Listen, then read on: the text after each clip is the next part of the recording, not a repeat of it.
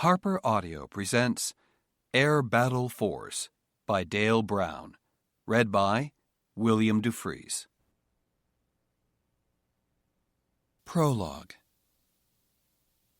Hawermak border crossing, near Ankovya, Faryab Province, northern Afghanistan, January 2003. Captain Wakil Mohammad Zarazi deployed two of his youngest, most inexperienced, and therefore most expendable, troops right beside the road for the ambush, promising them promotions and high honors if they survived, and a place at the right hand of God if they were killed. Yes, they still believed they would get both.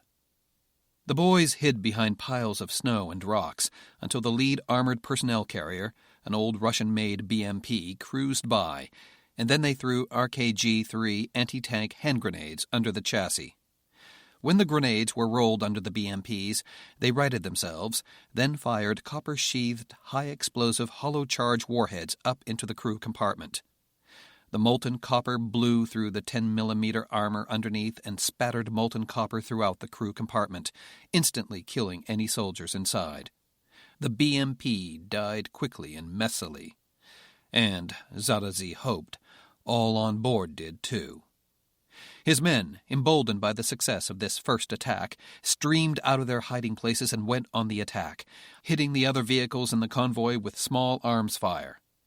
To Zarazi, the company commander of the guerrilla forces that surprised this small United Nations detachment, the apparent success of the hastily planned ambush was unexpected. His men had been on the move for months in some of northern Afghanistan's worst weather. They were cold, tired, starving, and low on ammunition, morale, and courage, continually hounded by American and United Nations air forces. Maybe they had such clear success because starving men made fiercer fighters. If they didn't succeed, they were dead. Their intelligence said this detachment, moving west from Ankovya, since just yesterday to set up a communications relay site somewhere along the border, would have better security. Zarazi's unit was well below full company strength, but they hurried to be in position to make this ambush anyway because of the chance to capture some superior weapons and vehicles to use in their guerrilla war against the Northern Alliance. Zarazi was disappointed at the small size of the detachment. He was hoping for more weapons and more captives. He might get only 50 captives and a few weeks' worth of food and supplies out of this convoy. Still, it was better than nothing. Zarazi was suspicious, too, a quality that had kept him alive for most of his 38 years, 22 of them as a Taliban freedom fighter. Zarazi was born in northwest Afghanistan near Sheberghan. Originally members of the Mujahideen guerrilla fighters that battled the Russians, Zarazi's tribe refused to join the so-called Northern Alliance, composed mostly of ethnic Uzbeks, Tajiks, and Pakistanis, and instead took large numbers of Russian weapons and vehicles and moved back to the tribe's historic provinces in the northwest. Zarazi became a provincial commander of the Hezbollah, or Army of God, a radical and fundamentalist sect of the Taliban regime, and continued to harass the Northern Alliance forces at every opportunity. This substantial and apparently important detachment, moving 30 kilometers west of Ankovya toward the northeastern edge of the Bidentli wastelands on the Turkmenistan-Afghanistan border, presented the perfect opportunity to make a major strike against the Northern Alliance and its Western puppet masters. Still, it was strange they had no heavy armor or helicopter support anywhere nearby. The closest helicopter base camp was 20 minutes away. The closest large military base was over an hour away by helicopter. And with some bad weather closing in, a sandstorm most likely, help would take even longer to arrive. The intelligence data was remarkably detailed and timely as well, maybe too detailed and timely. Although the Northern Alliance forces, aided by the United States, had effectively wiped out the Taliban militias in this area, Zarazi thought it strange that the United Nations would dare send such an important detail so far away from their strongholds without support. The Taliban still had a large and, for the most part, well-equipped and viable guerrilla force, especially near the Turkmenistan, Uzbekistan, and Tajikistan frontiers, where friendly forces were more plentiful and the terrain more hospitable. The Turkmenistan-Afghan frontier was nothing but desert for 1,000 kilometers. Obviously, the United Nations forces never thought they would encounter any resistance out here in the wastelands. The infidels' overconfidence would be their downfall. The scout vehicles deployed in front of the column were Russian BTR-40 and larger BTR-60 wheeled reconnaissance vehicles, fast and nimble and very well armed. They turned and scattered as soon as the first BMP exploded. Zadazi's men started lobbing smoke grenades from all over the area. It took dozens of the things to create enough of a screen in the ever-increasing swirling winds, but within moments, visibility had been cut to just a few yards. The gun ports were already open, the soldiers inside, looking for targets.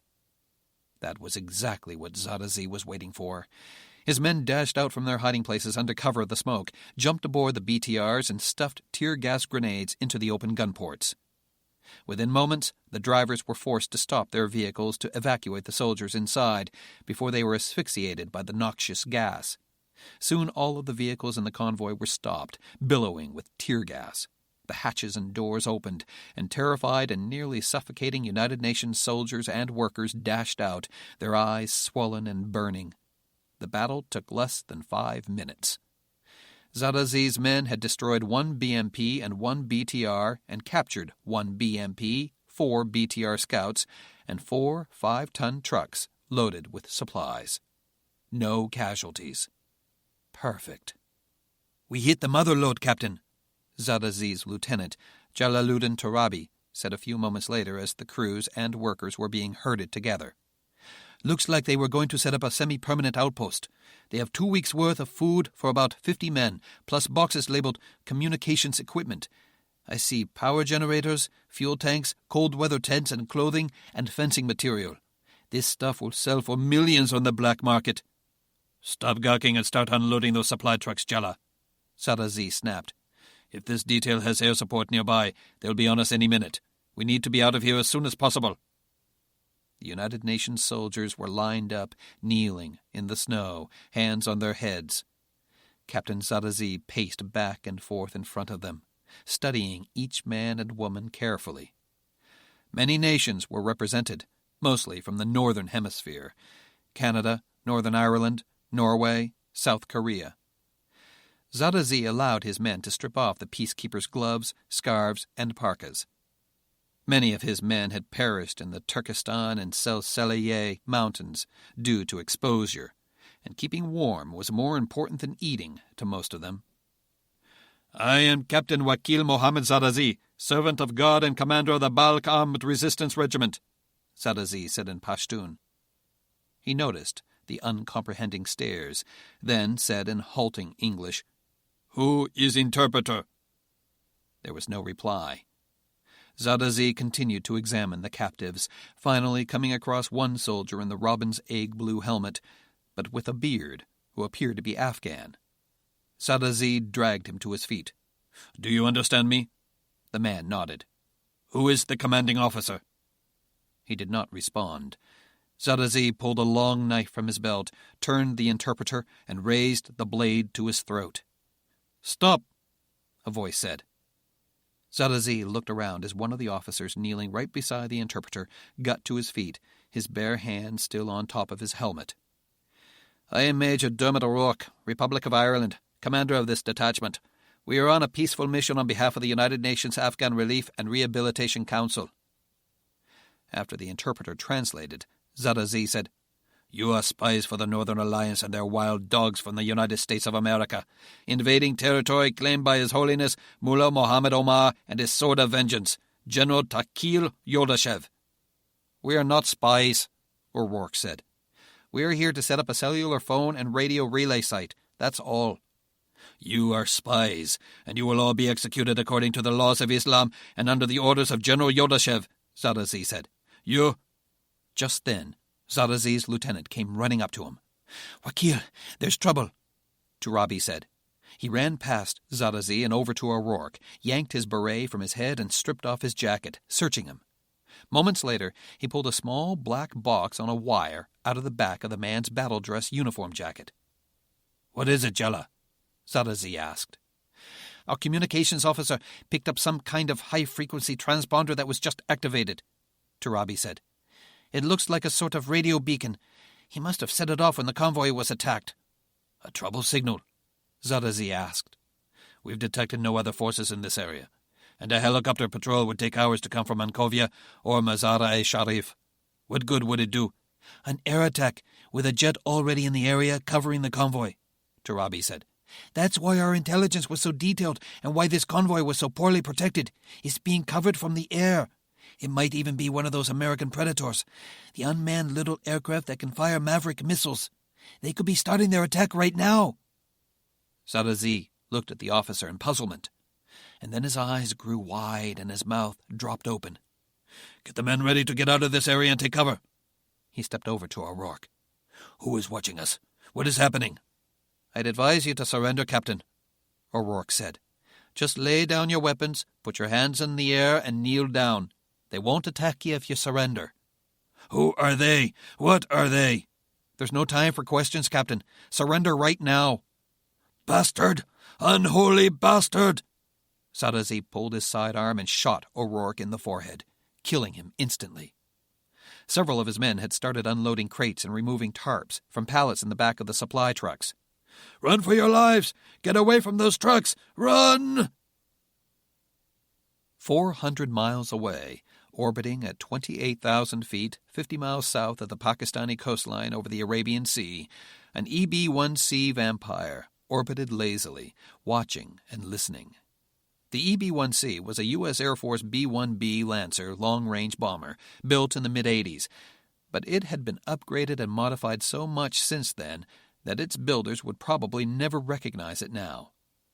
But as incredible as the Vampire was, the aircraft it controlled were even more amazing. In fact, they represented Patrick McClanahan's future of aerial combat. "Oh my God, they killed Major O'Rourke," U.S. Air Force Major General Patrick McClanahan said in disbelief. He studied the high-resolution digital video display on a large, multi-function super cockpit monitor before him. "That bastard! He was unarmed. He surrendered." He closed his eyes for a moment, hoping the image he saw would go away. When it didn't, his hate bubbled up past the boiling point. "I count about 100 men, about 24 Toyota pickups, off away from the road. Stand by to attack." His aircraft commander, U.S. Air National Guard Brigadier General Rebecca Furness, squirmed restlessly in her seat. "Let's get busy and nail those suckers, sir," she spat. The images Patrick and Rebecca were watching were coming from a Stealth Hawk Unmanned Combat Air Vehicle, or UCAV. It had been launched several hours earlier from the EB-1C Vampire's forward bomb bay and had been scanning the area around the United Nations truck convoy with its infrared sensors and high-resolution digital cameras. The Stealth Hawk resembled a big, wide, fat surfboard, its lifting body fuselage slightly triangular in profile. There was a large air inlet mounted atop the fuselage to lower its radar cross-section for the aircraft's single turbofan engine. It had no wings. The Stealth Hawk had a special flight control system called a mission-adaptive lifting body skin that actually used computers and tiny microhydraulic actuators to change the outer skin on the fuselage to increase or decrease lift as necessary. The EB-1C could carry 3 Stealth Hawks in its bomb bays, 1 in the forward bomb bay and 2 in the center. Each Stealth Hawk could carry a payload of 500 pounds, along with enough fuel for several hours of flight. Patrick touched a control button and spoke. "Stealth Hawk, commit attack," and the fight was underway. Orbiting at 10,000 feet over the truck convoy was a second Stealth Hawk, launched from the EB-1C's center bomb bay. Instead of sensors, this one carried weapons. 6 AGM-211 Mini Mavericks, 100-pound short-range precision-guided attack missiles. "Commit, Stealth Hawk, attack, stop, attack," the computer responded. When Patrick did not countermand the order, the computer added, "Stealth Hawk, engaging." "Excellent," Patrick said. "Stealth Hawk reporting Code 1 so far." "Then that would be a first for one of Master's gadgets," Furness said dryly. Rebecca Furness was the wing commander of the one and only EB-1 Vampire Squadron in the world, the 111th Bombardment Wing of the Nevada Air National Guard based at Battle Mountain Air National Guard Base. Although the Vampire bomber had been used in several conflicts and skirmishes around the world in recent years, from Korea to Russia to Libya, it was still considered experimental, and therefore the aircraft's designer, Dr. John Masters, worked closely with Furness's unit to make improvements and fixes to the state-of-the-art weapon system to get it ready for initial operational capability. But John Masters, a Ph.D. since the age of 13, and a world-class aeronautical and space engineer, was also a world-class pain in the ass. Not exactly a people-friendly person. Rebecca's job was hard enough, standing up a new unit with an experimental high-tech bomber at a newly constructed airbase in the middle of nowhere in north-central Nevada, without the nerdy and conceited Dr. Masters disrupting her life. Although Patrick received the sensor data from the Stealth Hawk on the super cockpit display in the Vampire bomber, the Stealth Hawk had already identified most of the vehicles in the target area and had presented its target priority list to Patrick continuously during its surveillance. "The Stealth Hawk detected a 23mm anti-aircraft gun on one of the Toyota pickups," Patrick said. "That's the first target." Even Rebecca had to be impressed with the Stealth Hawk's system's target detection and classification capabilities. She was accustomed to dropping bombs on a group of vehicles or an entire area, not selecting just one vehicle out of many similar vehicles for attack. "I count 10 vehicles total in the target area. No, make that 12. 2 have already bugged out." "What's it waiting for? Get in there and let's make some scrap metal." "It's already on the job," Patrick said. At that moment, the Stealth Hawk released a single mini-MAV missile from its internal bomb bay. The missile fell away from the Stealth Hawk, gliding toward its target while it adjusted its track with lead computing cues and wind drift correction information data-linked from the Vampire's attack computer. When about a mile from its quarry, the missile's small rocket motor fired, and the missile covered the last 7,000 feet of its attack run in less than 2 seconds. The Mini-Mav's warhead was 28 pounds of thermium nitrate energized high explosive, which had the power of 10 times its weight in TNT. The truck and its 6 occupants disappeared in a cloud of dust, smoke, and yellow-red explosions. The Stealth Hawk's laser radar remained locked onto the target for post-attack analysis, but from the large secondary explosions and size of the smoke and fire clouds surrounding the target, it became clear only seconds later that the truck was toast. "Target appears to be destroyed," Patrick said. "Damn, I'll say," Rebecca breathed, as she watched the last moments of the Stealth Hawk's bomb damage assessment on Patrick's multifunction display. She had a lot of experience with the thermium nitrate explosives and knew that that same mini-MAV missile could take out a main battle tank. Overkill was a gross understatement when describing a thermium nitrate warhead hitting a little Toyota pickup. "Pretty awesome weapon." "Stealth Hawk engaging the second pickup," Patrick said. "Missile 2 away." The Stealth Hawk leveled off 2,000 feet above the ground and headed for its second target, a column of 2 Toyota pickups filled with guerrilla soldiers. This time the occupants saw it coming. "Split up! Split up!" Zarazi screamed. He raised his AK-74 rifle and opened fire, and the other 5 men in the back of the pickup opened fire as well. It was like looking down the barrel of a gun just before the trigger was pulled, and then realizing the barrel was pulled away right at the very last second. Moments after Zarazi's truck veered away, the first truck disappeared under a tremendous explosion. Zarazi and the guerrillas in the second pickup saw the other pickup emerge from the cloud of flame and smoke, looking as if the truck had been blasted apart by a giant shotgun, set afire, and then tossed across the ground. "Allah have mercy," Zarazi muttered. "Allah, get us out of this, and I promise I will avenge myself on the infidels that send these demon robot planes to kill your faithful servants. I swear it." "Ho, ho, ho, baby!" Patrick exclaimed. The Mini-Mav's infrared sensor clearly showed the second pickup truck and its terrified occupants as the missile homed in. At least 6 automatic rifles were firing at both the Mini-Mav and the second Stealth Hawk, but it was too late. He switched to the first Stealth Hawk's imaging infrared camera as the Mini-Mav missile hit it, and its picture disappeared. Tires, engine, fuel tank, ammunition, and bodies exploded in perfect unison, and the truck cartwheeled in a cloud of fire across the wasteland. "Got the sucker!" "Got one more truck trying to get away," Furness exclaimed. "He knows we're on his tail, and he's hauling ass." "Don't worry, the Stealth Hawk has lots of ammo and fuel," Patrick said. "That third truck is toast." Patrick entered commands to launch a third Mini-Maverick. But instead of the missiles releasing and gliding to its target, the Stealth Hawk UCAV itself started to descend. "Check altitude, altitude 2000. Check altitude, altitude 2000. Shit, I think I lost contact with the UCAV. "Well, at least we get a ringside seat for the impact," Rebecca said. But the unmanned air vehicle didn't make impact. Instead, it leveled out at about 200 feet above ground, clearly in view of the Taliban fighters below, and began flying westward. "Okay, General, where in hell is it going?" Rebecca asked. "Damned if I know," Patrick replied. "But it'll run out of fuel in 40 minutes. Another one bites the dust." "But it might not bite the dust. It might make a nice soft landing in the desert," Patrick said worriedly.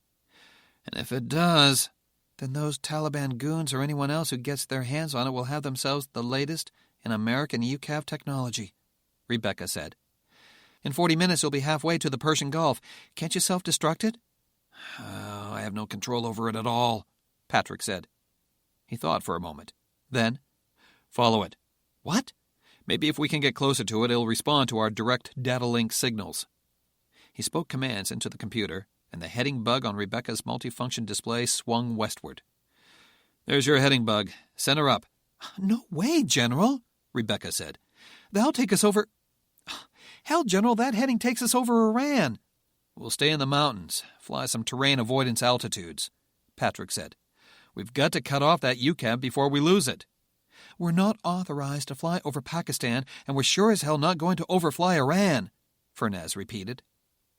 Because the United States had to take the war on terror into its former ally, Pakistan, to hunt down the last remaining Taliban and al-Qaeda terrorist cells, a rift had developed between the two nations.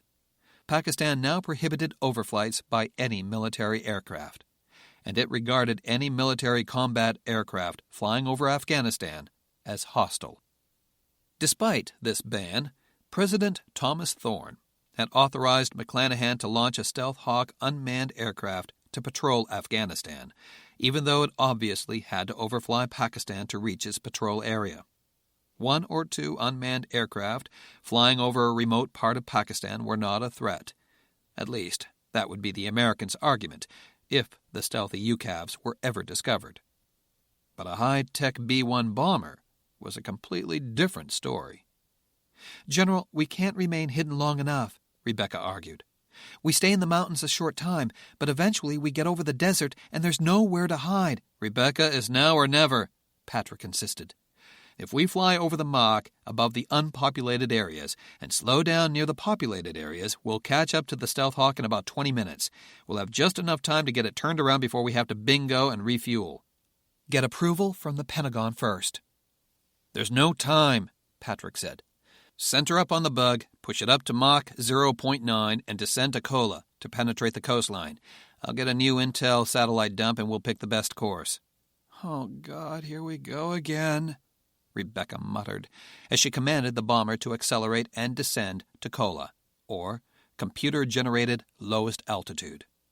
The flight control system commanded a 20-degree nose-down pitch, automatically sweeping the EB-1's wings all the way back and altering the curvature of the fuselage to gain as much speed as possible. As soon as they headed northward, the threat warning receiver blared, "Caution, SA-10 search mode, 10 o'clock, 110 miles, not in detection threshold." "The Iranian coastal defense site at Charbahar," Patrick said. "No factor." "No factor, huh?" Rebecca retorted. "Aren't those things capable of shooting down a bomber-sized aircraft at treetop level?" "Not this bomber, it won't." They were headed for the Pakistani coastline between the towns of Kapur and Gwadar, just 50 miles east of the Iranian border, well within range of the high-performance SA-10 anti-aircraft missile system. But the threat-warning computers measured the signal strength of the search radar and determined that it was not strong enough to get a good reflection from the stealthy EB-1C Vampire. "Keep going." He keyed his Secure Command satellite's net's mic button. "Control, puppeteer." "We see it," Patrick's friend and Deputy Brigadier General David Luger replied. Luger, a fellow navigator and aeronautical engineer who had been partnered with Patrick since their early days in B-52 bombers, was watching the mission from the virtual cockpit, a system that displayed all of the EB-1C Vampire's flight information on computer screens back home and allowed crews and technicians there to monitor and even partially control the actual flight mission. "I've issued recall instructions to the surveillance Stealth Hawk. It'll ditch itself in the Arabian Sea and the Navy will retrieve it for us. Still no contact with the strike, Stealth Hawk. It's still operating normally, still looking for targets, but not responding to satellite steering commands." "I've got a call into the State Department," Luger went on. "I strongly recommend not crossing the Pakistani border until you get permission. Do I need to remind you about your Russia mission?" "You do not," Patrick said. The last time he'd been in a bomber, an EB-52 Megafortress over southwestern Russia, he made a decision to violate orders to help a special ops mission in trouble, and that decision had almost cost him his life. "Put in a call to Hal and Chris, too," he said. "They're monitoring everything and are briefing up an insertion mission," Luger said. Stationed in the Gulf of Oman on board a large civilian freighter was Patrick's backup rescue team, Hal Briggs, Chris Wohl, and 10 highly trained commandos, outfitted in Tin Man electronic battle armor. Hidden in the freighter's cargo hold was an MV-32 Pave Dasher tilt-jet aircraft, an MV-22 Osprey tilt-rotor aircraft modified with jet engines to give it more range, speed, and load-carrying capability. With a range of over 2,000 miles, air-refuelable, and with the capability of flying below radar, the Pave Dasher was the ideal way to insert rescue or attack troops deep inside hostile territory. "They're working several problems. They'll be right at the extreme edge of the Pave Dasher. The farther the Stealth Hawk flies into Turkmenistan, the more problematic the situation becomes, and there's some pretty bad weather closing in." "Let me know what they say," Patrick said. "If there's any way they can try it, I want it done." "Stand by," Luger said. Rebecca Furnez rolled her eyes in exasperation. "We can't stand by," she said. "We'll be feet dry in—" She glanced at her navigation display and muttered, "Now, we're in violation of I don't know how many international laws." "The SA-10 is down," Patrick told her. "They lost us. No other threats detected. Just search radars, all below detection levels." "Bad news, Muck," Luger radioed a few minutes later. "The weather is getting worse down there in eastern Turkmenistan. Hal says it's your call." "What do you think, Texas?"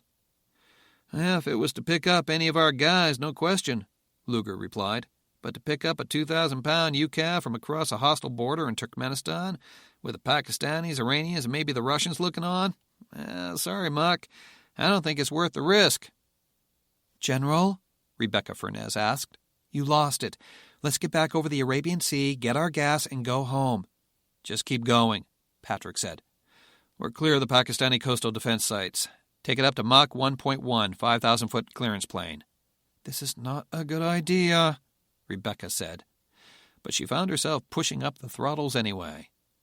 "I'm running your range numbers," Luger radioed, studying the fuel flow data being transmitted to him via satellite from the Vampire. "At your current fuel consumption, and assuming you don't take extra time retrieving the Stealth Hawks or dodging air defenses, you'll be almost at emergency fuel state at the scheduled refueling control point. If you couldn't tank, you might not have enough fuel to make it to Diego Garcia." "Copy," Patrick responded. They skirted along the Iran-Pakistan border and descended to 300 feet terrain following, giving an extremely wide berth to the Iranian border city of Zahedan, which had the largest fighter interceptor wing in all of Central Asia. They detected more SA-10 surface-to-air units and several short-range radar-guided anti-aircraft artillery units situated along the border. They all had their search and acquisition radars on full power. Soon, they also detected Iranian fighters. More than a dozen of them, a mixture of French, Russian, and even former American jets. "Damn! We've got the entire Iranian Air Force looking for us," Rebecca said. "And the closest one is 40 miles away," Patrick said, "and he doesn't have us. The Iranian jets aren't crossing the border either." Just then, one Iranian MiG-29 surprised them. He suddenly turned directly toward them, illuminating them with his radar, and headed quickly east, crossing the Pakistani border near the town of Sandak. "Caution, MiG-29 search mode, 9 o'clock, 33 miles, high, below detection threshold," the threat warning computer reported. "General," but the Vampire bomber had already responded. It activated its radar track breakers and unreeled the ALE-55 fiber-optic towed decoy from a fairing in the tail. The ALE-55 was a small bullet-shaped device that transmitted jamming and deception signals to hide the bomber and deflect any incoming threats away from it. It was a very effective but definitely last-ditch device to help the bomber escape if it was under direct attack. "We will never launch on a mission ever again without having defensive weapons on board, I promise you that," Rebecca went on. The Vampire could carry a wide array of defensive air-to-air missiles, from short-range Stingers to extremely long-range Anaconda missiles. But this wasn't supposed to be an attack mission. "Pakistani search radar, 3 o'clock, 40 miles, Patrick reported. "Well below detection levels." "Warning, MiG-29 tracking mode, 9 o'clock, 25 miles. "Track breakers active," Patrick reported, punctuating the report with a curse. The track breakers could spoof and interfere with the fighter's tracking radar, but would also tell anyone around them that a warplane was in the area, and enemy fighters might be able to track the origin of the jamming signal, or fire a missile with the ability to home in on the signal. "Puppeteer, this is Control," Luger radioed. "Step it on down to Kola and head northeast. He doesn't have a solid lock on you yet." Patrick studied the large super-cockpit display on his forward instrument panel. The terrain to the northeast, near the Pakistan-Afghan border, was completely flat, with several dry lake beds farther north. A bomber the size of a B-1, even as stealthy as it was, would be easy to track against a flat desert from a MiG-29 chasing it from above. The MiG-29 also had an advanced infrared sensor that could spot the B-1's red-hot engines over 20 miles away. It wouldn't need its radar to attack. "Hard left, 90-degree turn," Patrick said. "What? You want me to turn toward Iran?" "If we get caught in the open, we'll be a sitting duck," Patrick said. "We'll stay in the higher terrain to the west." Rebecca did not argue further, but turned sharply left. The tactic worked.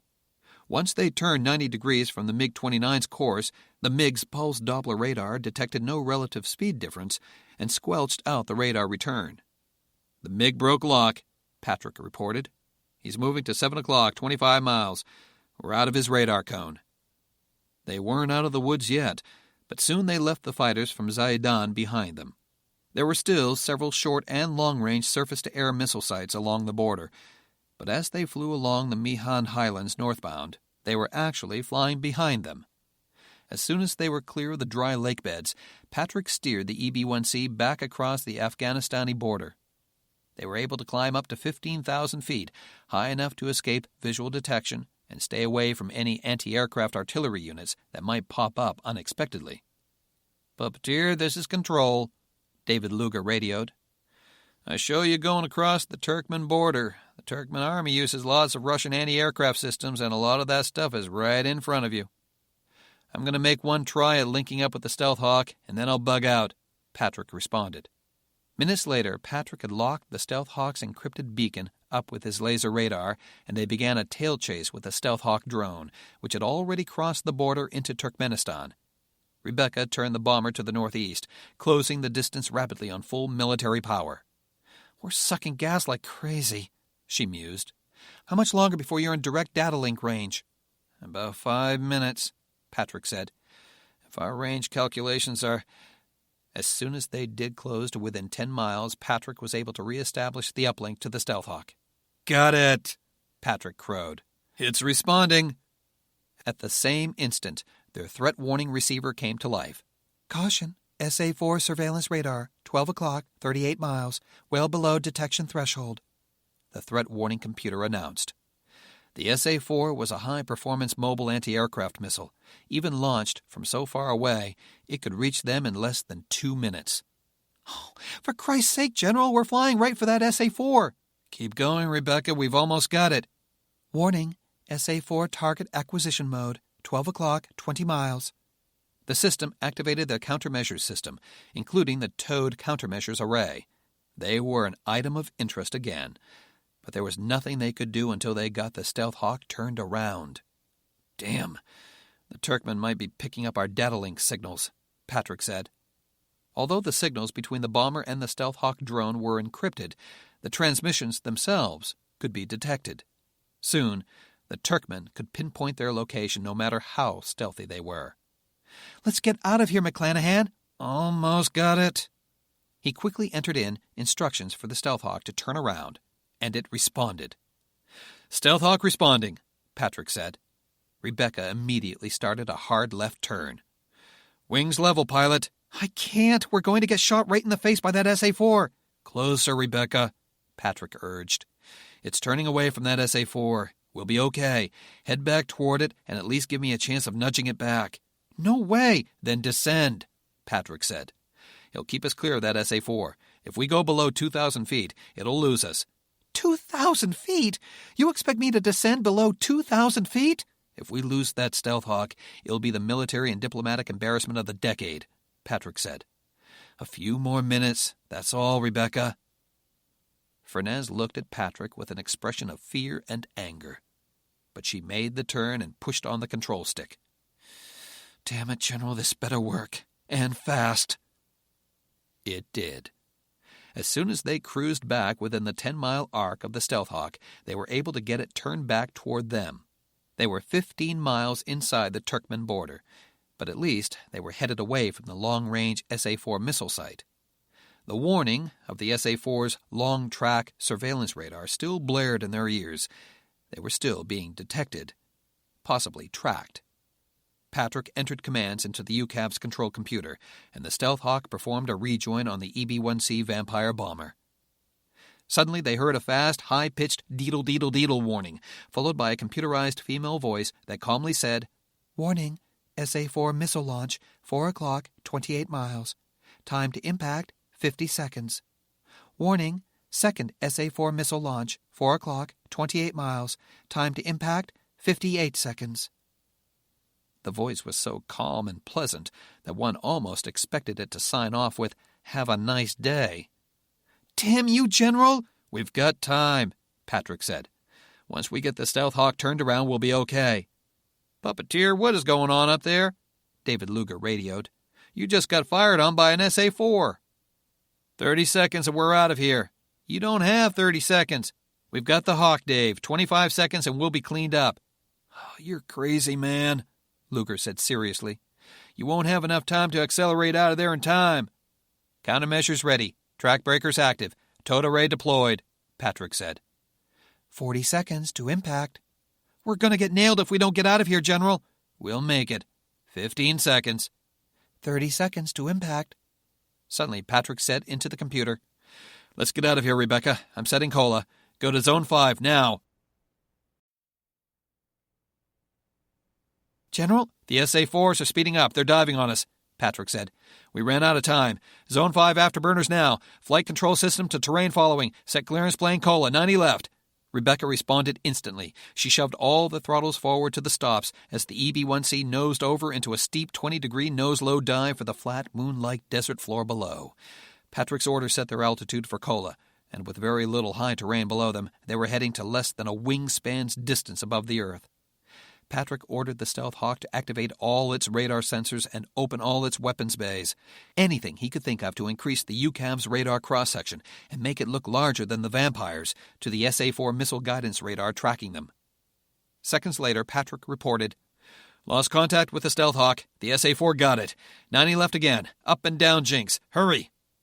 Rebecca hauled the bomber into a steep bank, turning the EB-1C so they were directly nose-on to the SA-4's radar, presenting the smallest possible radar cross-section, then furiously started yanking the control stick forward and back in sharp, fast cycles.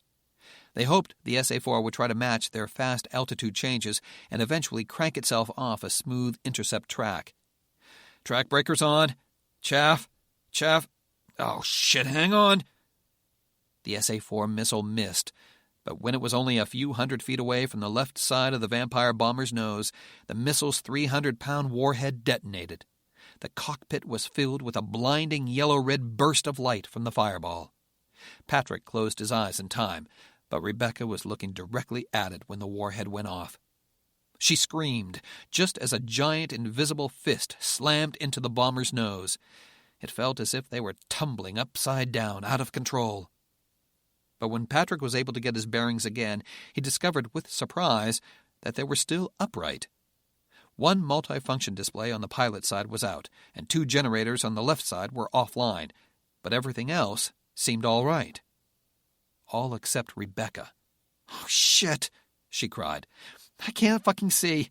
You got the aircraft, MC?" "I've got the aircraft," Patrick responded.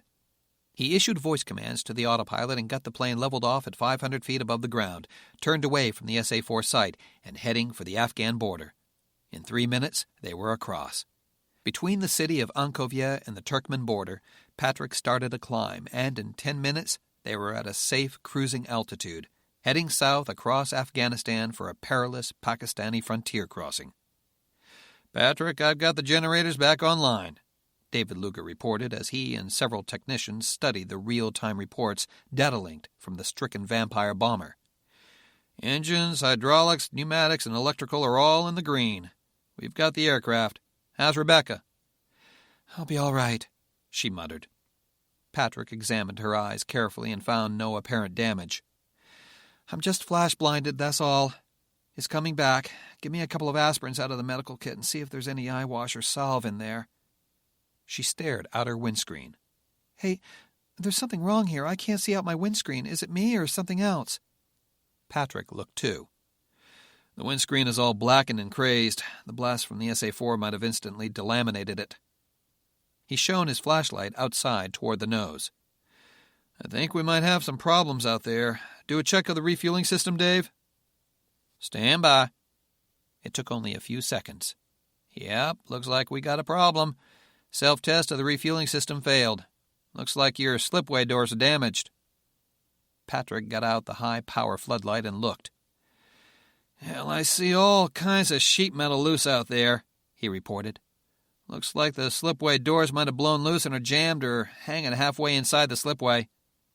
"We're in deep shit if we can't refuel, guys," Rebecca said.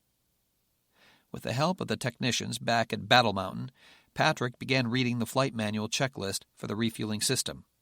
The checklist eventually directed him to pull the circuit breaker that actuated the slipway doors. "Last item, manual slipway door retract handle, pull," he read. "Give it a try, Muck," Luger said. "You got nothing else you can do." Patrick firmly and positively pulled the small T-handle on the upper instrument console, then shone the big spotlight outside again. "Well?" Rebecca asked. Still looks the same. Looks like the slipway door ripped off its supports and is jammed inside the slipway." "Dave, we're running the best range numbers now," Luger responded. Patrick switched seats with Rebecca. She couldn't see quite clearly yet, so it was better for her not to be in the pilot's seat, then immediately set the Vampire's flight control system to max range profile. The Vampire used mission-adaptive technology, tiny actuators in the fuselage that subtly changed almost the entire surface of the bomber's fuselage and wings to optimize the aerodynamics. The system could be set to increase airspeed, improve slow flight characteristics, help land in crosswinds, or reduce the effects of turbulence.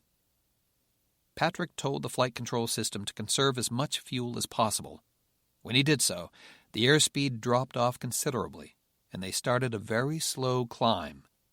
The mission-adaptive technology flattened out the flight controls as much as possible, reducing drag. They could barely maneuver, but they would be saving as much fuel as possible. As they climbed, their airspeed increased in the thinner air, so they traveled farther on the same amount of fuel. But their 4-hour return flight became 5, then soon settled into a 5.5-hour endurance run. And they still had the gauntlet of the Pakistani air defenses, now on full alert to run. "We've worked the numbers as best we could, Muck," David Luger said. "And the best we can figure is it'll be close. The winds aren't helping you. You have a 20-minute deficit, but if you can make it up to at least 39,000 feet and then do a very shallow, idle power descent, we think you'll make up the deficit. How's that slipway looking? Anything fly off yet?" Still looks like someone left a wad of scrap metal in there. Seems like we might lose part of the left side of the radome, too." "Roger. If the slipway still looks blocked, we'll have to send the tanker home. He doesn't have enough fuel to wait for you." "Send him home," Patrick said. "Have him gas up and then launch after us. Maybe we'll move into pre-contact in the descent and have the boom operator take a close look." The Iran-Afghanistan-Pakistan frontier was a jumble of search radars and frantic radio messages in several different languages. "We may have lucked out," Patrick said. "Sounds to me like everyone's running out of fuel and heading home. The Iranian SA-10s are still active, but they're intermittent. They might be afraid of shooting down their own aircraft or firing on a Pakistani jet over the border." "Great," Rebecca said, putting more saline drops in her stinging eyes. "Maybe we'll avoid getting caught in the crossfire long enough to splash down in the Indian Ocean." "Wait. They're not going home. They're chasing another target," Patrick exclaimed, studying the data-linked composite tactical display. He switched to his own laser radar display and took a 2-second snapshot. "There's a big target at our 1 o'clock position, 83 miles low. It's huge. It looks as big as a 747, and it's radiating on several VHF, UHF, and some navigation search frequencies." He switched radio frequencies. "Tin Man, this is Puppeteer." "Hi, boss," Hal Briggs responded. Air Force Colonel Hal Briggs was an Army and Air Force trained commando and security expert, a longtime partner of Patrick's and a close friend. He was now assigned as the commander of a secret unit at Battle Mountain Air Reserve Base called the Battle Force, comprising highly trained and heavily armed commandos that supported special operations missions all over the world. "What do you guys think you're doing?" Patrick asked. "Just trying to clear a path for you," Hal replied. He had launched in the MV-32 Pave Dasher tilt jet aircraft off the deck of their covert operations freighter as soon as he saw Patrick's turn inland to pursue the errant Stealth Hawk. Loaded with extra fuel as well as electronic warfare jammers, Hal and his crew sped inland and established an orbit right along the Pakistan-Iran frontier, then activated their jammers and decoy transmitters. The decoy transmitters made the MV-32 appear 100 times larger than its actual size on the Iranian and Pakistani radar scopes, too inviting a target to be ignored. "We appreciate it, Tin Man," Patrick said, "but we see at least a half dozen Iranian and Pakistani fighters within 30 miles of your location, and one less than 20 miles that might have detected you.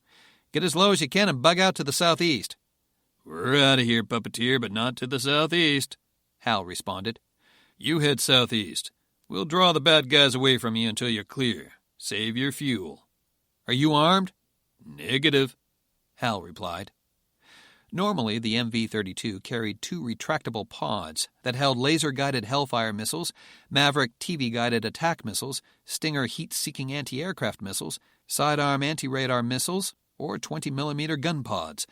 But they also held 300-gallon fuel tanks, and that's what this mission required. The MV-32 had a chin-mounted 20mm Gatling gun. That was its only defensive armament, almost completely ineffective against high-speed aircraft. "I need you to give us a heads up on where the bad guys are, Puppeteer. And remember the 3rd dimension." "I hear you, Tin Man," Patrick replied. He switched his display to one that accentuated terrain even more. The laser radar view was so detailed and precise that it looked like a daylight photograph. "Head south and stay as low as you can. Nearest bandit is at your 4 o'clock, moving into 15 miles high. He's painting you with his radar. You have your jammers on?" "Roger that." "There's a pretty deep crevasse at your 1 o'clock, 8 miles. See it yet?" "Negative." "He's counter-jamming you. Looks like he's got a solid lock on you, Patrick said. Turn right 20 degrees, hard. Patrick knew that the MV-32 was fitted with infrared suppressors on the exhaust end of its fanjet engines, but they would still create very hot dots against the night sky that made easy targets for heat-seeking missiles. The first important task was to turn those hot exhausts away from the Iranian fighter's infrared sensors. He's descending and slowing. He's trying to line up a shot. Terrific. He's too far away for us to reach you in time, Tin Man, Patrick said. Turn 10 more right. He's closing to max IR missile range. Get ready to... He fired, Briggs shouted. He fired again. 2 incoming.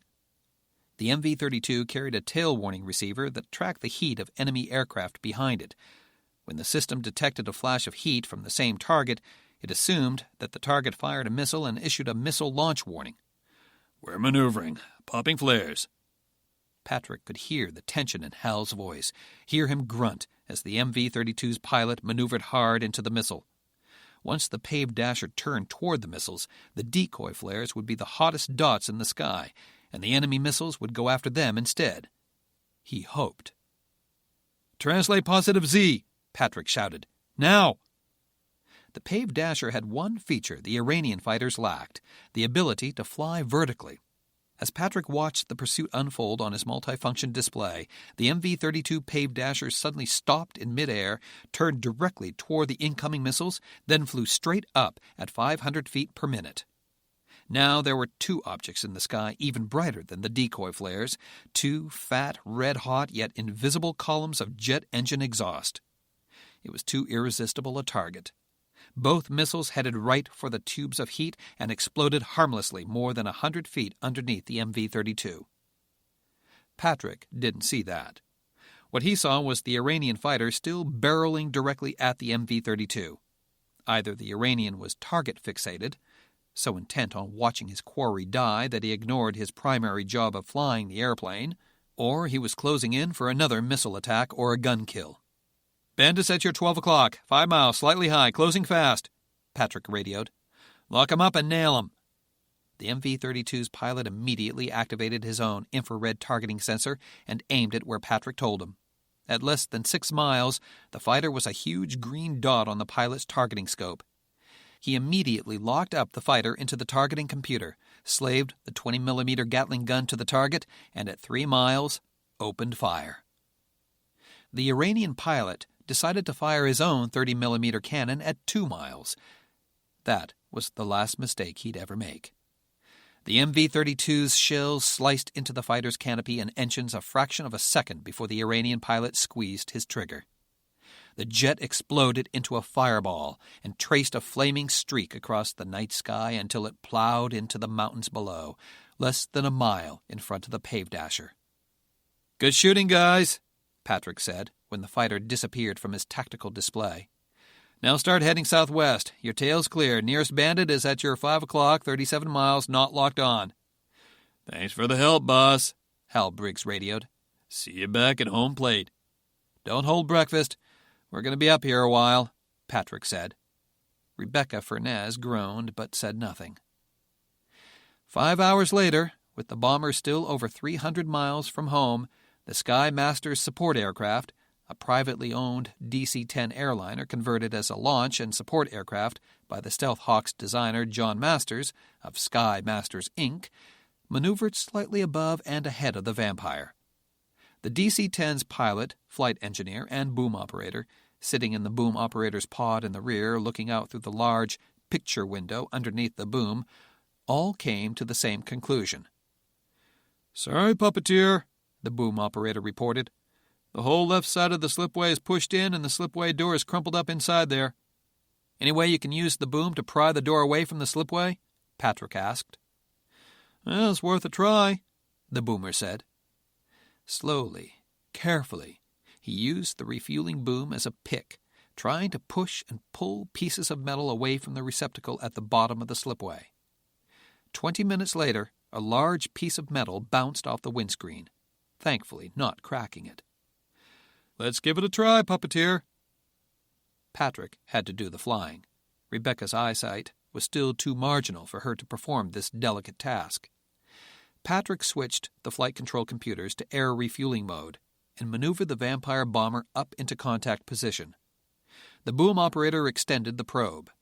They saw the probe bounce and skid around the broken slipway, then finally ram against the receptacle.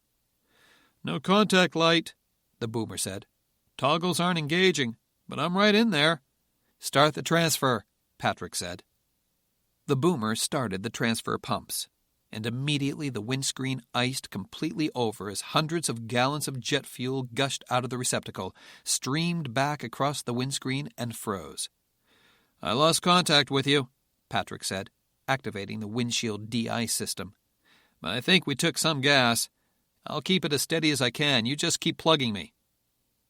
It was the weirdest, scariest, and most violent aerial refueling Patrick had ever done. Time after time, the refueling nozzle slammed into the damaged slipway.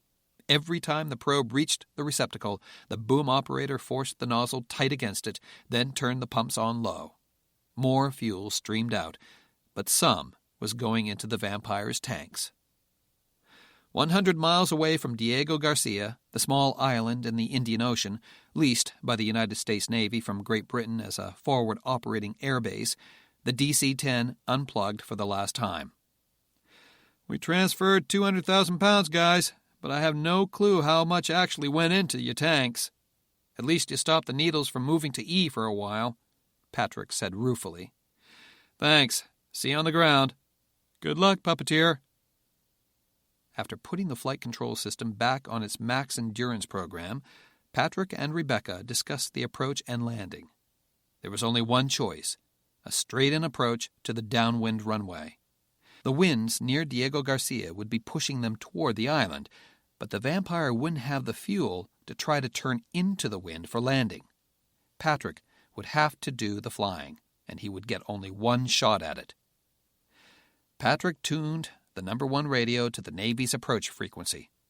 "Rainbow, this is Puppeteer." "Puppeteer, this is Charlie." The U.S. Navy captain in charge of air operations at Diego Garcia Naval Air Station responded. "We've been monitoring your flight progress. State your intentions."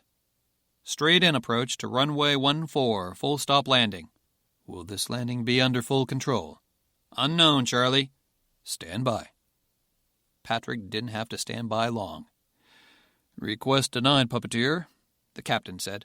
"Sorry, Puppeteer, but we can't risk you shutting down the airfield with a crash landing. Too many other flights rely on us for a dry strip of concrete.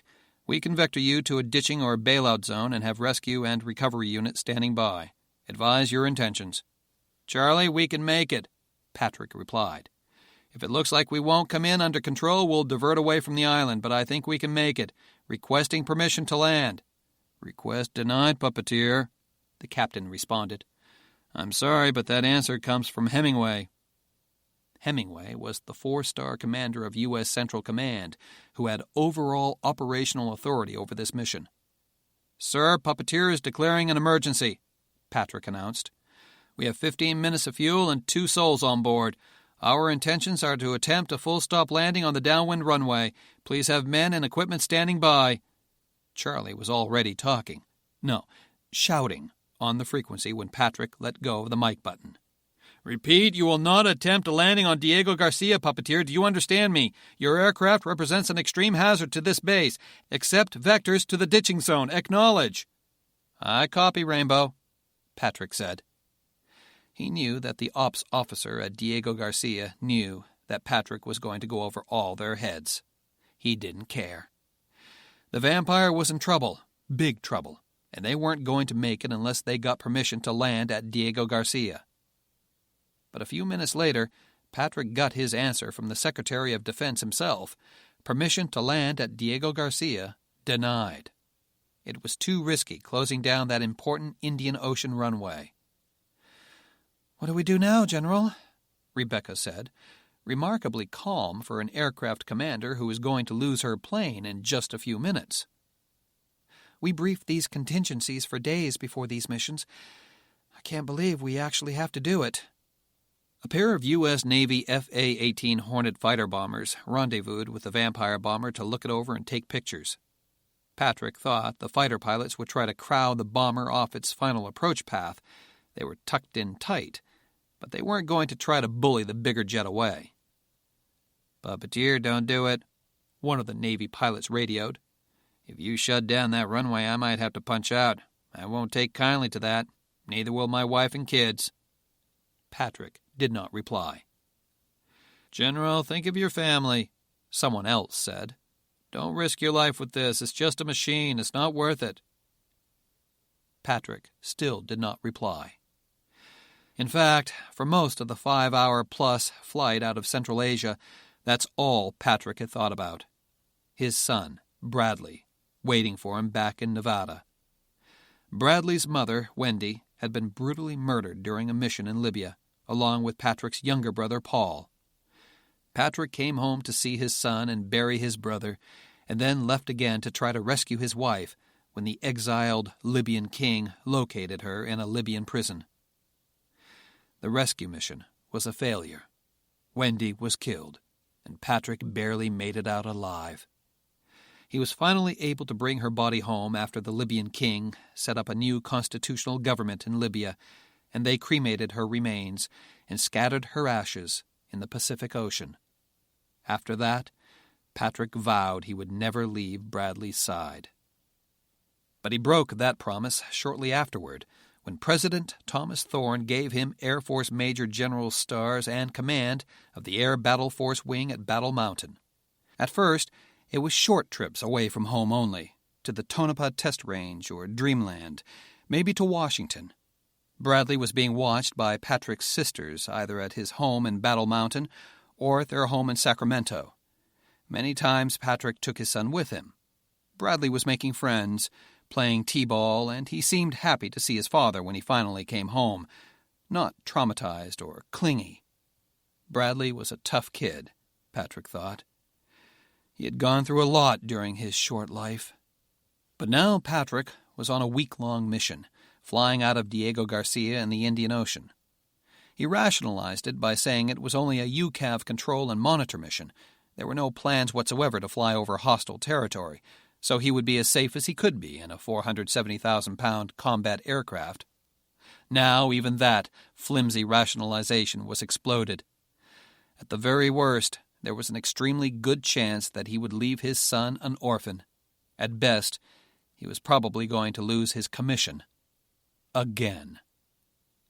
Finally, the Hornets went away, glad to be out of mid-air collision range with the bomber, and the Vampire was all by itself. The bomber was several miles north of the island of Diego Garcia when the first engine flamed out from fuel starvation. "Shut down the opposite engine before you get two flaming out on the same side," Rebecca told him. But Patrick was already ensuring that the computers were doing just that. Rebecca stared hard out her windscreen, but all she could see were blurs. "How are we doing?" No reply. "Patrick, you okay?" "Yeah, I was thinking about my son," Patrick said. "I barely made it home after the Libyan ordeal and his mother's death, and now I might just orphan him with this stunt." "Well, it's not too late to get out. I'm ready to go. All you have to do is say the word." Patrick paused, but only for a few moments. "No, we'll make it." "Puppeteer, you are too low," the tower controller called. "Start a slow turn now, away from the final approach path, or you won't make it." "It's now or never, Patrick," Rebecca said, firmly but evenly. "If you wait and try to turn too late later, you'll stall and crash. If we lose another engine, we won't make it. And if we lose an engine while in the turn, we'll spin in so fast they'll need a dredger to dig us out of the ocean bottom. Turn now." "No, we can make it." "General, don't be stupid." "If we ditch Rebecca, we'll lose a $300 million plane," Patrick said. "If we land and we end up crashing it on the runway, maybe even shutting the place down, so what? I doubt if we'd do more than $300 million worth of damage." "You're nuts," Furness said. "You have much more than just a problem with authority. You have some sort of sick death wish. Need I remind you, sir, what happened to you the last time you violated a direct order from the National Command Authority?" "I was forced to retire from the Air Force within 48 hours. "That's right, sir," Rebecca said. "And you nearly took me down with you." "We'll make it," Patrick said. He keyed the microphone. "Diego Tower, Vampire 3-1 on final for full-stop landing runway 14. He used his unclassified call sign on the open channel. "Vampire 3-1, this is Diego Tower," the voice of the British tower controller replied. "You do not have proper authority to land." "Diego Tower, Vampire 3-1 is declaring an emergency for a flight control malfunction. 5 minutes of fuel on board. Requesting fire equipment standing by." "Vampire 3-1, you do not have permission to land," the controller shouted, his British accent getting thicker as he grew more and more agitated. "Discontinue approach, depart the pattern to the east, and remain clear of this airspace." "Puppeteer, this is Rainbow." The American Naval Air Operations officer cut in on the secure channel. "I order you to break off your approach and leave this airspace, or I will bust you so hard that you'll be lucky to get an assignment changing tires at the motor pool back at your home base rather than commanding it." Patrick ignored him. Yes, he was taking an awful risk, not just to his career, which was probably over at this point, but to everyone on the ground. This was loco. Why risk it? Why— "Puppeteer, I order you to break off this approach now." At that moment, the computer said, "Configuration warning." "Override," Patrick ordered. "I'm leaving the gear up." "General?" "I'm committed," Patrick said to Rebecca's unasked question. They weren't going to make it. They were so low that Patrick couldn't see the runway anymore. Just before he hit the water, Patrick pulled both throttles to idle, lifted them, and pulled them into cutoff. He then turned all the switches, ignition, power, and battery, off. They were passengers now, along for the ride. The big bomber sank out of the sky like a stone. It smacked into the ocean less than a half-mile from the approach end of the runway. The bomber skipped off the surface of the ocean, sailed into the air, and started to roll to its left. But just as it did, it skittered up onto the beach, crashed through the approach end runway lighting, through the security fence, rolled right, and careened up onto the large mass aircraft parking ramp on the north side of the runway. The bomber skidded to a halt on its belly just a few dozen yards away from several parked military aircraft. The fire trucks were on the bomber within moments, dousing it with firefighting foam and water. But there was no fuel on the plane anyway. It didn't break apart, and it had been shut down long before landing. It looked like a wounded duck shot out of the air by a hunter, but it was intact. "Oh, God. We made it," Rebecca said breathlessly. "I don't believe it." "Yeah, we made it," Patrick breathed. "Oh, my God." He made sure everything was switched off, then safed his and Rebecca's ejection seats, unlatched the upper escape hatch, and climbed up on top of the fuselage. They were helped down by rescue personnel and taken to the base hospital. A huge crowd of sailors and airmen had come out to watch the bomber belly flop onto their little island. As they were being wheeled into the hospital, Patrick could see several naval officers striding toward him, all wearing the angriest, most chew-ass expressions he'd ever seen. Sailors and spectators quickly peeled out of their way as if they were radioactive. Patrick completely ignored them. Instead, he looked up and spoke. "Patrick to Luger." "Go ahead, Muck," David Luger said. Their subcutaneous microtransceiver system gave them global communications and data link capability anywhere in the world, even on a tiny island in the middle of the Indian Ocean. "Good to see you made it okay. Is Rebecca all right?" "Yes, she's fine." "Good. The commander there wants to have a word with you. I'm sure Sync Cent and SecDef will be on the line soon, too." "I copy," Patrick said. "But put me through to home first." "Home? Patrick, the Admiral wants—" "Dave, put me through to my son right now, and that's an order," Patrick said. "I've got to say hello to Bradley." Near the village of Tabadkan, 20 kilometers west of Ankovia, on the Turkmenistan-Afghanistan border. That night. Even with a new government in place in Afghanistan, the border crossing points were not very well manned on the Afghan side. Even on the larger highways, there was usually only a small inspection and customs building with a swinging, counterweighted metal pole to delineate the border itself. Infiltrators never used the border crossings anyway. No one ever wanted to visit Afghanistan, and the country was certainly not going to keep anyone from leaving. Why did Afghanistan need an armed border crossing? On the other side, however, it was a different matter. None of Afghanistan's neighbors wanted any refugees or accused terrorists to cross the borders freely, so the border checkpoints were usually well manned and well armed. Thus it was with the Republic of Turkmenistan. Tabat Khan was typical of almost all of the Turkmen border checkpoints, a small but heavily fortified Turkmen border guard base with a few support buildings, a large tent barracks for enlisted men and a towable building for the officers, a supply yard with portable fuel and water tanks, and a detainment camp. The Republic of Turkmenistan routinely turned away anyone, refugees or rich folks, it didn't matter, who did not have a visa and a letter of introduction or a travel itinerary drawn up by a Turkmen State Travel Bureau. But any people without proper identification papers or passports were placed in the detainment camp until their identities could be verified. The Afghan government usually sent officials to the border crossing to help in identifying its citizens and getting them released from Turkmen custody at least once a week, but in bad weather, or for a number of other reasons, it could sometimes take a month or more for anyone to come to this remote outpost. So it was now. The detainment camp had almost 100 detainees, substantially over its capacity. Women and children under age 10 were in a separate sheltered area of the facility and were generally well treated. Older boys and the men were in another section, exposed to the elements. Each man was given 2 carpets and a metal cup, 4 buckets of porridge made with mung beans and rice, and 4 buckets of water had to serve about 60 men for the day. To keep warm, the men took turns around a single large peat brazier set in a lean-to made from hides.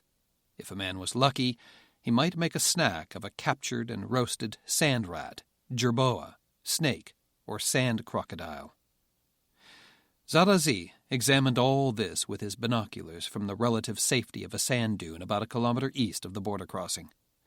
The wind was howling now, at least 40 kilometers an hour, blowing sand that stung like sandpaper rubbed across bare cheeks and foreheads. "Those bastards," he spat. "They've got several dozen of our people caged up like animals." He let his deputy commander, Jalaluddin Turabi, check through the binoculars. Sure enough, they looked like Taliban fighters, although from this range and with the winds kicking up, it was hard to be positive. "No patrols out tonight," Zarazi went on to Turabi, who was prone in the sand beside him, 2 scarves covering all but a tiny slit for his eyes. "We might actually pull this off, Jella." "We can just as easily go around this post, Wakil," Turabi said worriedly. "We have enough supplies to last us another 2 or 3 days, long enough to make it to Yusuf Mirzoy, or back to Ankovye. Once we get more weapons and ammo, we can come back for those men." "But they'll be waiting for us to head back toward the city," Zarazi said. "They won't expect us to go across the border to Turkmenistan." "For good reason. There's nothing but unmanned oil wells, scorpions, and sandstorms for 100 kilometers, Turabi retorted. "If we make it to the Karakum River, we may survive, but there's nothing but Turkmen border guards until we reach Holak. What's the point, Wakil?" "The plan is to stay alive long enough to strike back at the Blue Helmets and the Americans who drove us from our homes," Zarazi replied bitterly. "Revenge is the reason we must survive." "There's no one to take out our revenge on in the Karakum wastelands, Wakil," Turabi said. "Sure as hell not the Americans. They are nice and safe up in their supersonic stealth bombers, or sitting back at home flying their robot attack planes via satellite." "They are all cowards, and they must die like cowards," Zarazi said. "I prayed to Allah while we were under attack, and I made a bargain with the Almighty. If He let me live, I would be His sword of vengeance. He answered my prayers, Jalla. He is pointing the way, and the way is out there in the desert, through this place, not around it." He turned to his friend and fellow freedom fighter. "We will hoist the United Nations flags on our captured vehicles and turn on all the lights. We must act nice and friendly. Then we shall see what Allah has in store for us tonight." Zarazi patted Turabi's face. "Time to get rid of the beards, my friend. Military vehicles approaching, a sentry shouted. Someone coming in. The commander in charge had just settled in for a catnap when the cry was relayed to him. Swearing, he got to his feet and joined his senior sergeant at the observation window facing the checkpoint. The sergeant was trying to see who it was through a pair of binoculars. "Well, Sergeant?" "Hard to tell through the sandstorm, sir," the sergeant said. "It looks like a BTR towing a pickup truck. Wait, sir, I see a flag now. A United Nations patrol. They look like they're towing a captured Taliban truck." "Why didn't they announce first?" the commander mused. "This looks pretty damn suspicious. Why in hell are they bringing it to us?" "I see the commander up in the cupola. He's wearing a blue helmet," the sergeant said. As the trucks got closer to the spotlight along the checkpoint, he could make out more details. "Looks like they might have gotten into a firefight, sir. I see damage to their radio antenna. That could be why they didn't radio ahead. There could be casualties in the back of the pickup truck. They might be lost in the sandstorm, too." "Incompetent imbeciles. All those blue helmets think if they have their precious little GPS receivers, they'll be fine. This is what happens when you rely on them too much and they crap out on you." "All their lights are on, sir. They're certainly not trying to sneak in." A moment later, he said, "The commander and one other man are dismounting, sir. Looks like United Nations troops to me. Can't tell his nationality." "Bring the T-72 up. I want the gun right in their nose," the commander ordered. "I want to teach those blue helmets a lesson. They just can't drive up to a border post in an armored vehicle. Somebody might think they're terrorists and blow their shit away for them." "But, sir—" I know, we don't have any ammo for the main gun," the commander said. "They don't have to know that." No one at headquarters expected a tank battle out here in the middle of nowhere, especially with Northern Alliance pro-government forces in charge again in Afghanistan, so rations of critical ammunition supplies, such as rounds for the main tank guns, were reserved only for the army units in the cities and Caspian seaports, not the border outposts. They were lucky to have any ammo at all. "Get to it, Sergeant. I want to see the commander of that detachment right away. I'll chew on him for a few minutes while you find some bunk space and rations for them." As angry as the commander was for being roused late at night, no Turkmen would ever consider being inhospitable to anyone traveling across the desert. Even a professional military officer in the 21st century Turkmen army was only a couple of generations removed from his nomadic roots. Every real Turkmen knew the etiquette and rules of survival in the desert, and the prime rule was that any unarmed man riding into an oasis, even an artificial one such as this border outpost, was to be made welcome.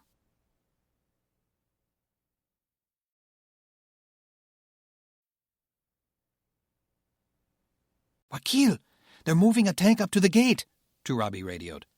"We've been discovered." "Relax, Jala," Zarazi said. "I'm not worried about the tank just yet. I'm worried about the barracks.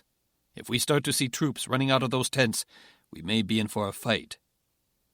Troops soon did start emerging from the tents, but only a half-dozen or so. Zarazi could soon see that they were rushing toward one of the supply buildings and emerging moments later with their arms full of carpets. He realized with amused surprise that they were preparing to bunk down the newcomers. "Steady. I think they want to make us feel welcome." Several minutes later the gates opened, and a soldier walked out and greeted Zarazi. He spoke in Turkmen first, which Zarazi understood, but he thought it best to pretend he did not. "Здравствуй," he said in Russian, raising his right hand. The soldier smiled and made a short bow. Turkmenistan had been heavily Russified over the years of Soviet occupation, and only recently was Russian replaced by Turkmen as the national language. Zarazi quickly searched for the soldier's rank, saw he was a major in the border guards, and went on. "I am Colonel Petrovich of the Republic of Ukraine, representing the United Nations High Commission on Refugees. Our column was ambushed by marauders outside of Ankovia, and we have several wounded. Can you help us?" "Da, ya panimayu," the soldier replied. He removed a glove and extended a hand. Zarazi shook it, then gave him a curt embrace and patted his shoulder. "We picked up some transmissions of some sort of skirmish east of here, but we couldn't make out what happened." The soldier motioned to the Toyota pickup. "Were they Taliban?" Bizdons, Zarazi said, turning to spit on the sand. They hit us before we knew they were in the area. Luckily for us, we insisted on going on patrol armed. We suffered a few casualties before the cowards ran off. Zarazi motioned to the detainment facility, where a number of the men inside had gotten up and moved toward the fence to get a look at what was going on. Did you capture anyone in the past few hours? Not since this morning, the soldier said. But you are welcome to look them over and interrogate them if you wish. Speak any Pashtun? Niet, Zarazi lied. But I have men who do. The base commander wishes to meet with you. You are welcome. You will have to keep your vehicles outside the compound until we have our ordnance men look them over, but we can help you with your dead and wounded right away. Come. Spasiba Balshoi. I am grateful, Zarazi said. He turned toward the BTR and stepped out of earshot of the Turkmen officer, which wasn't too far in this weather, and said into his radio in Pashtun, Come on in as we planned. Don't destroy the tank. Neutralize the guards around that detainment facility and see if there's anyone inside from our tribe. Then get them ready to move. A few moments later, Zarazi was brought before the base commander, an older man who seemed to be struggling to stay awake. His Russian was even better than his deputy's. The pleasantries were short and strained. Then, You are fortunate, sir, that my culture and my conscience prohibit me from turning you away in the desert. Don't they teach you blue helmets anything about approaching a border crossing in military vehicles? We could have destroyed you at any time. Izviniti, Zarazi said. He did not remove his helmet or his sand goggles, a move that obviously irritated his host. It's been a long day, sir. It won't happen again. The commander narrowed his eyes even further when Zarazi spoke. The Afghan terrorist knew that his time was running out quickly.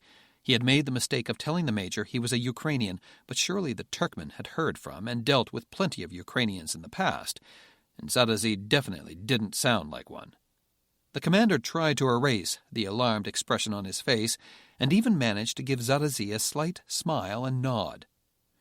Well, in this weather, with what you went through, it was an honest mistake. You and your men are welcome. He picked up the telephone. I'll make sure we have suitable quarters for... Zarazi drew his sidearm. I'm sure your quarters will be more than suitable for me, he said. Put the phone down, turn around, and get your hands up on the wall. Now. The old officer did not look surprised as he replaced the receiver on the cradle, then did as he was told. You stupid old man. Law of the desert or not, you never open your gaze to an unidentified military force. Didn't the Russians teach you anything? The Russians taught me to hate the Mujahideen. I had no reason to do so until now, the old officer said bitterly. As if to punctuate his statement, the sound of gunfire was heard outside. The old man turned toward the telephone on his desk, hoping he would get a report saying that his men had captured or executed some terrorists. But his shoulders slumped, and the corners of his eyes drooped when the gunfire subsided and the phone did not ring. What is it you want? Weapons? Fuel? Food? We are in short supply of all these things. Then the fewer men we have here on the base, the better, Zarazi said calmly, and he put a bullet into the old officer's forehead. Zarazi then stationed the Turkmen-speaking man inside the office to cover the phones and went outside with gun in hand to see how Turabi was progressing. "It went smoother than I ever expected," Turabi reported. "The border guards here are all conscripts, none more than 25 years old. We found one career officer and one career NCO and executed them. The conscripts practically kissed our boots in return. We shouldn't have any trouble with them. They are refueling our vehicles now." "Very good." Zarazi motioned to the detainment facilities. "What do we have there?" "Women and children in there, men over here, existing just a little bit better than a herd of cattle," Turabi said disgustedly. "Damn Turkmen. They think their country is so special. What do you want to do with them?" "Release the women and children with enough rations to last them a couple days. By then they'll either be discovered by relief troops or they'll decide to walk to Ankovye." Turabi nodded. "As for the men, if there's anyone willing to join us, they may." "They'll all want to join us, Wakil. Either that or starve." "Then weed out any who are from hostile tribes, foreigners, unbelievers, or anyone who doesn't wish to join us, and execute them," Zarazi said. Keep 1 or 2 of the older men here to supervise the rescue of the women and children. Make sure they all understand that if they tell anyone what happened here, I will return and execute them and their entire families. Put the others to work burying our dead and collecting weapons, ammunition, food, and water. The sooner we get out of here, the better." "Where are we headed?" Turabi paused, then added with a smile. "Colonel?" "Colonel will be fine. Major," Zarazi said with a smile. "North, to Kirki." "We're going to stay in Turkmenistan? Why not head east, back toward home?" "Because the Northern Alliance, the United Nations, and the Americans will pursue us and hound us until we are destroyed," Zarazi said. "The Turkmen garrison at Kirki will have more ammunition, weapons, and supplies, and will be safe from our pursuers." "What about the Turkmen army? They'll pursue us even more relentlessly than the Americans." "If the state of this border guard detachment is any indication of the state of the Turkmen army, I'm not concerned," Zarazi said. "The Turkmen government is weak and corrupt. Taking what we want shouldn't be too difficult for us. Even if we had to assault this border post, we would have had no trouble." Zarazi stared out into the darkness to the north and fell silent for several long moments. Turabi thought his superior officer was entering some kind of trance. Just before he was about to ask if anything was wrong, Zarazi went on. "And I have been chosen by God to be his instrument of revenge against the non-believers," he said. "God saved me from the American robot planes. He wants something of me, Jala. I know it. Something great. Something important. I will not stop fighting until I have accomplished it." Chapter 1. Arlington National Cemetery, the next morning. "I apologize for holding this press conference in this kind of weather with no shelter," former President of the United States Kevin Martindale began. As he did, the early morning downpour seemed to intensify. "Out of respect for this place, I chose not to set up any tents or shelters and add any more to the circus-like atmosphere I'm already creating here. It's also why we're out here in the visitors' parking lot, instead of on the grounds themselves, and why I requested that no cameras be aimed toward the cemetery itself. But I did come to Arlington for a reason." Despite the weather, Kevin Martindale, standing on the running board of his armored Suburban, looked as groomed and polished as if he were in a television studio. In his early 50s, tall and handsome, a former 2-time vice president and 1-term chief executive, Martindale still looked every inch the political pro and commander-in-chief. He kept himself in good shape. He still dressed impeccably. He had shaved his beard and cut his hair for this appearance. The famous photographer's dream was still there, even in the rain, the 2 locks of silver hair that automatically mirrored his mood. If he was angry, they curled menacingly across his forehead, as they did right now. When he was contented, they swept gracefully back across his salt and pepper mane. "I asked you to meet me out here today so I might make an observation and an announcement," Martindale said. "The weather happens to match my mood pretty well. Today is a very solemn anniversary, the 12th anniversary of the last post-war combat deaths of Operation Desert Storm. 2 weeks after the Iraqi army was decimated and a ceasefire was declared, a U.S. Army Black Hawk helicopter went down in bad weather over Kuwait, and 6 brave soldiers were lost. Some of those heroes are interred here in Section H at Arlington National Cemetery. That these losses happened at all is a huge tragedy, but to suffer such a loss after such a great victory against the Iraqi army makes the loss even more grievous. Yet it was a great victory for freedom. The mission to release Kuwait from the clutches of Saddam Hussein took only 6 weeks to accomplish. Iraq surrendered just 100 hours after the ground war began, after being pummeled into submission by 40 days of continuous aerial bombardment. Coalition forces lost just 500 brave soldiers against nearly 100,000 Iraqi casualties. It was clearly one of the most lopsided wars in history. Those soldiers' deaths were tragic, but it was a mission I feel the United States needed to accomplish. They did not die in vain. I bring all this to your attention today to point out an alarming fact, that the United States does not now have the capability to perform that same fight for freedom. Martindale went on. The United States mobilized 250,000 soldiers, sailors, Marines, and airmen in 6 months to fight that last battle. Today it would take us years to mobilize and move the same number of troops and send them halfway across the world to fight. We have no ground forces stationed overseas. None. We have a total of 50,000 Marines deployed aboard ships around the world with aircraft carrier battle groups. Those are the only ground forces that can respond to an emergency. We also happen to have 2 fewer aircraft carrier battle groups operational, which in essence leaves 1/5 of the world unpatrolled at any given time. In addition, the 41st President managed to commit, organize, mobilize, and direct another 250,000 troops from 57 nations in the war against Saddam Hussein, including those from 6 Arabic-speaking nations and another 17 Islamic nations, Martindale continued. The current administration has managed to ignore, cancel, violate, and abrogate dozens of treaties.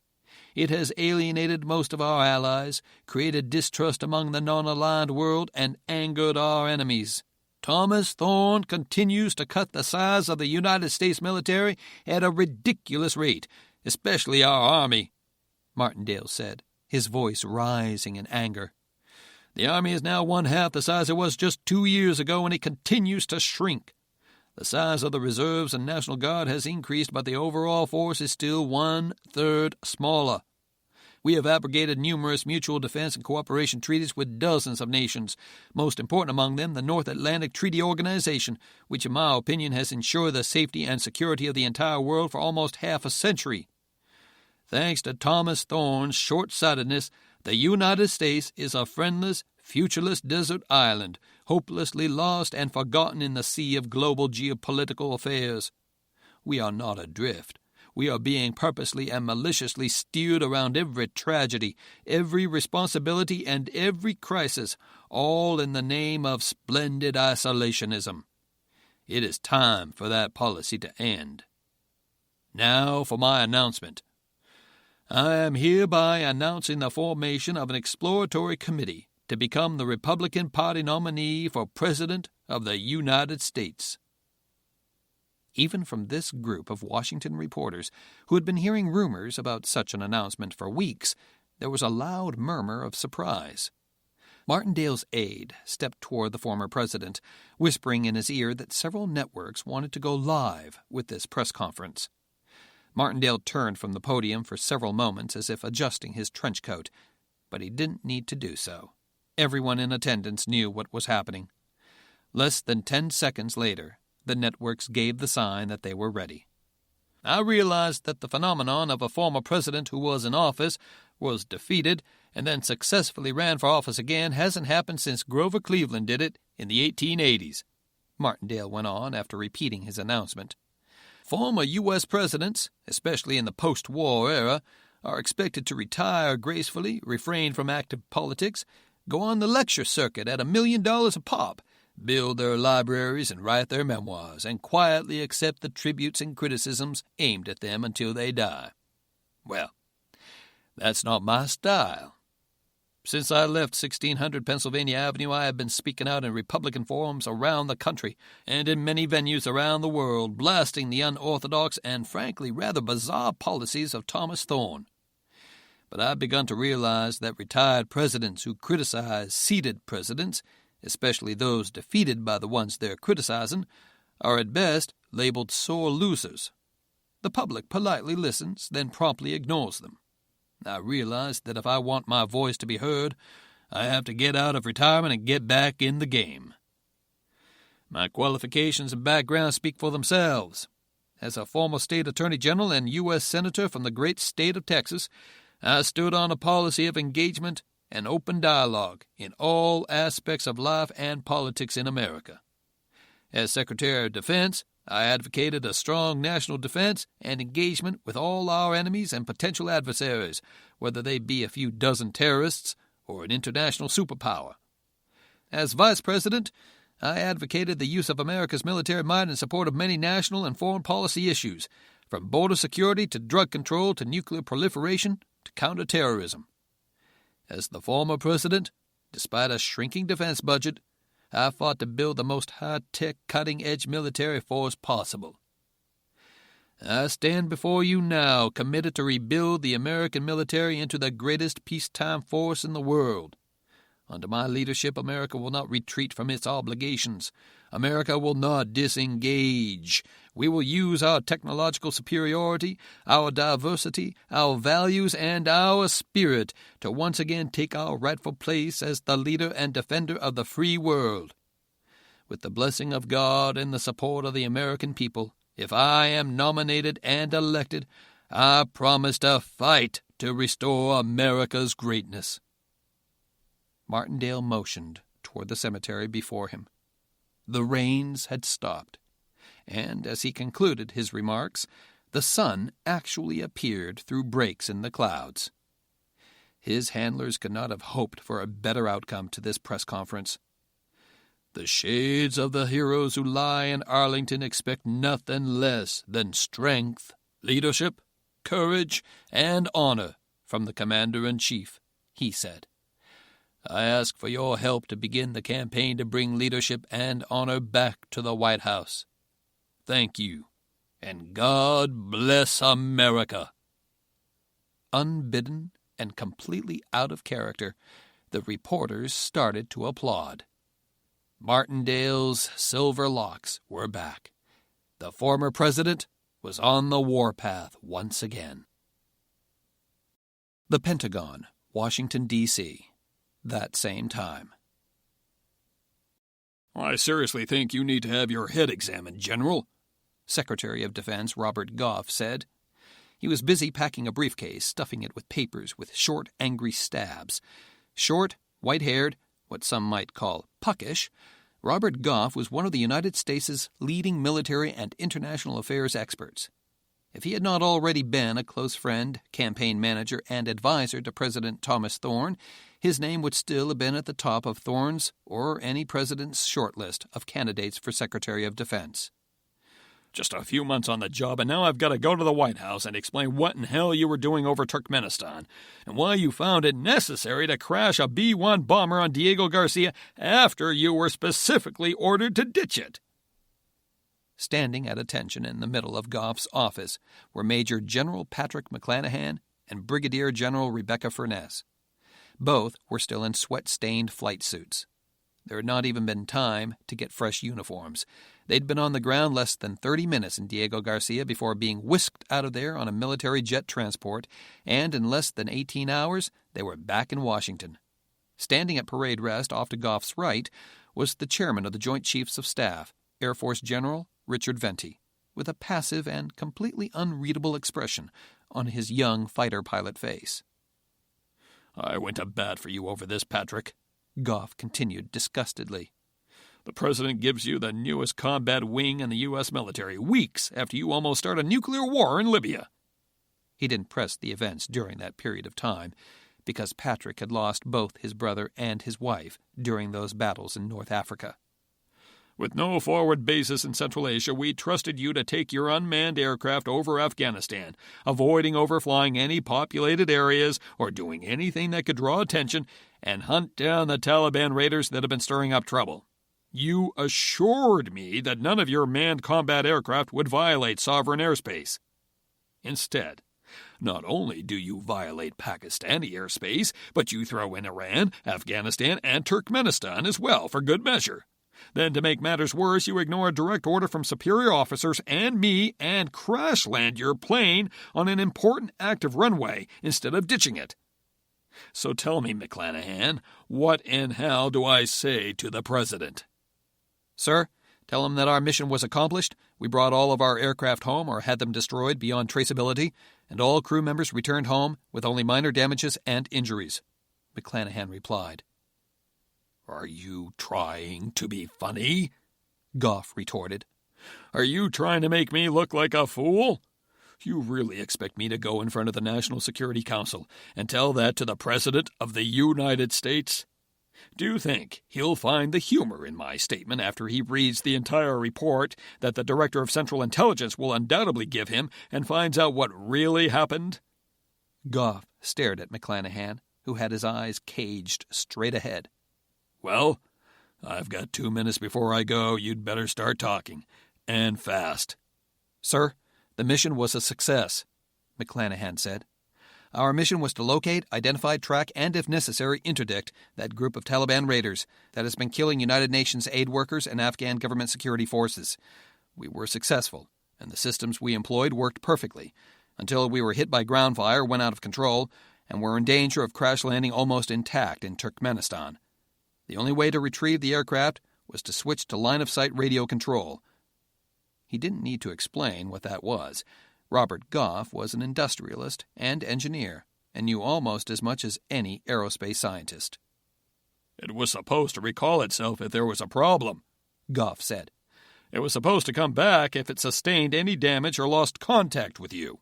"I have no excuse for that, sir. I haven't had time to analyze the data we were able to retrieve from the UCAV's flight control computers," Patrick responded. "We couldn't recall it or self-destruct it, and I knew we couldn't just let it crash land in Turkmenistan. Our most sophisticated unmanned combat aircraft would be in the hands of the Russians or sold on the black market. No special ops forces were available to retrieve it.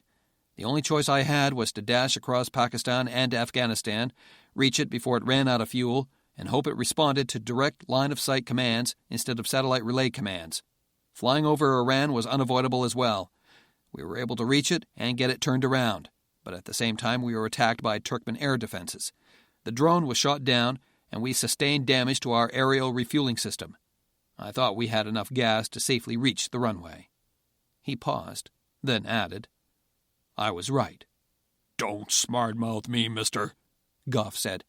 "You were ordered by me to ditch that plane. Why did you ignore that order?"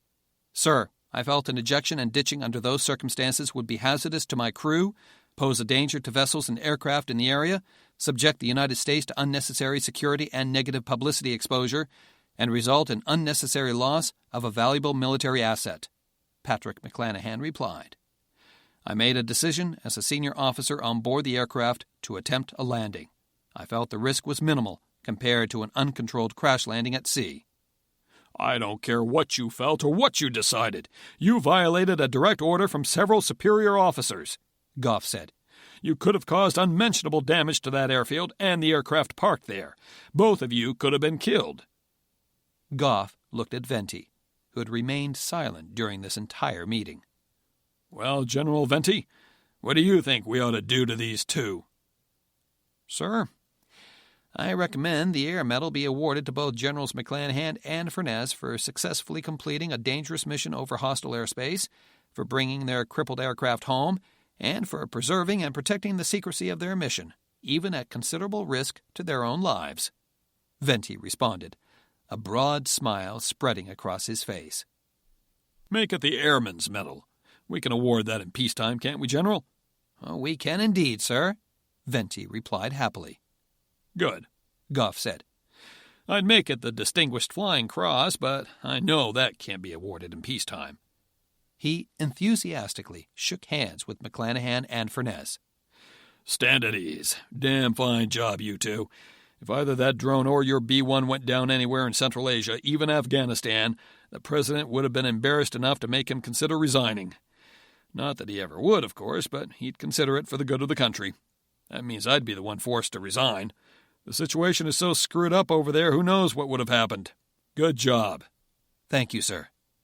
"General Venti says you want to send in a team to look at the wreckage of the drone, recover the critical components, and destroy the rest?" "Yes, sir. The team is already in place aboard a salvage vessel in the Arabian Sea." "The ones that went in over Pakistan to divert attention away from you so you could escape?" "Yes, sir. We've got the location of the wreckage pinpointed fairly accurately by satellite, about 55 miles southwest of Kirki, about 20 miles south of the Karakum Canal. It's uninhabited, but close enough for a patrol to go out searching for the wreckage. We need to get there first." "How soon can you have the team in?" "The recovery team is standing by, sir. We're ready to go in immediately if our satellites spot any activity near the crash site," Patrick replied. "The rest of the team will be in place within 24 hours. "You want to go back there in 24 hours? That's impossible. From what the CIA tells me, the Iranians and Pakistanis are still on full air defense alert. Hell, even CNN still has reporters in the area. It's too hot to try a recovery effort now. You'll have to wait until things calm down." "Our plan has taken that into account, sir," Patrick explained. "Our plan calls for 3 aircraft, plus Air Force tanker support. 2 aircraft will be CV-32 paved dasher tilt jets, based off our salvage ship in the Arabian Sea. One of them will be used as an aerial refueling tanker. It'll go 300 miles inland with the leader, refuel him, and return to the ship. The lead aircraft will carry the recovery team, Sergeant Major Chris Wall, and 3 commandos." 4 commandos? That's all? 4 tin men, sir, Venti pointed out. Goff nodded. He knew what just one of the tin men was capable of. Almost sounds like overkill now, he quipped. "I'm afraid to ask, but what's the 3rd aircraft?" "An EB-1C Vampire missile attack aircraft," Patrick responded. "A vampire bomber? The same one that you almost got shot down in over Turkmenistan?" Goff asked incredulously. "The Vampire can attack air, ground, and even surface targets with the right mix of weapons," Patrick said. "It'll stay at high altitude and keep watch over the entire recovery team from launch to landing. It's stealthy enough to stay out of sight by search radars, and it can defend itself if any fighters manage to get a lock on and approach it." "For Pete's sake," Goff muttered. He looked at Patrick and said, "I suppose you already have this vampire in the theater." Not quite, sir," Patrick replied. "I've launched 1 EB-52 Megafortress attack plane, which will go on alert on Diego Garcia in about 12 hours, ready to respond in case the salvage vessel is threatened.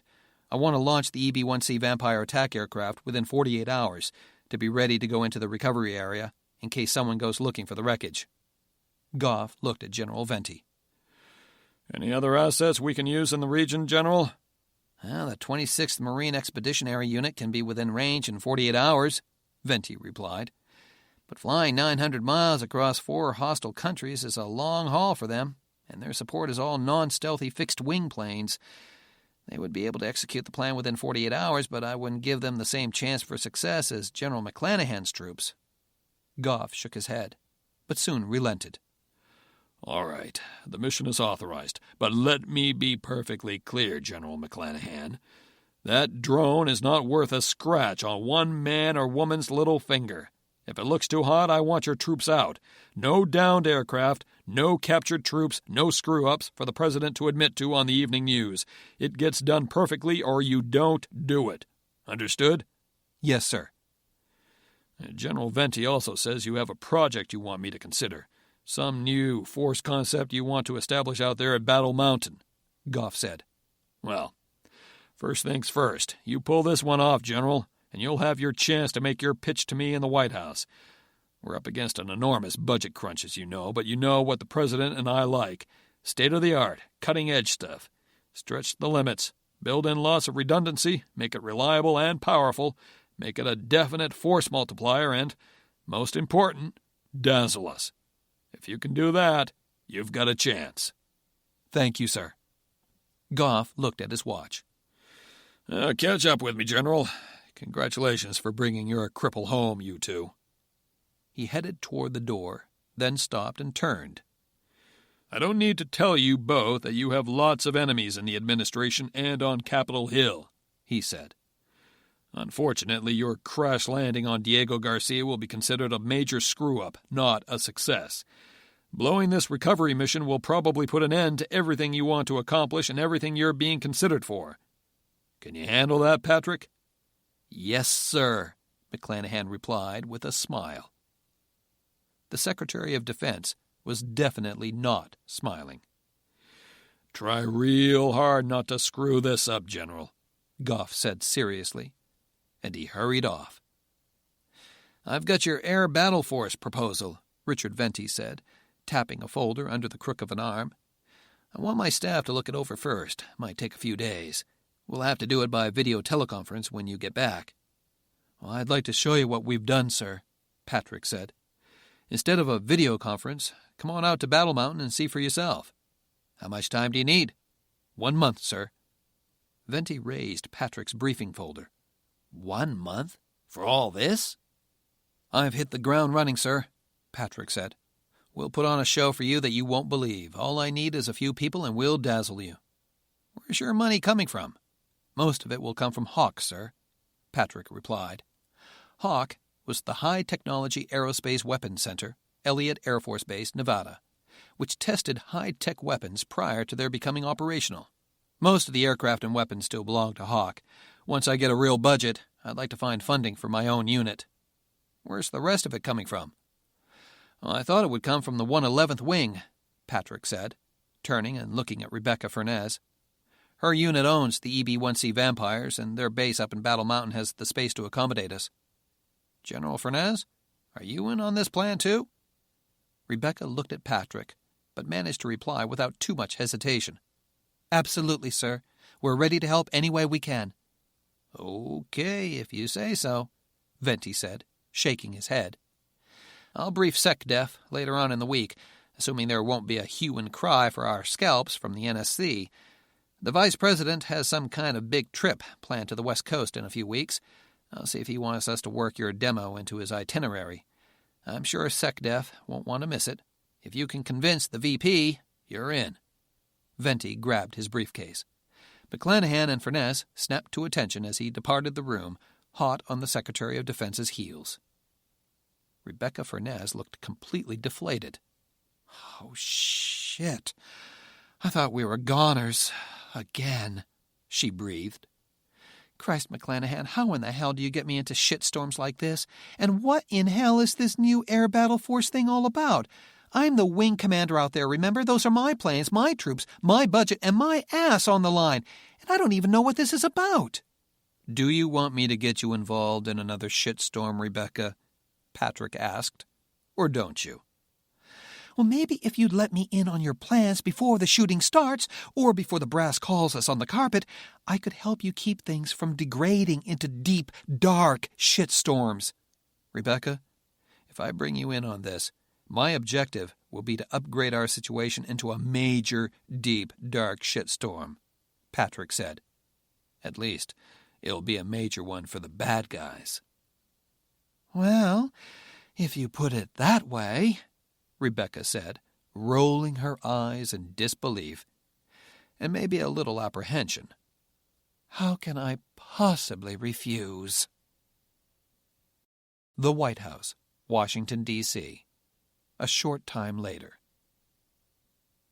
Since its formation in 1947, every U.S. president has treated the National Security Council in a different way. Some presidents, like Kennedy and Johnson, largely ignored the NSC except in the direst emergencies. Others, like Eisenhower, treated it as an extension of the military. Other presidents used the NSC as a clearinghouse for data from all the different departments. Still others used it as a leash to try to keep the executive departments in line. Many times the NSC ran the foreign affairs show. Other times it was seen as just another bureaucratic hunk of sludge, slowing down the government machinery. In 1961, President Kennedy appointed the first National Security Advisor, McGeorge Bundy, and set him up in the Situation Room in the basement of the White House to monitor the abortive Bay of Pigs invasion. Although the National Security Council met only 49 times in Kennedy's administration and was soon obviated by Kennedy's whiz kids and Johnson's kitchen cabinet, at that point the position of National Security Advisor was crafted and remained fairly similar. Until the turn of the 21st century and President Thomas Nathaniel Thorne. This president never appointed a National Security Advisor. The National Security Council staff was reduced from over 200 staffers to just 4 dozen. The other statutory members of the NSC, the President, Vice President, Secretary of State, Secretary of the Treasury, Secretary of Defense, Chairman of the Joint Chiefs of Staff, and the Director of Central Intelligence, used their own staffs to collect, distill, and analyze the mountains of information that poured into the White House every hour. The National Security Advisor was not the only cabinet-level position never filled by Thomas Thorne, not by a long shot. The Vice President, Lester Busick, acted as the President's Chief of Staff and Press Officer. The Secretary of Defense, Robert Goff, was Director of Homeland Security, and was considered the de facto national security advisor and the president's closest counsel. Several cabinet departments had been combined. The Department of Health and Human Services now included the Departments of Education, Veterans Affairs, Labor, and the Office of National Drug Control Policy. The Treasury Department now included the Commerce Department, the Office of Management and Budget, and the U.S. Trade Representative. The Department of the Interior now included the Departments of Agriculture, Energy, Transportation, and Housing and Urban Development, plus the Environmental Protection Agency. Because of this organization and the extreme degree of cabinet-level involvement with day-to-day government operations, the President kept in very close contact with all his cabinet officers each and every day. President Thomas Thorne was a young man in his late 40s, quiet and unassuming.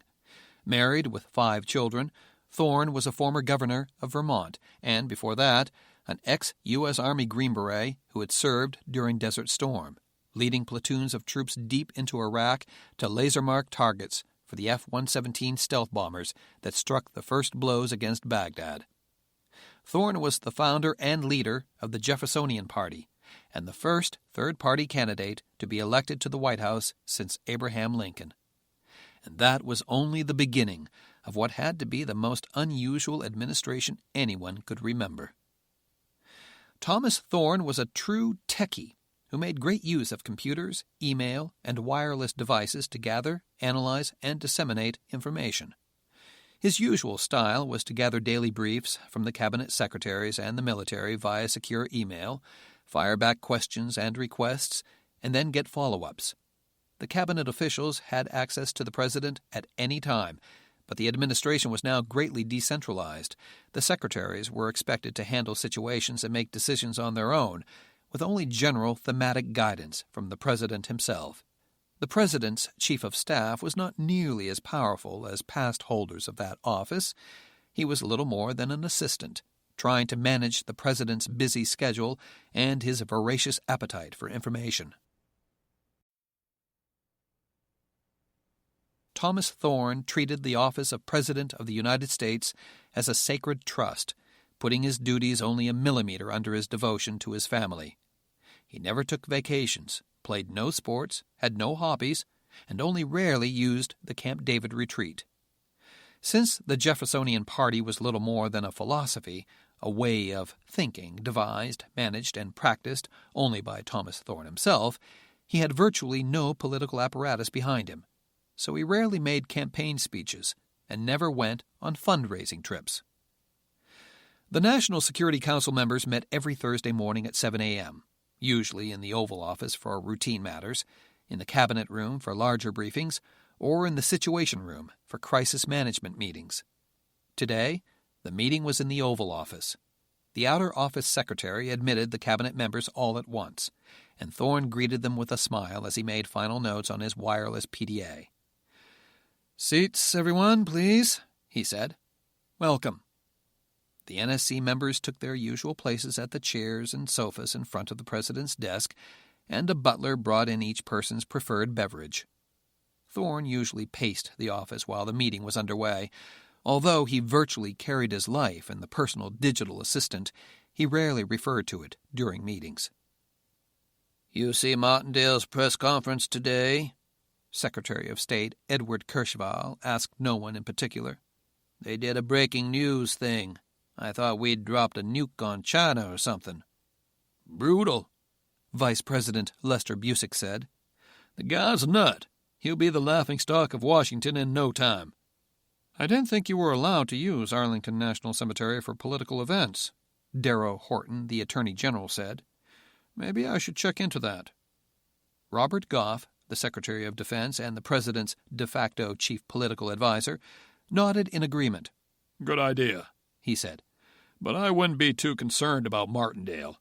When word about some of the things he's been doing over the past couple of years starts leaking, he'll have no choice but to pull out. The American people won't stand for an ex-president who uses his office to carry out secret mercenary missions." Let's get started, shall we?" The president began as he put away his PDA. "I saw the item in this morning's news on the fighting in Chechnya. What's the latest?" A bit more aggressive Russian response to what they view as escalating extremism in that region, sir, Director of Central Intelligence Douglas Morgan responded. He knew enough to get his coffee with 3 sugars fast, sit down, and be ready to go right away, because he was usually the first to be called on. We've been watching that for many weeks now, since the shake-up in Moscow following the imprisonment of General Zerbenko and the implication of President Senkov in dealing with Russian mobsters. Bottom line, Senkov is cracking down on any kind of dissent in the Russian Federation, using more strong-arm tactics to gain maximum advantage for Russia. Senkov has an election scheduled for 2005. It's as if he is already on the campaign trail, Kirschval added. Well, I just wish he'd be a little less bloodthirsty about it, the vice president added. The press said 27 killed. We believe the number is much higher, and that's just in the past week, Morgan said. The death toll could be as high as 50. The Chechens have an equally high body count, perhaps as many as 40 Russian soldiers killed, as many as 100 wounded in attacks. We can expect the Russian military to continue to crack down. The question is where, Busick said. Wherever and whenever they can, Morgan surmised. They have a vast, fractured empire that I think they would dearly like to take back. I agree, President Thorne said. He noticed the Secretary of State make a quiet sigh and start examining his fingertips. Comment, Edward? Thorne asked. You know the question, Mr. President. What would we do about it, even if we knew what the Russians were going to do? He asked. It was no secret or surprise to anyone that Edward Kirschval was not a big fan of the president and his policies. What was the big surprise was that Thorne kept Kirschval around, or that Kirschval deigned to be around.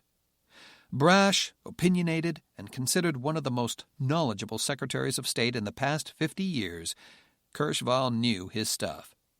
Many speculated that Thorne had him in his cabinet simply to keep Kirschval from having enough time to mount a campaign against him come election time. You didn't intervene in the Libya-Egypt conflict, and your role in the Russia-Balkan conflict was barely noticed. Chechnya seems way outside your attention zone, sir. You're right. I wouldn't intervene in Chechnya, Thorne said. I wouldn't intervene in any conflict involving Russia's trying to quell any sort of uprising or revolution within its federation. That's certainly your prerogative, sir. It was obvious from Kirschval's tone of voice, both that he expected the president to say as much and that he did not approve of that position. However, sir, if you're concerned that Russian aggression against its ethnic minorities might spill over to other countries, a course of action might be advisable. I know you don't think I'm showing much of a leadership role in world affairs, Edward, the president said. But I think it doesn't make much sense to attempt to support the Chechen rebels when we've been uncovering some of those very rebels hitting United Nations peacekeeping convoys in Central Asia. Those are exactly the kinds of cross efforts that I wish to avoid, if at all possible. Thorne turned to Morgan and asked, Speaking of Central Asia, Douglas, what's the latest there? We still have a few surveillance and counter-terrorist operations running there, don't we? Well, we currently don't have any military or intelligence operations running in Central Asia, sir, Director Morgan replied. The last was Operation Hilltop, which was a recon and interdiction operation using unmanned combat aircraft to counter some Taliban raiders operating in northern Afghanistan. Now, that was run by Air Force General McClanahan and General Rebecca Furnaz from her new unit at Battle Mountain, Nevada. Joint Chiefs of Staff Chairman General Richard Venti interjected. His force successfully uncovered and attacked a force of approximately 200 Taliban fighters that attacked the convoy. It was an operation conducted solely from the air with assets operated by a single unit. So McClanahan finally decided to join the right team, Busick asked. He glanced at the president, who did not react to the comment. Busick knew that the president had given McClanahan and many of his men their military rank and privileges back after a series of privately run and financed military missions. In the president's eyes, McClanahan was a leader, but in Busick's eyes, he was nothing but a loose cannon. General McClanahan has built a unit comprised mostly of long-range aircraft and unmanned armed drones, General Venti went on. Cutting-edge stuff. I feel a but coming, General Venti, Busick said. McClanahan's mission was a success, but the Taliban fighters weren't completely out of the fight, CIA Director Morgan said. Apparently it was survivors from that attack that raided a border crossing base in Turkmenistan, killed the base commander and a number of Turkmen soldiers, and captured weapons and vehicles. After that, those fighters moved north, first taking on a Turkmen army patrol and then raiding a helicopter cavalry unit near the town of Kirki. Almost 2,000 Turkmen soldiers deserted their posts and joined with the Taliban. The raiders then moved east, capturing another military post at Gordok, where they obtained large quantities of weapons, including heavy armor, artillery, armored personnel carriers, and more light weapons, plus as many as 3,000 to 5,000 more recruits and deserters. They have captured several oil pumping stations, power plants, and water control facilities, all of which are vital to that region. The force is now moving west along the river, consolidating their gains and creating very effective supply lines. Their route of march primarily follows the Transcal oil and gas pipelines along the river. Well, that's smart. Not only can they easily find supplies along the river, but they protect themselves from attack, General Venti interjected. Anyone attacking them risks blowing up the lines.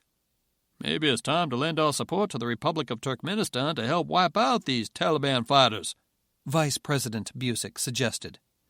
After all, we're partly to blame for what this group of fighters is doing.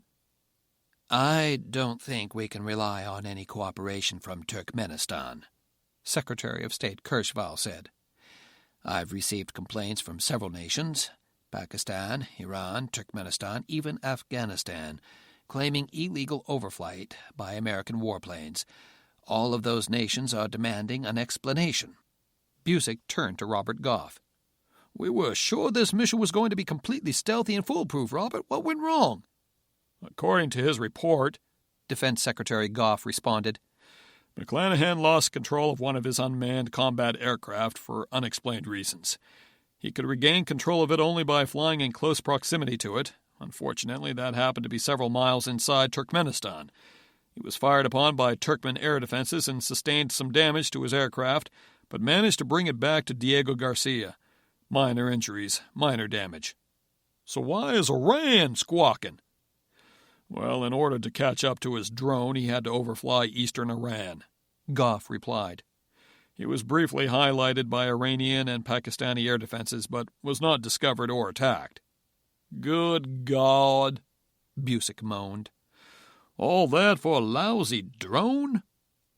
That drone was a multi-million-dollar unmanned attack vehicle representing the absolute state-of-the-art in sensors, secure satellite communications, and weapons, General Venti said. General McClanahan felt that it might crash land intact when it ran out of fuel, so he took the chance and tried to retrieve it. Tried?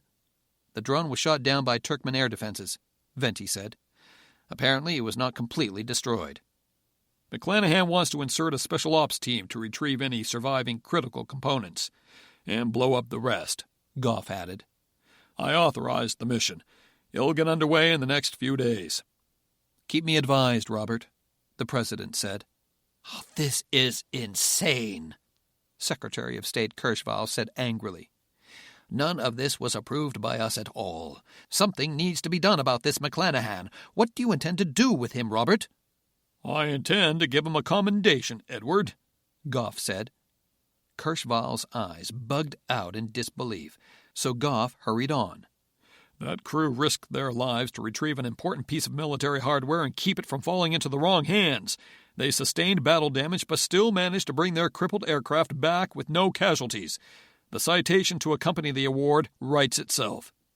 You will not reward that maniac with a medal for violating international law, Kirschval retorted. The President raised both hands. Enough, he said. The decision to give out commendations will be made at a later time. As far as the incident involving unapproved overflight of certain nations, I intend to admit everything. My God, Mr. President, Kirschval said. You can't do that. I can, and I will, Thorne said. I will say that in an effort to prevent Taliban raiders from attacking and destroying United Nations peacekeeping units in northern Afghanistan, the United States launched unmanned aerial patrol and attack aircraft from the Arabian Sea. When one of the drones sustained damage, to avoid endangering innocent lives on the ground and to avoid losing a valuable piece of military hardware, the on-scene commander elected to violate sovereign airspace in order to retrieve the drone. He flew his unarmed control aircraft across Pakistan, Iran, Afghanistan, and Turkmenistan in an effort to retrieve it. He turned to Goff. The control aircraft was unarmed, wasn't it, Robert? Yes, sir. Defensive electronic transmitters only. No lasers, subatomic weapons, plasma bombs, any of that other cosmic stuff McClanahan plays with on a regular basis? I believe it uses lasers to blind incoming anti-aircraft missiles, Venti said, but no offensive weapons of any kind. What kind of aircraft was it? Kirschval asked. A modified B-1 Lancer bomber called a Vampire. Oh, God, Kirschval muttered. The same aircraft we lost in Russia? He closed his eyes in horror when Goff nodded in the affirmative, then turned to Thorne and said, Surely you can't admit that— Yes, I will, Thorne said evenly. I'll prepare a statement for the ambassadors or foreign ministries that want an explanation, and we'll prepare talking points for the staff when the press starts to ask about the incident, but only after McClanahan's retrieval mission is completed. Kirschval shook his head in confusion, but decided there was nothing he could say to change the president's mind. Let's move on. Thorne again turned to his director of Central Intelligence. Douglas, you wrote in a message this past week about some factors that might warrant increased involvement in Central Asia, especially Turkmenistan. Give us a rundown. Yes, sir, Morgan responded, withdrawing a thin briefing file from an attaché case. Turkmenistan can potentially be a big powder keg. Turkmenistan is very much like Saudi Arabia, Kuwait, Iraq, or Libya were shortly after the discovery of oil. Turkmenistan's true wealth and strategic importance are only now beginning to be realized, and it could potentially become a battleground because of its location in the crossroads of several different religious, political, and ethnic factions. Turkmenistan's mineral wealth is probably on a par with that of any Persian Gulf nation, and it could possibly be the richest oil-producing nation on Earth in a few years. Say again, Douglas? Vice President Busick interjected. More oil than Saudi? I didn't think that was possible.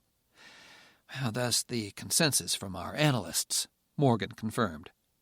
It is believed that Turkmenistan's oil and gas wealth equals Saudi Arabia's, but Saudi's currently producing wells will be depleted in less than 10 years. Turkmenistan's haven't even begun to be exploited. They could be producing petroproducts 50 years after Saudi Arabia runs out of oil. At least 4/5 of that nation's oil and gas reserves are unexplored, let alone untapped. The Russians must realize what they lost when the Soviet Union broke apart and Turkmenistan became independent. I'd agree, Morgan said. The Russians still have a few fighter bases in Turkmenistan, and the Turkmens still use Russian officers on contract for their own military, but living and working in Turkmenistan was considered a hardship tour for the Russians. Never more than 10% of the population was Russian, and we know that the climate in Turkmenistan is so inhospitable that even the Russians had a hard time extracting oil and natural gas from there, and the Russians have developed oil fields in nasty places like Siberia. But oil has a funny way of bringing out the worst in governments, the president mused. Go on, Douglas. From 1985 to 2002, Spara Murad Niyazov was in charge of the country, initially as the Soviet First Secretary and then as its president, Morgan went on. He played all sides and swung with the winds more than a weather vane in a tornado.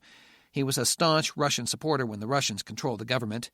When the Soviet Union broke apart and nationalist forces started to gain in strength, Niyazov became a nationalist, replacing Russian with Turkmen as the official language, setting up Muslim religious schools, and so on. When the Taliban took over Afghanistan and threatened to take over some fundamentalist provinces in the east, Niyazov brought some pro-Taliban mullahs into his government. He ruled with an iron fist. Every member of the Turkmen parliament had to be approved by the president. The president appointed his own censors and editors in every media outlet in the country. The list goes on and on. It was Niyazov who inked the big Transcal oil deal, the first large-scale production deal in Turkmenistan and potentially one of the wealthiest oil deals in history. Niyazov finally retired in 2001 and held elections, but there was only one candidate, Kurban Gurizev, the leader of their parliament and deputy chairman of the Democratic Party, what used to be the Communist Party. Like Niyazov, he ruled with absolute authority. He continued to outlaw opposition parties, had to approve all candidates for public office, and created a virtual police state. He is strongly anti-foreigner, anti-Muslim, and staunchly pro-Russian. The military must hate Gurizev, Goff observed. Well, the Turkmen military is practically non-existent, Morgan said. Maybe 40,000 troops in all, including paramilitary and reserves. 4/5 conscripts, lots of ex-Soviet equipment in very poor condition. Most of the officer corps is Russian. The officers who wanted to stay simply kept their posts and are being paid by the Turkmen government. Naturally, they have the best equipment. Well, I wonder who they take their orders from once the shit starts hitting the fan, Busick asked. Well, my bet would be with Russia, Morgan said. Kurban Gurizev was born and educated in Russia, not Turkmenistan. We think Kurban is not his real first name, but an adopted Turkmen name, part of Niyazov's nationalist movement. He speaks no Turkmen. He had been known to butt heads with Niyazov on occasion in matters dealing with oil and gas development. Gurizev thought it best to maintain close ties between Russia's oil infrastructure and Turkmenistan. Niyazov signed agreements with several different developers at the same time. Turkmenistan has deals with several Western companies to transport oil and gas across Afghanistan to Pakistan, with Azerbaijan to transport oil to the Black Sea, with Russia to transport oil to Russia, and even with Iran to transport oil to the Arabian Sea. On the face of it, it's pretty smart.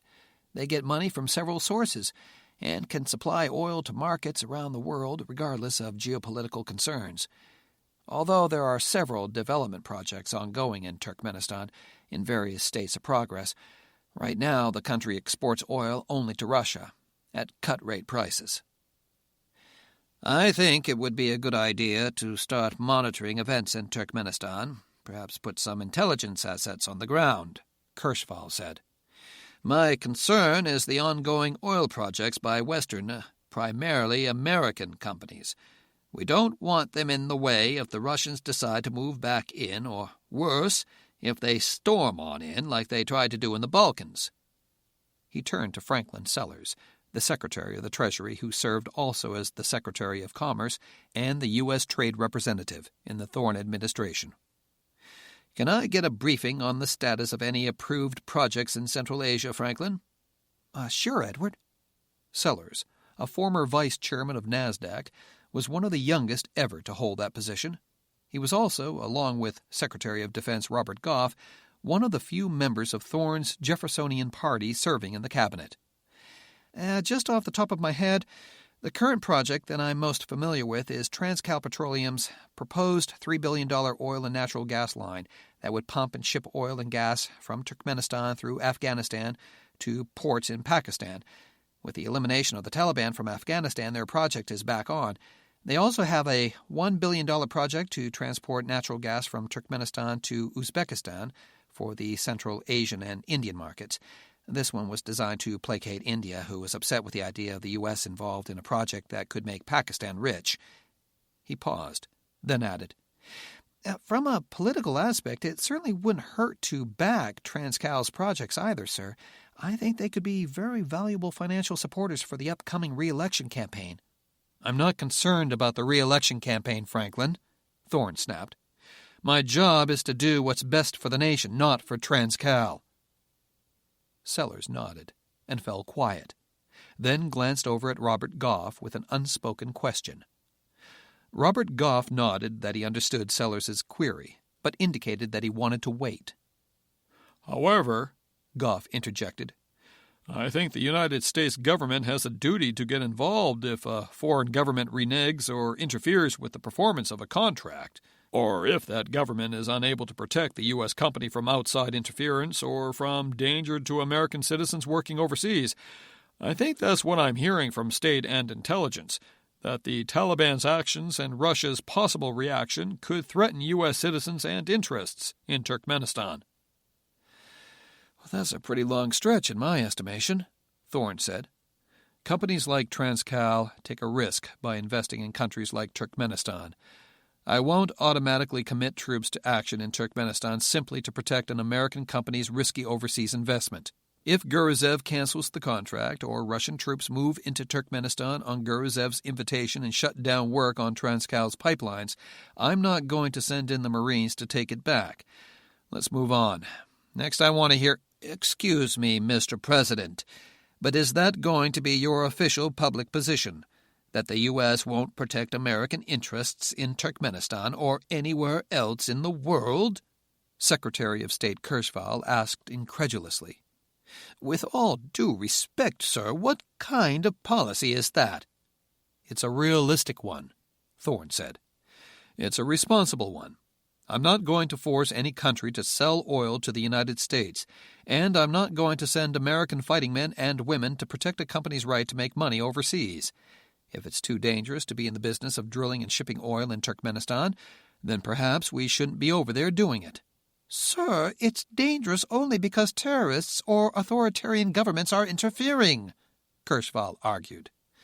"American companies spend billions of dollars developing business opportunities in countries like Turkmenistan. They expect and deserve a return on their investment, and they expect and deserve some protection from their government. It's in the Constitution you so love to quote, Mr. President. Life, liberty, and the pursuit of happiness. That's in the Declaration of Independence, Mr. Kirschval, not the Constitution," Thorne corrected him. "Whatever," Kirschval said. Thorne blinked in surprise at the whatever thrown out so flippantly at him by his Secretary of State. To Thorne, confusing the Declaration of Independence and the Constitution was a very big deal. But he did not interrupt. Kirschval knew that arguing the contents of American historical documents with Thomas Nathaniel Thorne was a losing battle. "The point, sir, is that the U.S. government has an obligation to protect its citizens and ensure stability and free enterprise." "We have had this discussion many times in the past, Edward," the President said, with a hint of exasperation. This surprised Robert Goff, the man who knew Thomas Thorne the best. Normally, Thorne was the most patient man he had ever known. He would debate any issue in any venue, day or night, and be assured of winning almost every point. Now, in a forum where discussion and consensus were most important, he seemed impatient and unwilling to talk. "As the Commander-in-Chief, I am not interested in sending U.S. troops overseas to force any leader or regime to do business with the United States. If Turkmenistan fails to live up to its obligations, Transcal should pull out." "Pull out? Mr. President, Transcal has invested billions in building those oil and gas lines in Turkmenistan," Kirschval argued. "They'd lose it all if the government there suddenly decides to renege." "Edward, let's table this discussion for the time being," the President said. "I'm ordering no action in Turkmenistan for now. If contracts between American companies and the Turkmen government are violated, I'll have the Attorney General's office expedite handling of lawsuits and trade sanctions. Otherwise, we do nothing. I would like position papers on this topic submitted to the Vice President as soon as possible. End of discussion." "My objections are on the record, sir?" Kirschval asked. "Yes. Next matter, Chinese intentions in the South China Sea. What do we have on this?" The meeting lasted another hour, with the same pattern, the latest intelligence information, the usual lively, sometimes heated discussions, followed by a general policy statement from the President. Edward Kirschval grew quieter and quieter as the meeting went on. And the President, Vice President, and Secretary of Defense found out why, moments after everyone else had departed. "Mr. President, I regret to inform you that I cannot any longer support your administration and your policies, and I intend to submit my resignation to you immediately," Kirschval said formally, standing almost at attention in front of the President's desk. Busick and Goff wore completely stunned expressions. Finally, Busick spluttered, For Christ's sakes, Edward, why in hell do you want to do that for? Edward, there's no need to resign, President Thorne said, holding up a hand to silence Busick.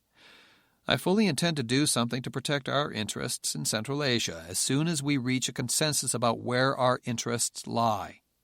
For now, my decision is to do nothing. I expect everyone to contribute to the discussion. Lester will put it all together for me, and I'll make a decision. But I'm not going to act without careful deliberation.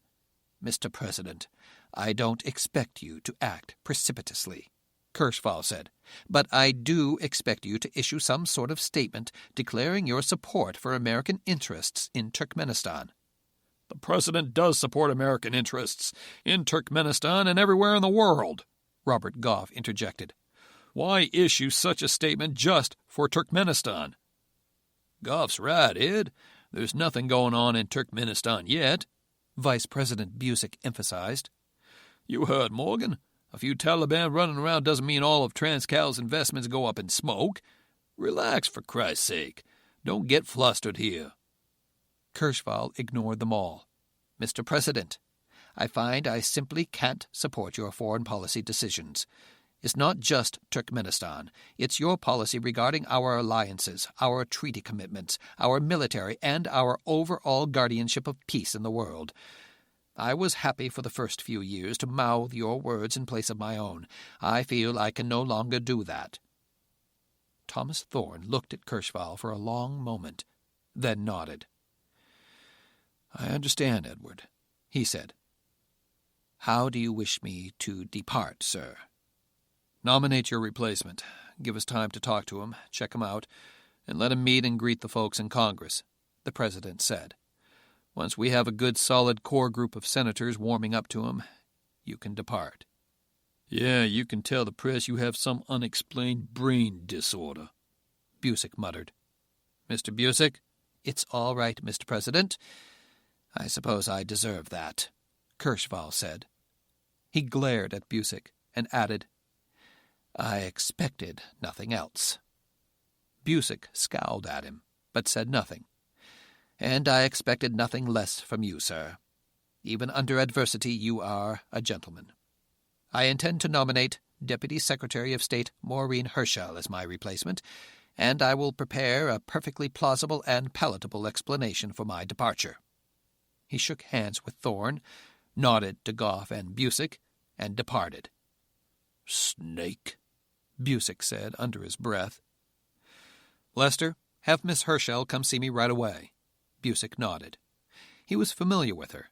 Maureen Herschel was a career State Department official and an expert on many different facets of running the department, from administration to operations. What a damn prick, Busick exclaimed as he picked up the telephone beside him. Those comments will cease immediately, Thorne ordered. Keep them to yourself. Edward Kirschval was a valuable and trusted member of this administration and is still a good friend and a great American. He follows his heart and his conscience, as we all do, but that doesn't diminish his loyalty to his country or his service and dedication to this administration. Mr. President, no one who takes an oath to serve the administration resigns except under extreme personal crisis, Busick said, as he waited to be put through to Herschel's office. In other words, he had better be on his deathbed or a convicted axe murderer if he wants to bail before the end of a term. He serves at the pleasure of the President, not at his own personal pleasure. He resigns only to save the administration the embarrassment of kicking him out or prosecuting him. Edward is an experienced Washington player. He knows what he's doing. This will look bad for him, but it will look very, very bad for us. Herschel is a good choice, Goff said. Former FBI, very good credentials, good background, lots of international experience. She's a babe, I know that, Busick remarked. Goff nodded agreement, even though he knew that the President would not approve of such locker-room talk. Well, at least Kirschval did something right. But Jesus, a year before the election and Kirschval punches out. The only thing that's going to save our political butts now is if he develops a brain tumor or rectal cancer or something. Lester, let's move on, Thorne said. Edward resigned. We've got a good and experienced replacement for him. I'm not concerned about the political fallout right now. Tonight, after the paperwork is cleared up and the phone stops ringing, I'll start worrying about the politics." Robert Goff stayed behind after the vice president departed. He walked with the president to his study, adjacent to the Oval Office. "Mr. President, I think we need to sit down and have a talk with Kirschval," Goff said. "Invite him to dinner in the residence. Feel him out. Find out what he wants." "I think I know what he wants, Robert," Thorne said. "He wants me to act more like a traditional president. He wants me to be engaged in world affairs, not passive. I respect that, but I can't do it his way. He has every right to quit." "No, he doesn't have a right to quit," Goff insisted. "The vice president said it. Accepting a cabinet post is a position of trust and responsibility, not only to you, but to the government. There are times and ways to leave the post in case of illness or between terms. Resigning just because you disagree with a particular policy is not right." "I'm sorry he resigned, and I know it'll be hard on us, especially with an election coming up," Thorne said. "But it can't be helped. Let's get his replacement up to speed as soon as possible, and I'd like to speak with the leadership so we can get through the confirmation hearings quickly." "They'll be waiting for you, that's for sure," Goff said. "Thomas, let me make a suggestion." "All right, Robert. I'll call Edward and find out if he wants to meet and talk," the president said resignedly. "But I don't think he'll do any good." "Well, I was going to suggest something else," Goff said. "Morgan seems pretty sure of something stirring over in Central Asia. I know you said you don't feel that events in Turkmenistan warrant sending American troops." "That's right. I don't." The president looked at Goff. "But you're not talking about troops. You're talking about something else. Robot planes, perhaps?" It was scary, Robert Goff thought, to consider how intelligent Thomas Thorne was. A guy with a mind and a body as sharp as his would make a very, very dangerous adversary. "We've scheduled a campaign swing out west anyway for next week. That Lake Tahoe Environmental Forum speech, followed by appearances in Reno, San Francisco, Monterey, Santa Barbara, Las Vegas, and L.A. I suggest we make a stop prior to arriving in Reno." "Battle Mountain?" Goff nodded. "General McClanahan did a great job standing up that unit so fast," he said. "His first mission over Afghanistan was a success, despite what Morgan suggested. I authorized a mission to recover the drone shot down out there, and I predict that'll be a success too." "I agree, and I'm proud of McClanahan. He's suffered a tremendous loss recently. He's suddenly become a single parent, yet he's worked hard and done well," the president said. "I know we've already got the travel schedule built," Goff said. "but McClanahan might be able to give you some options in case we do need to conduct operations over there." "I don't foresee conducting any military operations in any of the stands, Robert," the president said. "But you are considering McClanahan's facility as an alternate national command center, correct? Battle Mountain is the underground air base, right?" "It certainly is," Goff replied, smiling. "And it does have a very sophisticated communication system. Extensive satellite earth stations, microwave, extremely low frequency, for communications with their robot aircraft. It's also far from any other major target complexes or population centers, and it has a 12,000-foot long runway. The facilities to handle the Airborne National Command Post as well as Air Force One. It would make an ideal alternate command center." "Well, then get together with Lester and build in a visit," the president said. "I imagine you'll get a briefing from him beforehand on his Afghanistan operation and his take on the situation in Central Asia. If you think I'll need to hear his report, build that into the schedule, too." "Yes, sir," Goff replied. He paused, and then looked carefully at his friend. "You don't need an excuse to go talk to your troops, Thomas." "I know." "You also don't have to come up with excuses to visit a military base, just so you don't appear as if you're placating Edward Kirschval." "Do you think that's what I'm doing?" "I think you're more disappointed than you let on about losing him," Goff observed. "It's important to you to give your cabinet a lot of responsibility, but it's also important to show you're in charge." "Do you think I rein Kirschval in too much?" "Kirschval is a Type A action-oriented guy, Thomas," Goff replied. "Is also accustomed to being in charge. Secretaries of State in recent years have been very powerful individuals. Kirschvall probably wishes he were as powerful and influential as Madeleine Albright, James Baker, or Robert Goff. Or Robert Goff, he echoed. I encourage you to talk with Kirschvall, sir, even though I know you won't. There are plenty of folks just as well qualified as he. I only wish we didn't have to take the flack I think we're going to get.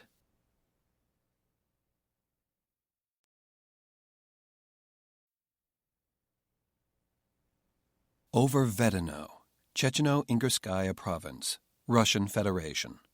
That same time. Damn, it was good to be alive, Anatoly Grislov thought happily. He clasped his co-pilot on the shoulder and headed aft to stretch, have a cigarette, and enjoy life a bit before things got busy again. Air Force General Anatoly Grislov liked to get out of the office at least once a month and fly. With training hours in short supply, it was a luxury even most Russian general officers could not manage. But Grislov was different. Because he was the Deputy Minister of Defense for the Russian government and the Chief of the General Staff of the military forces of the Russian Federation, he got everything he wanted.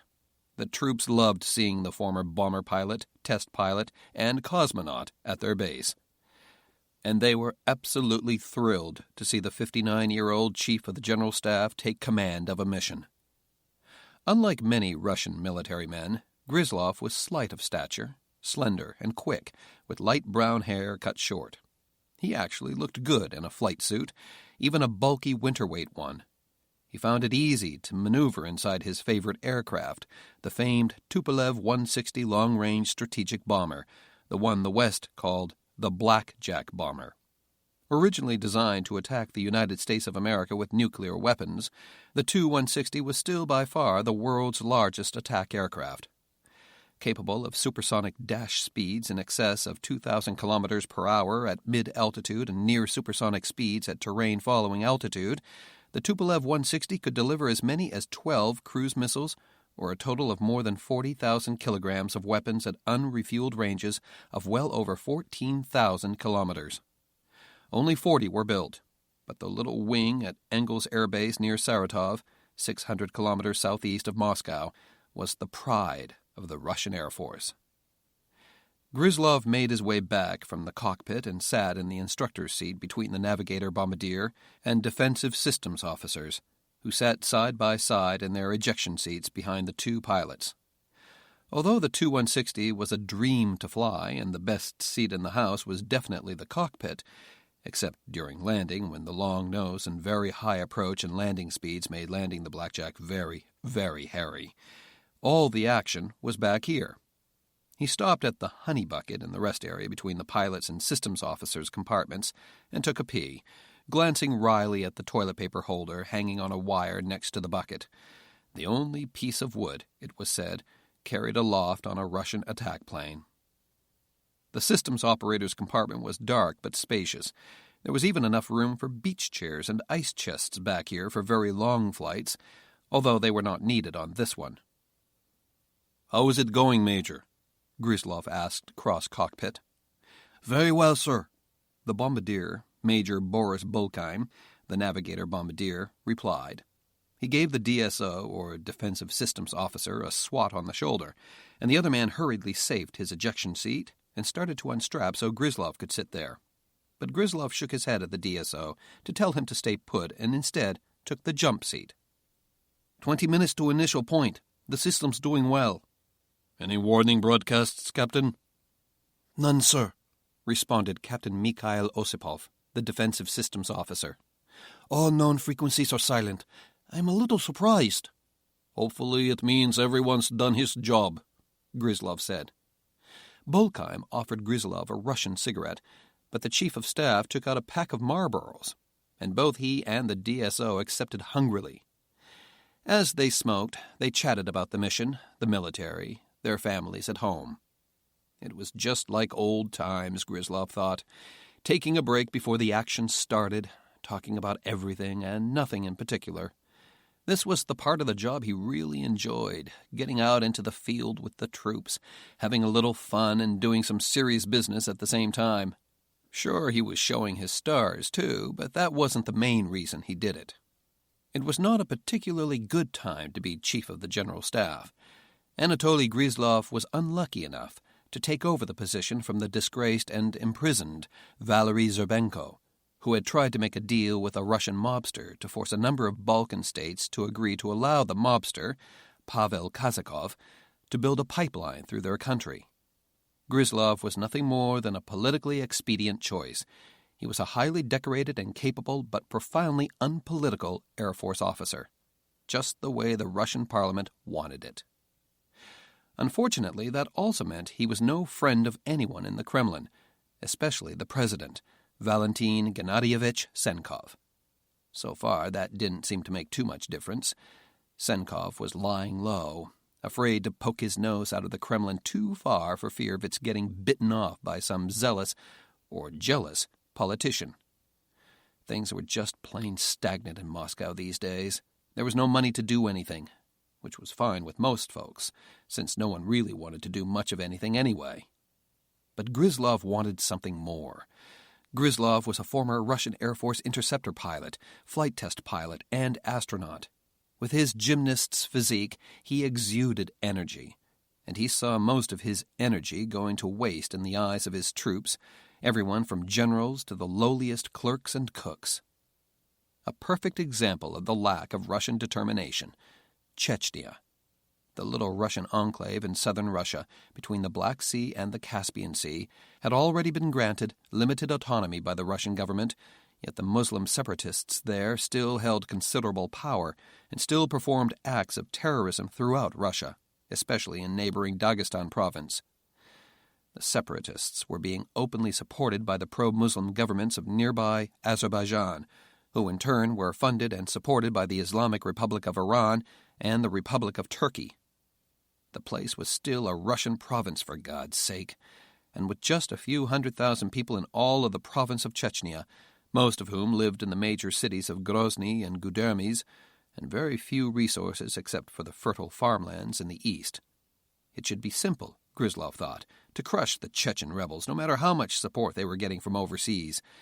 But the terrain was very rugged in the south, which made it easy for guerrillas and terrorists to covertly move out of the country into Dagestan and the former Soviet Republic of Georgia.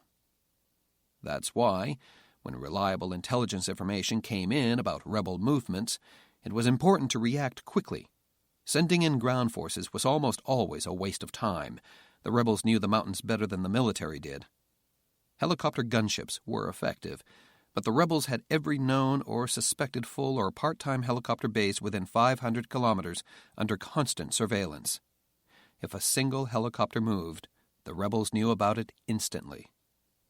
The best way to deal with the rebels was by air from well outside the region. Anatoly Grizlov preferred the long-range bombers, not because he was a former bomber pilot, but because they were the most effective weapon system for the job, as long as the political will to use them still existed. He was determined to spark that political will. He wanted nothing more than to begin an era of Russian military dominance in all of Central Asia and Europe, starting with the breakaway province of Chechnya. 10 minutes to initial point, the bombardier announced. General? The pilot called back on intercom. I'll stay back here, Grizlov said. The spare pilot took the co-pilot's seat, and Grizlov tightened his shoulder straps in the jump seat and got ready for the action. Large numbers of rebel forces had been detected moving north from the Republic of Georgia along the Caucasus Mountains between Dagestan and Chechnya.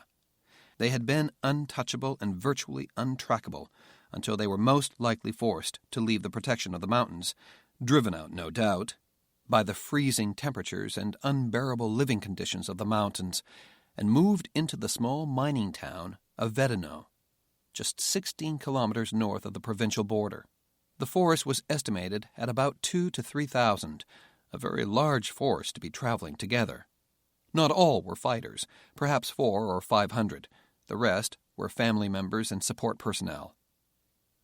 Initial point in 1 minute, the navigator bombardier announced. He checked his inertial navigation system's drift rate, less than 2 miles per hour. Pretty good for this system. He made the final radar update and zeroed out all of the system's velocity errors, then dumped the latest alignment, heading, position, and velocity information to the 24 KH-15 short-range attack missiles they carried in the bomber's 2 huge bomb bays. The plan was simple. First, cut it off, then kill it. At the initial point, the bombardier began launching the missiles. One by one, each 1,200-kilogram missile dropped from its rotary launcher, ignited its solid rocket motor, and shot off into space. A protective coating kept the missile safe as it flew at over twice the speed of sound, up to 15,000 meters altitude, then started its terminal dive on its targets. The first 12 missiles, carrying 150-kilogram high-explosive warheads, hit bridges and major intersections of the roads leading in and out of the rebel sanctuary at Vedeno. Since the missiles had a range of almost 90 kilometers, no one on the ground had any warning of the attack. 5 other Tu-160 Blackjack bombers also launched their missiles around the outskirts of Vedeno from long range, blasting away at known vehicle marshalling areas, storage facilities, hideouts, and encampments outside the town. The second phase of the attack didn't commence for 10 minutes. The reason was simple. The rebels' typical pattern when under attack was to leave their families behind in town and try to escape into the mountains. In 10 minutes, they should just be discovering that their escape routes had been cut off, leaving them out in the open. At that moment, the Tu-160s opened up their aft bomb bays. And the real carnage began. All the aft bomb bays carried 12 more KH-15 missiles on rotary launchers, but the warheads on these contained fuel-air explosive devices. Explosive fuel was dispensed in a large cloud about 200 meters above ground and then ignited, creating a massive fireball over 300 meters in diameter that instantly incinerated anything it touched. And each missile was targeted not just for the outskirts of Vedeno, but for the town itself. Within moments, the place that was once the city of Vedeno was completely engulfed in fire. Over 4 square kilometers were leveled and burned instantly, and the overpressure caused by the multiple fuel-air explosions destroyed anything within 7 square kilometers. The only thing left standing was the Caucasus Mountains, completely denuded of all vegetation and wiped clean of snow, with immense blankets of smoke and steam rising into the night sky. "Good job, everyone," Gryzlov said. He shook hands with the systems officers, then returned to the co-pilot seat. The pilot was just checking in the rest of the formation. All aircraft in the green. All aircraft released live weapons. All aircraft returning to base. "Excellent job, everyone," Gryzlov radioed on the secure command frequency to the other bombers in the formation. "I'm buying the first round back home." Battle Mountain, Nevada, that evening. Air Force Colonel Darren Mace decided to drive his beat-up Ford pickup into town to look around before heading out to the base. The town of Battle Mountain was hardly more than a dusty bump in the road off Interstate 80 in northern Nevada. With the construction of the Air Reserve Base, several civilian construction projects were also underway. A large chain hotel and casino, a sizable truck stop, several apartment buildings, and a small single-family home subdivision. But even after 3 years since construction began on the base, the town had changed very little. It still had its old, isolated, mining town rough edge. Closing in on the big 5-0, Darren Mace had recently turned into the world's biggest health freak, which for him was a complete 180 from his previous lifestyle. Not long before, his favorite hangout for everything from mission planning to dating to doing his taxes was in a tavern somewhere. He was such a fixture in some of his favorite places that he could often be seen serving drinks or repairing equipment in his spare time. But then he found himself needing glasses for reading, found his flight suits getting a little tight around the middle, so he started an exercise regime. Now every day started off with a run.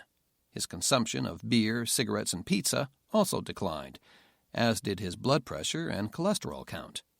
So he was able to maintain the same lean, trim figure he'd had most of his adult life, even though he was getting more and more desk-bound in his military career. Sure, the hair was turning grayer, and he was popping aspirins almost every morning to counteract the unexpected little aches he'd encounter. But those were all signs of maturity, weren't they? Maturity was never one of his strong suits in the past. Born and raised in Jackpot, Nevada, several hours' drive northeast of Battle Mountain, the younger Mace found that his main concerns usually involved staying one step ahead of his strict parents, the game wardens during his many illegal hunting trips in the high desert, the fathers of his various love interests, and, first on the list, getting the hell out of backcountry Nevada. The Air Force was his ticket out. His 23-year Air Force career wasn't all aches and pains. Because of his exceptional knowledge, his skills, and his ability to think, plan, and execute quickly and effectively, Mace was one of the youngest aviators ever chosen to fly the FB-111A Aardvark supersonic strategic bomber, at a time when there were only 40 of the long-range nuclear-armed bombers in the Air Force inventory, and only 6 navigators per year chosen from the entire force to serve on them. He didn't disappoint. He was not only a knowledgeable and hard-working bombardier and crew member, but he took the time to study the aircraft, all its systems, and its incredible capabilities. Mace soon became known as the primary expert in all facets of the go-fast supersonic strike aircraft. So in 1990, during Operation Desert Shield, Darren Mace was the natural choice for one of the most important and dangerous missions conceived as a result of the Iraqi invasion of Kuwait and the tensions created in the Middle East. The American response to an all-out nuclear, chemical, or biological attack by Iraq or one of the other hostile nations against U.S. forces in the region. Should such an attack take place, Mace's mission was to take off in his FB-111A bomber from a secret airbase in eastern Turkey and launch thermonuclear-tipped missiles at 4 of Iraq's most important underground command and control centers, all in one mission. On January 17, 1991, the Iraqis attacked Israel with a Scud rocket armed with what was thought to be a chemical weapon warhead, and several more Scuds hit areas of Saudi Arabia, close to where American troops were garrisoned.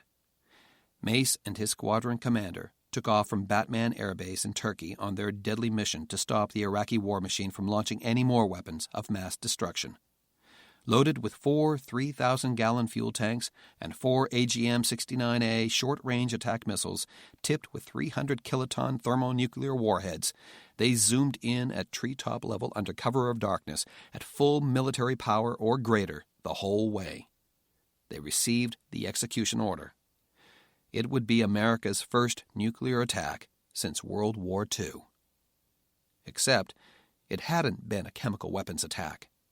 It was determined that the Iraqi warhead did not contain chemical or biological weapons. The rocket had hit a dry cleaning facility, and the chemicals released from inside the building mimicked chemical weapons. Within minutes, an abort code was sent to the strike aircraft. Moments before launch, the crew received a coded message. There was no time to decode it before launch, and they already had a valid strike order authorizing them to launch their missiles. But Mace canceled the attack anyway. Legally, procedurally, he should have fired his nuclear missiles. Instead, Mace used his common sense and his gut feeling and aborted. Now deep inside enemy territory, flying right over Iraq's most sensitive military areas, the crew had relied on the nuclear strike to help them escape. Without it, they were in the fight of their lives. With no fighter protection, low on fuel, and heavily loaded with dangerous weapons, they were attacked mercilessly with every weapon in the Iraqi air defense arsenal. Mace's aircraft commander was badly injured, and his plane shot up and flying on one engine. Mace managed to do an emergency refueling with a KC-10 aerial refueling tanker that had crossed the Iraqi border to do the rendezvous before the FB-111 flamed out, then crash-landed his plane on a highway in northern Saudi Arabia. In anyone's book, in any other situation, Mace would have been a hero.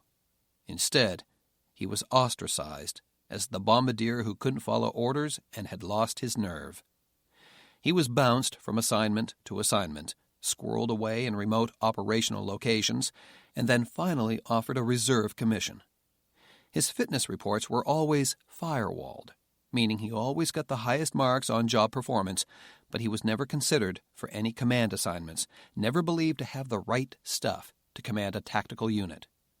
His last assignment was as a protocol officer in the Secretary of Defense's office, where he'd been relegated to escorting VIPs and running errands for the honchos in the Pentagon.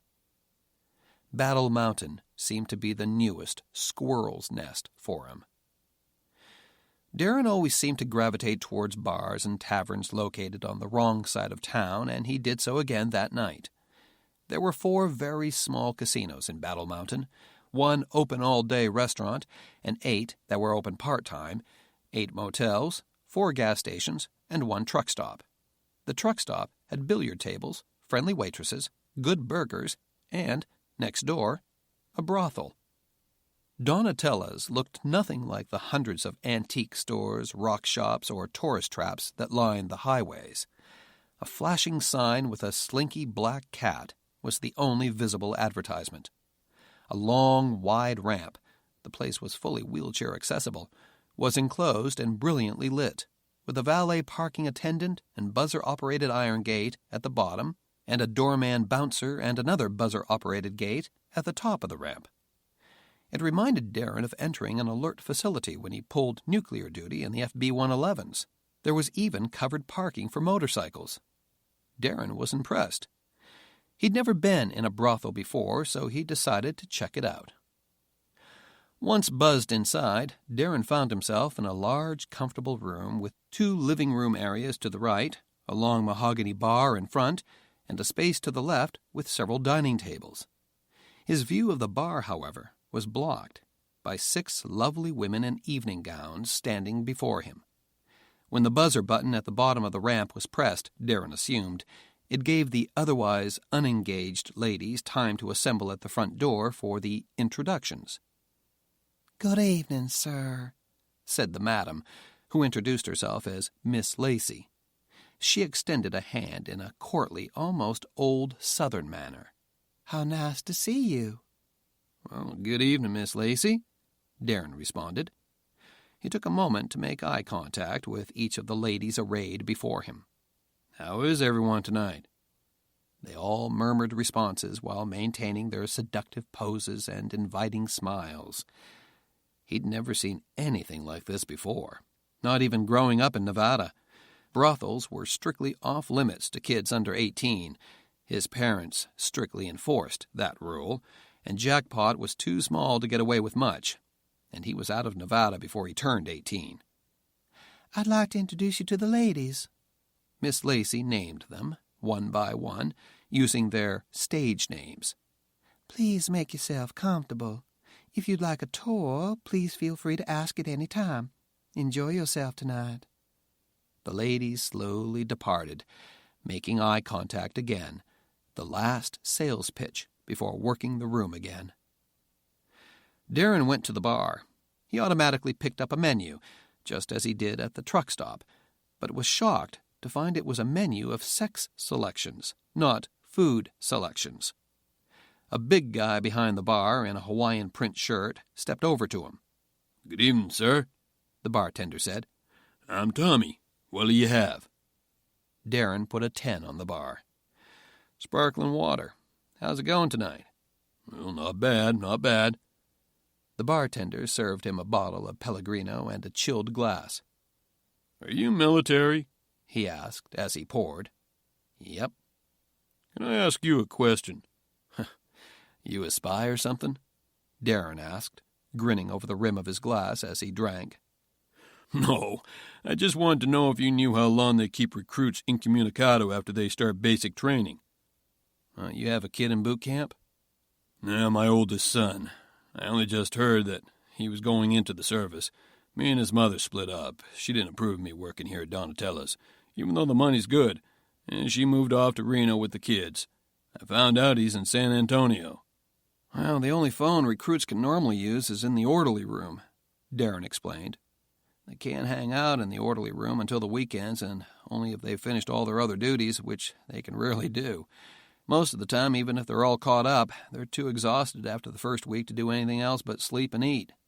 So what do I do? Well, wait till next weekend. The drill sergeants are good about reminding recruits to call home often. In fact, most DIs withhold money from recruits' pay for phone calls, postage, stationery, haircuts, that sort of thing. Is that right? Thanks, Tommy said. He's my oldest boy. I hardly seen him at all since the old lady moved to Reno. I should have taken the time and gone to his high school graduation. I didn't know he enlisted and had to report right after graduation. I can help you find out when basic training is over. You get the time off and go, Darren suggested. You won't recognize him. He'll have lost a bunch of weight. He'll call you sir until you're sick of it, and he'll be as hard as a rock. Tommy looked amazed. Since he himself was 6'4" and weighed more than 300 pounds, no doubt his son was more than a chip off the old block. No shit, huh? That I gotta see. Thanks again. He went about his business. A few moments later, one of the courtesans came up to Darren. "Hi there," she said. "I'm Amber." "Oh, how are you tonight, Amber?" "Oh, I'm fine. Really fine." Amber looked as if she was in her mid-20s. Her blonde hair was real, but the life had gone out of it, and she obviously overdosed on mousse to fluff it up. She was thin, verging on gaunt, but she was adorned with a fabulous set of breast implants that could have easily weighed more than the rest of her entire body. "Would you like a drink?" "Yes, thanks. Same as you is just fine." While her drink was being served, she stepped around him, letting her fingertips trace a line across his chest, and started kneading his shoulders. She certainly had very strong hands. She might even have been a masseuse at one time, but Darren thought she'd probably earned those strong hands in a number of other pursuits. "Hard day at work, handsome?" Just got into town." "New job?" "Yep." "New boss? New town? Lots of tension, huh?" You know it. She waved her hand and snapped her fingers. "I can take away all that tension for you just like that." "How?" "How about a dip in the hot tub and a massage? Care to join me?" A hot tub, huh? That sounds like fun. He'd never done anything like this before, and he had no idea what was in store, but he knew it involved copious amounts of money.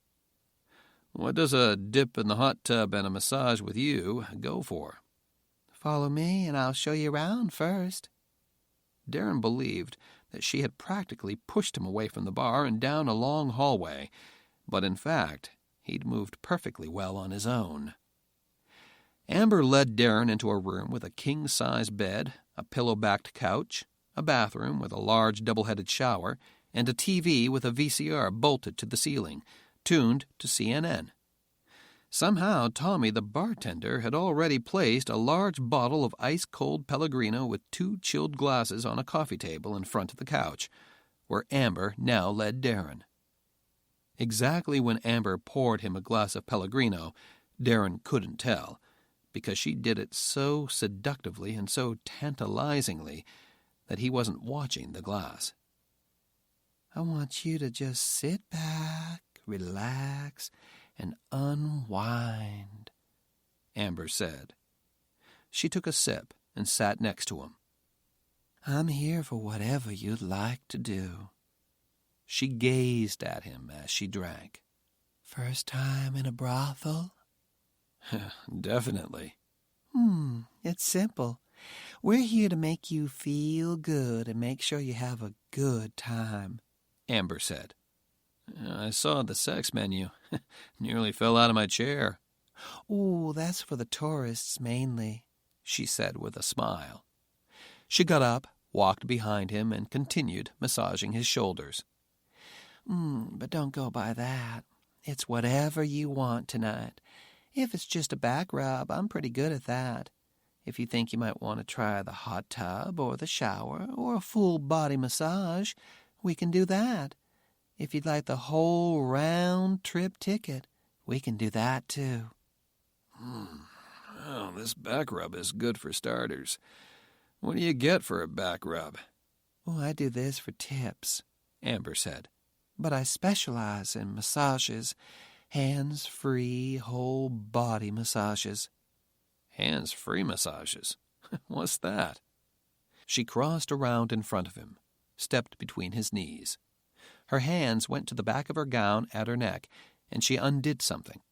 The gown fell away like a wisp of vapor. Oh. This had to be part of the sales pitch, the gab, the come-on. Okay, Darren figured. He'd let the pro do her thing.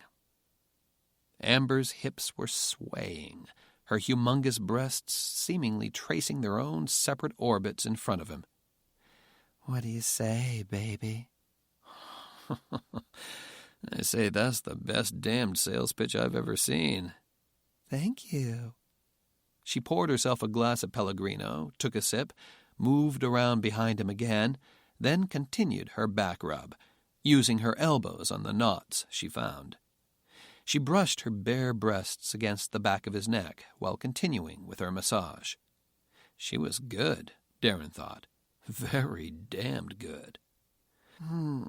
You're a sweet guy.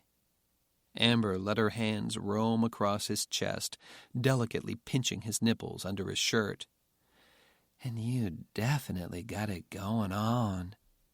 Oh, thanks, Amber. Are you in the military? Yes. A flyer? He nodded. Oh, things are getting busy out there at the base, but it still seems like an awfully lonely place. Is that part of the sales pitch, too? Oh, anything I can do to keep you here a while longer, I'll do. She let her breasts touch his neck again. Anything at all. The law of diminishing returns said get him the hell out of there before she lost too much more money on him that evening. What do you say, Flyboy? A relaxing hot tub, my deluxe full-body hands-free massage, a nice shower, 1 hour, $200. Anything else you think you'd like, just tell me, and we'll renegotiate. Her instincts were right. Yeah, maybe some other time, Darren said. He downed the last of the Pellegrino. You could be a first-class masseuse in any hotel in San Francisco or Hawaii, Amber. Thank you, she said. Her eyes glistened with humor. I am first class, that's for sure. You need to find out for yourself someday. Maybe I will. You don't think highly of the world's oldest profession? Well, I never thought about it before now. It's a job like any other. Your attitude determines what you get out of it, Amber said, as she put her gown on again. The reality is I make a lot more money than you do. I work fewer hours. I live my life the way I want. And here in Nevada, no one messes with me. I'm an independent contractor. There are 37 legal brothels in the great state of Nevada, and if Battle Mountain bores me, I can pick up and work in any one of them tomorrow without a problem. I have lots of boyfriends and girlfriends, and I'm never alone if I don't want to be. Oh, as long as I stay clean, off the booze and off the coke, I'll be okay. Oh, and did I mention I make a hell of a lot more money than you do? Chasing the almighty dollar. Damned right I am, Amber said. There will come a time when the money won't matter, and then I'll get out. Hopefully before you catch some STD. You fly military jets and drop bombs with thousands of guns, missiles, and fighters after your ass trying to blow you out of the sky, and you think my line of work is dangerous? Give me a break. Besides, I get more medical exams and blood tests in 1 month than you do in 2 years, and we don't mess around with the DC here. I check my clients out very carefully each and every time, or they don't get to ride the pony. And everyone wears a raincoat, even my boyfriends, the ones I've known for years. How do you flyboys put it? Managed risk? Well, that's what I do. That's what we all do. She gave him one more of her patented seductive looks. Please don't be judgmental of me or of yourself. I'm happy. You should be happy too. Learn to enjoy life. That's why I'm here. If having sex with a pro bothers you, well, there's lots of things I can do with you to please and entertain you, even if you don't want the whole round trip. A nice hot tub, a massage. Then we'll talk about what comes up. Darren laughed at the old joke despite himself. He certainly never expected to meet someone like her in a place like this. You look worried about something. New job, new boss. Old flame. You mean your new boss and your new job is an old flame? Geez, no wonder you're tense, baby. She continued to massage. So, who left whom? She left me. Moved onward and upward. I kind of moved, sideways. Now you work for her? Ouch. Yeah. Amber moved her hands down over his shoulders and across his chest in a last-ditch effort before dumping this guy and moving on to the next prospect. You have nothing to worry about, Tiger.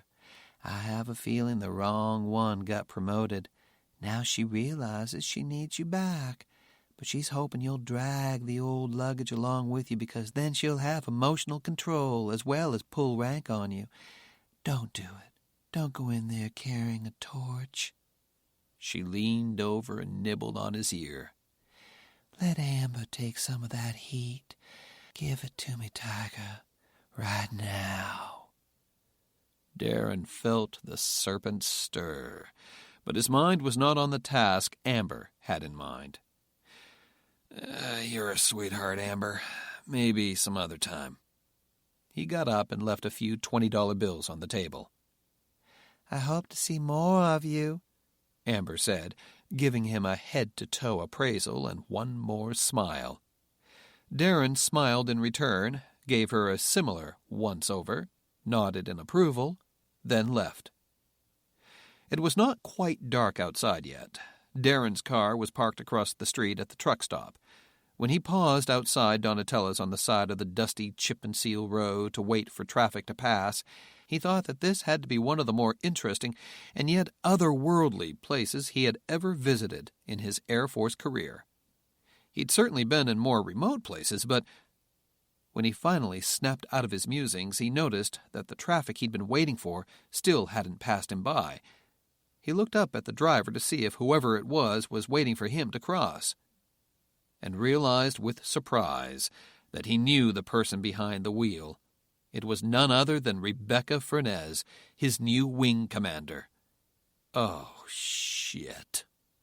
9 years earlier, both Mace and Furnez had been assigned to the 394th Wing of the Air Force Reserve at Plattsburgh Air Force Base in upstate New York, flying the RF-111G Vampire reconnaissance strike aircraft. At the time, Rebecca was a highly decorated major.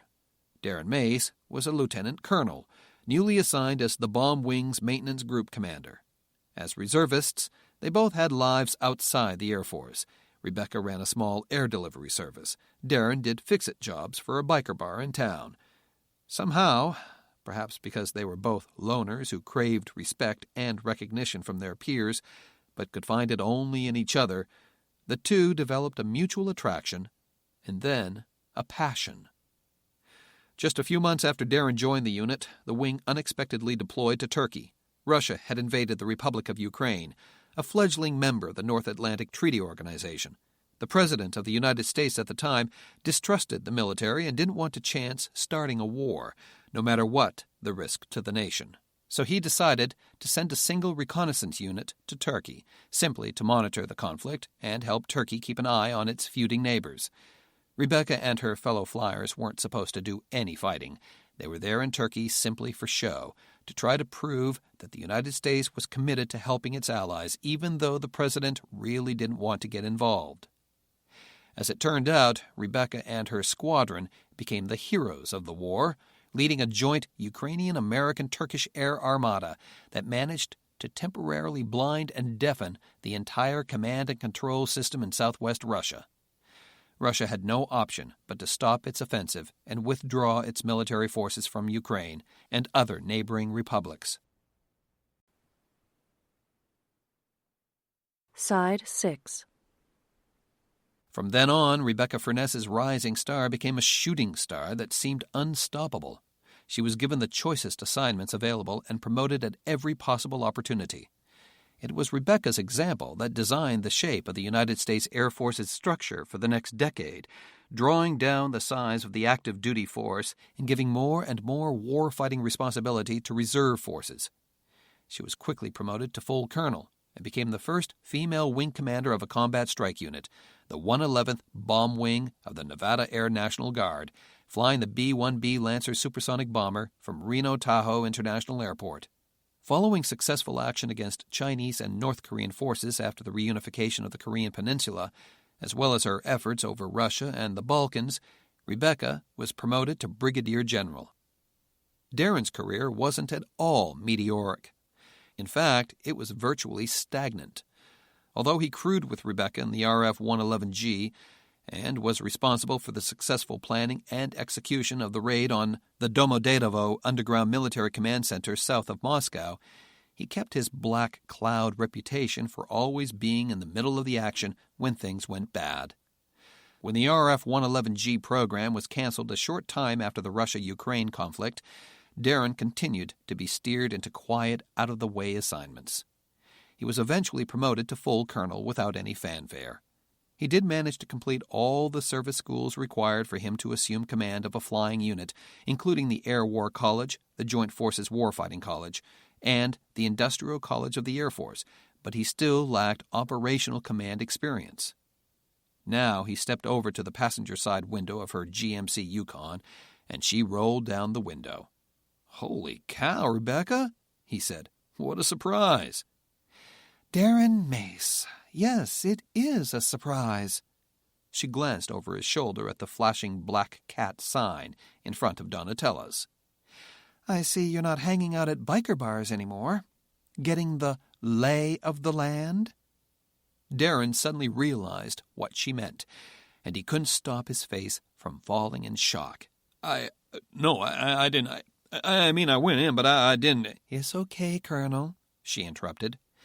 Paying money to have sex with strange women is perfectly legal in Lander County. Pathetic and sad, but still legal.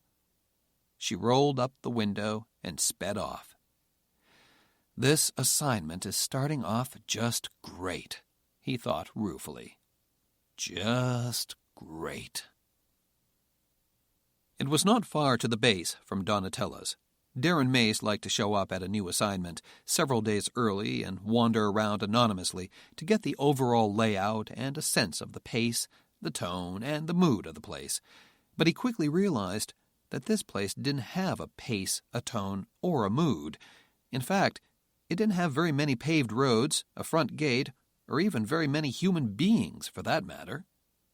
The government had been working on Battle Mountain Air National Guard Base outside the town of Battle Mountain in north-central Nevada for 3 years, and they had virtually nothing to show for it. All he could see were a few sterile-looking multi-story buildings scattered across the high desert plain.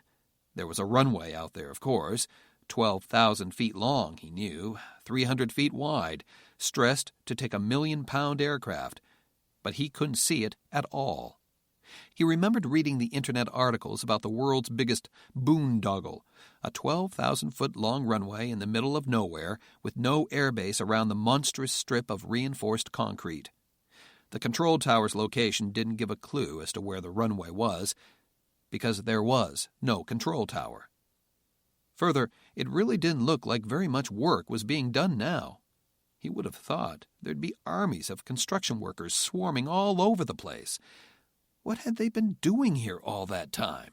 Was this base going to open or not? He did see a few aircraft hangars and decided that was the only place his new unit could be. As it turned out, Battle Mountain Air Force Base did have a security force. A few minutes after driving onto the base, he was stopped by a patrol car. "Good evening, Colonel Mace," the officer, an Air Force sergeant, greeted him after stepping up to his car and snapping a salute. "I'm Sergeant Rollins, 111th Attack Wing Security Forces. Welcome to Battle Mountain Air Force Base." Mace returned the salute. "How do you know who I am, Sergeant?" "Well, we've been monitoring your arrival, sir," Rollins replied. I've been asked to start your in-processing." "In-processing?" Mace asked incredulously. He looked at his jogger's Timex. "It's 7 p.m. Is the support group still open for business?" "I just need your ID card in order, sir," Rollins said. After Mace fished out the paperwork from his briefcase, the sergeant held out a device and asked Mace to put both his thumbprints on it, like an electronic ink pad. "Thank you. Please stand by, sir," the sergeant said, and he returned to his vehicle with Mace's ID card and orders. Mace had to wait almost 10 minutes and was just on the verge of getting out of the car to complain about the delay, but he was pleasantly surprised when the officer returned with a base decal, an updated ID card, a flight line pass, and a restricted area pass. Mace looked at all the documents in wonder. "Where did you get this photograph?" he asked, motioning to the new ID card. "I took it, sir." "When?" "The moment I walked up to your vehicle, sir," the officer replied. Sure enough, the guy's flashlight contained a tiny digital camera, because the face on the picture was him, sitting in his car. "Well, you can't use that picture on my ID card, Sergeant," Mace protested. "I'm not in uniform. I haven't even shaved yet." "Doesn't matter, sir," the officer responded. "We use biometric identification equipment now. You could have a month's growth, and we'd still be able to ID you. We've already taken your picture a dozen times since you've been driving around the base. We've registered your vehicle and correlated the registration with your identity. We've scanned you and your vehicles, and we've even noted that you're carrying unloaded weapons in your trunk. If you'd like, I can register them for you right now." Mace opened the trunk for the officer and took the guns out of their locked cases. The officer simply scanned the weapons with his flashlight again, and minutes later he had electronically added the registration information to Mace's ID card. "You're all in processed," he announced. What?" "Security forces can network in with the Wing's computer system from our cars, so we can initiate in-processing when the newcomers arrive on base, sir," Rollins said. "Everything's been done. Housing, pay and allowances, official records, medical pass and ID, uniforms, even pre-deployment. You'll be notified by email if anyone needs to see you in person, such as the flight surgeon or base dentist. Orientation briefings are conducted by video conference or by computer. Your unit duty section and the Wing's commander's office have also been notified that you're on base. Are there any questions I can answer for you, sir?" "Is there a base gym?" Afraid not, sir. Each unit on base will probably set up its own facilities until the base builds one. Security Forces has a pretty good one, which you're welcome to use until the 51st builds its own." "The 51st? "Your squadron, sir." The Security Forces sergeant smiled mischievously. "And that happens all the time, sir. My system knows more about you than you do. The duty officer will be able to direct you to motels in the area that can accept your PCS orders as payment until you find permanent quarters." "Already taken care of," Darren said. "Mind if I just drive around a bit?" "Not at all, sir," the officer said.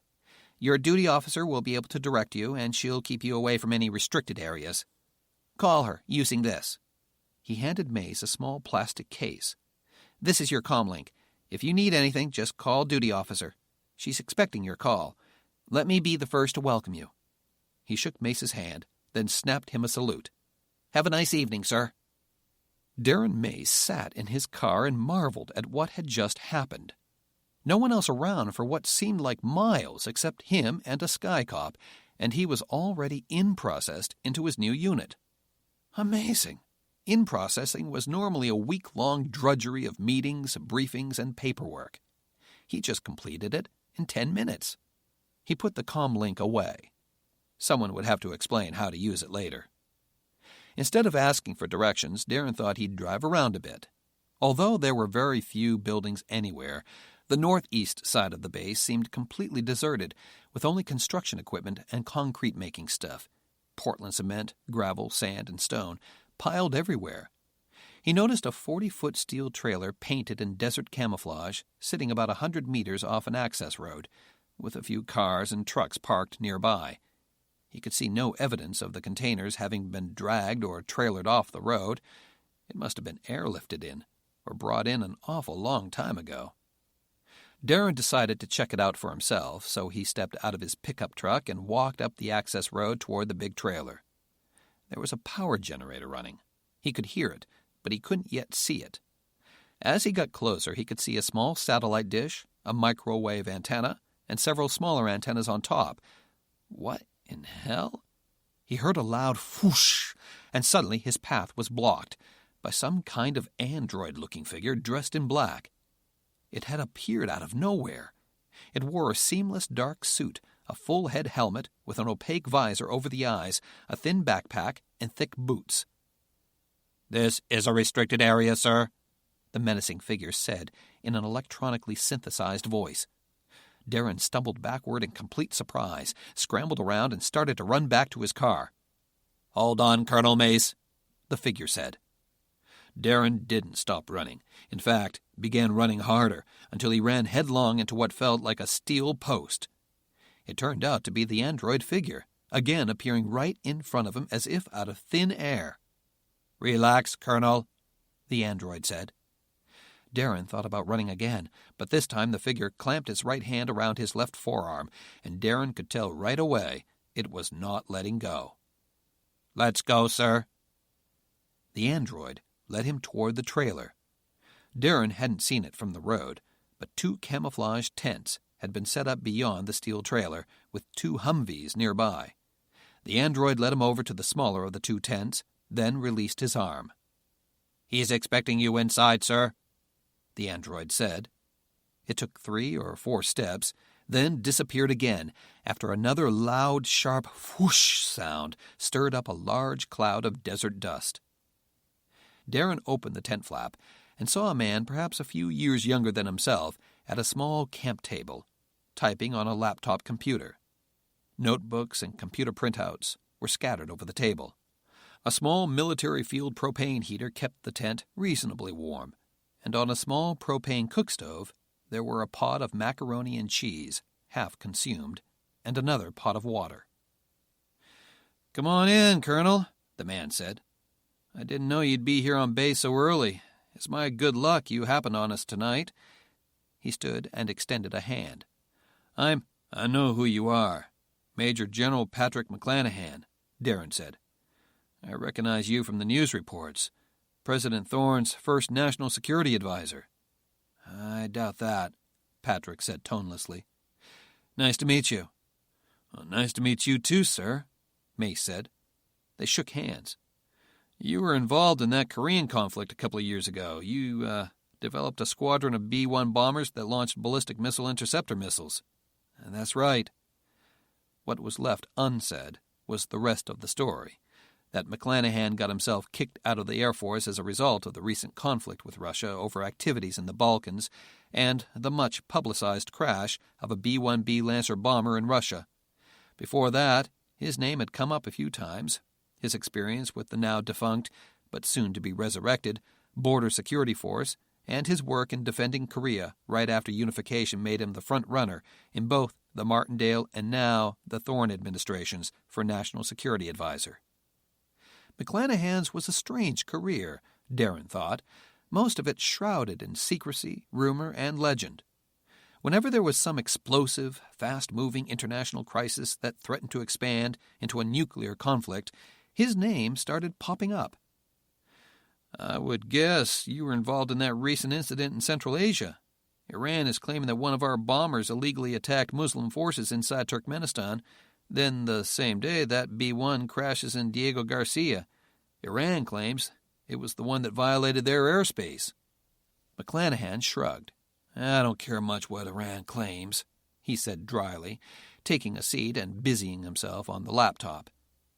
Mace noticed it was not a denial, but he knew better than to quiz the guy who was probably his new boss, or at least a very high muckamuck. "What makes you think I had anything to do with something in Turkmenistan, Colonel?" "Your reputation definitely precedes you, sir," Mace said. McClanahan glanced up. Darren couldn't tell if it was an irritated glare or an amused look. "If it makes any difference to you, sir, I think it's the kind of reputation I'd like to have," Darren added. "If you care about working here and about your career in the military, Colonel, I wouldn't recommend it," McClanahan said. There was an uncomfortable pause. Then he went on. "I was impressed with your work with the Global Hawk Wing at Beale Air Force Base. Those unmanned aerial vehicles had been in use for many years, but they still had some problems. You were able to overcome them and stood up the wing in very short time, the very first unmanned air wing. I thought you should have been given command of the wing, but their loss is my gain." "Thank you, sir. I had a lot of good folks working for me. Actually, I ripped off a lot of the technology I used to bring the Hawks online from Zen Stockard and you guys at Hawk, specifically your virtual cockpit technology." "Well, glad to be of help. We've done great improvements with the VC, and we're building a state-of-the-art facility to exploit it. What we needed was someone with both operational and engineering experience. We're going to ask you to do the same for us that you did with Beale's Global Hawks. Get our aircraft and organization up to speed as quickly as possible. Your job will be to work with the wing commander and the engineering staff from the Tonopah test range." Darren shook his head. "Well, I'm confused, sir," he said. "I thought this was a tanker unit." "We've got tankers here, yes." "What other aircraft do you have here?" "You haven't spoken with anyone from wing headquarters yet?" "Well, I did run into General Furness in town a little while ago, but we didn't really talk." Patrick's eyebrows raised in question at that. "I thought you two knew each other." It wasn't a good time to chat," Darren said, stumbling. He was thankful to see McClanahan nod, apparently willing to let it drop. "I just arrived tonight. My report date isn't until next week, but I decided to show early. I didn't imagine in-processing would only take 10 minutes. "Now I see why you're in the dark," McClanahan said with a slight smile. "You haven't had the nickel tour yet. I think I'll leave that up to General Furness or Colonel Long." "What are you doing out here tonight, General?" "Well, trying to nail down all the interface parameters between my virtual cockpit and my plane," he replied. "But we're missing something. We can't find it in the VC. I can't find it out here. It must be in the plane, but we still can't isolate it." "What plane are you talking about, General?" Darren asked. "I haven't seen any planes here yet. And why in hell are you—" "Shh! Not so loud. And watch your French." Patrick motioned with his head to his right, and Darren saw a small boy in a sleeping bag, lying on an inflatable mattress. Is that your son, General?" Darren whispered incredulously. Patrick nodded. "Yeah, Bradley James. I've been so busy the last several days I haven't been with him very much. I couldn't stand being away from him any longer, so I told him we were going on a camping trip. I know it's forecast to go below freezing tonight and he's got school, but I did it anyway. We cooked hot dogs and macaroni and cheese, his favorite comfort foods. We looked at the stars through a telescope and he conked out." "You took your son out to the desert while you're working on a project?" "Couldn't think of anything else to do," Patrick said. He looked at his son and sighed. "I always wanted to take him out camping, but his mother didn't relish the idea. He has a rough night if we do something that we used to do together, so camping seemed to kill two birds." He swallowed a bit, then corrected himself. It seemed to fit the bill nicely. Darren had heard something about some great tragedy in McClanahan's life, but no one had laid it out for him, out of respect for the man. It obviously had something to do with his wife, Bradley's mother. This was a very surreal scene, a young commanding general personally monitoring a major project being conducted in his high-tech unit, but concerned, disturbed, enough to bring his son out to the site in a sleeping bag. How weird was this? "Well, anything I can help you with, sir?" "I hope so. That's why I got you assigned here from the Pentagon," Patrick said. He ran his hands wearily over his face and his short-cropped hair. "This is not an official wing project, Darren. I've got no budget, not one dime. I'm stealing fuel and flight hours from the wing already, as it is. But I promised the chief that I'd have something to show him." "Well, I don't get it, sir," Darren commented. "Aren't you the commanding officer here?" "Officially, Darren, I don't exist here," McClanahan admitted. "The 1st Air Battle Force was stood up here, but we don't have a mission. It's my job to build one.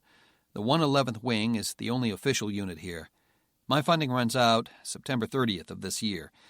I talked the chief and SecDef into bringing them here to see if we can integrate them into a deployable force, but I don't have a staff or a budget.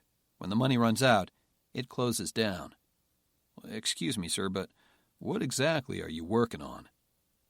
McClanahan finished typing notes, got up, checked on Bradley to make sure he was warm enough, then motioned to Darren. "Come with me, Colonel." Darren followed McClanahan out of the tent. He immediately saw the tall, android-looking figure standing nearby, now carrying a huge, futuristic-looking weapon. "Excuse me, sir, but what in the hell is that?" "You mean who?" Patrick corrected him. "Gunnery Sergeant Matthew Wild, Air Battle Force Ground Operations," Patrick replied. "Ground operations? You mean combat ground operations?" "That's the idea." "What's he wearing? What's he carrying?" "He's wearing electronic battle armor. He's carrying an electromagnetic railgun." "A what?" "I'll explain later." They stepped quickly over to the steel trailer. McClanahan unlocked the door by pressing his thumb on a pad. The door opened with a hiss of pressurized air. Inside the tightly packed trailer were 2 seats facing simple consoles with 2 hand controllers. On either side of the seats were computer terminals. On the leftmost side, facing the front of the trailer, was a 5th console with 3 computer monitors, manned by a technician furiously entering commands into a computer keyboard. The inside of the trailer was so loud from the sound of the air conditioning that the tech had to wear hearing protectors. But all this occupied only about a third of the trailer. The rest was jam-packed with electronics, circuit board racks, power supplies, communications equipment, and air conditioning units. Darren recognized it all instantly. "It's a virtual cockpit trailer," he said, surprise in his voice. "Well, it's a lot bigger than I thought." "How much bigger?" Patrick McClanahan asked. "Well, Global Hawk's entire control suite could fit in the back of a Humvee," Darren said. "Well, this is definitely first generation," McClanahan said. "We developed this trailer at Dreamland 5 years ago, and it was amazing that we fitted it all in here. I just flew the trailer out here today, but there's some snafu in the satellite link." "The satellite link was the simplest part of the Global Hawk system," Darren said. "It's normally bulletproof. We had a simple satellite phone hookup, relaying instructions back and forth from the aircraft and control station." He went over to the middle left seat. It was obviously the pilot seat, with a left-hand throttle control and a right-hand flight control stick. But there were no other instruments visible, not even a computer screen.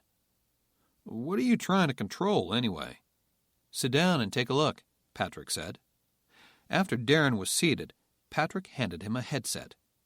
It looked like standard aviation issue, except for some strange protuberances on the crossband. When Darren tried to adjust the small, sharp probes that dug into his scalp from those arms, Patrick said, "No, don't touch those. You'll get used to them." Darren sat with the strange-looking headset on his head and waited. And suddenly he was standing outside the tent, in the desert, in broad daylight, looking out across the runway. Superimposed on the image were all sorts of electronic data and symbology floating in space, magnetic headings, range readouts, a set of crosshairs, and flashing pointers. He whipped off the headset in complete shock, and the image instantly disappeared. "What in hell? Well, that was no projected image or hologram. I saw those images, just as clearly as I'm looking at you right now. How did you do that?" "An outgrowth of the Antares technology we developed about 7 years ago," Patrick replied. "Antares stands for—" "I know. Advanced Neural Transfer and Response System," Darren interjected. "Zen Stockard is a good friend of mine. I know he was spearheading the Resurrected program a few years back. I applied for it myself." Jeff Zen Stockard was a flight test pilot at the High Technology Aerospace Weapons Center. Along with the man standing before him, Patrick McClanahan, Stockard was one of the few people alive who had fully mastered the Antares thought control system. Darren had applied for the Antares research program at Dreamland several times, thinking that surely the Pentagon would relish the idea of squirreling him away at that super-secret desert facility.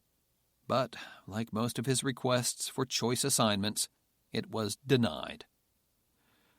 Zen was big on any program at Dreamland that could help skilled pilots become better aviators, Patrick said. That was most evident in Zen's own case. He'd lost the use of his legs in a training exercise at Dreamland. The system sends neural images to the wearer's brain so he sees all sorts of images transmitted to him, TV cameras, sensor images, text messages, computer data, any number of things, just as if the optic nerve were sending electrical signals from the eye to the brain. The problem we always had with Antares was we were trying to design a system that could control an entire aircraft by thought, Patrick went on. Piping visual, sensory, or data images to the brain is a relatively simple task. It doesn't require any specialized theta-alpha training. So instead of using heads-up displays or fancy holograms to replicate an airplane cockpit, we just pipe data-linked images directly to the brain. The user can control which images he sees with ease, as quickly and as easily as thinking about what you want to see. And everything stays simple if we eliminated the need to control the aircraft with Antares. Darren donned the special headset again, and a few moments later the images returned. He could swivel his head and look all around the airfield. When he centered the crosshairs on a target, such as the hangars on the other side of the runway, he got an exact range and bearing readout. When he turned his head to follow the flashing pointers, he found himself looking at a wooden box about 10 feet square, exactly 425 meters away. "What am I looking at?" Darren asked. "Some targets we set up south of the field." "Where's the camera?" "You're looking at what Sergeant Wilde was looking at." "The big guy with the electronic armor and railgun?" McClanahan nodded. "The computer stores what he's already looked at in image files. When you tap into his visual system, you can look at the latest stored image files that he's sent, as if you're looking at them yourself. You can look at what he's looking at in real time, too, but he can control that." "Cool. How do I stop it?" But as soon as he thought about not looking at the image, it stopped, and he was again looking at the interior of the virtual cockpit trailer. "Hey, I switched it. Very cool." Darren switched the image back and forth with ease. "Well, that works great. But what's the purpose?" "Switch back to the virtual image." Darren did it in an instant. "Look at the target box. Got it?" "Yep." "Designate it as a target." "Well, how do I—" But again, as soon as he thought about doing it, the crosshairs blinked 3 times, and then a red triangle appeared superimposed on the box. "Aha, got it." "You've got a Flight Hawk airborne with mini Mavericks on board," Patrick told him. "Attack that target." This time it was simple. He thought about attacking the target, and a voice in his head announced, "Attack ground target. Stop attack." "Why did it say stop attack?" "Well, that's the command you'd issue to stop the attack," McClanahan explained. He turned to a computer terminal beside him and verified that the original problem still existed. And sure enough, it did. "But here's where the problem comes in. The satellite data link is messed up. The Flight Hawk is either not receiving the command or receiving it but not executing it. We had the same problem with an operational test a few weeks ago. We couldn't get it to respond until we established a direct UCAV to aircraft link." "Oh, very cool. Commanding a Flight Hawk from guys on the ground using this virtual mind link thing?" Darren commented. "It's a pretty sophisticated routine. Lots of data shooting back and forth over very long distances." "But you did it with Global Hawk all the time, right?" "Well, we don't actually fly a Global Hawk unmanned recon plane from the ground, sir," Darren pointed out. "It has to have a flight plan loaded in memory first. We can make lots of changes to that flight plan, but it has to have the flight plan first." "I want to be able to fly the UCAV, Darren," Patrick said. "I understand what you're saying about Global Hawk, but the ability to keep the man in the loop is important to any attack mission. Besides, we still have to be able to manually control the plane for certain phases of flight." "Which phases, sir? Certainly not flying straight and level." "How about a rendezvous with another aircraft?" "As in refuel a Flight Hawk from a tanker?" "How about fly one right up inside the bomb bay of a B-1 bomber?" "A B-1 bomber?" Darren exclaimed. His eyes widened in surprise, but then he shrugged. "Why not? I think you have the technology to do that right now. A computer the size of my wristwatch can fly a B-1 better than any pilot I've ever known." He paused for a moment, then said, "We can do it one better, sir." "How?" "Why don't you fly both the Flight Hawk and the B-1 bomber, right from the VC?" "Make the carrier aircraft and the attack aircraft unmanned?" "Why not?" Darren Mace asked. "I know you can already monitor and control most every system aboard the B-1 from the virtual cockpit. It wouldn't be too much of a stretch to make the Vampire fly itself. But why are we interested in making the carrier aircraft unmanned? Patrick asked. He already had some answers himself, but he wanted to hear Darren's reasoning. Well, I have a feeling I'm preaching to the choir, sir, but here goes, Darren said. First, cost savings. Conventional wisdom holds that the cost to train and keep crew members in an aircraft like the B-1 bomber exceeds the cost of the aircraft by a factor of 10 over its service life. Make the planes unmanned, run by computers, and now you don't need rated officers to fly them anymore. Technicians can monitor the computer systems, and technicians and intelligence experts can pick targets to attack. Second, removing the human necessary systems in the plane would really create a huge savings in weight, system complexity, performance, electrical load, and dozens of other areas, Mace went on. The weight of an ejection seat with all its associated systems and plumbing is 5 times the weight of the guy that sits in the seat. We wouldn't need to bleed air from the engines for pressurizing the cockpit. That would boost available engine power by at least 20%, maybe more. We'd have enough surplus electrical power on board to install newer, faster computers just by not having to illuminate the crew compartment. Third, missions wouldn't be restricted by the humans, Darren concluded. Even with backup crews on board, you can't simply keep refueling a plane and keep it aloft for days and days. Eventually, the crew has to land the plane and get out. You can keep a robot plane on station for days, even weeks. You do away with crew rest requirements, you don't waste flight time by doing crew proficiency tasks, and you don't need to provide for flight crews on mobility or deployment. And obviously, we're not risking any human crew members in high-risk missions. Well, we just have to make it work, then sell the gear and those arguments to the Pentagon. I worked at SecDef's office for over a year, sir, Darren said, with exasperation in his voice. I saw perfectly outstanding projects killed on nothing more than a whim. The contractor was from the wrong state and wouldn't relocate or open up an office in a certain congressional district. A 300-page proposal was missing a few pages. Or some staffer didn't get a luxury suite when he or she visited a base or plant. You can bust your butt and develop a great program, and they may still cancel it for reasons as stupid as they don't like the color you painted it. Defense procurement is bullshit, sir. The best programs get killed all the time while the crummy ones get funded. Then, years later, the good program gets the green light even though it costs twice as much as it did the first time. Darren nodded toward McClanahan's son, sleeping on the ground just a few feet away. If you pardon me for saying so, sir, there is no project I've seen in all my years in the Air Force that's worth putting a child in a sleeping bag on the ground in the middle of winter so you can keep on working on it. Do you think anyone outside this base cares if you're successful or not? I can tell you honestly, sir, no one does. It wouldn't be worth a young boy getting even one sniffle. At that moment, Darren saw something ignite in McClanahan's eyes. Whoops, he thought. I just pissed the guy off. Then McClanahan smiled, a deadly-looking smile if Darren ever saw one.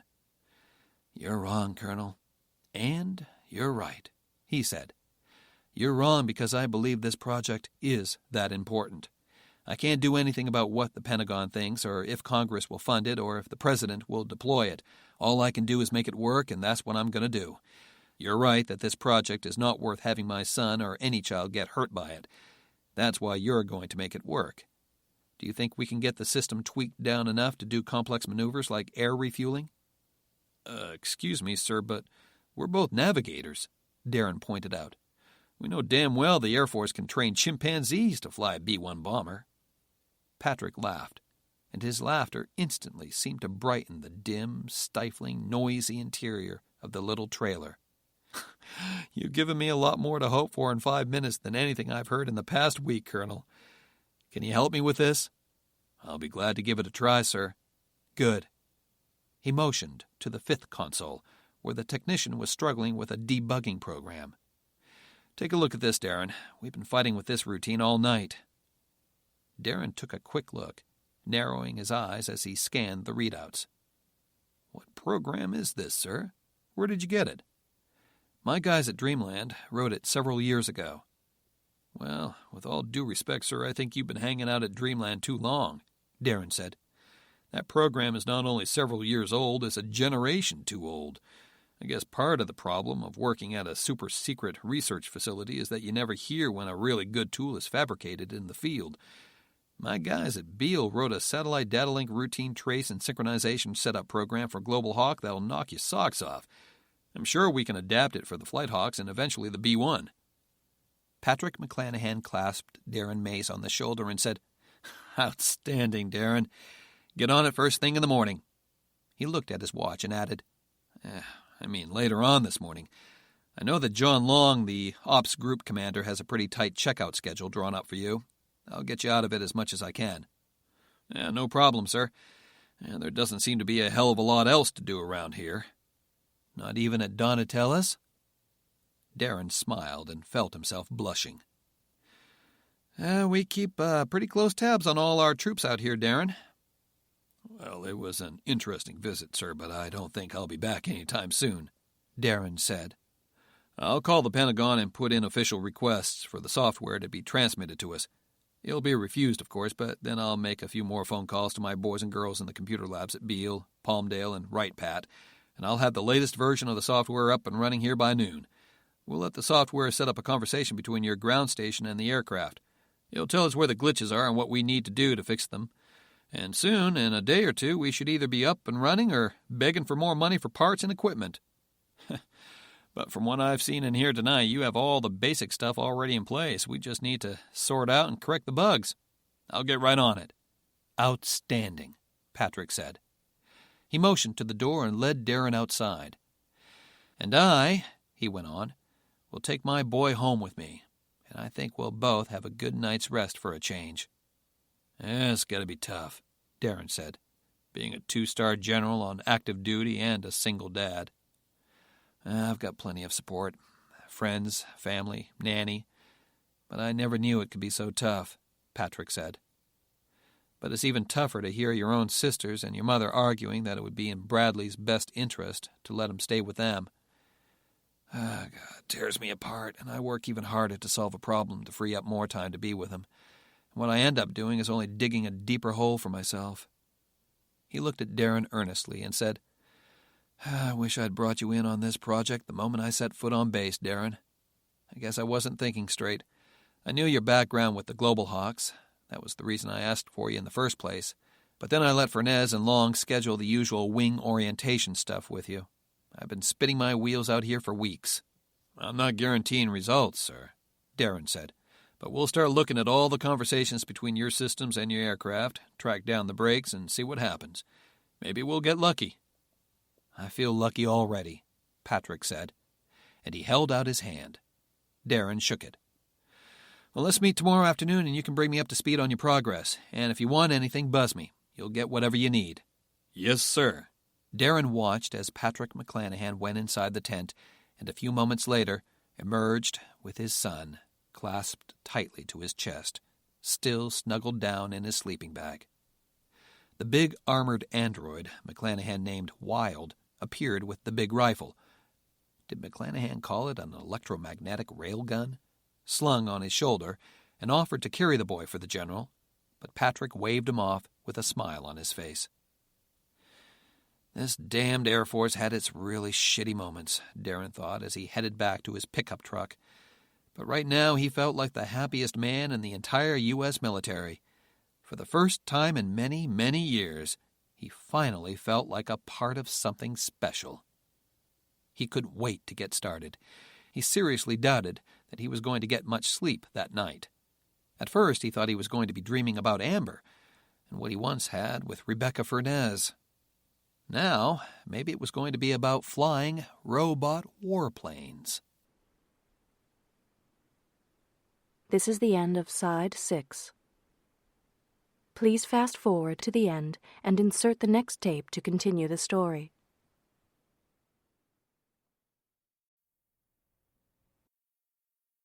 Chapter 2. Outside the city of Kirki, western Turkmenistan, that same time. Well, here they were again, just like 2 days ago, almost out of food, water, fuel, and getting pretty desperate.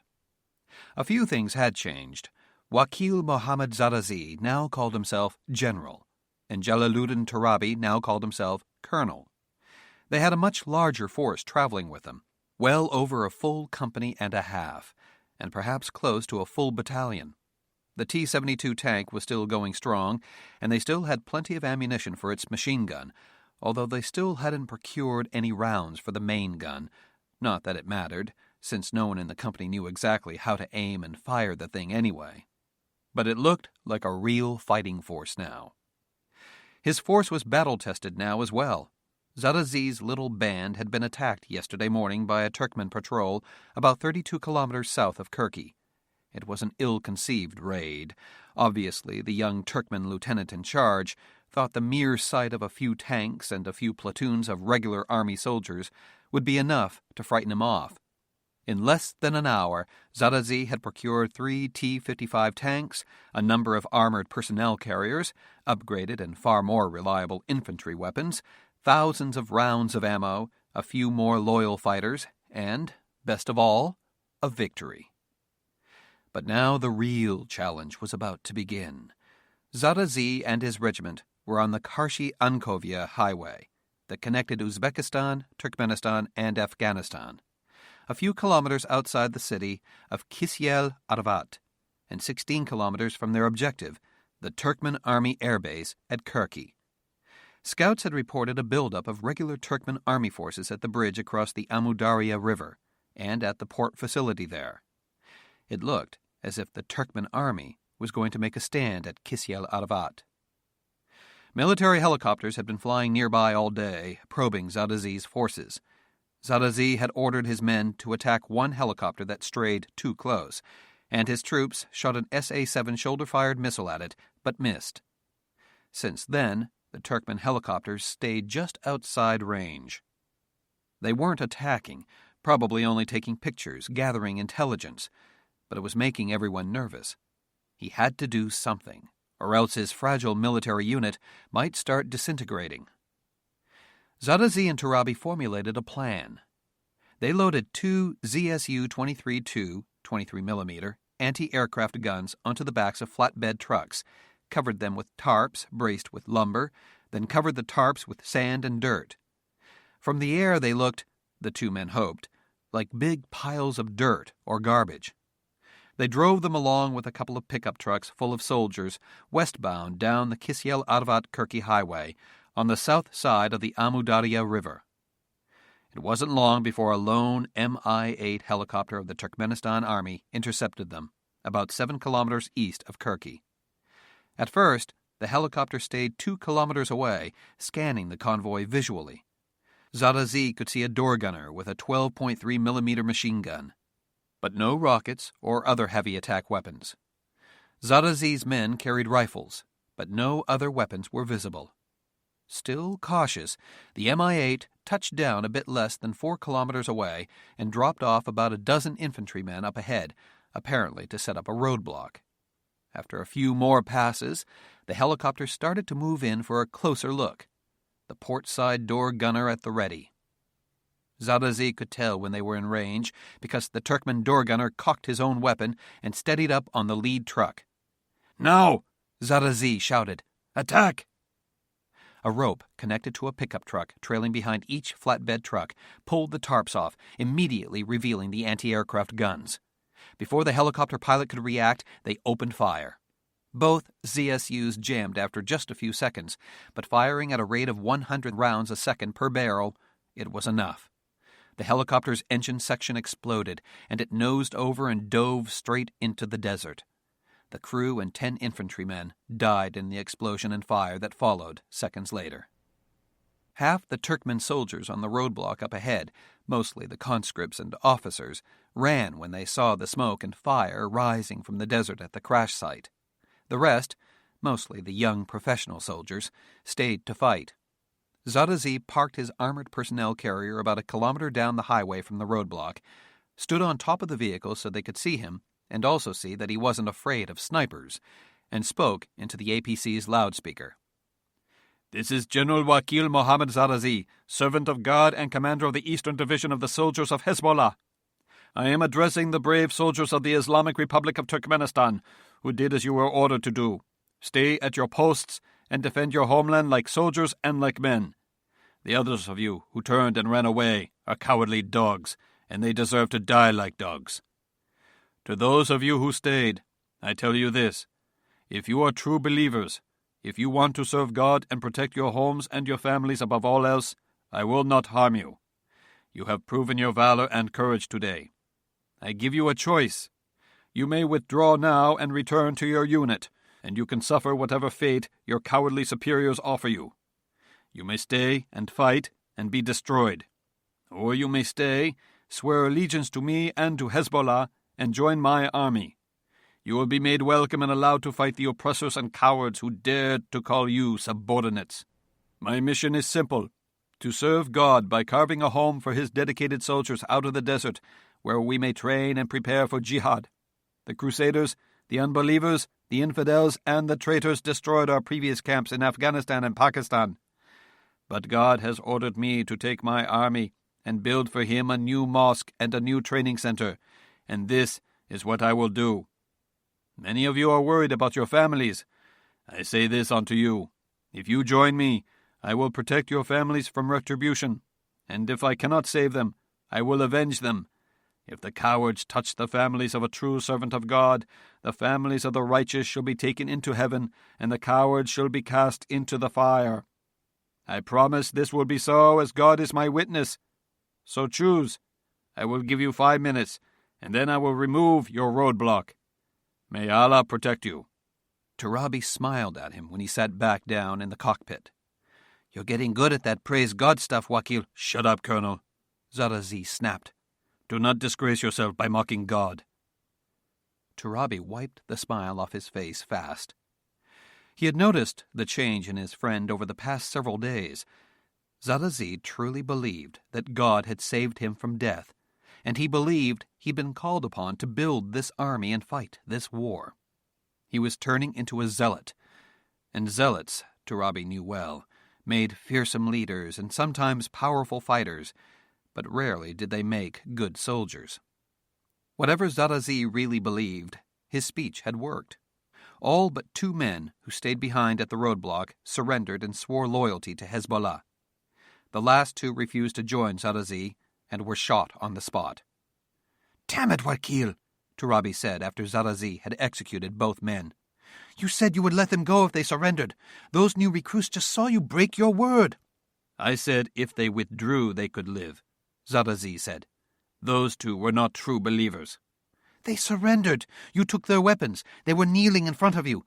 They didn't want to join you, and they didn't want to fight. All they wanted was to live." "Colonel, what they wanted was to prove to their superiors that they weren't cowards by not running, but they didn't fight because they were afraid to die," Zarazi said angrily. "What do such men believe in? Are they soldiers, or are they mice?" "Wakil!" But Turabi stopped short when he saw that warning glare. "I mean, General, all I'm asking is this. Do you want to lead these men by fear, or by the goals of your mission and your leadership skills?" "I don't care if they love me or hate me, Colonel," Zarazi responded. "If they follow me, I will lead them into battle. If they oppose me, they will die. It's as simple as that." "That's fine for those of us who are members of your tribe, General," Turabi said. "You are our leader, by birth and by proclamation of the elders, and that has been good enough for our people for 1,000 years. But now you have recruits to your cause, men who are professional soldiers, many now from other countries. They expect certain things from their leaders, things like trust, strength, courage." "I have all those things." "You don't show trust or leadership when you execute someone who surrenders to you, no matter what the reason," Turabi said. "Hold them as prisoners, release them, ransom them, try to convert them, but don't kill an unarmed man." "Colonel, that's enough," Zarazi said. "I am leader because God wills it. There is nothing more to be said. We will return to the regiment and plan our attack against Kirki. We strike tonight." Turabi could do nothing else but comply. Arguing wasn't doing any good.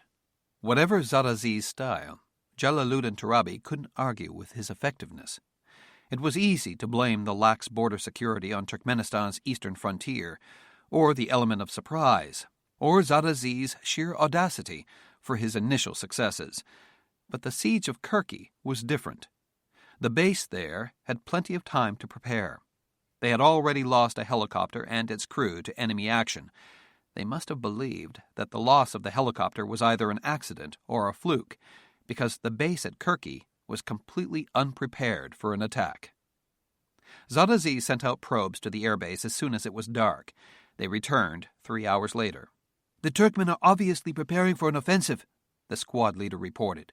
"There are at least 8 Mi-8 troop transport helicopters on the aircraft parking ramp, clearly being prepared for a mission. They have extra fuel tanks and target-marking rocket pods loaded." "That's at least 192 infantrymen, General," Turabi said. He cautiously chose to address Zadazi by his purloined rank whenever anyone else was around, and most times when they were alone, too. "About half the size of our own force." "And these are not border guards or light infantry scouts. They are regular infantry, sir," the squad leader went on. "We saw heliborne fast patrol vehicles, heavy machine guns, mortars. They are coming in force and getting ready for a major engagement." "When do you think they'll launch?" "Possibly dawn or shortly thereafter," the squad leader said. "Weather report talks of a small storm, possibly a sandstorm, tomorrow morning." "What about other aircraft?" "We could not get near the other helicopters," the squad leader went on. "But they are there, inside hangars and well guarded. 4 Mi-24 attack helicopters. We saw anti-tank missiles, bombs, machine guns. They are being very heavily armed." The Mi-24 was the old Soviet Union's deadliest attack helicopter, fast, heavily armored, and extremely accurate.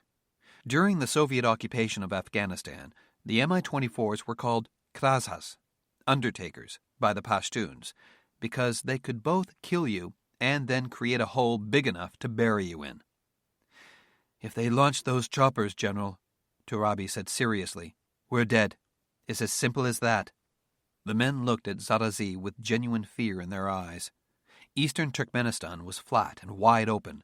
They had no chance against an Mi-24 attack helicopter out in the open. They had survived attacks in the past because if they could escape into mountainous terrain where the chopper couldn't chase them, the Mi-24 had to either land and dismount its infantry or go home. Out here, marching on Kirky, it would be suicide. Their 23mm anti-aircraft weapons were no match for the Mi-24's longer-range missiles, rockets, and equally powerful machine guns. "It appears we have only one option left to us. Surrender," Zadazi said. Turabi looked at him in horror, but then he could see that his old friend's mind was racing ahead with a plan. "Colonel, disperse your men and unload the trucks. We have business to attend to in Kirky. But first, there is something you need to do for me." Battle Mountain Air Force Base, Nevada. Later that morning. Darren Mace was up at dawn and on his way back to the base from the little motel room he'd found near the truck stop. It was still early, but Darren decided to find the squadron building. He opened the little plastic case and found a device that rested behind an ear, a tiny wireless, hands-free earpiece. There were no instructions on how to use it. He wasn't sure if it was working, so he said experimentally, "Duty officer?" "This is the duty officer, Colonel Mace." A woman's voice responded immediately. "Welcome to Battle Mountain Air Force Base." "Well, thank you," he said. This entire reservation, Mace decided, must be buzzing with data flowing wirelessly in all directions. He'd never heard of a base so connected before. "How do I get to the 51st Squadron building?" "Proceed straight ahead, turn right at Powell Street, left on Ormac Street, and right again on Seaver Circle," the voice, pleasant, if somewhat toneless, responded. "You will find your designated parking spot." "Well, thank you. I'll be there shortly." Seaver Circle was the main road that paralleled the aircraft parking ramp. What he'd thought from a distance along the road were aircraft hangars were actually aircraft alert shelters, huge structures big enough for a large aircraft to taxi through, open at both ends. There were 8 KC-135R Stratotanker aerial refueling tankers lined up inside their shelters. He was a little disappointed. The 51st was apparently an air refueling squadron. Although Darren had worked on several aircraft in his career, he mostly loved the strike aircraft, especially the fast movers. Tankers were great and a vital part of the Air Force, but it would definitely be a change of pace for him. So where were the B-1 bombers McClanahan was working on? The only sign of life he saw was a sweeping crew using a large truck-mounted vacuum to suck up debris, called FOD, or foreign object damage in the military, from the taxis and runways. FOD caused more damage to military aircraft than enemy action did, he knew, so it was important they keep up with the FOD patrols, but that was the only activity he could see anywhere. Where in hell were the maintenance crews? Outside the tall fence surrounding the flight line was a small building, and it was there that he found his parking spot. The door to the squat brick and concrete block building was unguarded, but the door was securely locked. Mace found a metal box and opened it, expecting a telephone, but instead he found only what appeared to be a camera lens and a small glass panel, roughly 2 inches square. He was about to close the door to the box and try another door, or call for the duty officer again, but then he remembered the device the security force's sergeant used and decided to touch the glass square with his thumb. Sure enough, as soon as he touched it, he heard the lock release and he pulled the door open. He was inside a small room, an entrapment area, big enough for only one person and some gear. As soon as the outer door closed and locked behind him, he heard a faint humming sound that reminded him of an X-ray machine, which it probably was. When the humming stopped, the inner door opened. The place looked like any other welcome area of a squadron headquarters building, neat and orderly, except this was even more so. In fact, it looked as if it had hardly been used. There were 2 trophy cases on either side of the welcome area, both empty. It had the new paint and new carpet smell of an office freshly finished or remodeled. As he stepped inside, the same woman's voice said in his earpiece, "Welcome, Colonel Mace. Please meet your party in your office. I will notify them that you have arrived." Mace looked around. There was no one but himself in the lobby. "Where are you?" Mace asked aloud. "Duty officer, what's your name? Why aren't you out here?" "I am an electronic duty officer, sir," the voice replied. "If you need assistance at any time, please just make your request on your comlink, prefaced with my name, Duty Officer." It was a damned machine? He asked himself incredulously. He was being polite to a machine? "There's no one on duty here?" There was no response, so he rephrased his question. "Duty officer, there's no one on duty here?" "I am on duty at all times, Colonel Mace. You may reach me anytime, anywhere by comlink, by using the base tactical VHF or UHF frequencies, or by telephoning the squadron number." He cruised the hallways of the squadron building, finding little. There were a few administrative offices, all locked, a briefing room that also looked unused, a TV lounge, the first room in this place, he observed, that had windows. The large plasma HD TV was tuned to an all-news channel. There were cafeteria-style tables and chairs, some sofas along the wall. Mace felt ridiculous talking to no one, but addressing it as duty officer. "Where's my office?" he asked impatiently. When the system didn't respond, he shouted, "Duty officer, where's my fucking office?" "To the right, down the hallway, 4th door on the right, Colonel Mace," the voice replied. Bite me," he said. As he approached the door, he heard it unlock.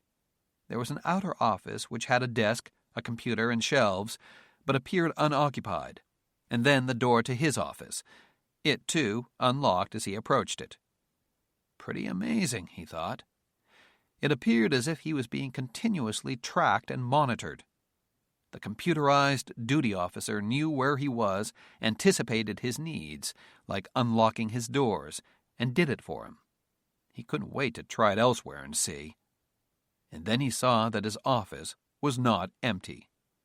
Inside, sitting at his desk, was Rebecca Furness. He watched her rise to her feet, her lips parting as if she were going to say something, but then she decided against it, so he took that moment to let his eyes roam. She was older, of course. So was he. She was tall and still athletic-looking, with plenty of curves that no baggy flight suit, rumpled and well-worn like McClanahan's, could hide. She was cutting her brown hair shorter now. She'd always kept it long, below shoulder length, when he knew her before. And it was darker than he remembered, with wisps of gray visible. But her almond-shaped eyes still had that sparkle, that energy. "Hello, Colonel," she said simply. Even with such a brief sentence, her voice was still clipped, impersonal. Rebecca Furness had always been, and probably would always be, all business. "I hope you don't mind my using your office. We're not exactly set up around here." "Oh, hello, Rebecca. What a surprise." He held out his hand to greet her. She took his hand and shook it firmly. Yep, all business as usual. She'd once been nicknamed the Iron Maiden. Maybe she still was. He didn't know. Because of her no-nonsense, business-like attitude toward most everybody and everything. Still, they did know each other, and yes, they had a history. But he remembered only one or two tender moments in the short time they'd had together. He surprised himself by pulling her carefully toward him and turning the handshake into a friendly hug. There was a helmet bag or something on the floor between them. He had to reach out awkwardly to her. He thought it was only going to be a casual hug, one that old buddies might give to one another, so it didn't matter that they couldn't get close. But that thought faded fast when, before he knew it, the hug turned into an embrace, and the embrace morphed into a full-scale lip lock, of the kind that Darren hadn't had much of an opportunity to do in a long time. But just as quickly as it began, it ended. Darren felt her body and her lips tense, and he knew their personal little reunion was over. He backed away and searched her face. It was back to her businesslike facade, but he looked carefully and didn't see any hint of anger. There was a little confusion, certainly no joy, but no rejection either. She seemed to accept the pure spontaneity of the act, allowed herself to enjoy it just for a moment, then pushed it out of her consciousness. "Welcome to Battle Mountain, Darren," she said, as if she couldn't think of anything else to say. Awkward silence, number 1. She motioned to a sofa set up against the wall in the office. He sat down and took a bottle of water from her that she retrieved from a small cooler, as she took a seat in a chair across the coffee table from him. "Making yourself at home?" Rebecca, about Donatella's. "It's okay. You're an adult, chronologically at least, and that place isn't off-limits." "I've never been in a brothel before." "Did you enjoy it?" "I didn't do anything." "It's okay, Darren." "I didn't do anything." Okay, Rebecca said. She couldn't help smiling at his embarrassment, and they both felt the tension slowly dissolve. "You look great, Darren. Really great. Buff, I'd say." "Well, thank you." "Stopped hanging out in biker bars, I assume?" "I ride into one every now and then," Darren said. "You know, midlife crisis. A guy's got to have a Harley. But I cut out the beer and the pizzas. My cholesterol count and blood pressure were racing each other to see which could kill me first." She smiled and nodded. "You look terrific, as always. I like the short hair, too." There was the second of what it seemed would be many awkward silences. Congratulations on getting your star," he added quickly. "You deserve it. You always did." "Thank you." Awkward silence number 3. Thank God, he thought, for the water bottles. "And now you're the wing commander here. Congratulations again." He looked at her seriously. "I must have you to thank for getting me this assignment." "Your record spoke for itself." My record is crap, and we both know it, Rebecca," Mace interjected. "My last assignment as a brand-new full-bird colonel was running an office that prepared audio-visual presentations at the Pentagon. I had more responsibility when I was a swing shift manager at McDonald's in high school." "We all have to pull our share of desk jobs." "Which one was yours? The bomb squadron in Reno or senior combat airstrike advisor to SINCPAC?" "What is this? Bitterness? Toward the Air Force? You're not the type." "Well, At least you still thought of your friends on your way up the ladder, 9 years later. Now we're sinking into sarcasm and resentment against me, is that it? I advise you to drop that attitude right now, Colonel. Darren fell silent and briefly lowered his eyes, his only concession to her rank and authority. If you need a shrink to help you examine these feelings of resentment and rejection, Darren, we'll find you one, but we've got a wing to run. Do you want some time to contemplate your navel and examine your feelings about your father, or do you want to come look around? He stood, but did not move toward the door. She stood and watched him for a few moments. Rebecca, you know that I'm grateful for whatever you did. All I did was give them a name. The Air Force and General McClanahan did the rest, Rebecca said. You may have been stuck in some less than thrilling jobs, but you must have done something right, because you were picked to come here anyway. General McClanahan handpicks everyone who sets foot on this base, and all I know about you is what you say and what you do, Darren. Sometimes I wonder if I ever knew you at all. Well, I guess you're right, Mace said. He gave her a sly grin. But as I remember it, neither one of us was intent on exploring the other's feelings. I think we both had only one thing on our minds then. Rebecca smiled, despite all her efforts not to let him take her back to that point in time. She never liked to think that she needed a man. Men were responsible for so many of the headaches, heartaches, roadblocks, and defeats in her career. But back when her career, her sense of self-worth, and the world seemed to be flying apart all at once, she needed a man to want her without demanding anything of her. Darren was there for her, and as he demonstrated through most of the things he didn't disappoint. He was caring without being clingy and needy, strong without being macho, and sensitive without being stifling. He also never asked for anything. Consequently, he never got anything. What would he be like, she wondered, if he started demanding respect instead of earning it, like Rink Seaver? Rink was her ill-advised romantic relationship that had filled the void left in her life when she was promoted up and away beyond Darren Mace. Both men were strong, handsome, and intelligent. Unfortunately, Rink Seaver knew it, and he never let anyone forget it. He had a chip on his shoulder the size of the Golden Gate Bridge, and it would take a nuclear bomb to knock it off. Unfortunately, that's exactly what did him in. Darren, it's good to have you here, Rebecca said seriously. And it's good to see you again. But I don't have the time to worry about your feelings toward the Air Force or me, and I'm here to stand up a flying wing, and I picked you to help me. I recommended you because I know you can do the job. You were the de facto wing commander at Plattsburgh when no one else on the entire base knew a thing about generating combat aircraft for nuclear war. You pulled us through that. You did some amazing things at Beale with the Global Hawk Wing. Now I need you to pull the 51st through this ramp-up and initial cadre training phase.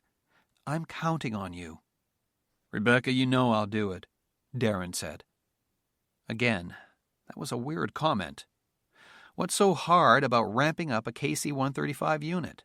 The Stratotanker had been around for almost 40 years, and it would probably be around another 10 or 20 at least. What's going on here? He wondered.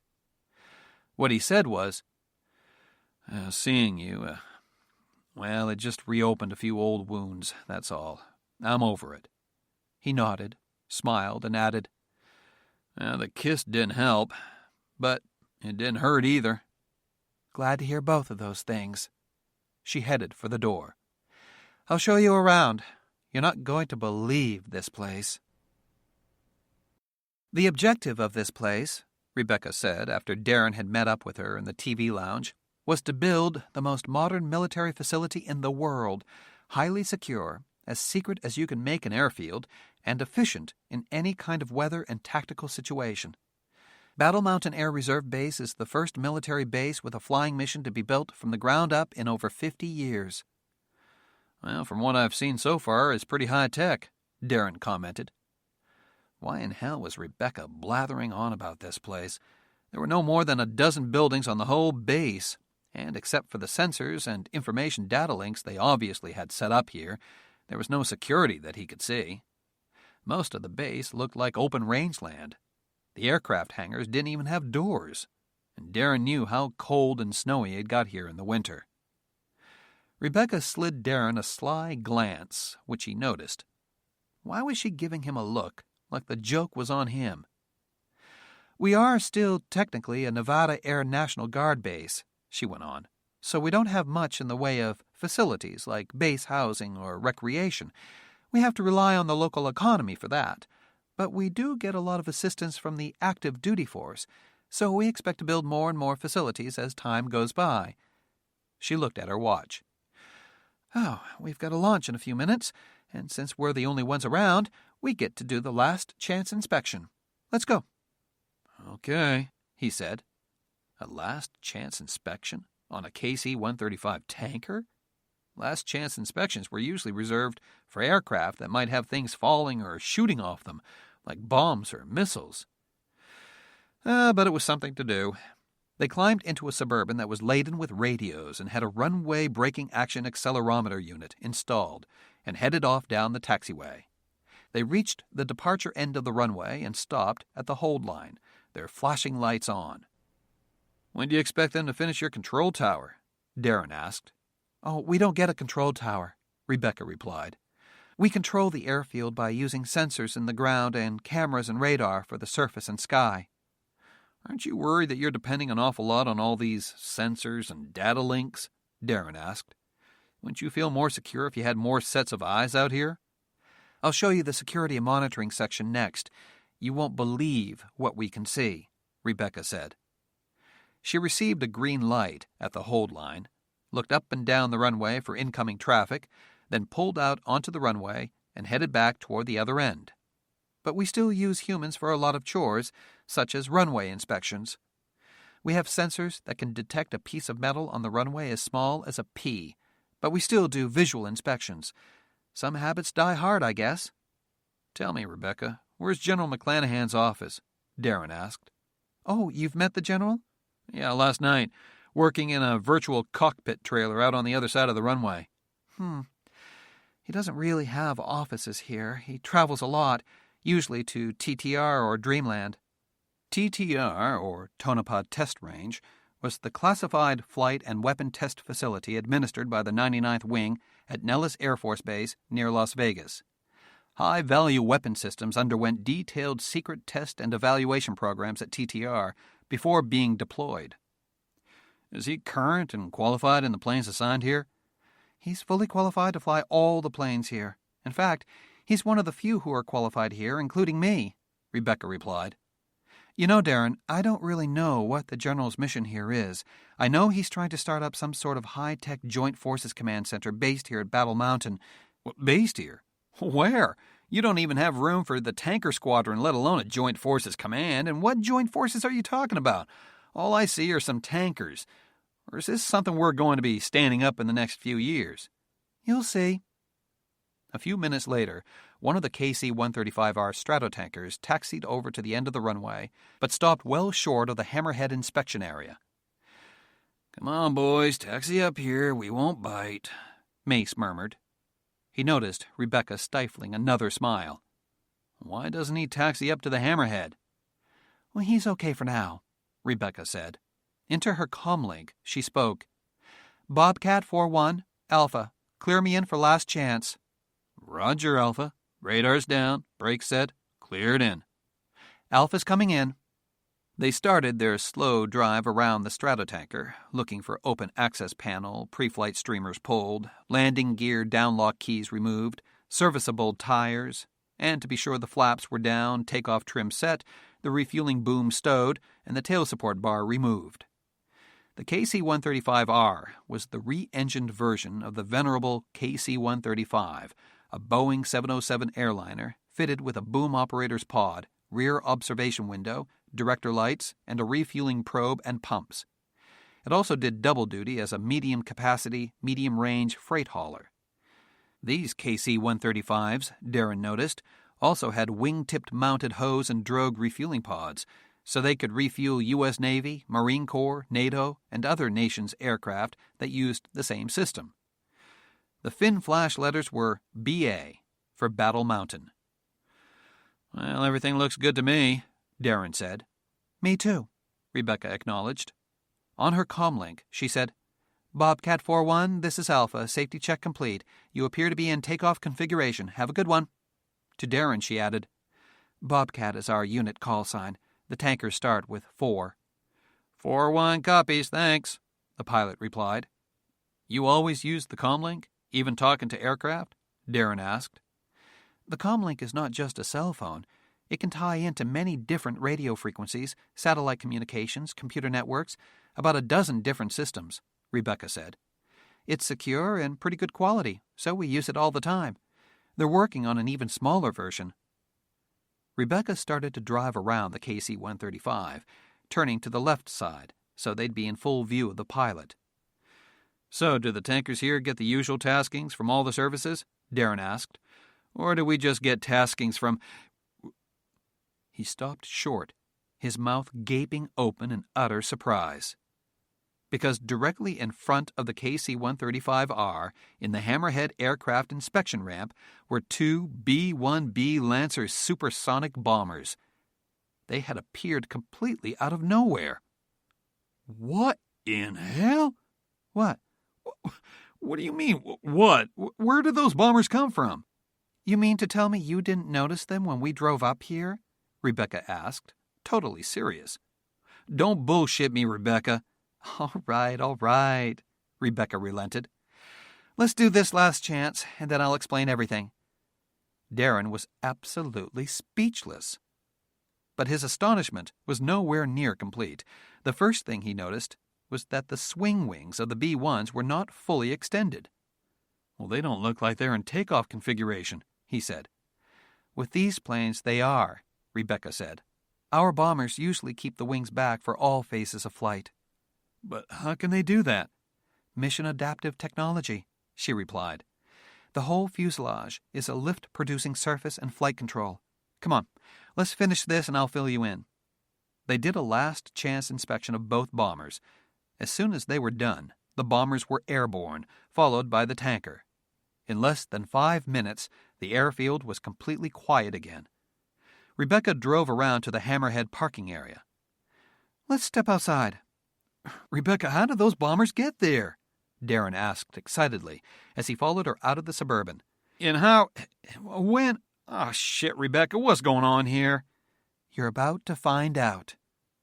At that moment, Darren felt a slight rumble under his feet, and the entire section of aircraft parking ramp under their feet started to descend. You actually built an underground airbase? Mace asked incredulously.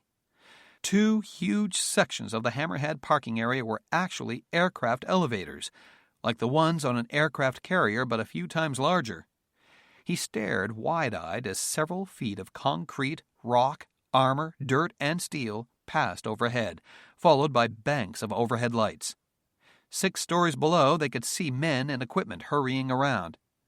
This is amazing. It's an amazing engineering project, Rebecca said. There are 8 of these elevators, 2 on each end of the runway and 4 in the mass parking area. We have a solar-charged backup system that can operate the elevators and air circulation system in case the commercial power goes out. We can seal the interior against chemical or biological attack, and it can withstand anything but a direct hit with a nuclear weapon. We have accommodations for over 1,000 men and women down here, plus 20 aircraft. We have 12 assigned here now. Once the large elevator, which Darren thought looked like a moving city block, reached the bottom, they drove off into a parking area and stepped out so he could see the complex on foot. It was truly impressive. Except for the echo, it looked and felt like any military flight line at night, illuminated only by artificial light.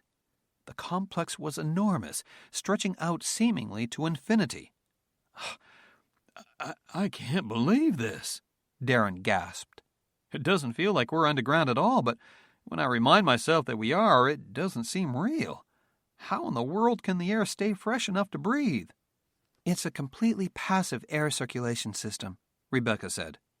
Air from the surface vents up from the surrounding mountains through natural crevices and tunnels in the rock. We didn't have to drill one hole to get the ventilation system running. The hot air from here is cooled and dispersed enough through the mountains that the exhaust can't be detected from a satellite, so the bad guys can't guess how many planes we're launching. The complex is naturally conditioned to a temperature of 55 degrees and 50% humidity, which is almost ideal for living and working and uses about as much power as a standard 4-story office building. Nice.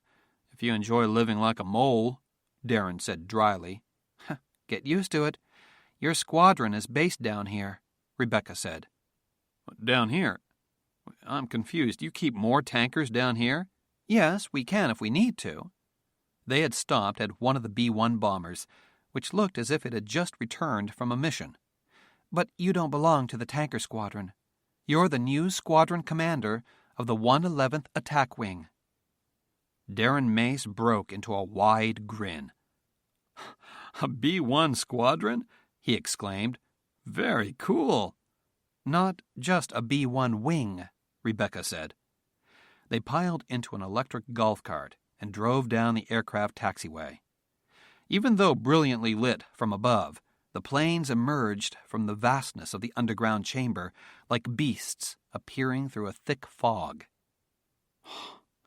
This is incredible. Simply incredible, Darren said, still shaking his head in amazement. You know, you've just made me an extremely happy man, Rebecca. You weren't happy being a tanker commander? No offense to the tanker toads, but I've always been a fast mover, and I'm happy to be one now, Darren admitted. Oh, I've always loved the bones. Then you'll be really happy with the vampires, Rebecca said. Vampires? Wait, you named these Vampire too, like the RF-111Gs? These are what the RF-111s aspired to be, Rebecca said. You won't believe what they can do. Well, then let's go have a look. I assume I'll be cleared to go in the plane. You're checked in and your security clearance has been entered. If there's a problem, the Sky Cops will stop you, Rebecca said. Mace was like a kid in a toy store as he stepped toward the sleek aircraft. The security forces officer asked to see Darren's line badge, and Darren took a few moments to talk with the young airman. Rebecca nodded to Darren as they reached the plane. The security units are also part of your squadron, she pointed out. I'm happy you stopped to talk to the young troops. Crew dogs are usually too busy to talk with the junior enlisted guys. Yeah, I have to admit I'm guilty of that too, Darren said. But I'm just sightseeing here. He's the one on duty. Darren looked over the bomber. I see a few changes right away. A much smaller vertical stabilizer, no horizontal stabilizer, and no gust load alleviator vanes. Very good, Colonel, Rebecca said. The EB-1C uses adaptive skin technology, smart skin, on the forward and aft sections of the fuselage and on the wings. The composite structure is reshaped by computer-controlled microhydraulic actuators that can create lift or drag as needed without the use of rigid control surfaces. Same on the wings. These planes don't use spoilers for roll control or flaps for angle of attack control. We pretty much use full 72-degree wing sweep for all phases of flight because the smart skin is more effective in controlling angle of attack than anything else. If the adaptive wing technology computers fail, we need to go back to using wing sweep and the lift and drag devices, but the system is pretty reliable. As soon as Darren stepped up inside the plane, he noticed the difference. The two system officers' positions in the crew compartment behind the cockpit were gone, replaced by racks of solid-state black boxes. My God, this is incredible, he said for what seemed like the 20th time. It seems spacious in here now compared to before. Hell, we had to put 3,000 pounds of fuel tanks up here to compensate for all the crew stuff we took out, Rebecca said. The mission adaptive technology takes care of the rest. We've increased range and performance another 25% by taking out all the human stuff back here. They crawled through the tunnel connecting the system's operator's compartment to the cockpit. Rebecca saw that Darren was speechless with surprise as he looked at the completely empty space on the instrument panels. Almost all of the tape instruments, gauges, knobs, and switches had been replaced by multifunction displays. Only a few backup gauges remained, relegated to lower corners of the instrument panel.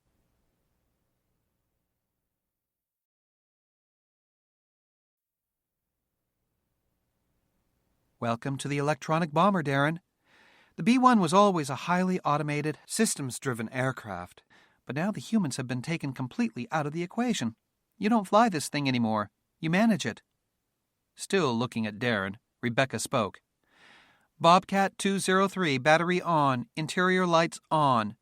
Immediately, the lights in the cockpit snapped on.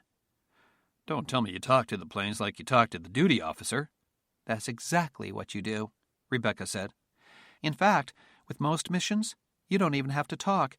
The aircraft does its pre-flight according to the mission timetable.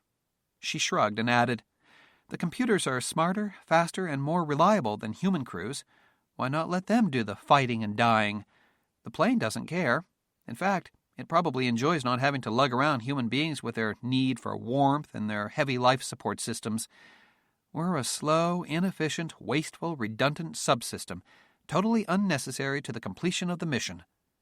Jesus, Rebecca, you sound like some kind of Isaac Asimov robot character.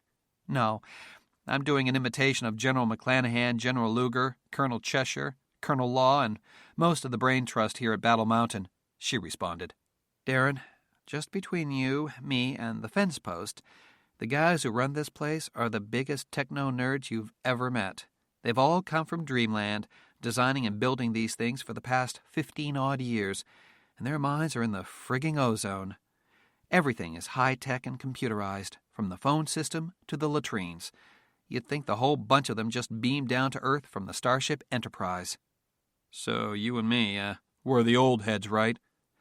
The hot guys, they've done some shit, Rebecca said. I'm not saying they're total neophytes. They've been in some scrapes ever since I've known them, so I'm sure there are dozens of other adventures they've been involved in that I just as soon don't want to know about. There are some things you'll learn about this place, the missions that we prepare for that'll curl your toes. But technology is the answer to everything for them. Everything has to be done by a satellite link or computer. The days of sitting down at a table, unfolding a map and a frag order, and building a strike mission from scratch are definitely over. Fine with me. I'm perfectly happy to let a computer draw up flight plans and steer the plane, Darren said. So what do they need us for? Because, as brilliant and high-tech as McClanahan and his buddies from Hawk are, they don't know very much about running a flying unit, Rebecca said. McClanahan has recruited kids, and I literally mean kids, to come here. I think it's our job to build the squadron and let McClanahan and his egghead cronies build the machines. The kids these days know computers. As soon as they can sit in a chair by themselves, they know how to use a computer. What they don't know is organization, discipline, esprit de corps, teamwork, and mutual support. It's up to us to teach them. God, Rebecca, you're making me feel pretty damned old right now, Darren said wryly. But he shrugged and patted the top of the instrument panel's glare shield. I'll make them a deal. If they teach me how to talk to B-1 bombers, I'll teach them how to think like a team. That's what I like to hear, she said. Listen, there's going to be a lot of brass hanging around in the next few days. Rumor is the President and Secretary of Defense are going to stop by sometime in the next couple of days for the nickel tour. Cool. Well, this place will certainly water their eyes. The General has this big project he wants to get funded. Yeah, he briefed me on his project, Darren said. It's awesome, but we've got a lot of work to do. You want me to stay out of sight, Rebecca? Fernez looked at the deck for a moment, then back at Darren, and said, Let's just say that we've used some creative accounting practices to fund a few of the General's pet projects. So you need me to play along, make like I know and approve of all the creative accounting practices. Something like that. Darren shrugged. Well, I'm a team player. You got nothing to worry about from me. He smiled at her, then nodded knowingly. It's nice to be sharing a cockpit with you again, Rebecca, he said. Really nice. I miss it. She squeezed his hand. Me too, partner, she said, smiling back. Me too. Battle Mountain Air Reserve Base, early the next morning. A few minutes before 6:30 in the morning, an Air Force full colonel strode quickly and purposefully over to Darren Mace in the squadron lounge, Darren's de facto office most of the time, and practically snapped to attention in front of him. Colonel Mace? He extended a rigid hand. Darren stood and shook it, stifling an amused smile at the guy's officiousness. Welcome to Battle Mountain, sir. I'm Colonel John Long. Good to meet you, Darren said. He looked around the room. Is that two-star here again? General McClanahan? No, sir. It was meant to be a half-joking, half-sarcastic remark, but this guy Long was all business here. Then let's dispense with the sir stuff, okay, John? Long was, contrary to his name, short, wiry, and tough-looking, with dark brown hair, beady little eyes, and a pointed nose. He looked like a bantamweight prize-fighter, mean and jittery, his eyes, hands, feet, and mouth all in constant rapid-fire motion. We're both full birds. But you are senior to me, Long explained, with a strange expression on his face.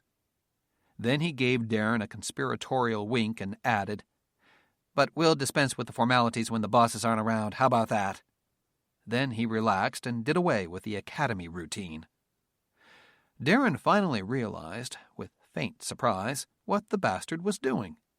He was reminding Darren that, although he was senior and outranked him by time and grade, Long was the boss. Darren kept his amused smile, but inwardly he was saying, "Why, you little prick. We've known each other for just 60 seconds, and you've already proven what a jerk you can be." "As you know," Long went on, dropping all pretext of friendliness, "there is no lead-in program for the EB-1C vampires, so I built the training program for both pilots and mission commanders. We don't call you navigators anymore. It's a pretty tough program. Normally it takes a well-qualified officer about 4 months to complete the course. I hope you've been reading the tech order, Colonel." They took a seat. "We've got you on a pretty steep learning curve." "I'm a fast study," Darren said. "I hope so. McClanahan cracks the whip pretty hard around here." He seems like a nice guy." "That's only for the folks who don't know him," Long said. "Once you get to know him like I do, you'll find he's really the ultimate prima donna. His only saving grace is that he wears navigator's wings. If he was a pilot, he'd be the king of the assholes." Darren thought about the phrase, the pot calling the kettle black, but decided not to verbalize it. "So, tell me a little about yourself," Long said. It was an idle question. He immediately began fiddling with some paperwork moments after asking it, not really listening. "Not much to tell, John," Darren replied. "I'm just happy as hell to be here." "What was your last assignment?"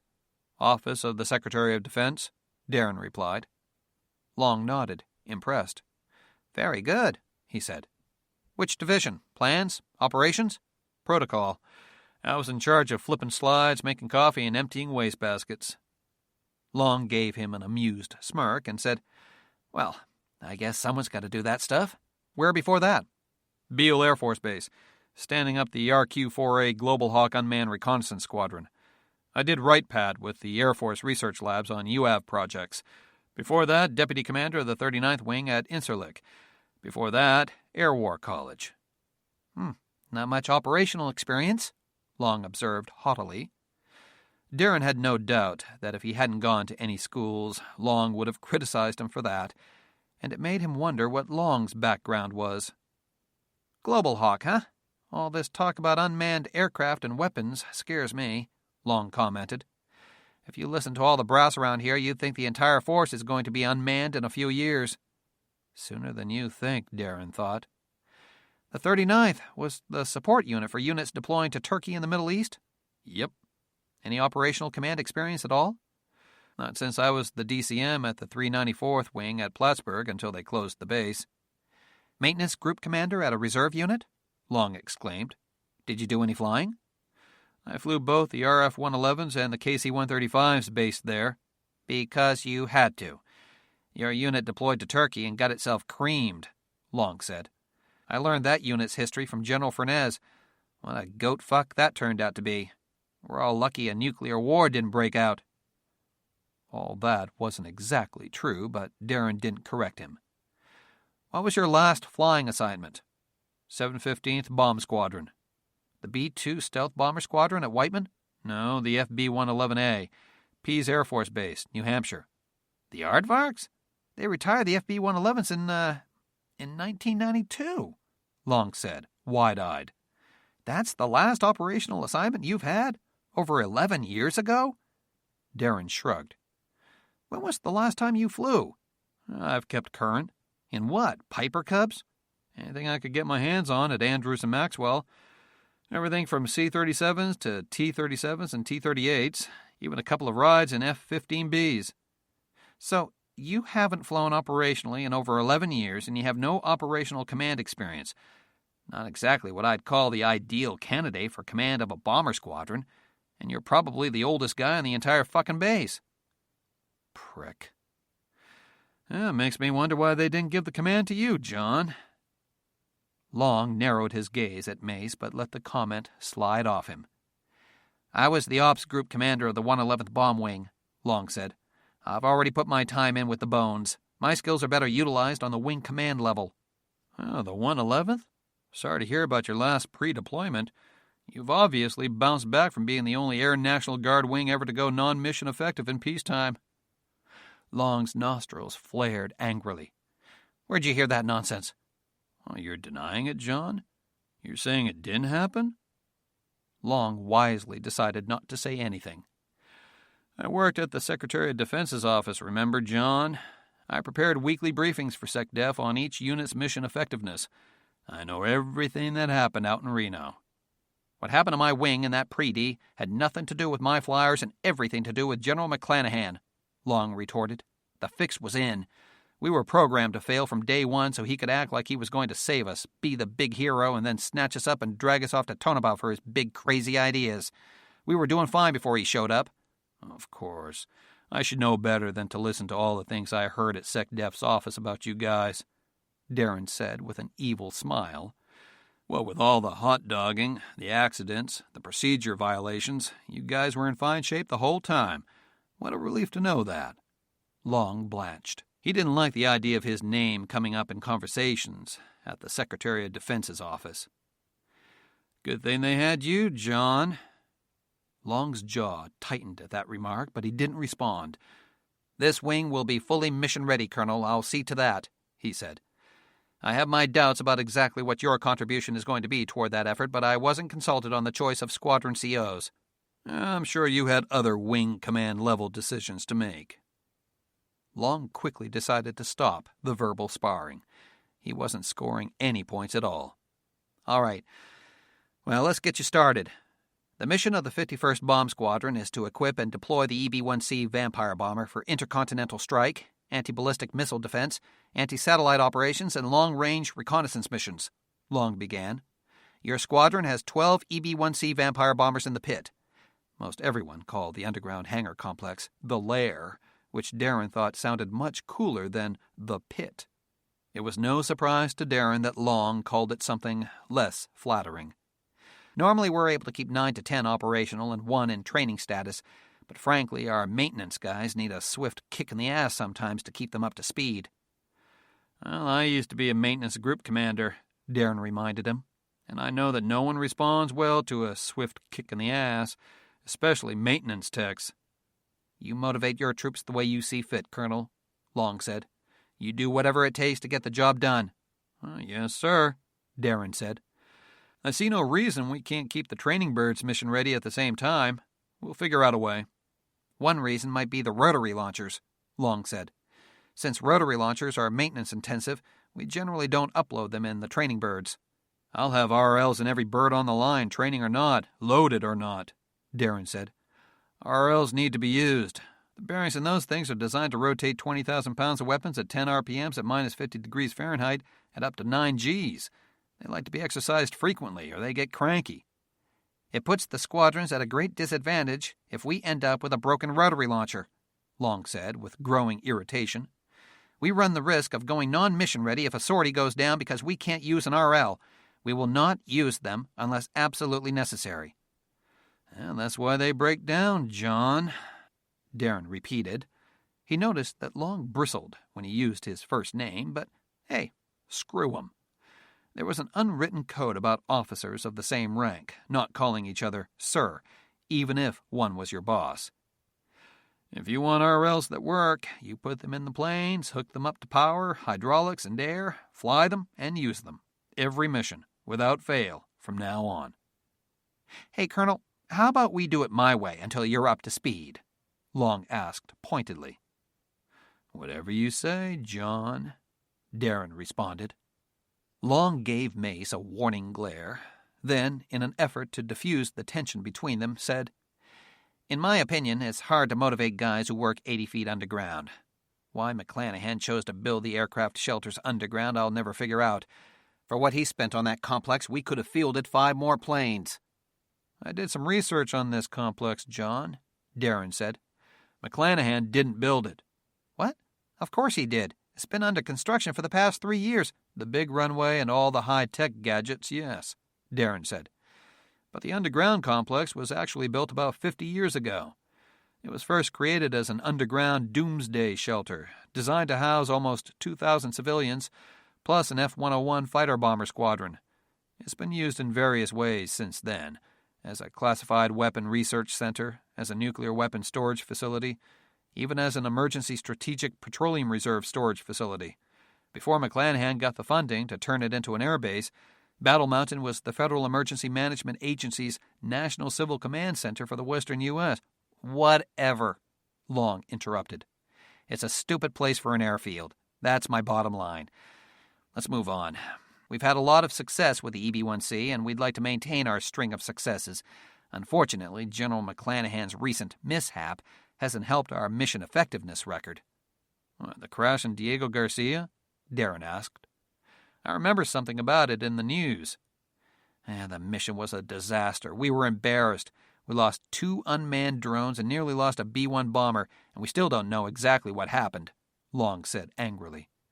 "But instead of getting his ass chewed out, characteristically, General McClanahan is treated like the conquering hero. He nearly closed down America's most important Asian airbase and disregarded orders that came from the Pentagon." "Well, he saved his plane and his crew," Darren observed. "Crew prerogative. Do whatever it takes to save your people and your aircraft. Who cares if it caused a mess on some ramp in Diego Garcia?" "General Furness saved the aircraft. It was probably McClanahan who pushed to keep on going with the mission." "An operational test is still an operational mission. It just means the unit isn't mission-ready," Darren pointed out. "I'm sure the crew was responsible for bringing their plane back in more or less one piece." "Apparently the Pentagon saw it the same way," Long grumbled. He handed Darren a sheet of paper. "What's this?" Darren asked. "What's it look like, Colonel? Bold print malfunction procedures test, required before every flight. Closed book and solo effort. It needs to be 100% correct, word for word, or you don't fly. Turn it in before you step." "I didn't know there was going to be a test first," Darren commented softly. He looked at the test. It was twice as long as any bold print test he ever remembered having to take. "I haven't had much time to study this stuff yet, John." Long eyed at the new squadron commander with a look of disgust. "Then maybe you shouldn't be flying right away, Mace," he said. "Maybe you need to get into the books a little more." Darren did not respond. He knew he needed to get back into the tech orders, especially on this new aircraft, but he badly wanted to get back into the air. He didn't want to spend 3 months in academics just watching the rest of his squadron flying without him. Long shook his head, then shrugged his shoulders. "But the boss wants you flying as soon as possible, so I guess we're going flying anyway," he said. "Get together with your instructor pilot and complete the test before you step." "You got it." "I've built a qualification course for you and the other newbies in your squadron. You'll start the flying phase of that course today." "Well, I appreciate that, John, but I think getting me stick time in these planes is a waste of everyone's time," Darren said. "It seems to me that I was hired for some other reason than to be a flying squadron commander. I need to know how they work, not how to fly them. General McClanahan has hinted about doing some special engineering mods to the fleet. I think I'd better be—" "Colonel, again, how about we do it my way until you're up to speed out there?" Long asked irritably. "We've got you scheduled for several meetings with the folks from Skymasters, Inc. and the engineers at the Tonopah Test Range. You'll get a briefing on the current project status and the completion timelines.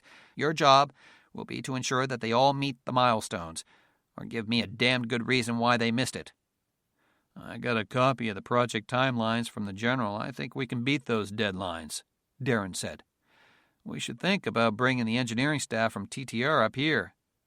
As I'm sure you've noticed, there's no place on this base for a 100-person engineering staff, Long said. It's easier for us to bring the planes to TTR than it is to bring everyone up here. Nah, I made visiting generals and heads of state stay in tents and trailers at Interlink all the time. The engineers from TTR and Skymasters can do the same. We're the customer. They can do it our way. I should be studying the mission profiles and weapon characteristics, and if you're not completely checked out as a primary crew member, Mace, you can't even look at my aircraft, Long said sharply. It's as simple as that. I'm not going to let any unqualified personnel near my planes, and since we're the only unit that flies the EB-1C and there's no lead in school, I designed the training program that has been approved by the Air Force. You will follow it to the letter or you will get out of my wing. This wing will not go mission ineffective because someone hasn't done the basics. I'll take responsibility for the mission effectiveness of myself, my crews, and my planes, Darren said firmly.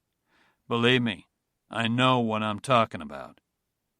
He then handed Long a sheet of paper, the completely bold print emergency procedures test. He'd done it so quickly that Long didn't even notice he was filling it out as they were talking. Long checked it carefully, but he needed only a moment to realize it was perfect, every word, even every punctuation mark, exactly in place. I may not have any command experience, Colonel, Darren added, looking directly into Long's eyes, but I guarantee you one thing. I know systems. I eat, sleep, and dream systems. I read tech orders in the fucking bathroom. Long met his gaze, but only for an instant. He looked away and remarked, Now there's an image I'd rather not have. He crumpled up the test and threw it in the direction of a nearby wastebasket. I've got your instructor pilot coming by soon. He looked at his watch. Gray better not be late, he grumbled under his breath. Sorry I'm late, sirs, Darren heard a voice say. He turned and saw what looked like the youngest crew member in a flight suit he'd ever seen. The guy, Kid, Darren thought at first, then corrected himself, set his documents bag on the dais, then quickly extracted some paperwork. Make us wait again, Gray, and you'll be ramp monkey for another week, Long warned. Apparently, Darren thought, around here being 10 minutes early for a briefing was considered late. Long motioned to the young officer. Colonel, this is First Lieutenant Dean Gray. Gray, Colonel Mace, your new squadron CO. Gray, a tall, lanky guy with a high forehead, very close-cropped, spiky blonde hair, and, of all things, a pinhole in his left earlobe for an earring, stepped over and enthusiastically shook Darren's hand. Pleasure to meet you, sir, Gray said. Dean Gray? Zane Gray, the guy that led the Air Force Academy to an NCAA championship in men's volleyball? Cover of Sports Illustrated? Rumors of you and Anna Kournikova, Gabrielle Reese? The same, sir, Gray said. When he smiled, it made him look 5 years younger. Well, no offense, Zane, but exactly when did you get your wings? Darren asked. Didn't all the Sports Illustrated and Playboy interviews happen just last year? Yes, sir, Gray said with his boyish grin. Got my wings last month. Last month? General McClanahan likes 'em young, as you'll readily find out, Long moaned, shaking his head wearily. Average age of the entire squadron is just a wet dream or two past puberty. Same with all the squadrons we're standing up around here. Now, if we could postpone the trip down memory lane for another time? Sure, John. Get to it, Gray, Long ordered. Yes, sir. To Darren, he began. Welcome to Battle Mountain in the 51st, sir. I'm your acting executive officer. Anything you need or want, just let me know and I'll take care of it. He gave Darren a card with binder holes punched in it. I took the liberty of writing out a list of all the squadron personnel with their ratings, schools, experience. Already did it, Darren said, flipping to the pages in his personal plastic brains booklet. I got the dope from General Furnez.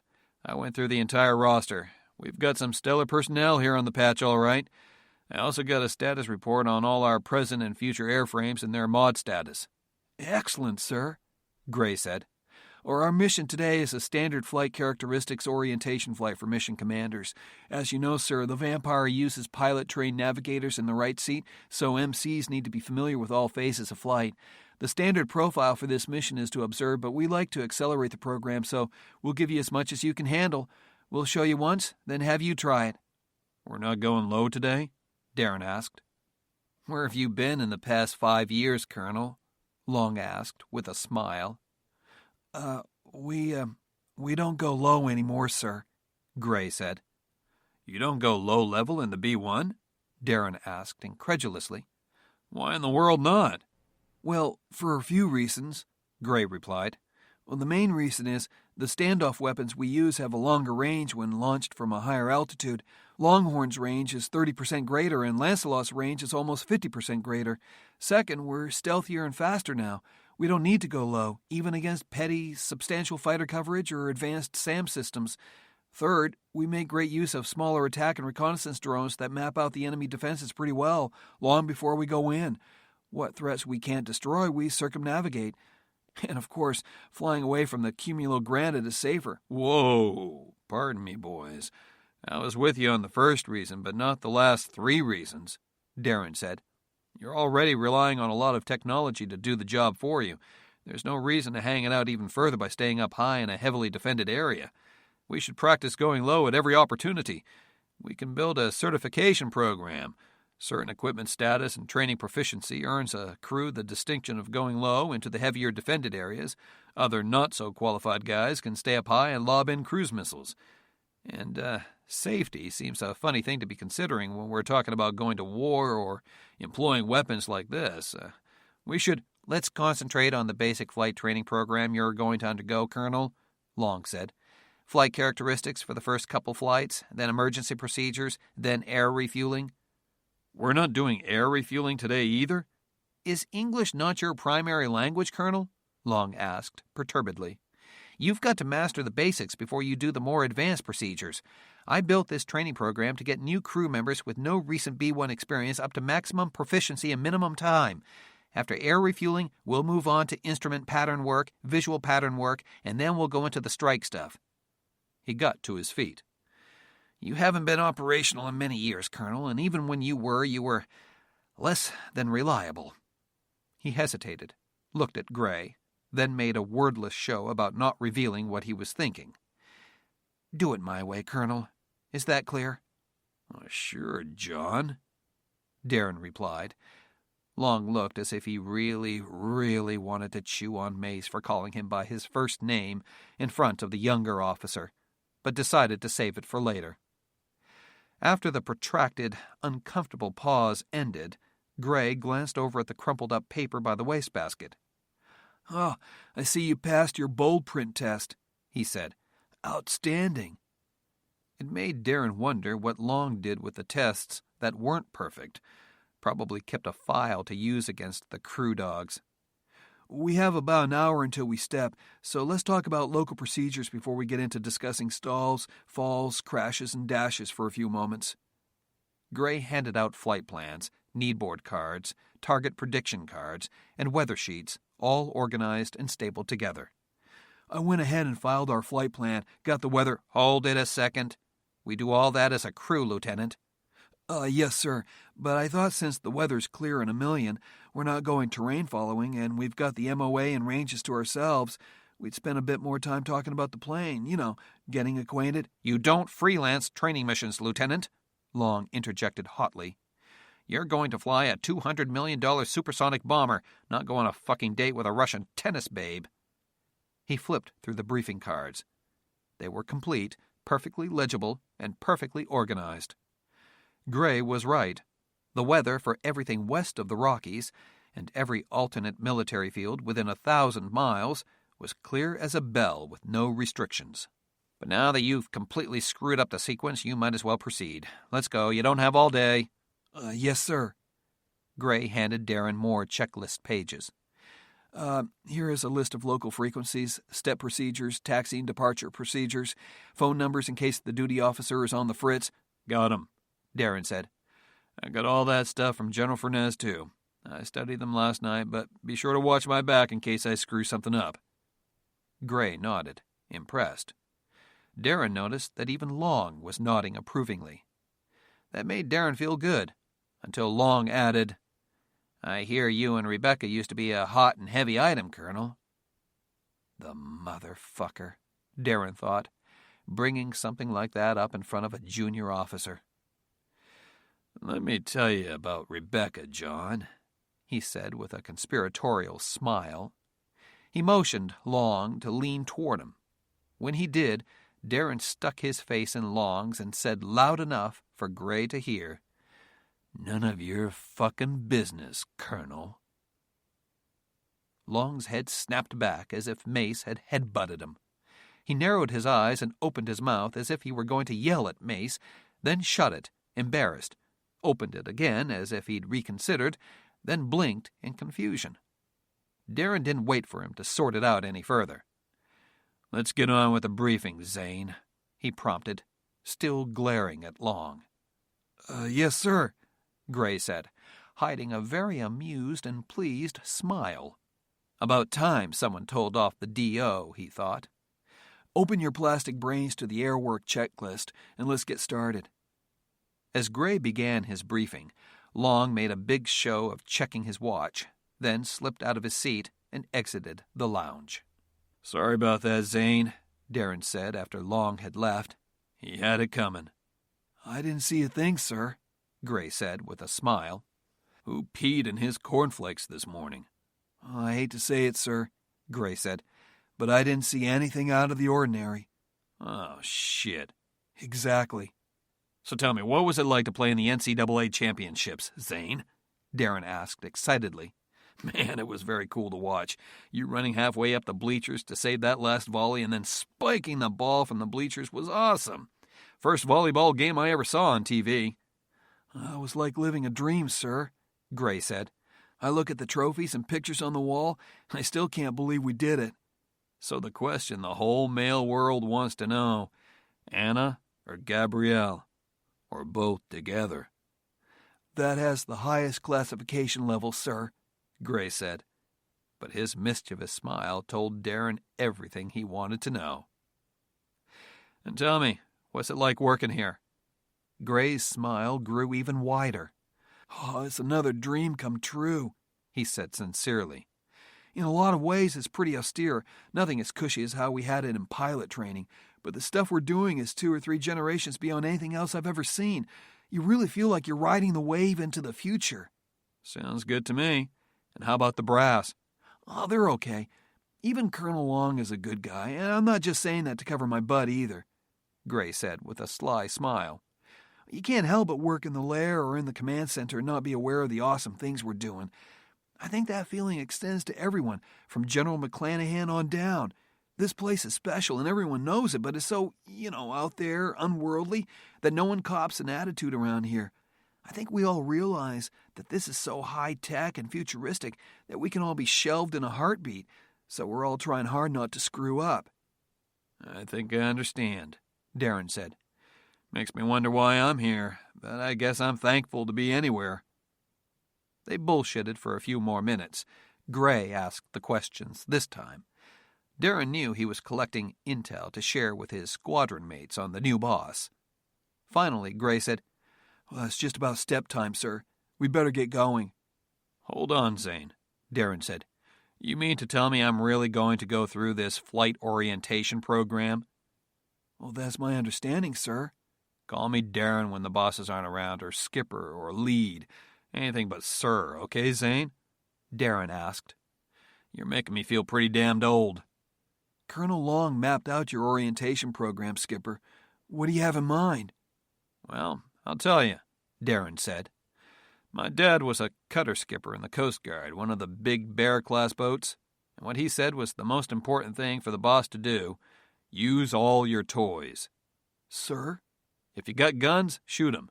If you have a helicopter, fly in it. If the captain has a barge, take it out and cruise around in it. I've got a bunch of B-1 bombers here. I want to fly 'em. I've got weapons, I assume. I want to pop a few off. I don't just want to bore holes in the sky. I want to drop some iron and make things blow up in a loud, messy fashion. Let's go flying." What about the Colonel's orientation program, sir? Screw it. General McClanahan told me that my job is to stand up this unit, and that's what I'll do, but in my own way. You game? Oh, absolutely, sir. Outstanding. He touched the earpiece in his right ear and said, Duty officer, schedule a low-level route, an air refueling anchor, and live air and ground attack weapon range time. Stand by for training ordnance load. Yes, Colonel Mace, the computer responded. Standing by. Sir, don't you remember? We don't go low-level anymore. Well, shit, I think I'm dating myself every time I open my damn mouth around here, Darren said. But we'll see how it goes. Who knows? Maybe I have a couple of tricks you youngsters might need to learn. Oh, roger that, sir, Gray said eagerly. Colonel Mace, this is the duty officer. Mace heard in his earpiece. Duty officer, go ahead, Mace responded. He was really getting the hang of this computerized duty officer system. The creepiness of talking to a machine as if it were a human being was quickly wearing off, the more he discovered how well the thing worked and how useful it could be. Colonel Mace, I have been advised that live weapon air-to-ground range times are available this afternoon in the Tonopah complex. A Bobcat tanker crew is available this afternoon as well. Please advise. Duty officer, put the Bobcat tanker on my schedule, Darren said. To Gray, he said, We got the Tonopah range for this afternoon. Ask the duty officer if they can get us a surface-to-surface rocket launch, too, Gray chimed in. Duty officer, ask the Tonopah range director if they can get us a surface-to-surface target rocket launch for our range time, Darren asked. Please stand by, Colonel Mace. Colonel Mace, I have been advised that no surface-to-surface launch targets are available at the Tonopah complex. They can give you ground targets only. No rockets. Ground targets only, Darren said to Gray. Oh, no problem. We can bring our own air targets. If Colonel Long doesn't have a fit that we changed his training schedule, Gray said excitedly. He was starting to adopt a Southern California surfer dude accent. He would lose his shirt, Darren knew, in any poker game. We can upload a couple of Wolverine missiles to use as fast-moving long-range targets, and maybe a Flight Hawk to use as a slow-moving air-to-air target. Good, Darren said. So we'll have 2 Wolverines in the forward bay. Make it 4, Gray said. Okay, 4, Darren said. 1 Flight Hawk in the aft bay and a rotary launcher with 2 Scorpions, 2 Anacondas, and, what's the third target for? Lancelot, Gray said. 2 Lancelots. You are clear to use Lancelots, aren't you, sir? Let's find out, Darren said. He touched his earpiece again. Duty officer, am I cleared to launch Lancelot missiles? Stand by, Colonel Mace. That is affirmative, sir. You are clear to employ all expendables authorized for the squadron. Cool, Darren remarked. Can't wait to pop one of those babies off. What do you have for precision-guided standoff missiles nowadays, Thane? We fly the AGM-165B Longhorn for short-range, operator-aimed, precision-guided missions, Gray replied. Outstanding. Duty officer, I want 1 Flight Hawk unarmed target UCAV with telemetry, 4 unarmed Wolverine target cruise missiles with telemetry, 2 Scorpion missiles with telemetry payloads, 2 Anaconda missiles with telemetry, 2 Longhorn missiles with target marking warheads, and 2 Lancelot missiles with telemetry payloads loaded in my sortie right away, he said into his earpiece. Request 2 ground targets on the Tonopah range. 1 fixed, 1 moving, Gray said. He was getting into it now. 1 fixed target, 1 moving target. Yes, Colonel Mace. Please stand by. I will request authorization. The reply did not take long. Colonel Mace, Colonel Long has denied your request for training weapons for your sortie. Duty officer, pass the request to General Furnez, Darren responded. Yes, Colonel Mace. Please stand by. Oh, crap, Gray muttered. The shit's going to hit the fan now, sir. He was right. It did not take long for John Long to burst back into the lounge, his eyes burning with anger. You son of a bitch, Long shouted. What is all this shit about uploading weapons and getting range time? Your task for today is basic flight orientation. I can't be wasting time on that stuff, John. You will do it because I said so, Long shouted. I built your training syllabus, and you will follow it to the letter. Is that clear? John, I'm a bombardier, Darren said. I need some range time. I need to fly the jet, and I need to blow some shit up. You can practice all that stuff in the simulators, Long said. Now forget this request for flight time and... I passed my request on to General Furness. You what? Long gasped, dumbstruck. You went over my head? How dare you, you son of a bitch! You're out of line, Colonel. John, I told you I'll get your vampires up and running and a hell of a lot faster than you've got programmed into your timetables, Mace said, getting to his feet to make a stand in front of the operations group commander. But I'm not going to be stuck doing stalls and approaches. I'm a navigator, a bombardier, a systems officer. You will do it my way, Colonel, or you won't do it at all, Long barked. I need to get up to speed as quickly as I can on employing this squadron for combat, Darren said. I'll venture a guess and say that all the other squadron commanders here have extensive experience in their weapon systems. The rest of my squadron commanders seem to have been more successful in progressing in their careers. That's why. Darren let that jab roll off his chin. I'll also venture a guess and say that next to Generals McClanahan and Furness, you are the most experienced person on this base in the EB-1A. Not exactly true, Long thought, but he did not deny that guess either. So I need to do everything I can to learn about the vampire, and that doesn't mean waste time with pilot shit. Let me do my thing, John. I promise. This unit will be fully qualified in all aspects, but I need to do it my way. Colonel Mays, this is the duty officer, the computerized female voice said. General Furness has approved your request for aerial refueling, low-level training, and live weapons on your sortie. I will coordinate your request with your squadron munitions officer. Colonel Mace, I am advised by your squadron munitions officer that your request will be handled immediately.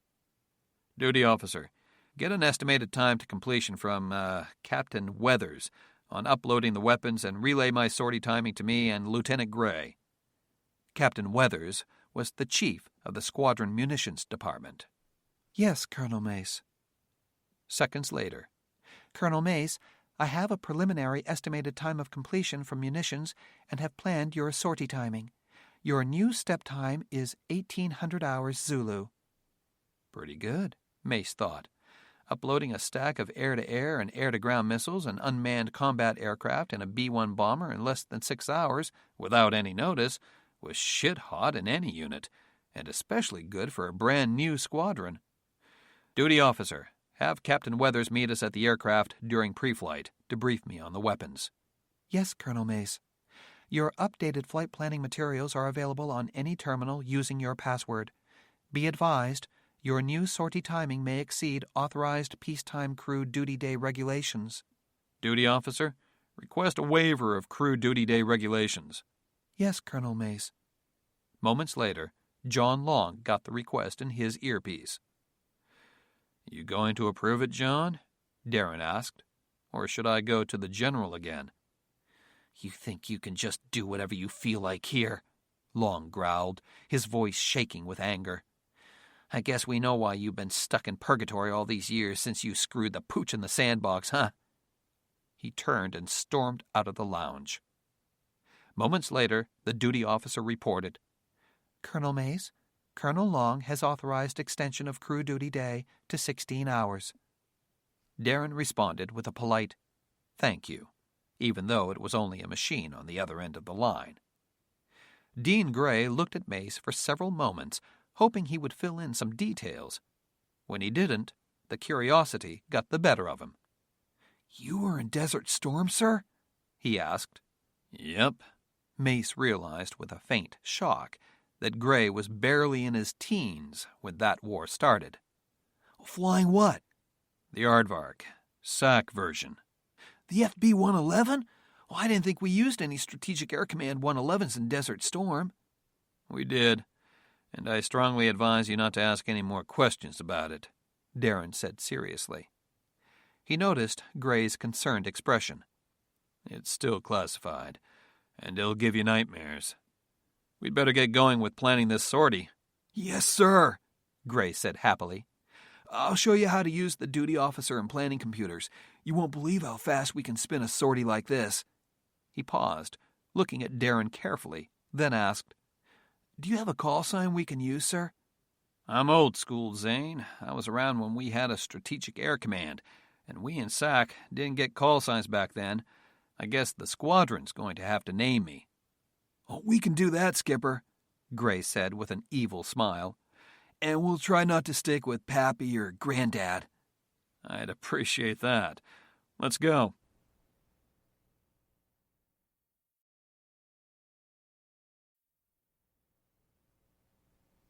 "6 hours was barely enough time to do all the planning they needed for this flight, even with the computerized duty officer's help. But as the morning wore on and more crew members filtered into the squadron, Darren got more and more help. His squadron was small, only 72 members altogether, and it was indeed young, mostly first lieutenants, with only 1 or 2 captains. The enlisted corps was young too, but they were all eager to impress their new boss and to show what they could accomplish. In less than 3 hours, Darren was sitting down with Long, Gray, and another vampire crew they'd be flying with for the first few hours, briefing a marathon 6-hour sortie. They then took an elevator in the squadron hangar down to the lair to begin the aircraft pre-flight. They completed a briefing with the crew chief, another impossibly young Air National Guard sergeant, then proceeded to do a walk-around inspection and pre-flight the weapons. They were met by Captain Willie Wonka Weathers, the squadron munitions officer. "Glad to meet you, Wonka," Darren said, shaking his hand. "Thanks to you and your guys for hustling for me." "Oh, it's our pleasure, sir," Weathers replied, smiling broadly. Frankly, it's the first hurry-up job we've had here in the lair. We've been involved with so much engineering support and mate testing that we forgot we're supposed to be a combat unit, getting ready to go to war. I'm grateful for the chance to put my BB stackers into action. Any no-notice taskings you want to give us is okay with us." "That's what I like to hear," Darren said. "I enjoy lots of no-notice exercises." "Outstanding, sir," Weathers said. He motioned to the forward bomb bay. "Allow me to give you a little brief on our babies here, sir. First time you've seen any of these weapons?" "I've read about them and did some planning with all except Lancelot," Darren replied. "I heard about Lancelot from the Korea conflict, but nothing in detail." "Well, this will be quick and dirty. We've got lots of briefings lined up for you, but the best way to get acquainted with these babies is to touch them and use them," Weathers said. "Fortunately, General McClanahan and General Furness believe in making holes in targets rather than just boring holes in the sky." Weathers started with the forward bomb bay. "AGM-177 Wolverine attack cruise missiles, configured today with recovery and telemetry stuff," he said. "About 3,000 pounds apiece, turbojet engine, cruise speed of about 400 knots, loiter time 30 minutes after a 100-mile low-level cruise. Mission-adaptive skin flight controls, highly maneuverable. Imaging infrared and millimeter wave radar sensors, satellite data link. Payload of about 250 pounds in 3 weapons bays, plus defensive expendables, plus an enclosed payload bay for a terminal warhead or any mix of weapons, sensors, cameras, radio relay, and so forth. You can program it to act like a low-level attacker, like a maneuvering fighter up high, or like a ballistic missile.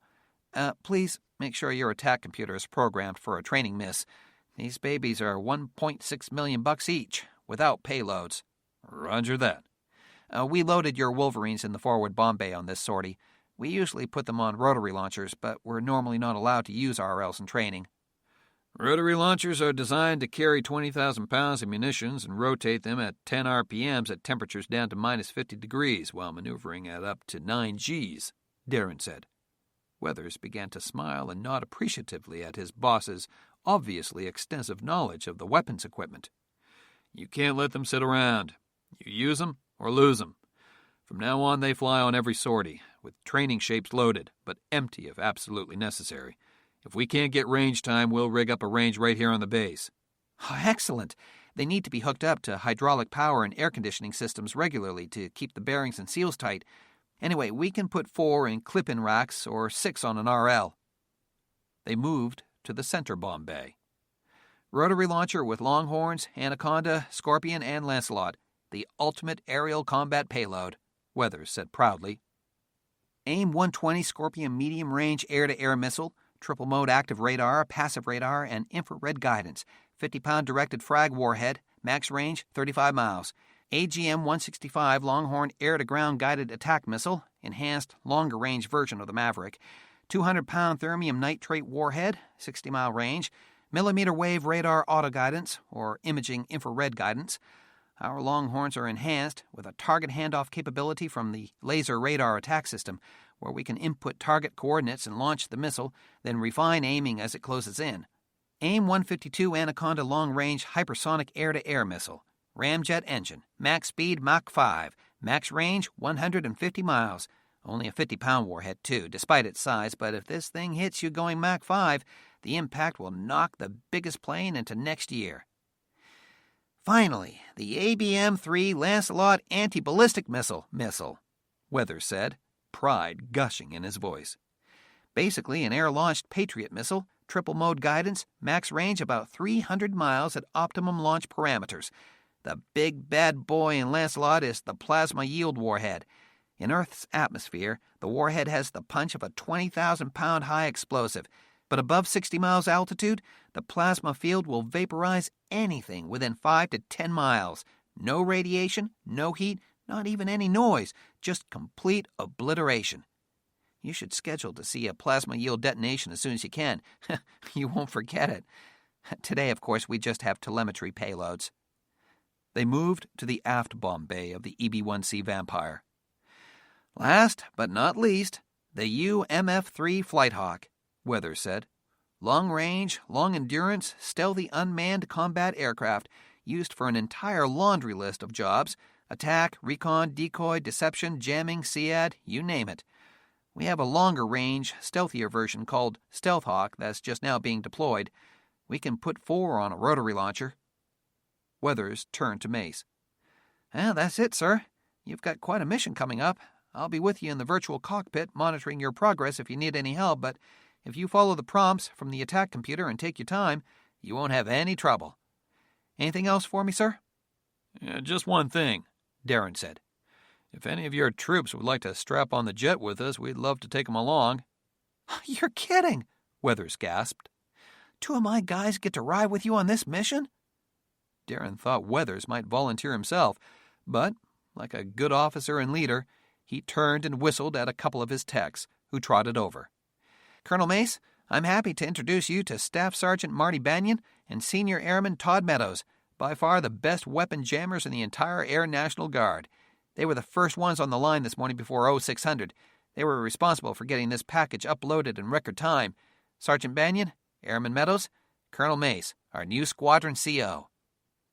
Darren shook hands with the eager, awestruck airman. Captain Weathers picked you to take a ride with us this afternoon, guys, if you're up to it. Both Banyan's and Meadows' eyes became as big as soccer balls. Oh, you bet I am, sir, Meadows shouted enthusiastically. I've worked on B-1s for almost 5 years, Banyan enthused. But I've never been up in one. I've been waiting for this chance for years. Outstanding. We start engines in about an hour. Captain, if you'd give life support a heads up, we'll get these boys some flight gear ASAP. Report back as soon as you can. Yes, sir, both techs shouted, and they hurried off to stow their tools. That was a great thing you did, sir, Weathers said after he had the duty officer alert the life support shop to get ready to brief and equip the 2 weapons loaders for their flight. We're always looking for all the ways we can find to motivate our troops. As I said, I'll be in the virtual cockpit monitoring your weapon releases and performance.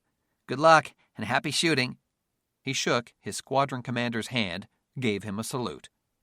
A rather strange thing to do, Mace thought, being 80 feet underground. Were they indoors or outdoors or what?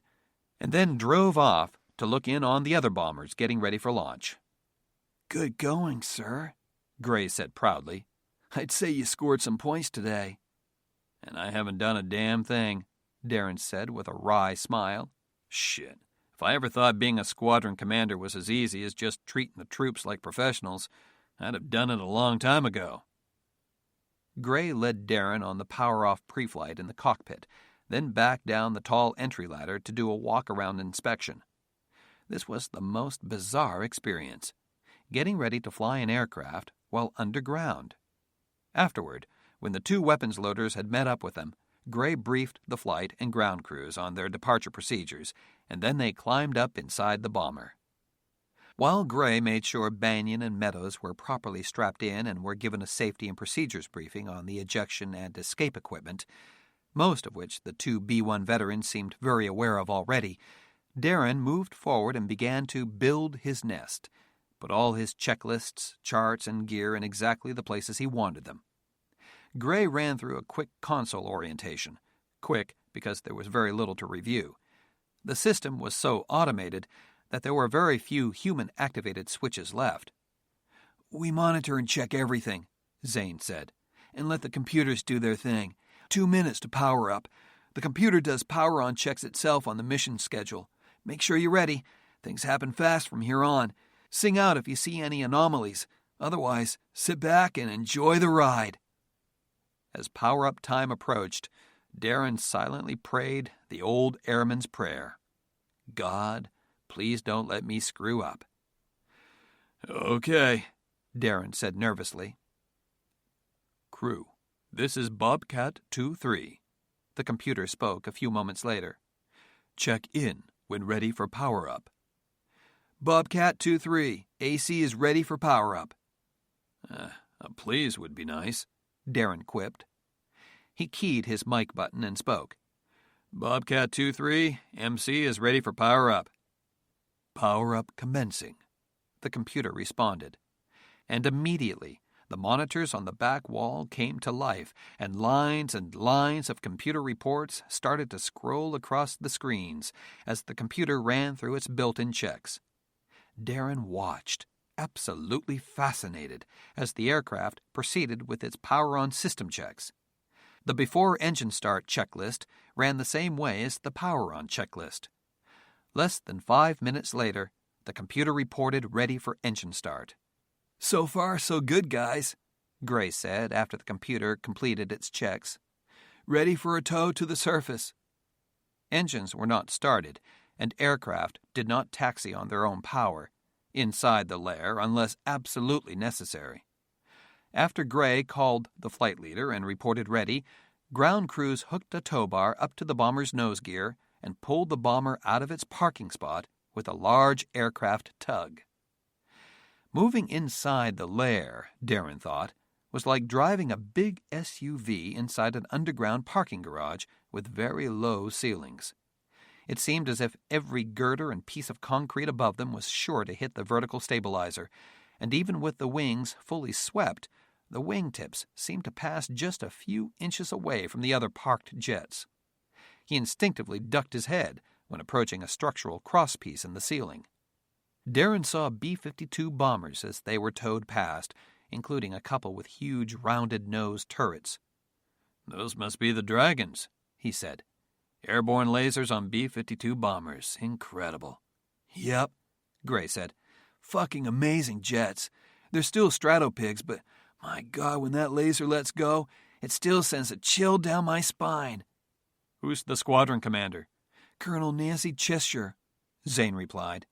"She's one of General McClanahan's test pilots from Dreamland. The 52nd Squadron is technically not activated yet, but they're organized and run just like the other flying units. Just 2 aircraft, and neither will be mission ready for at least another year, but they've already flown a bunch of sorties, and we know they work. I'd like to have one on every sortie I fly over Indian country," Zane added.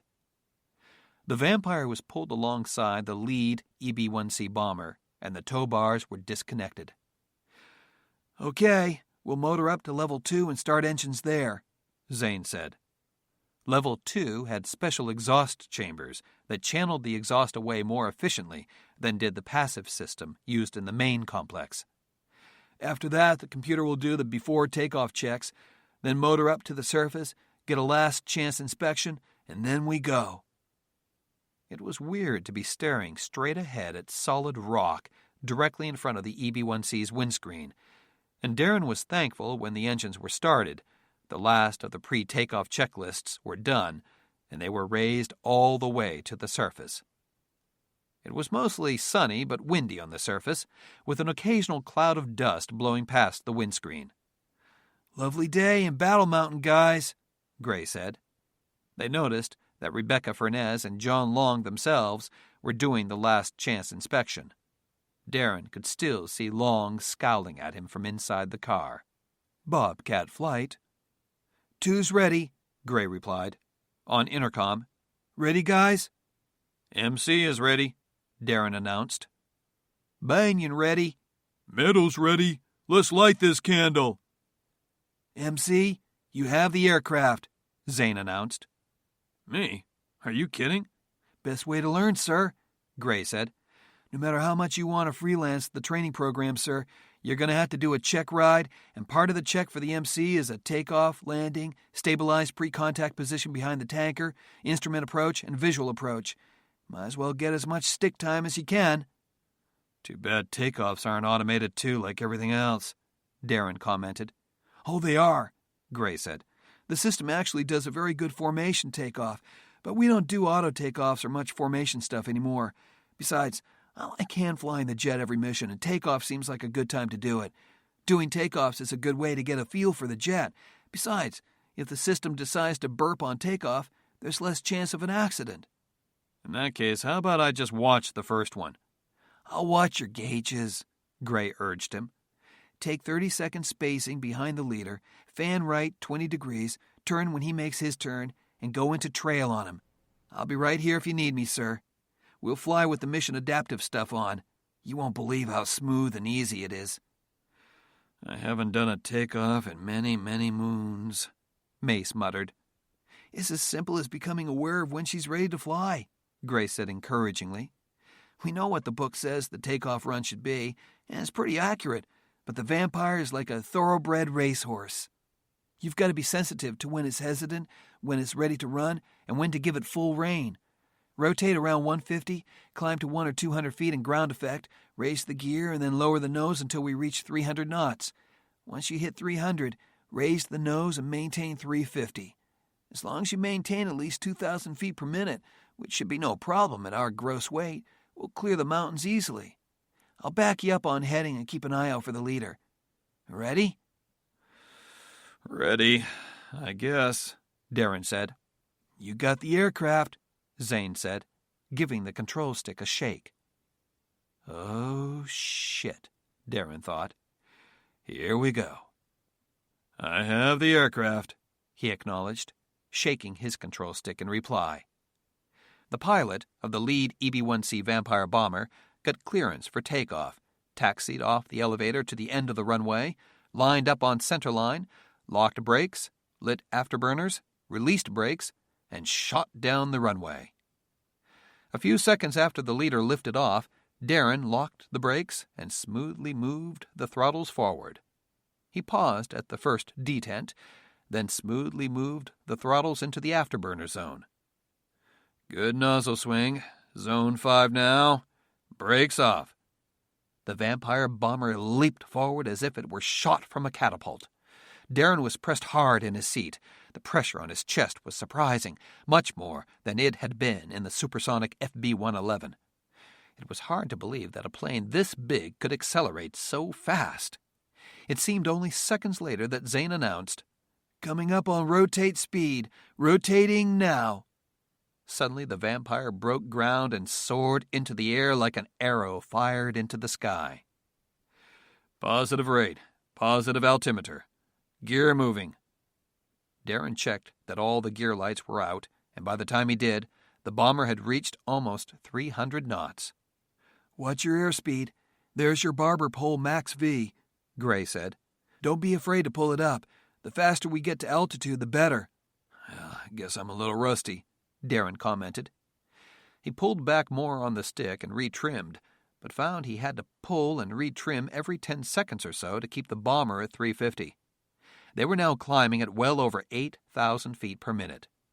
"Christ, she's like a bat out of hell," Darren muttered. "You got that right, sir," Gray agreed. "Mission adaptive technology. The whole airframe becomes a lift-producing device until we hit 300 knots, and then the computer takes it away little by little till just a small part of the wing and fuselage produces lift. That way, there's no induced drag caused by a lot of lift-producing surfaces. Sounds weird, but it's true. The faster we go, the faster we can go. Above 400 knots, almost none of the wing and a tiny fraction of the fuselage is producing lift. The rest is just knifing through the air at zero angle of attack." A few moments later, Zane put his right hand on the control stick. "Good job, sir," he said. He shook the stick. "I have the aircraft. I'll do the rejoin, check over the leader, then let you try some formation. It'll get you warmed up for the air refueling." "You got the aircraft," Darren said.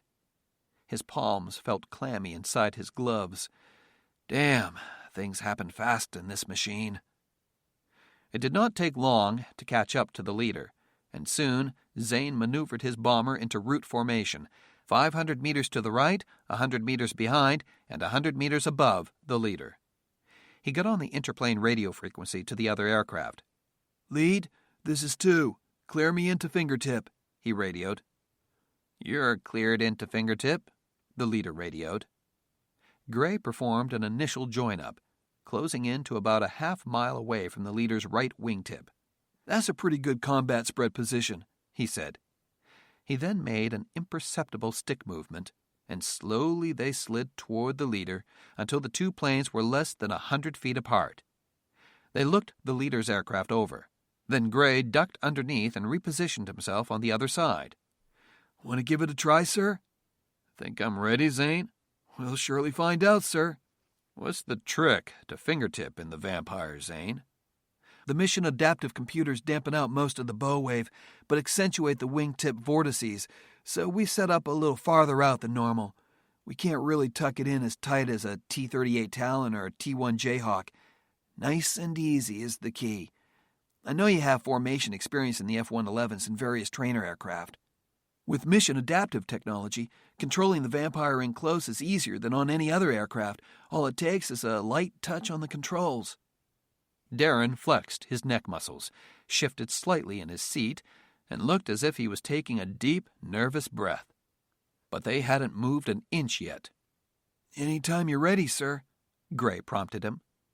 He was just about to give Mace a few more basic pointers on how to close in to fingertip position when, before Gray or anyone else realized what happened, they were flying within just a few feet of each other, wingtips overlapping. "I've got the aircraft! I got the aircraft!" Gray shouted. "No," Darren said calmly. "Hands off." "2, you guys are a little close," the lead mission commander radioed. "We're fine," Darren responded. Gray quickly realized that Mace hadn't overcorrected or made a mistake. He was purposely tucked in close, the leader's left wing casting a shadow on the second Vampire. But Mace was in there so close and so tight that it felt as if they were one aircraft. "I see what you mean about the wingtip vortices. The trick would be to keep the vortices away from the flight control surfaces. Look, I'll move out a few feet. Put your hand on the stick." When Gray put his hand lightly on the control stick, Darren moved the bomber an imperceptible amount away from the leader. "See that?" "No." "Turn off the mission adaptive computer for a sec." "What?" "I said turn off the MA computer, Zane." "You want to move away first?" "No." To Gray's horror, Darren keyed his voice control button. "Mott to standby." There was a slight burble that caused a thrill of panic to shoot up and down Gray's spine, but their position did not change one bit. "See it now? The mission adaptive system masks it out quite a bit. Look, it'll go away." He slid in 4 feet closer, so close that Gray could see the whites in the lead AC's eyes. "See? It's gone. You really got to get it in there tight, but the vortices just spill out over the top of our fuselage and overboard along our slipstream." Darren keyed the interplane channel mic button. "Lead, give me a standard rate turn," he radioed. "Either direction." There was a long pause, but finally, "Roger, coming left." The lead Vampire made an ultra-cautious, much less than standard rate turn, and the second Vampire turned with him. "See this, Zane?" Darren said. "Once you're in tight enough to let the vortices spill over the fuselage instead of the wings, the vortices actually help keep you in place." He moved his hand until he had just one finger and one thumb on the controls. "She's practically flying herself. I wouldn't unzip and take a pee, but this gives you enough of a breather to refocus your eyes, check a caution message, or get a kink out." They turned right to get back on course, and Mace's vampire stuck with the leader as if it were welded to him. Let's see what it's like on the other side. On interplane, he radioed, "Lead, 2's crossing under to the other wing." "Is that you flying, Zane?" "Negative. It's the new guy." "Say again?" "It's the new MC flying," Zane said proudly. "He's got liquid nitrogen for blood." Still in the turn, Darren crossed under the lead EB-1, close enough so that they could see the seams in the composite fiber steel skin. "Wow. Feel this, Zane. I'm dead in between both wingtip vortices, and it's as smooth as a baby's bottom here." All Zane could think about was smacking into the underside of the lead plane. They were closer than pre-contact position from an aerial refueling tanker. But he took the controls and found it incredibly steady. No sign of turbulence or cross-controlling at all. Darren tried it with the mission adaptive system on, and it was even smoother. He backed away to a more reasonable position. "Nice job in the groove, Nitro," the pilot of the lead bomber remarked. "I think you've just been named, sir," Gray said. "Nitro, huh? That's a hell of a lot better than Pappy," Darren said. He moved away to route formation position and gave control back to the flight control computer. "Shit hot job, sir," Gray said. "I got the impression you didn't like flying." "Nah," Darren said. "Just because I don't think mission commanders need to be experts in flying the jet, or because I think I shouldn't be wasting time learning flight characteristics, doesn't mean I can't fly. But I prefer dropping bombs, my friend. I'll get our range clearance, and then we'll go in and have some real fun." Battle Mountain Air Reserve Base. Later that afternoon. Darren had to struggle to keep up with the squadron as they headed down the aircraft parking ramp for the finish line. His newest squadron joint activity, letting everyone off at 4 p.m. on Friday afternoon and doing a 5-kilometer run around the runway, followed by a tailgate beer and soda party hosted by one of the squadron's duty flights, rotated each week. He was heartened to see everyone who was not on critical duty, and even a few others who had a quick response responsibility, out for the run. He was also pleasantly surprised when Patrick McClanahan, David Luger, and a bunch of other Air Battle Force types joined in the run with Rebecca Furness, John Long, and a few other wing personnel he hadn't even met yet. The afternoon air was cold and dry, much different from the humid air in the District of Columbia and Alabama, but his body was finally getting accustomed to the dryness and altitude, and Darren felt he acquitted himself well, despite obviously being the old man in the group. He felt that more than just a few folks had to slow up so they wouldn't completely wax their squadron commander, and there was a big clump of squadron personnel who finished beside Darren and Rebecca. John Long, a 3-per-day cigar smoker, dropped out after 3 kilometers, the minimum distance for the twice-annual Air Force aerobics test. Almost no one else dropped out, although a few had to stop and take some deep breaths and rest aching legs. Darren first chose a large bottle of icy-cold water after the run, but then he took one look at the disappointed faces of his squadron, put it back, and pulled out a bottle of beer instead, then handed one to Rebecca. This gave the go-ahead for everyone else, and the partying started in earnest. "Good move, Colonel," Rebecca said as they walked along the dirt beside the Security Forces building. "You saw that everyone wanted a beer, but no one was going to partake unless you did first. Very heads-up of you to switch." "Oh, thanks." "I've seen a lot of that lately. You seem very in tune with your troops. I see you playing basketball and having chow with the enlisted people, playing cards with the NCOs, turning wrenches with the maintenance guys, and shooting rifles and pistols on the range with the security forces. I know it means a lot to them to see you around." She paused and then said, "But I don't see much of you these days. The General's big project?" He's got me plugged in night and day." There were lots of generals on base, Darren thought, but everyone knew that the general was Patrick McClanahan. "Lots of meetings and trips to TTR." The Tonopah Test Range was the flight test and research base in southwestern Nevada that served as the medium security conduit between the unclassified flight testing done at Edwards Air Force Base in Southern California and the super-secret research work done at the High Technology Aerospace Weapons Center, or HAWC, near Las Vegas. Everything going all right? I think we'll have it dialed in soon, Darren said. The general is a hard charger. Good candidate for a nervous breakdown. His head is screwed on right, I think, Darren said. He's spending more time with his kid. He even showed up for the squadron run. I couldn't believe it myself. I wasn't surprised. He works hard, but he's starting to gain a bit more perspective, I think. That'll be a switch. They fell silent again, nursing their beers.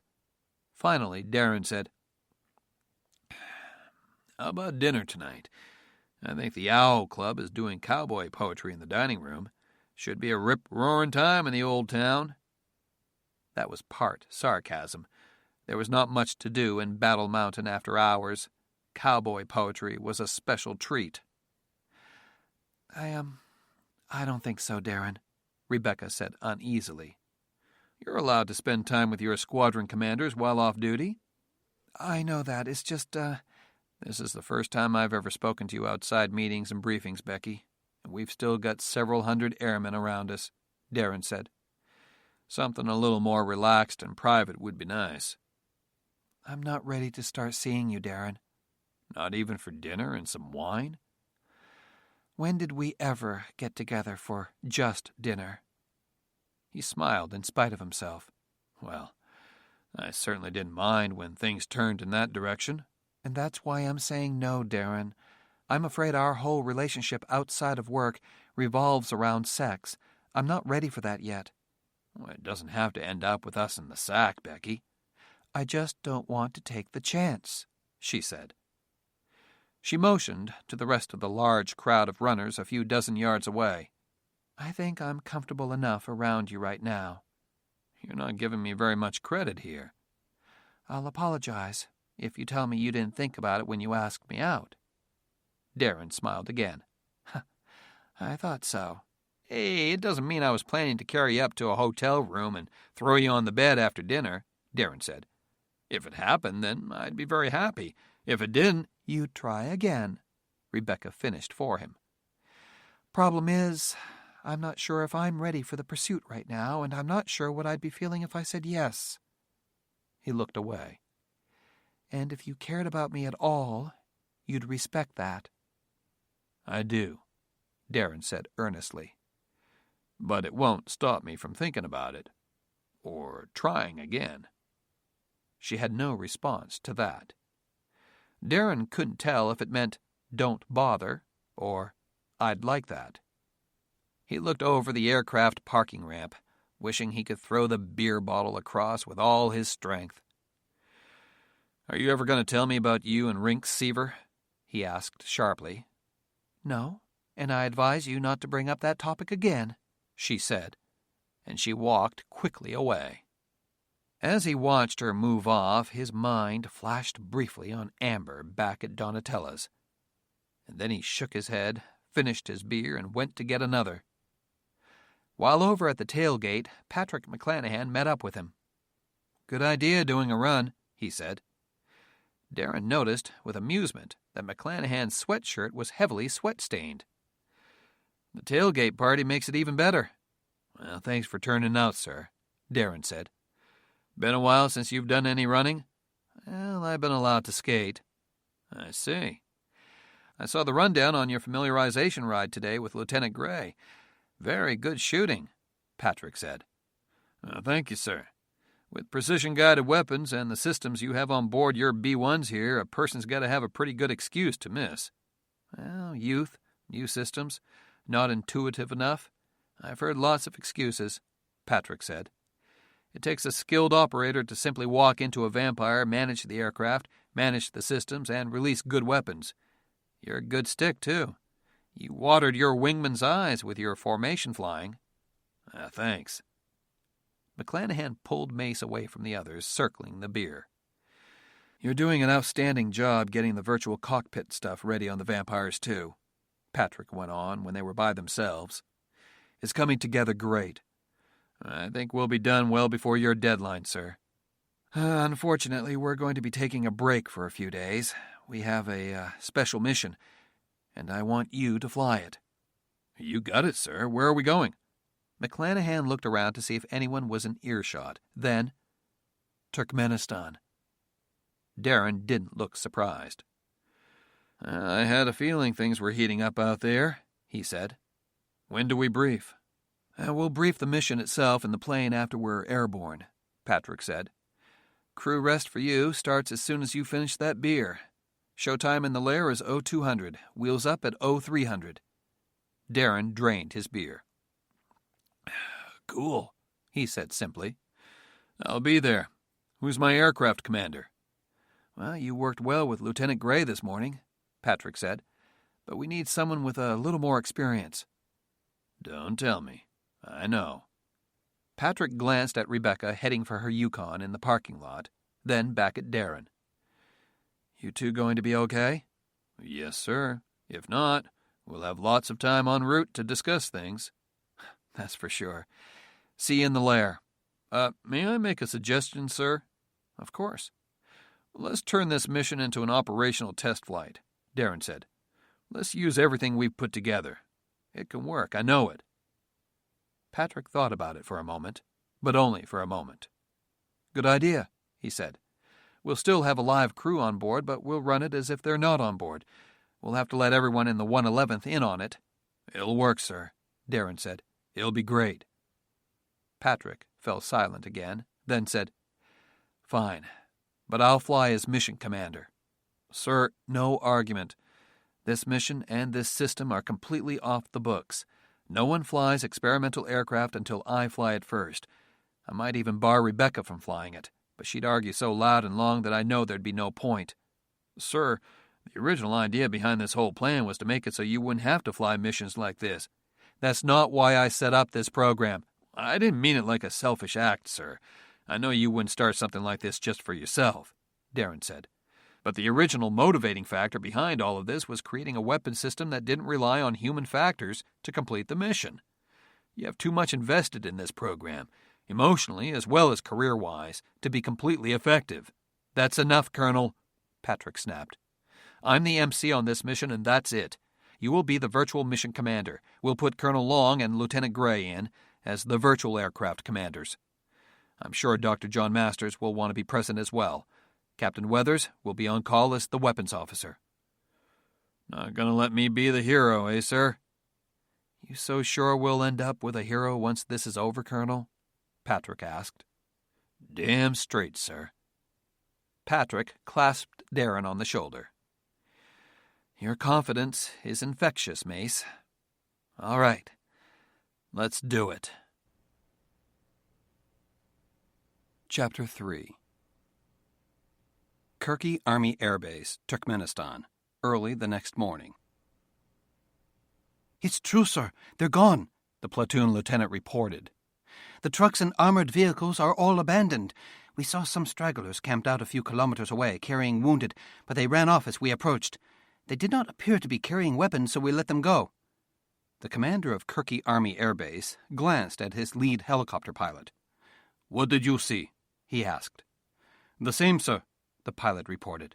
About a dozen light armored vehicles, 4 small tanks, 2 large main battle tanks, 2 dozen supply trucks, the 2 towed anti-aircraft weapons, all scattered across the road and abandoned. Some appeared to be torched. We did see evidence of scouts or infiltrators on the base, sir, the captain in charge of base security added. Perhaps they got a look at our preparations for a counterattack and fled. Did you see any of their pickups?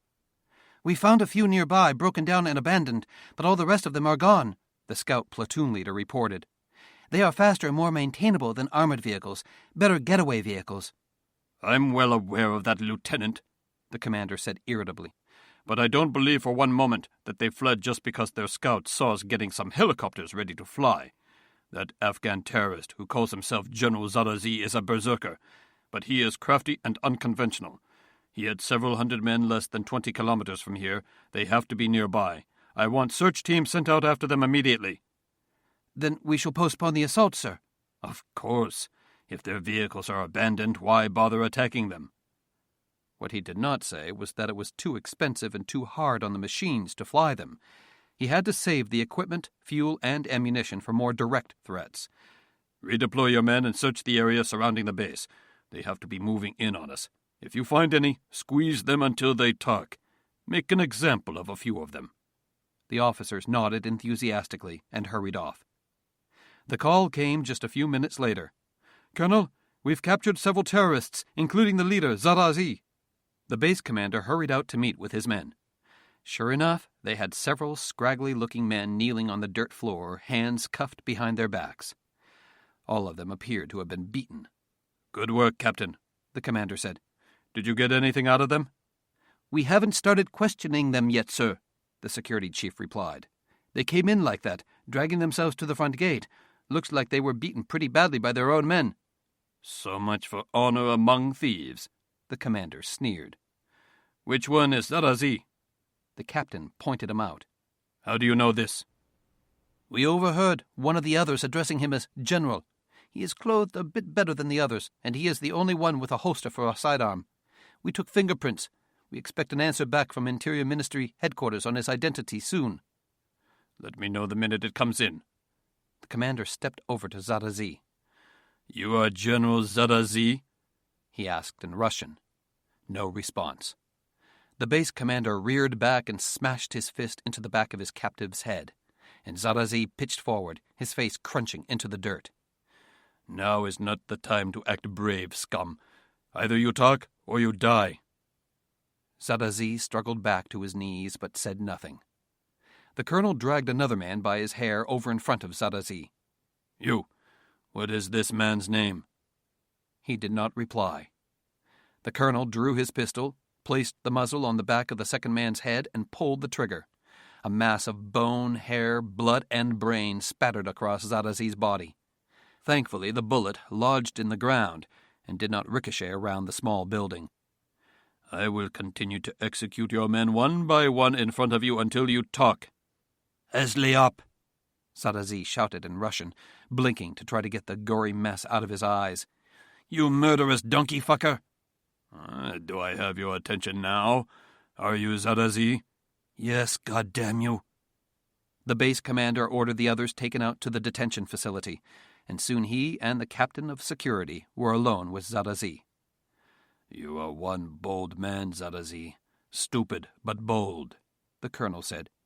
"You've killed scores of loyal Turkmen soldiers, shanghaied dozens more, destroyed several pieces of military equipment, and stolen hundreds of millions of manats worth of equipment. What is the point of this rampage you're on? What is your objective?" "After putting a bullet into your head, just as you did to poor Ahmed there? Destruction of your pissant, cowardly country." "Destruction? Why? What did we ever do to you?" "You and your corrupt government sat back and did nothing while the United States, the infidels, and the Zionists raped my country," Zarazi said. "The infidels drove all my people out of our homeland, and you did nothing. My people tried to seek shelter and help in your country, and you did worse than nothing. You caged them up like rabid animals. You deserve to die slowly and painfully, and God has chosen me to carry out this task." "Unfortunately, my insane friend, you have failed," the base commander said. "You shall be brought to military headquarters at Ashgabat, interrogated, then executed. Take him away."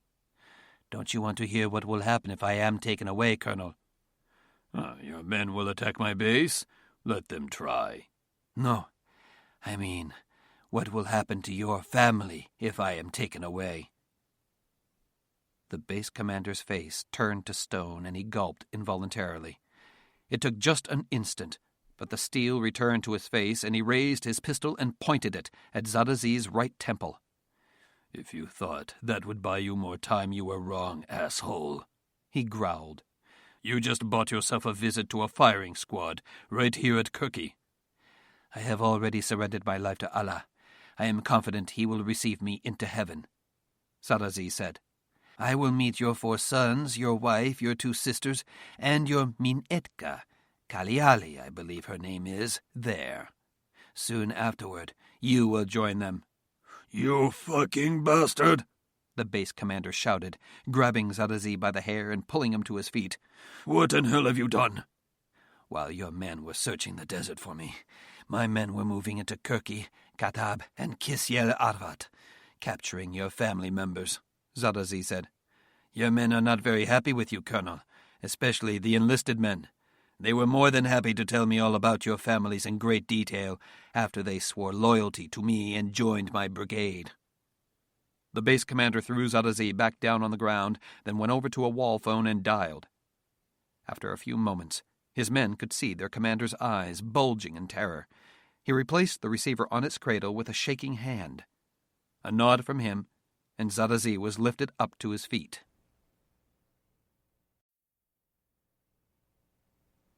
"You'll never get away with this, criminal," the commander spoke. "The police and the military will hunt your men down and slaughter them." "Then they will find your family members dead beside them," Zadazi said. "I told you, Colonel, we are all prepared to die to complete our mission and fulfill our destiny. You cannot threaten us with pain or death, because we know at the end of it comes everlasting peace and happiness with God. But your children, surely they are too young to die. The oldest has just turned 22, and the youngest is still in his teens. Why, his whole life is still ahead of him. And your girlfriend could very well be your daughter." The commander punched Zadazi in the face as hard as his shaking, spasmodic muscles could manage. Zadazi only smiled. He knew by the force of the blow that the Turkmen officer was done fighting. "You fucking bastard," the commander murmured. "The same fate awaits your officers' families as well," Zadazi said. "We targeted at least 24 of your officers and senior enlisted men's households. We will butcher them all if you do not do as I say." "What in hell do you want?" "Simple.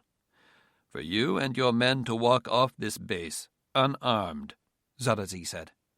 "When I am satisfied that you and your men are far enough away and no threat to me, I will order my men to release your families." "How do I know that you'll do as you say?" "You do not know," Zadazi said. "That is my insurance. I promise you, I will slaughter them if you do not obey me. Of that you can be certain." "Do you seriously expect me and my men simply to walk off this base and leave it to you and your scavengers? Are you delusional?"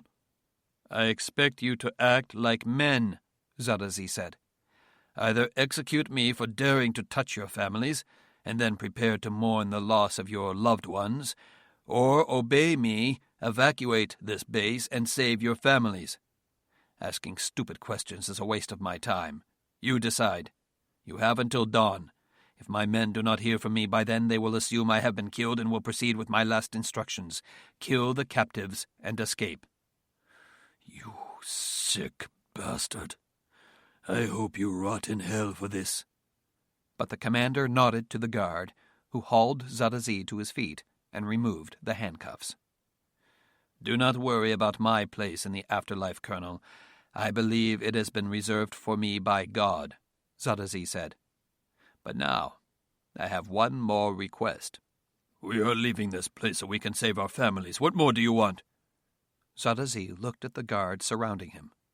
As if with a silent command, one of the guards handed over his AK-74 assault rifle to Zadazi. "What do you think you're doing, Corporal?" the security chief asked. "He is doing what I think most of your men assigned here will choose to do. Join my regiment rather than slink away with you," Zadazi said. "Now, as for my one last request, Colonel, I ask that you sacrifice yourself in forgiveness for the murder of my comrade." "What?" The commander's eyes were round with fear, and he looked at the others, hoping for some sign of support. He got none, not even from his security chief, and certainly not from the conscripts. They seemed to be very, very pleased to watch their commanding officer die. "You fucking bastard. Kill me if you want, but if you even so much as approach any member of my family, I swear I will arise from the grave and haunt you through eternity."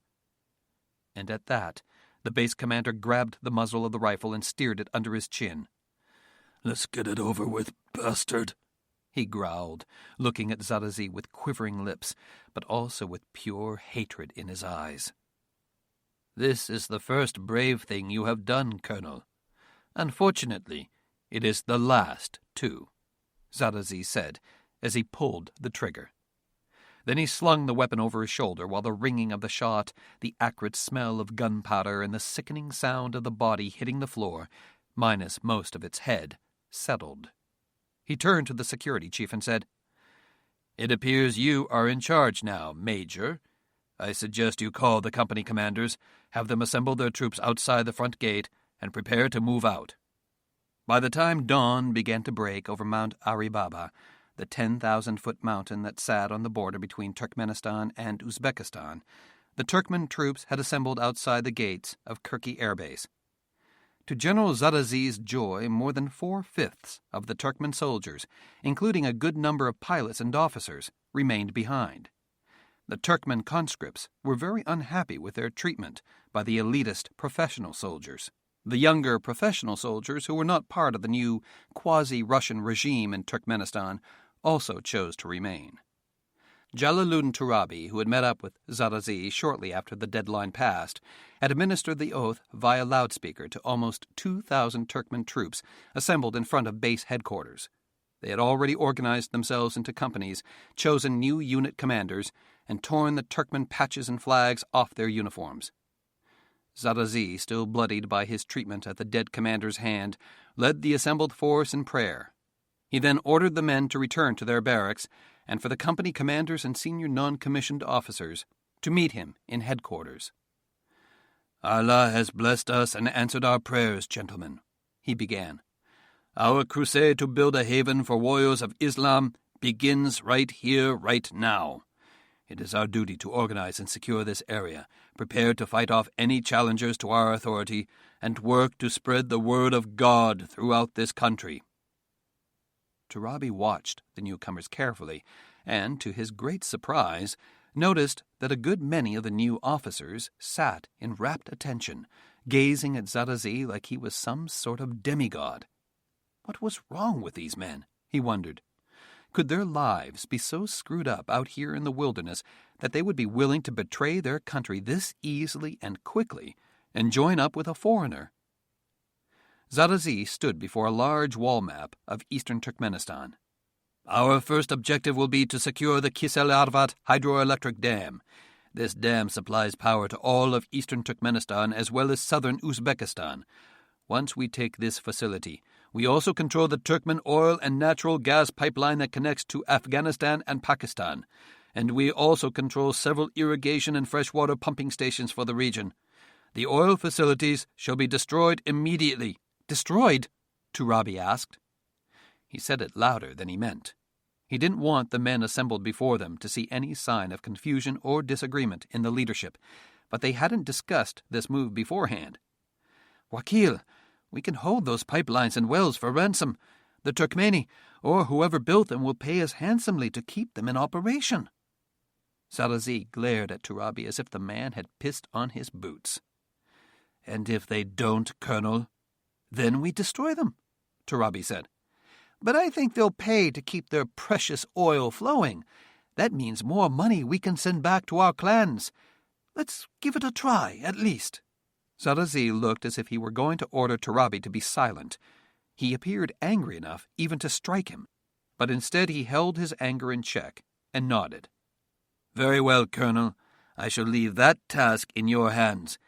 Make contact with the Turkmeni oil minister or their Western puppet masters, and tell them that if they want their oil to keep flowing, they will pay." "Yes, General," Turabi said loudly, thinking that he'd better do whatever he could to show everyone that Zarazi was back in command. "I'll make the pricks pay out their asses." "Our greatest threat is the infantry base at Gordok," Zarazi continued after giving Turabi a final warning glare. "They have a full brigade there, do they not?" One of the Turkmen officers shot to his feet. "Master, they are authorized to brigade strength, but they have been unable to get enough equipment and supplies to fully equip a brigade," the man said, standing at ramrod attention.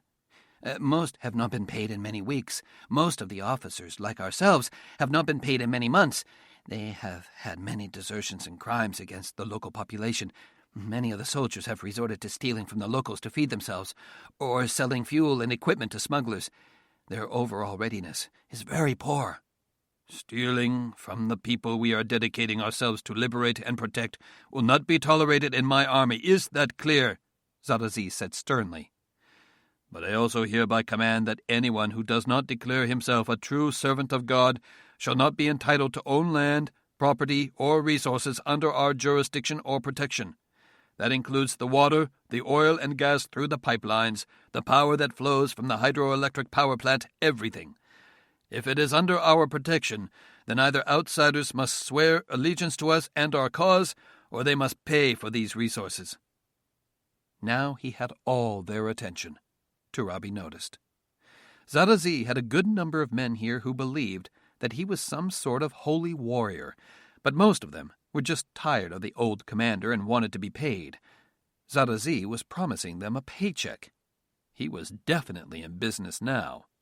Zarazi outlined his wishes for patrols, security, and reporting to him, then dismissed the company commanders and their senior non-commissioned officers.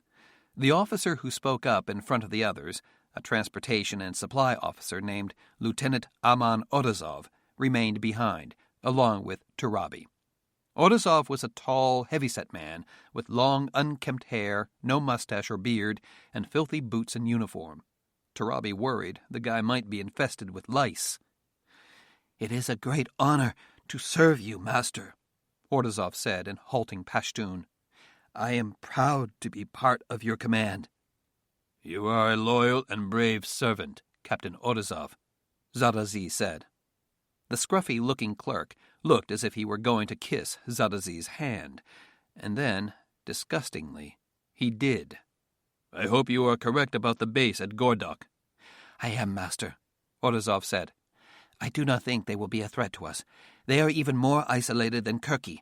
They do a great deal of black market trading with smugglers and villagers from Uzbekistan and Afghanistan. I think you will find many who support our cause." "We shall see," Zarazi said. "My concern would be for the Major and the other company commanders that you are allowing to walk free, Master," Odazov said. "I would be afraid they will spread lies and wild stories about you. They should not be allowed to reach Sharju."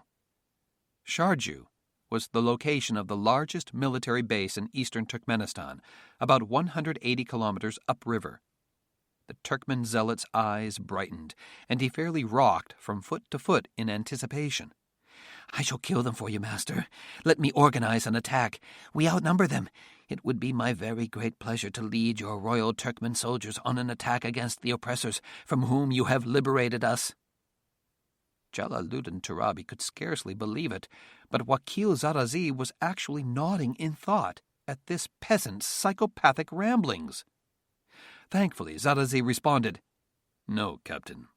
I am grateful for your enthusiasm and drive, but those men are not yet our enemy, only our adversaries. If they organize and return to do battle, you shall lead our forces against them." Zarazi glanced at Turabi. Was he looking for approval, or afraid his second-in-command would object to his giving a command to a Turkmen? Turabi remained indifferent. "I have given my word they shall not be harmed if they surrender. So shall it be. Now, go. Organize your men and report to me when they are ready for my inspection."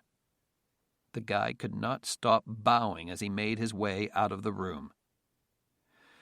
After everyone else had departed, Turabi regarded his leader and long-time superior officer with a mixture of caution and admiration. Zarazi was standing on the platform, staring out through a window at the sunshine streaming in. "I like the plan to take Gordok," Turabi said. "Taking the hydro complex at Kisyelarvat is also a good plan. We can threaten to blow the plant if we get attacked. I hope that Odazov character is right about the readiness at the base. We'll need every advantage if we're going to split our force to take the hydro plant and do an assault on Gordok." Zarazi was silent. It was as if he hadn't even heard him, which infuriated Turabi. "Excuse me, General," he snapped, the edge in the invented title obvious in his voice. "But what is the objective here? What do you hope to achieve?" What is it you wish to achieve here, Colonel? Zarazi asked, without turning to face him. Wakil, our orders from our leaders were to procure money, weapons, and equipment that can be sold to support the Al-Qaeda forces in northern Afghanistan, Turabi said. Our tribal leaders pledged to do this, and you were given specific instructions to go out and obtain these things. That was the whole purpose of attacking that convoy. That is the only reason these men agreed to leave their homes and wives and children and fight for you. Our clan leaders ordered us to raise money for Al-Qaeda.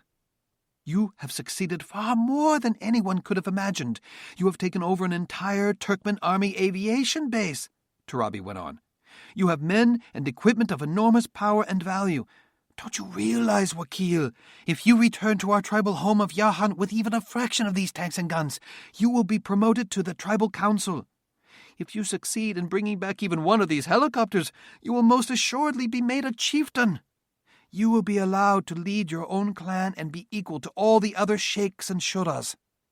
But now you're talking about attacking more Turkmen military bases and hydroelectric plants. I agree with subduing Gordok. They could cause us trouble when we start heading for home. But why are we wasting time and energy attacking dams, power plants, and pipelines?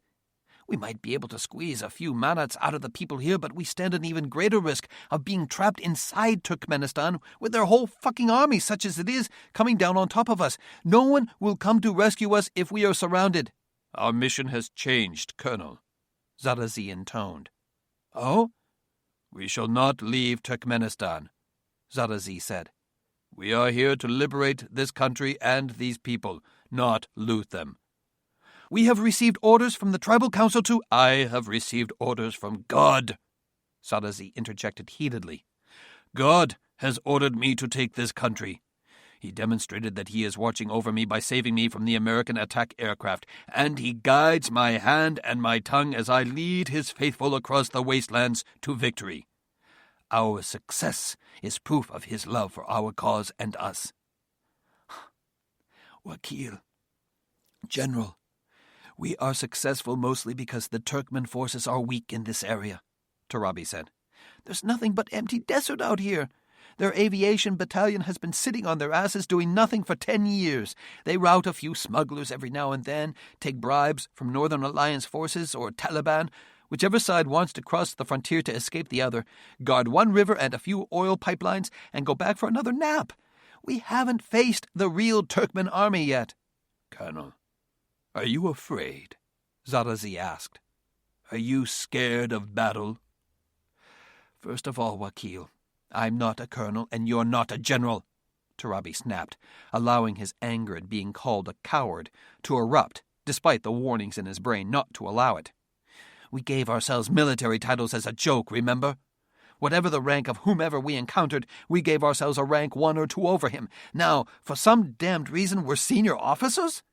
We might as well be wearing a chest full of medals, white gloves, and riding breeches. Get this straight, Wakil. We're not military men, Turabi went on ferociously. We're jihadi. We fight for our tribes and for our mullahs, not for a nation, and we sure as hell don't invade other countries, occupy military bases, and capture dams and power plants. And to answer your question, yes, I am scared. I'm scared of any operation that has no real objective. I'm scared of any operation that runs counter to what we have pledged our lives and our future to support and defend. You will be silent, Colonel, Zarazi snapped. My intentions are plain. We will occupy this territory in the name of God and build a refuge for the faithful warriors of Allah, just as Afghanistan once was, before the Americans and Zionists arrived. You either do as I command or you leave. I will not have you questioning my vision or usurping my command. Then I will go back to Yahan, Wakil, Turabi said. I didn't leave my wife and children and travel 300 kilometers across this shithole of a country so I can play nursemaid to a bunch of chest-thumping desert rats from all over the Muslim world like your new friend Orazov. He scanned Zarazi's face, searching for danger signs, and definitely finding them. Turabi averted his eyes momentarily, apologetically. It was not a good thing at all to abandon your leader deep inside enemy territory, he knew, even if you thought he was crazy, and added, I am going to inspect the site where our scouts saw smoke this morning. It might be a Turkmen helicopter patrol from Sharju or Mari that crash-landed out there, or it might be whomever those anti-aircraft missile batteries were firing at last night. I shall be back by dawn, and then I will form a company-size rear guard and move to Shargon." Without waiting for a response, Turabi turned and walked away. Zarazi stood for several long moments on the dais, pondering what Turabi had just said. Then he stopped daydreaming and half-turned to his right. "What is it, Captain?"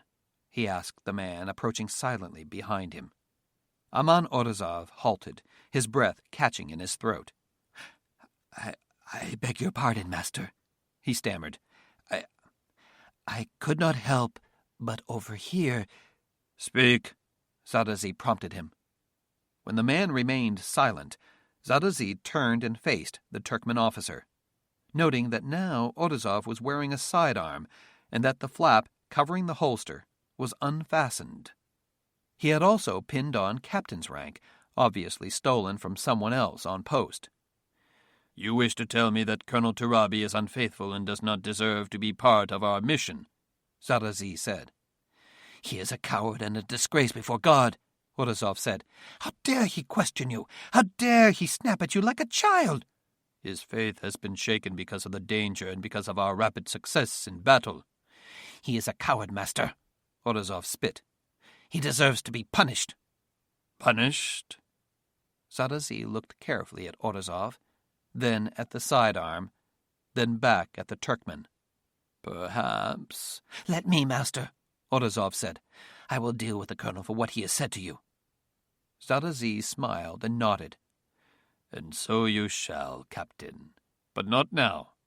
I need the colonel and his men to help take Gordok and to start our push westward. Afterward, he and any other unbelievers will be dealt with." "Yes, master," Orazov said. "I shall keep close watch on the colonel. When you give the command, I shall strike." "He will be keeping close watch on you as well, Captain," Zarazi warned him. "He and his men are skillful killers. They distrust you and all Turkmen." Orazov smiled confidently. "Do not worry, sir. He has great reason to fear us. I shall be alert and ready at all times." He bowed again, then departed. Wakil Mohammad Zarazi watched Orazov leave, then walked back to the large map of Turkmenistan and the surrounding region. Kirki, an easy conquest. Gordok, easy as well. Sharju, not easy at all. Their first encounter with Russian officers, and their first encounter with Turkmen regulars. But once Sharju was taken, they could sweep across the Karakum Desert right up to the suburbs of Mari, the largest city in eastern Turkmenistan, with a force almost as large as Turkmenistan's itself. Even if the Turkmen government made a stand at Mari, Zarazi had no fantasies about being powerful enough to take that combined Turkmen and Russian stronghold. He would control nearly 1/2 of Turkmenistan's oil and gas reserves. More important, he would control some of the richest land in Central Asia, most of the Amu Darya River plains located inside Turkmenistan, the Karakum Canal that ran across the Karakum Desert between Mari and Kirki, and the Gordok Plains, which were extensively irrigated and which grew a wide variety of food and plant products, especially cotton. Even if he was forced to retreat east of the 63rd meridian, he could still easily control the eastern third of the nation from Sharju. The excitement ran through Zarazi's body like an electric current. He could do this, he told himself. If he stayed faithful to God and ran this brigade with passion and relentlessness, he could become the undisputed warlord of eastern Turkmenistan, as powerful as the president. He could create a Pashtun stronghold, a haven for Taliban and their sympathizers from all over the Muslim world. All he had to do was keep his men in line, or dead. Starting with his former friend and fellow tribesman, Jalaluddin Turabi. Transcal Petroleum Corporation Headquarters, West Sacramento, California. That same time. Ladies and gentlemen, here he is, back from his very successful round-the-world travels. Please welcome to West Sacramento the next President of the United States, Kevin Martindale.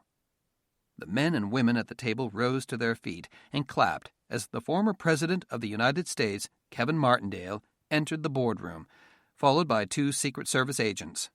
The large, ornate room echoed from the applause and cheers as Martindale strode to the head of the massive oak conference table, shaking hands with a few of the board members, retired politicians and military men, that he recognized. Behind them, through the floor-to-ceiling windows, the city of Sacramento sparkled in the clear, sunny winter afternoon, with the Tower Bridge, Discovery Park, the confluence of the American and Sacramento rivers, all presenting the perfect backdrop to this special meeting. William O. Hitchcock, the president and CEO of Transcal Petroleum, added his applause to his fellow board members after shaking the former president's hand warmly. He allowed the applause to continue for almost 30 seconds, then invited the board members to sit. Members of the Board of Directors of Transcal, I need not remind you that the name of the enemy in our business is OPEC. But for every dragon that terrorizes the kingdom, there is a dragon slayer, and I am proud to say that America's dragon slayer is this man, the once and future President of the United States, Kevin Martindale. Again, Hitchcock let the applause run another several seconds, until Martindale finally held up his hands in surrender. While the OPEC ministers were publicly threatening to cut production to absolute bare minimums, President Martindale was meeting with each of them, securing special delivery and storage arrangements that will ensure Transcal supply and distribution contracts for years to come, Hitchcock went on. With his help, we have received very good assurances that prices will remain stable, that no member, no matter how large or powerful, will exceed the production limits, and that there will be enough markets and enough profits available to all, whether a member of OPEC or not.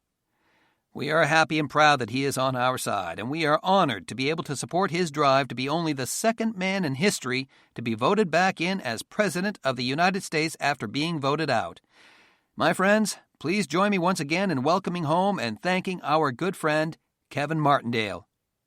After the third round of applause died away and Martindale greeted each of the board members personally, Hitchcock escorted the former president to his office, which was only a bit smaller than the boardroom. Any walls not composed of glass to take advantage of the spectacular city views were covered with rare and beautiful artwork. The immense faux fireplace was New Hampshire granite and Italian marble. The furniture was rich Spanish leather and polished California redwood.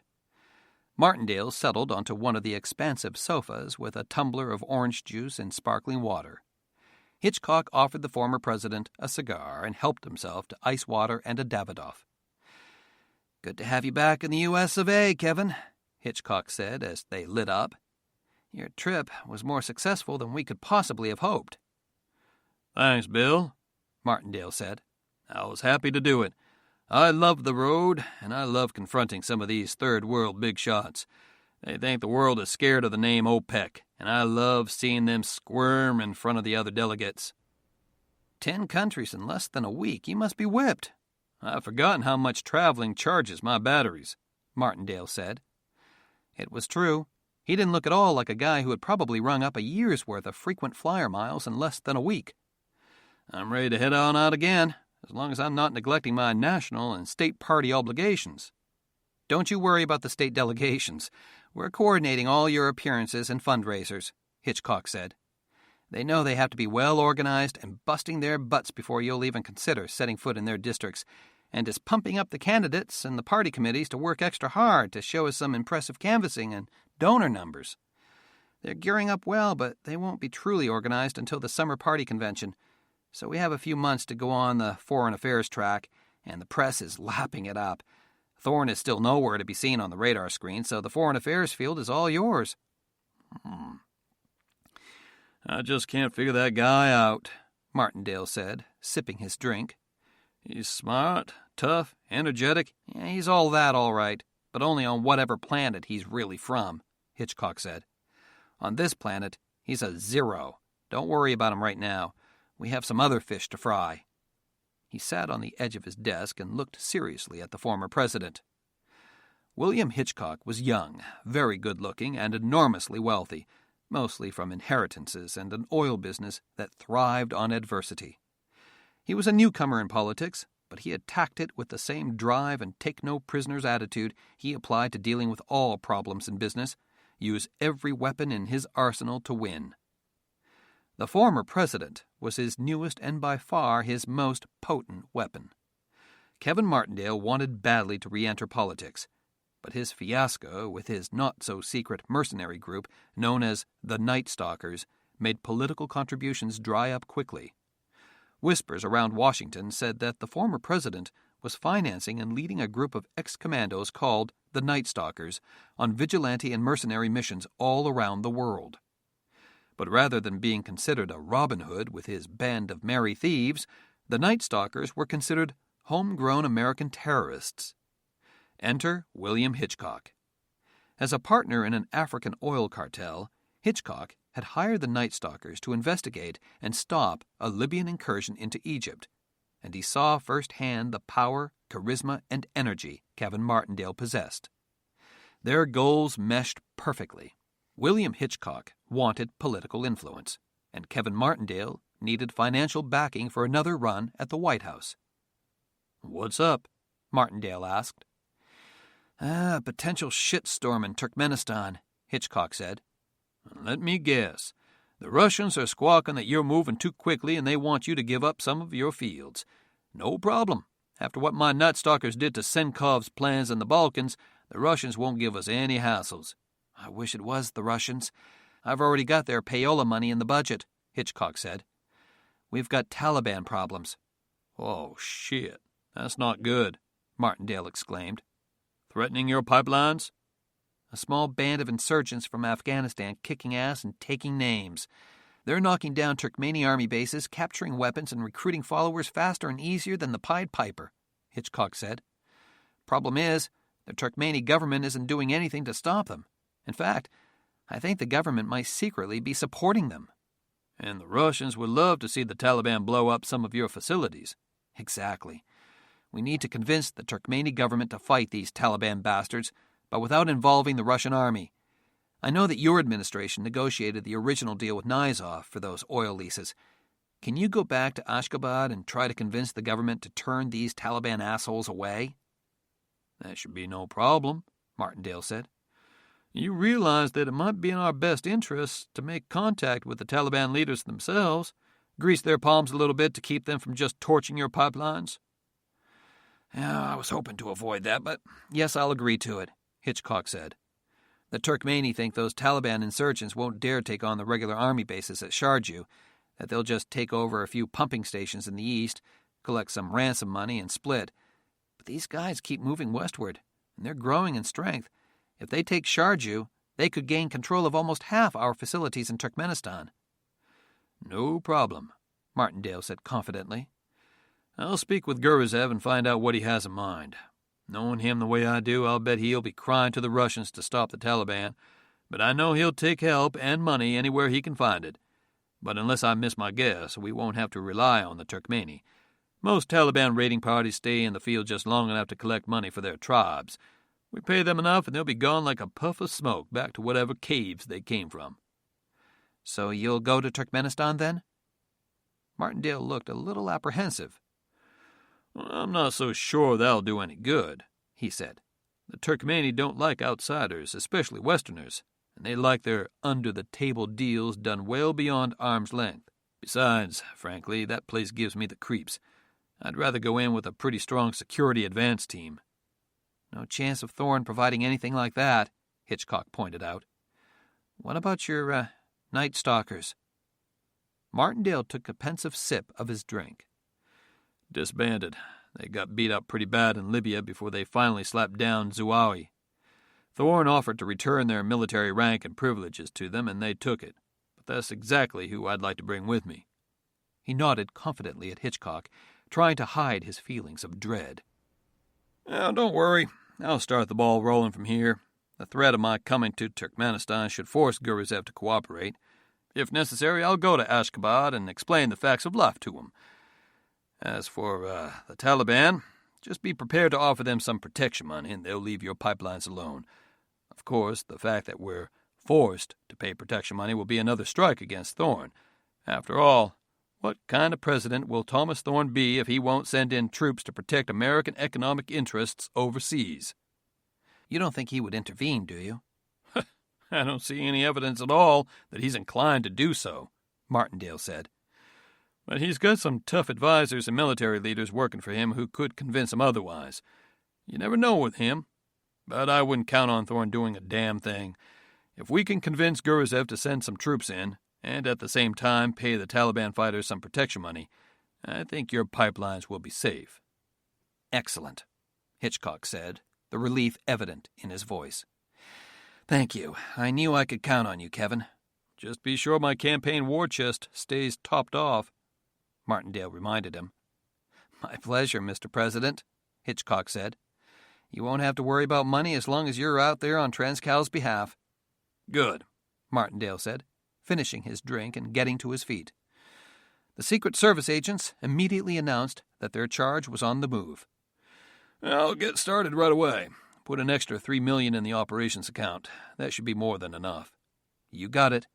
I'll be sure your campaign account has a few extra million in there for your consulting help on this as well, Hitchcock said. He shook hands warmly with the former president. Well, it's a pleasure working with you, Mr. President. As they shook hands, Hitchcock added, I'm still open to heading your re-election campaign, Kevin, and eventually running your White House staff. I know, Bill, Martindale said, but you don't know the White House battleground well enough yet. Transcal has 100 times more employees than the White House, and I run every aspect of the company, Hitchcock said. I can do the job. You've got to give me the chance. I know you want this, Bill, but trust me, you're not ready for the political spotlight yet, Martindale said earnestly. You can't run the White House like a Fortune 500 company. The bureaucrats, the political hacks, and the press inside the Beltway will drive you to homicide in no time. You're helping me now more than you know. Once we make it back to 1600 Pennsylvania Avenue, I'll bring you in on everything. But for now, you're more effective behind the scenes. Okay. For now, Kevin, Hitchcock said, obviously disappointed. But I want to assure you I'm more than just deep pockets. Let me prove it to you. You won't be sorry. Thanks, William. You're definitely on my short list.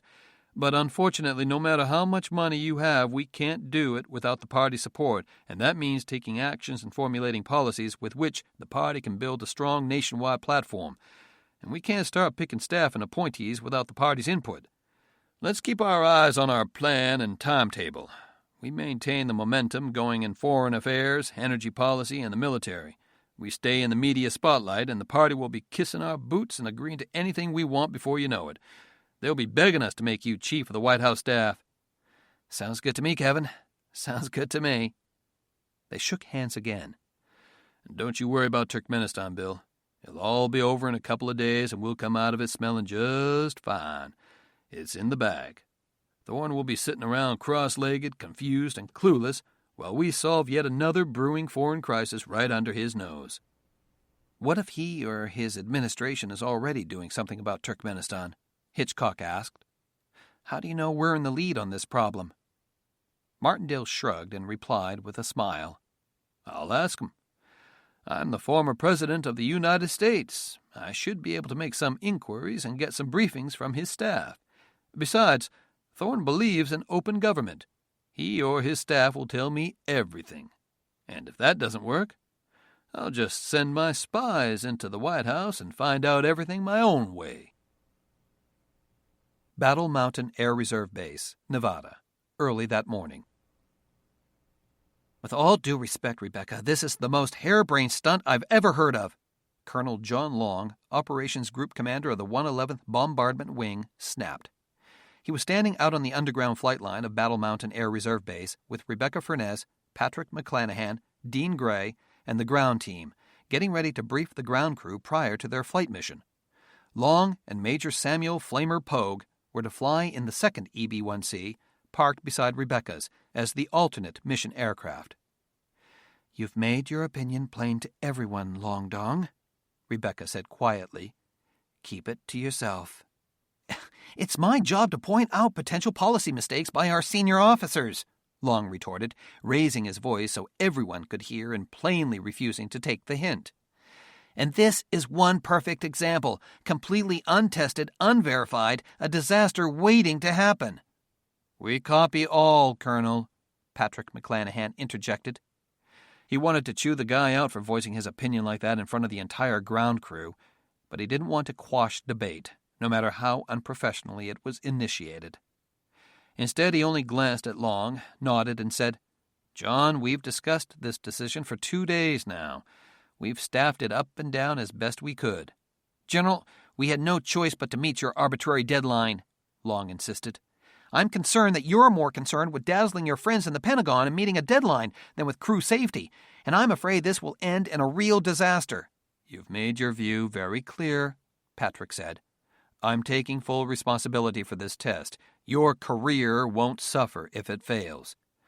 "I'm concerned about this wing, not about my career." "Then that will be a first," Patrick said acidly.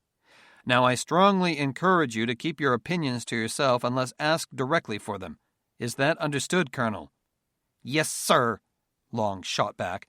"Loud and clear, sir."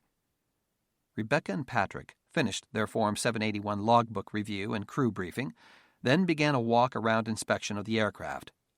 The forward bomb bay held a rotary launcher carrying 4 AIM-150 Anaconda long-range, radar-guided air-to-air missiles and 4 AIM-120 medium-range, radar-guided missiles.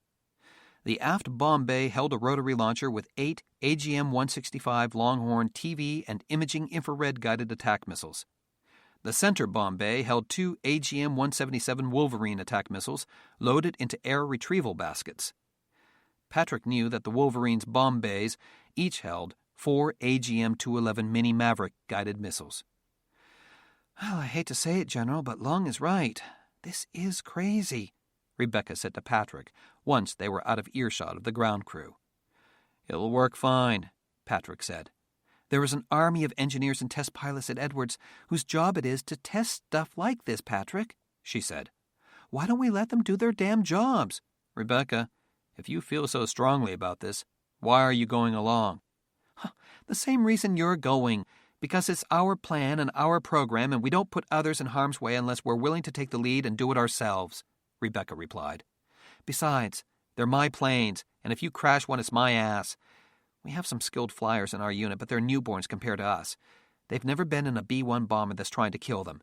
But there are a dozen crew dogs at Edwards or Dreamland who would give a month's pay to fly some test missions for us. Why don't we just take the bird down there and let them do it?" "You know why, because no one at Edwards or anywhere else will waste 1 gallon of jet fuel or spare 1 man-hour to work this project without a fully authorized budget." "Except me.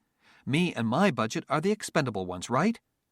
"I've given you lots of opportunities to back out of this project, Rebecca," Patrick said. He stopped and looked at her seriously. "You and Long John seem to delight in busting my ass and branding me as the bad guy, the one that breaks the rules but gets away with it every time. Fair enough. I'll accept that criticism.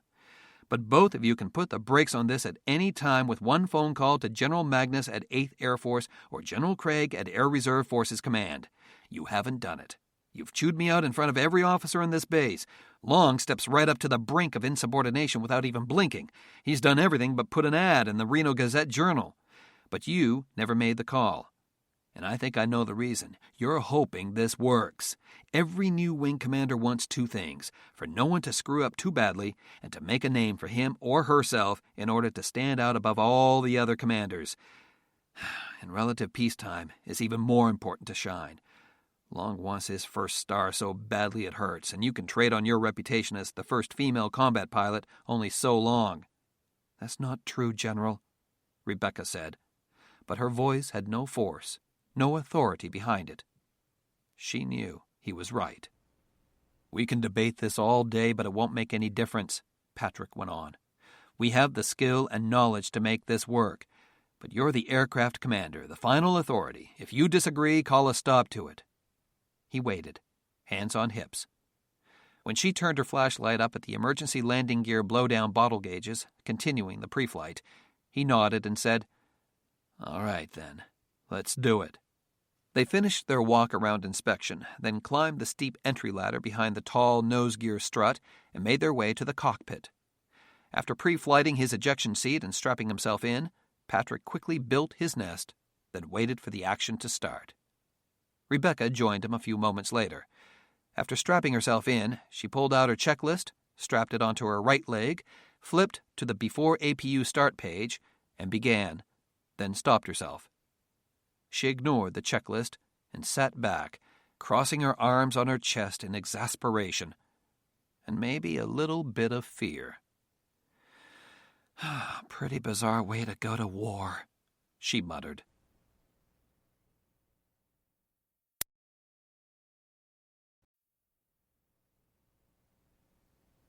"Pretty bizarre way to go to war," Dean Zane Grey muttered. He was seated at a metal desk inside the VC Virtual Cockpit trailer, staring at two blank, flat-panel LCD computer monitors.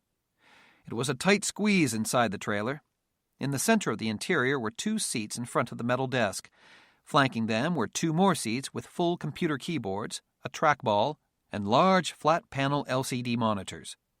On Darren Mace's side, he had a super cockpit display, a 12 by 24-inch full-color plasma screen on which he could call up thousands of pieces of data, everything from engine readouts to laser radar images to satellite images, and display them on Windows or Macintosh-like panes on the display. All other room inside the trailer was taken up by electronics racks, air conditioning units, power supplies, and wiring. It was stuffy and confining, far worse than the real airplane ever was. It made Grey a little anxious. No, a lot anxious. "Well, this is very cool," Zane said. "But I'm ready to get going. So where is everything? Flight controls, gauges?" "Right here," Darren Mace said. He handed Zane a thin, lightweight helmet resembling a bicyclist's safety helmet, with an integrated headset and wraparound semi-transparent visor encircling the front. Darren then handed him a pair of thin gloves. They all took seats. Putting on the helmets helped to kill the noise of electronics, cooling fans, and air conditioning compressors. "How cool is this?" Zane repeated. A few moments after turning on the system, he saw a three-dimensional electronic image of an ultra-modern B-1 bomber cockpit. No conventional instruments. Everything was voice-controlled and monitored via large, full-color, multifunctional electronics displays. He was able to reach out and touch the MFDs and move the control stick. "Man, this is unbelievable!" "We can shift the view to anything you'd like to see. Charts, satellite imagery, tech orders, sensor information, anything," Darren said. "Calling up info and talking to the plane is easy. Just preface every command with vampire. Voice commands are easy and intuitive. We have a catalog of abbreviated commands, but for most commands just a simple order will do. Try to use the same tone of voice with no inflections. You'll get the hang of it soon enough." "Very nice," Zane exclaimed as he got settled in. "It's like a fancy video game, only a lot noisier. Almost as noisy as the plane, I think." "General McClanahan wants to build a nicer command and control facility here at Battle Mountain," Darren said. "But we have to prove this thing can work first." He spent several minutes explaining how to enter commands into the system, voice commands, touching floating buttons or menus, touching the screen with virtual fingers, or using eye-pointing techniques to activate virtual buttons and switches on the instrument panel. "Wow, you almost don't need arms and legs to fly this thing," Zane commented. "It was designed at Dreamland by a guy who lost the use of his legs in a plane crash," Darren responded. "Zen Stockard. He's a buddy of mine. There was a phase where everything designed there was based on virtual reality or advanced neural transfer technology, simply because that was the best way for paraplegics to be able to use the gear. You don't need to be an aviator to fly them either. The computers do most of the flying, even the air refueling. We use crew chiefs and techs to fly Global Hawk all the time. Let's report in and get the show on the road." "I'm ready, boss," Zane said excitedly. "VAC is up," he said on intercom, addressing himself as the Virtual Aircraft Commander. "VMC is up," Darren reported as the Virtual Mission Commander. "The guinea pigs are in place," Rebecca responded. AC is up." "MC is up," Patrick said. "The guinea pigs here resent that." "VE ready," replied John Masters from the seat beside Patrick, reporting in as the Virtual Engineer. Dr. John Masters, a boyish-looking man in his mid-30s who had several hundred patents to his name long before most kids his age had graduated from high school, was the chief engineer and CEO of Sky Masters Incorporated, a small high-tech engineering firm that developed state-of-the-art communications, weapons, and satellite technology, including the virtual cockpit. Patrick McClanahan had known John Masters for many years and had been a vice president of Sky Masters Incorporated after he had been involuntarily separated from the Air Force. "Okay, folks, here we go," Darren said. "VAC, you have the aircraft." "Oh, shit, here we go," Zane muttered. In a shaky but loud voice, he commanded, "Vampire, battery power on." Instantly, the lights inside the EB-1C's Vampire's cockpit came on. He tuned in several radios and got permission to start the plane's APU, or Auxiliary Power Unit. Then, "Vampire, before APU start checklist." In the cockpit, Rebecca barely noticed the response. All the checklist items, 11 steps, which normally took about a minute to perform, were done with a rapid flicker of warning and caution lights. Within 3 seconds, the computer responded, "Vampire ready for APU start." "Wow," was all Rebecca could say. "Shit hot," Zane exclaimed. "Vampire, get me a double cheeseburger, no pickles." "Would you like fries with that?" the computer responded. "What?"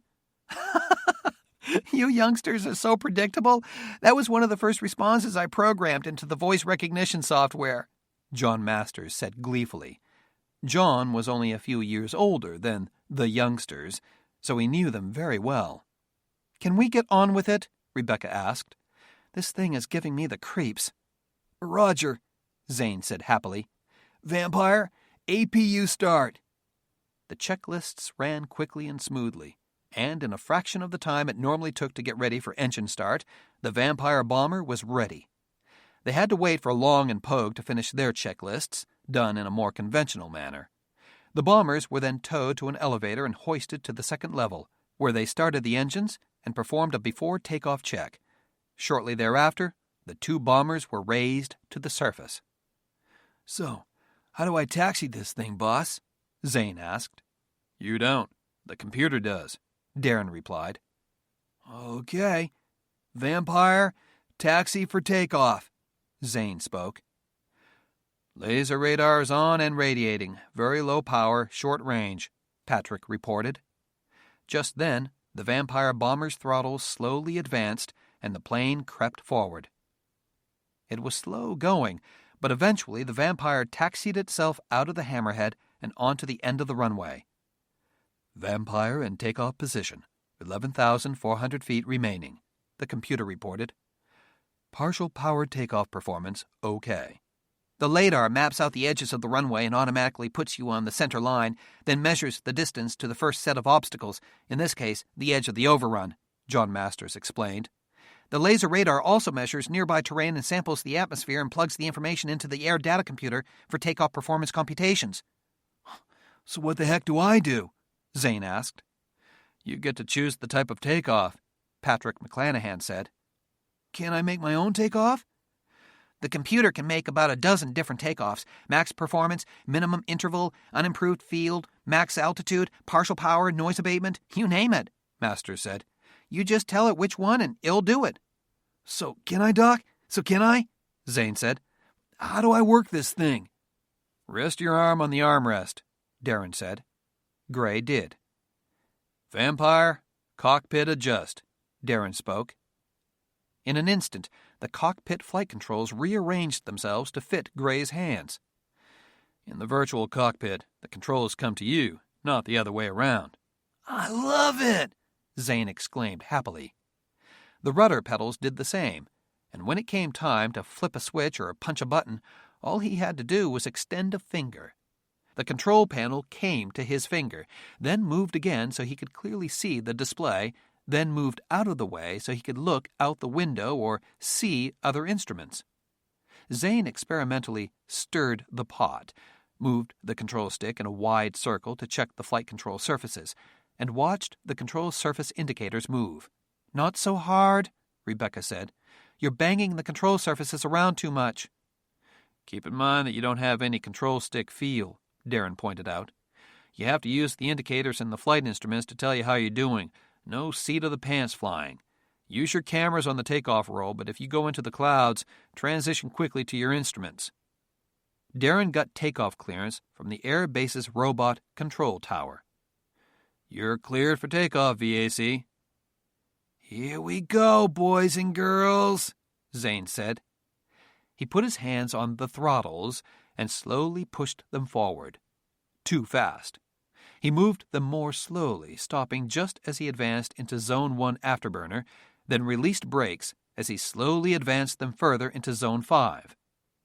He felt as if nothing were happening, and then, before he realized it, the computer said, Vampire, rotate speed. Ready? Ready? Now. Zane wasn't ready for it. He pulled back on the stick. Nothing happened. He pulled back more. Still nothing. And then suddenly the nose shot skyward. Get the nose down, Lieutenant, Rebecca warned. You over-rotated. Oh, sorry, Zane said. He released some of the back pressure. Too much, Rebecca shouted. Nose up. They were less than 50 feet above ground. Zane pulled back on the stick and started another PIO, or pilot-induced oscillation. Rebecca cried out, I've got it. Let Zane fix it, Rebecca, Darren said calmly. Nice and easy with the controls, Zane, he said softly. There's a slight delay in the data link. Be ready for it. Put in a control movement, then keep an eye on it. Everything you see is delayed slightly from what the plane's doing. Use your instruments, but be aware of the delay.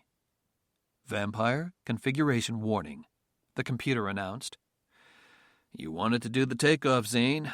You're the one who has to remember to clean up the plane, Darren said. Oh, shit, yeah, Zane muttered. Vampire, after takeoff checklist. Immediately, the landing gear started retracting. Lights turned themselves off, the air traffic control transponder activated, and the mission adaptive flight controls changed from takeoff to en route climb configuration. After takeoff, check complete, the computer reported seconds later. Oh, this is totally cool, Zane said. He experimentally turned the plane side to side. Once you get used to the delay, it's not so bad at all. Speak for yourself, Rebecca said nervously, as she watched her bomber do his random gyrations. It figures you young kids would enjoy it. It's like playing a big video game, right, Zane? Yes, ma'am. How about we see if it'll do a roll? You do and I'll court-martial you and then I'll kill you. Enough fun. Let's fly this thing like it was meant to be flown, Darren said. Vampire, activate Flight Plan 1. Standard en route climb.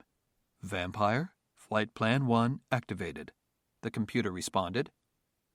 Zane released his grip on the stick, and the autopilot took over, immediately reducing the throttles out of afterburner, reducing the climb rate, and turning to the first waypoint. 2's airborne, tied on radar, John Long reported. Darren watched in utter amazement. I simply can't believe this, Darren said incredulously. I'm sitting here flying a 300,000-pound supersonic attack bomber from a trailer on the ground in the middle of nowhere in northern Nevada. It's unbelievable. It's totally cool from here, John Masters said. It's better than a video game. It's hard to believe that's a real machine out there. I mean, we could... Just then, he noticed a flashing message on a computer screen. We got a fault in the primary data link computer, Masters said. What happened? Patrick asked. Master computer fault. It automatically shifted control to the secondary computer, John replied. We got an automatic reboot of the primary computer. It'll take a couple of minutes to come up. How about we put this thing on the ground now, boys? Rebecca asked. We'll let the wingman take over.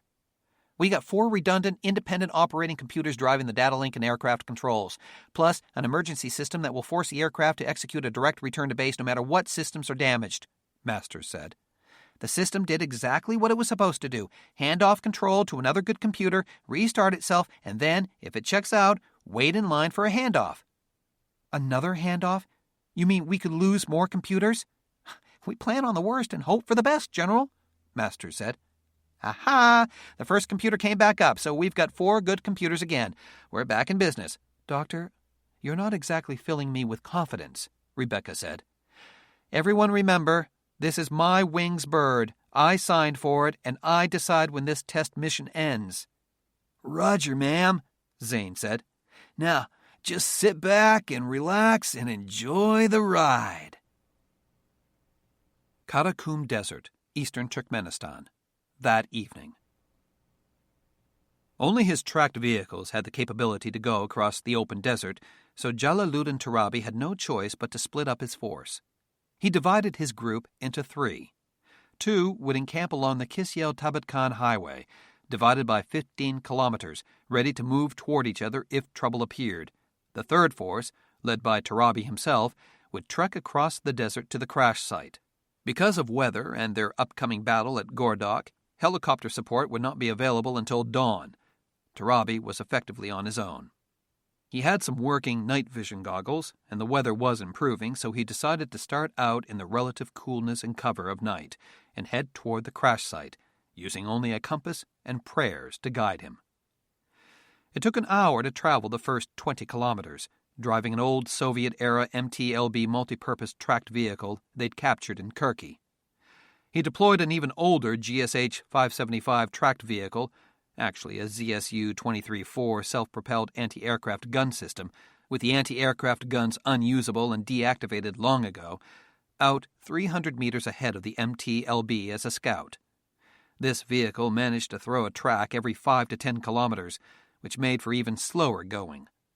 Several times Turabi ordered his men to abandon the vehicle and hide when his scout heard jet aircraft nearby, but they were never able to pinpoint its location after the echo of the roar of their own engines faded away. Nerves were on edge. About 3 hours before dawn, they reached the place where Turabi thought the smoke had come from, but there was no sign of a crash. There was nothing else to do but start a search pattern. Using both tracked vehicles, they set up a search grid and moved out, crisscrossing the desert with soldiers on foot, continually moving the grid in different directions, overlapping slightly at the ends. After an hour, they still hadn't come across the wreckage. "This is insane," Turabi muttered after he received the last report. "I swear to God I saw a crash out here. I have traveled the deserts for most of my life. I do not imagine such things." He turned to his senior sergeant, Abdul Dendara. "What am I missing here, Abdul?"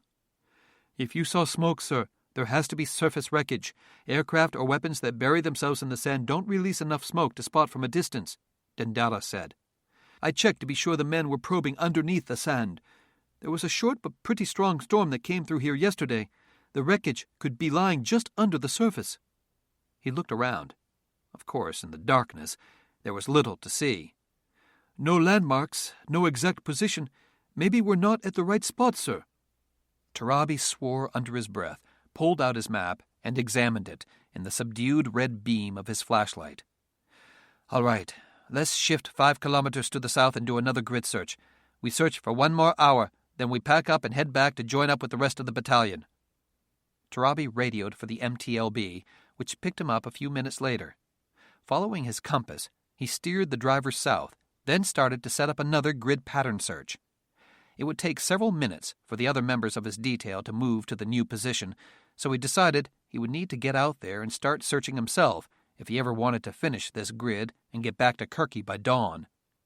He fixed a bayonet onto his AK-47 assault rifle and started probing the sand with his red-lensed flashlight, looking for evidence of debris. He soon realized how difficult this search really was. He knew he could step within centimeters of a critical piece of evidence and never see it, or he could step on a landmine and be legless in an instant. He knew he had to use every sense he possessed, and maybe even some kind of extrasensory perception, to accomplish this task. He waved the MTLB away from him so he wouldn't be distracted by its engine noise, diesel exhaust, and the occasional shouts of the men on board. Finally, it was relatively quiet. Turabi's night vision improved, and soon he could start seeing objects on the ground that were not directly in the flashlight's beam. He could still smell the armored personnel carrier's exhaust smoke, and he picked up his radio to order the MTLB farther away. But he stopped. the radio a few centimeters from his lips, his finger on the push-to-talk switch. Yes, he could still smell engine exhaust, but he was upwind of the MTLB now. He shouldn't be able to smell it. It had to be something else. He used his nose like an automatic direction finder triangulating on a radio beacon, steering himself to the source of the smell. Minutes later, he saw it, a mass of metal, blackened and lumpish, but definitely an aircraft engine. It was a cruise missile turbojet engine, not more than 40 or 50 kilos, about the size of a bedroll. He'd found it. He swept the flashlight beam around excitedly. There were other pieces of debris nearby, too, including a large fuselage piece. It was here. He slung his AK-47 onto his shoulder, put the walkie-talkie up to his lips, and keyed the mic button. "Dahab 2, this is 1. I found some wreckage of a small aircraft or cruise missile. I'm a half-click south of the new grid locus. Join on me and—" At that instant, he heard a faint whoosh sound. He dropped to one knee, the flashlight replacing the radio in his left hand, held far out to his side, and his Tokarev TT-33 in his right hand. The muzzle of the Tokarev followed the flashlight beam, turned in the direction of the sound. Nothing. No sounds of footsteps running on desert sand. No vehicle sounds.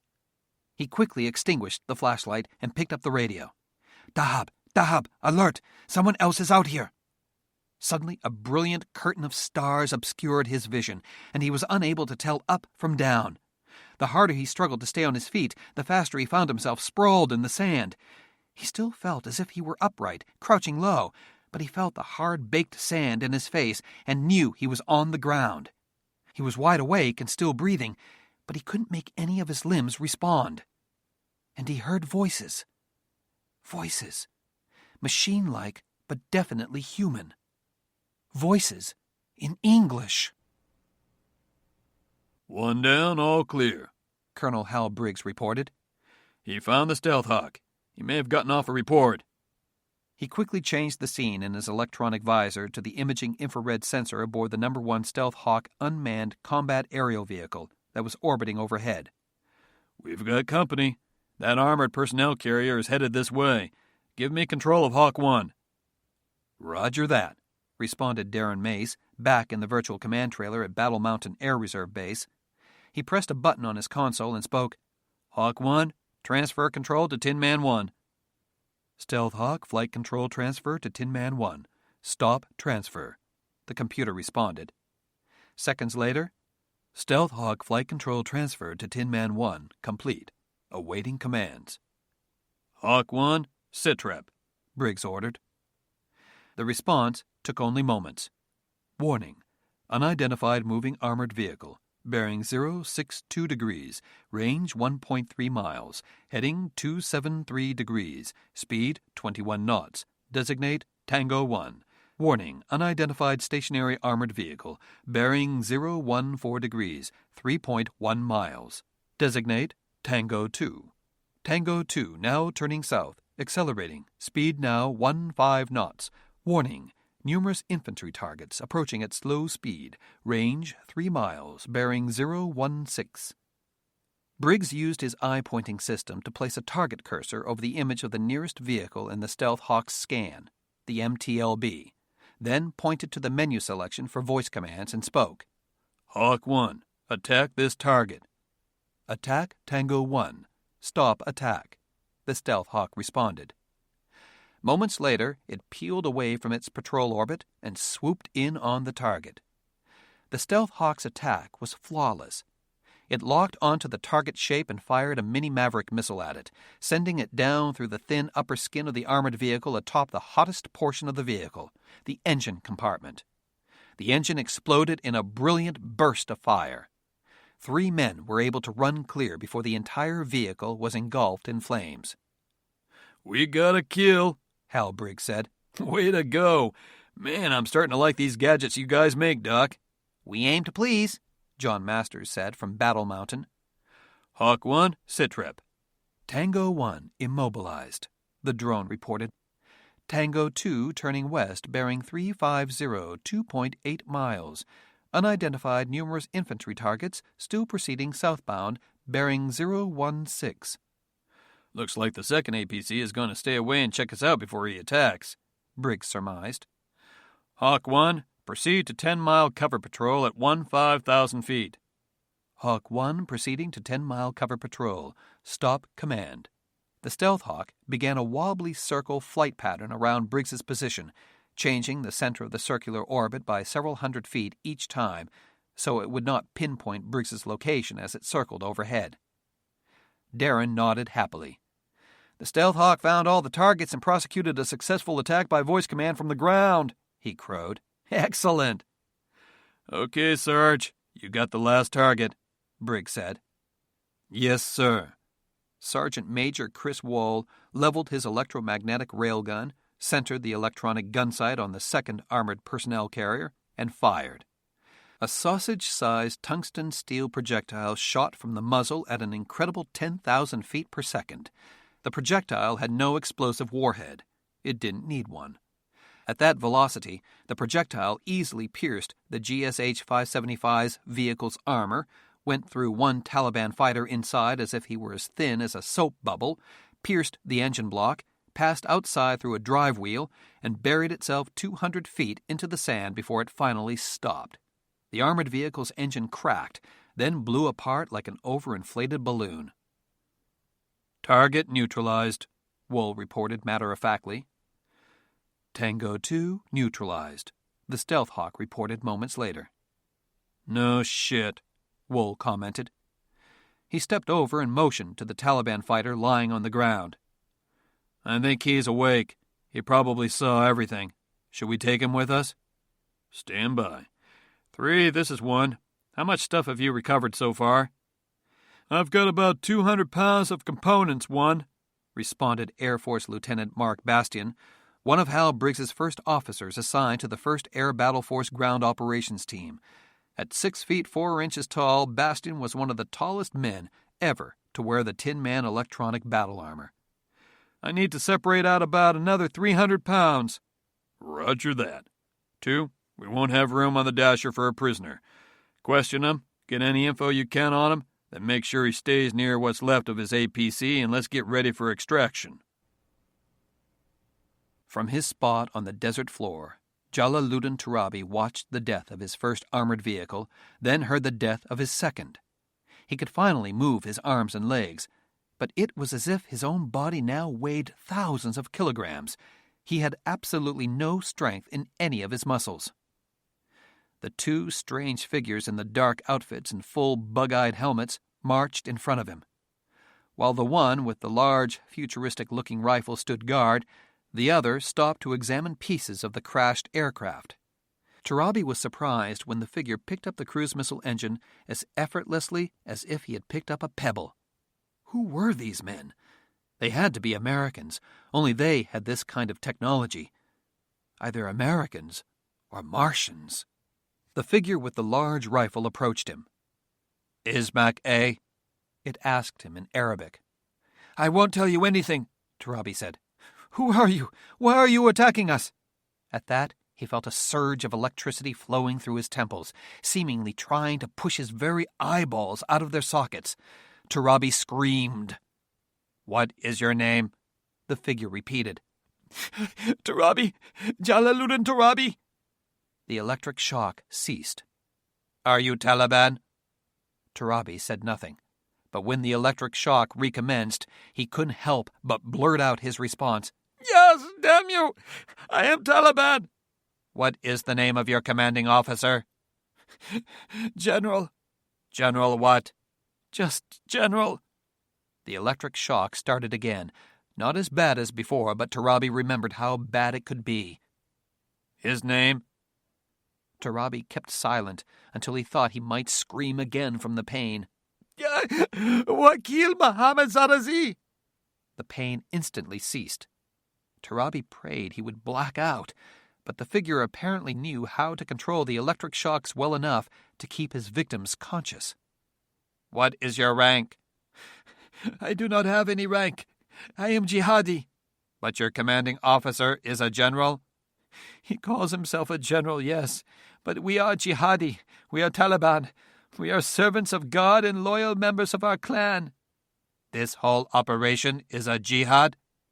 Even with his voice electronically altered, Turabi could hear the surprise in the stranger's voice.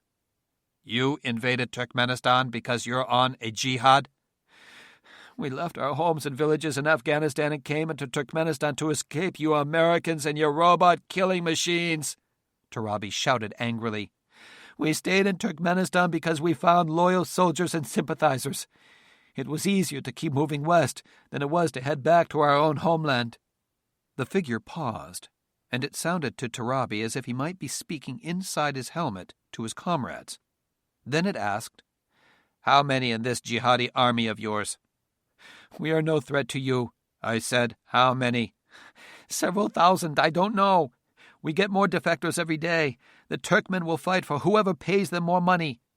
What is your objective after taking Kirki? Whatever the general wants. He says God gives him instructions and guides him to victory.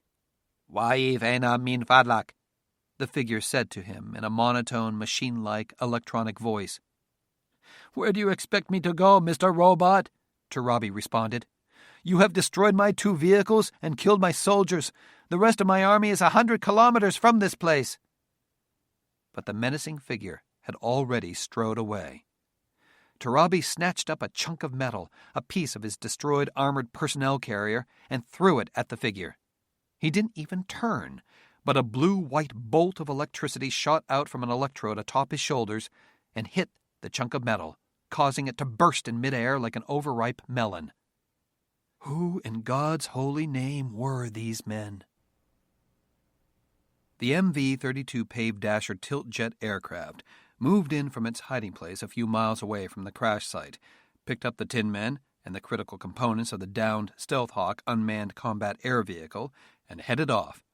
But just as they did, Patrick did a long-range scan of the area with the laser radar aboard the EB-1C Vampire. 2 unidentified airborne contacts, 7 o'clock, 31 miles, level at 1,000 feet above ground, airspeed 130 knots, the attack computer reported. Designate bogies 1 and 2. You got these newcomers, Darren? Patrick asked. Yes, sir, I see them, Darren responded. Vampire, IFF, check on bogies. Negative IFF, the computer responded. The Vampire could send out coded interrogation signals and scan for a response from a friendly aircraft using the IFF, or Identification Friend or Foe system. If it did not receive a response, the aircraft was considered hostile. Designate as Bandits 1 and 2. Attack Bandit 1, Darren ordered. He waited, then said more insistently, I said attack Bandit 1, Vampire. I say again, attack Bandit 1, Vampire. Zane looked at Darren with surprise. Sir? Darren held up a finger, but Zane pressed. You forgot to say the magic word, boss.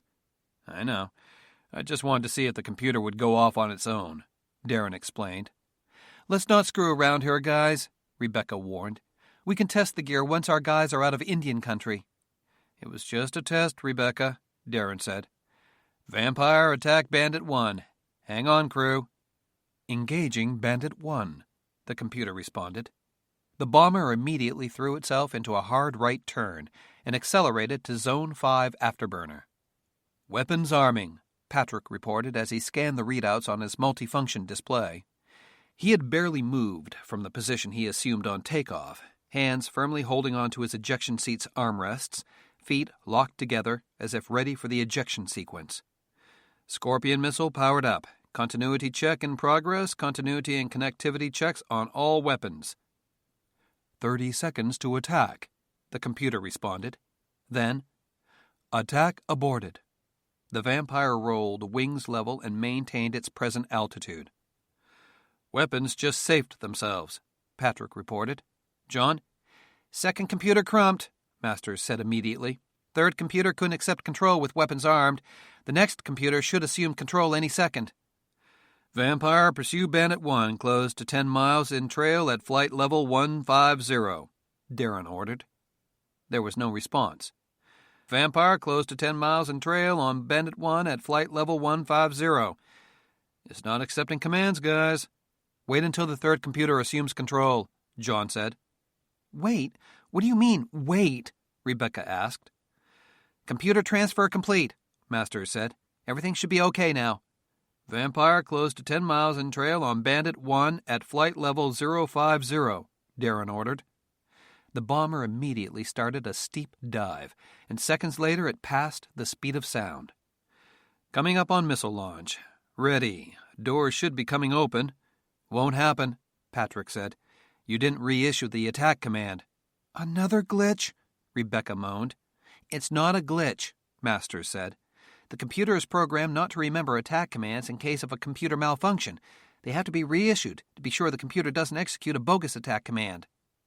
Hold on a second, Rebecca said. We'd better let this go until we... But at the same time, Darren was already talking to the computer. Vampire, attack Bandit 1, he ordered. I said hold on a second, Rebecca shouted. She reached forward, grasped the control stick, and squeezed the paddle switch. Instantly, she felt the pressure of the flight controls in her hands. I've got the aircraft. Rebecca, let the VC take the aircraft back, Darren said. Hey, it's general to you, mister, she shot back. And no one tells me what to do on my aircraft, especially not barely qualified navigators sitting on the ground. Now, in case you boys haven't noticed, in case you were too busy gawking over your computers, we were on a 5-degree nose-low descent, going Mach 1.2, about 10 seconds before going below the emergency descent altitude for this area, and 15 seconds from dying in a smoking hole in the earth. The plane is trying to kill us, and you're arguing over computer logic.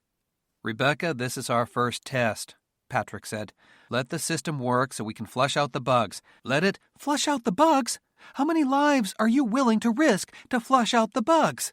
Rebecca retorted. This is not my job, General. You may have spent the past several years stuck on the lake, flushing out bugs in new, untested, and potentially dangerous aircraft, but I haven't. Even angry as she was, Rebecca knew better than to talk about McClanahan's previous assignment, deputy commander of the High Technology Aerospace Weapons Center at Groom Lake, now known as Elliott Air Force Base. I train hard so I can employ operational aircraft in the most effective and efficient ways possible. So you're terminating the test flight, General? Darren Mace asked. In response, Rebecca pulled the throttles back to 80% power and flicked 2 switches on her left instrument panel to the off position. The weapons consent switch and the data link active switch. I've got the aircraft. The test is terminated. Get those incoming bandits, General. Roger, AC, Patrick responded. He wasted no time at all locking up the lead helicopter, but he found a few moments later that they were not pursuing the paved dasher, but rather flying toward their comrades at the UCAV crash site. The bandits are no threat, he announced. Weapons safe. He immediately called up their egress flight plan and gave Rebecca autopilot steering commands. She did not relinquish control of the aircraft until they were well out over the Arabian Sea. The Stealth Hawk drone launched by Furness and McClanahan stayed in the vicinity until the paved dasher was safely out over the Arabian Sea and there was no sign of pursuit. By this time, Pogue and Long in the second EB-1C had refueled on Diego Garcia and were back up on air patrol, guarding the salvage ship that the paved dasher used as a forward base. The paved dasher safely landed on the ship, refueled, and flew on to Diego Garcia. In the meantime, Furness and McClanahan continued slowly on toward Diego Garcia, flying more slowly than normal because they wanted their Stealth Hawk to stay in close formation. They had already been in the air for almost 2 days, and they were looking forward to downtime on the isolated tropical island in the Indian Ocean. But they had a few other tasks to perform first. Rebecca, let's see if the virtual cockpit can steer the Stealth Hawk into docking position, Patrick asked on intercom. I don't know, Patrick. With live weapons on board, I'd rather set her down. But we're not scheduled to offload weapons on Diego. We're just going in for crew rest, debriefing, refueling, and then we're off again, Patrick reminded her. This is a good time to test it out. I don't think so, sir. It sounded to Patrick that Rebecca was just tired, not really objecting to a test. It also sounded as if maybe she wanted to see what else this system could do. It'll just be to pre-docking position, not all the way in the sling, Patrick pressed. Let's give it a try. You just can't take no for an answer, can you, sir? Rebecca asked derisively. Again, to Patrick, it didn't sound like an objection. All right, do it. Just don't knock us out of the sky, okay? Okay, time for the rest of the test, Patrick announced on the command frequency. Reel it in, Darren. Roger, Darren Mace responded from the virtual cockpit. Hawk 1, rejoin on Vampire 1. Left fingertip formation. Hawk 1 beginning to rejoin with Vampire 1. Stop rejoin. After a moment, the Stealth Hawk started a rapid climb and headed toward the EB-1C Vampire. This is the part I can't handle, Rebecca said. It'll work, Patrick reassured her. He had to force down a bit of doubt in his own voice, but he was able to repeat, It'll work. It worked better than they could have imagined. The Stealth Hawk climbed and accelerated until it was almost at the EB-1C Vampire's altitude, then quickly slid in until it was flying precisely 200 feet beside Rebecca Furness's window and 50 feet below the Vampire's altitude. I have the Stealth Hawk in sight, she reported. The Stealth Hawk looked perfectly normal in the dawn sky, hanging in tightly in a modified fingertip formation position. It looks in the green. Aft bay doors coming open, docking web coming out, Darren said. He opened the aft bay doors by remote control, then ordered, Hawk 1, translate to pre-dock position on Vampire 1. Hawk 1 translating to pre-dock position Vampire 1. Stop translate. The UCAV responded. Then, as everyone watched on remote cameras, the Stealth Hawk slid back and across underneath the EB-1C. Oh, shit. I can practically feel that sucker under me, Rebecca breathed. Steady, Becky, Patrick said, but he found he could not talk in a normal tone of voice either.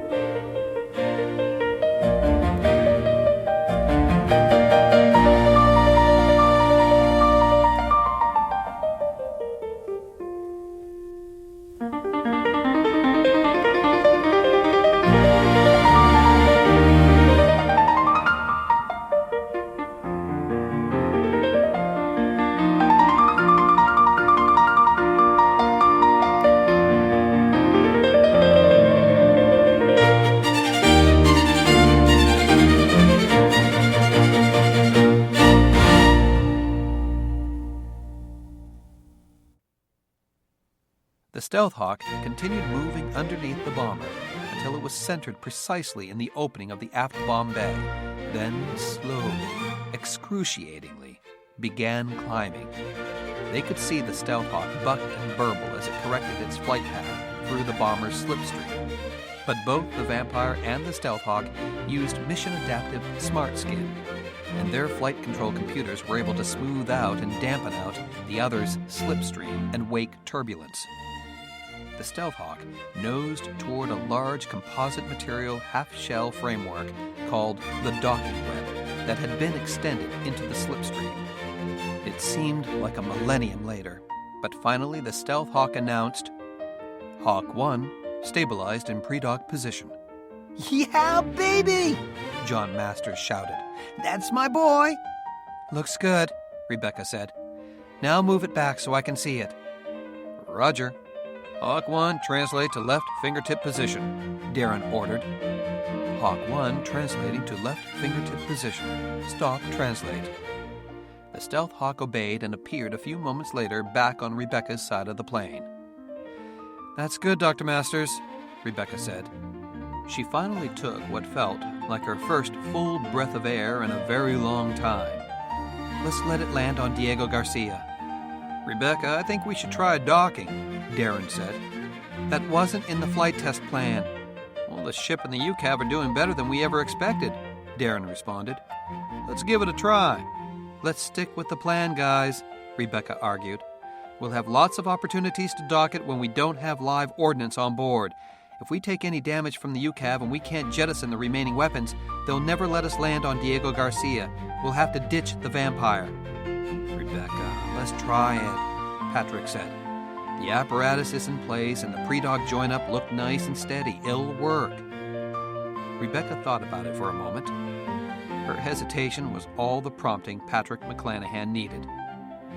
"You're clear to do a docking, Darren," he said. "Roger that," Darren responded happily.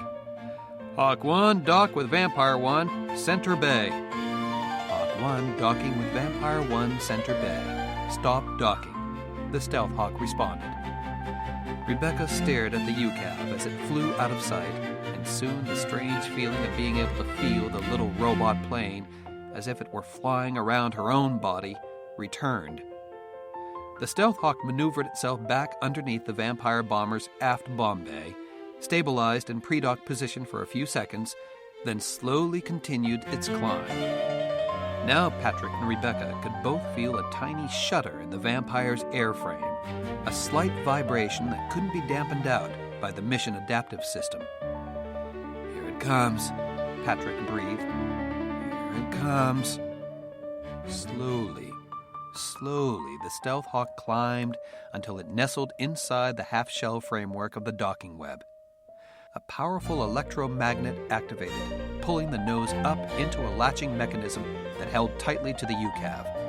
Then soft composite tubular frames extended out from under the docking web, completely encircling the UCAV. The turbulence from the web started to make the Stealth Hawk buck and fishtail inside the web, but by the time the turbulence got bad enough that the mission adaptive system couldn't counteract it, the web had captured the UCAV. The turbojet engine had shut down, and the Stealth Hawk was pulled inside the aft bomb bay, and the bomb doors closed.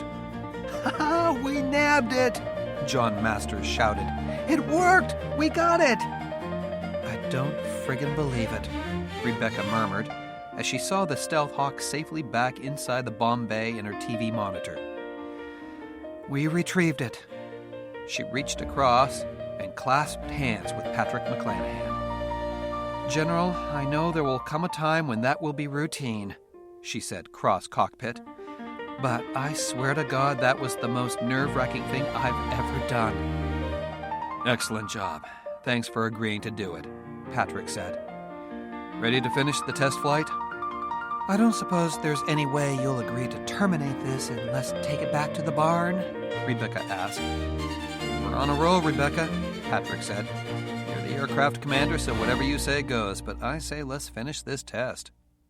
Rebecca nodded, took another deep breath, and said, "Okay, guys, let's go to the next evolution before I run out of adrenaline." "Roger, boss," Zane said happily. VAC has the aircraft, proceeding to the air refueling anchor. Zane then flew the EB-1C Vampire bomber south toward a designated military operating area east of the island of Diego Garcia.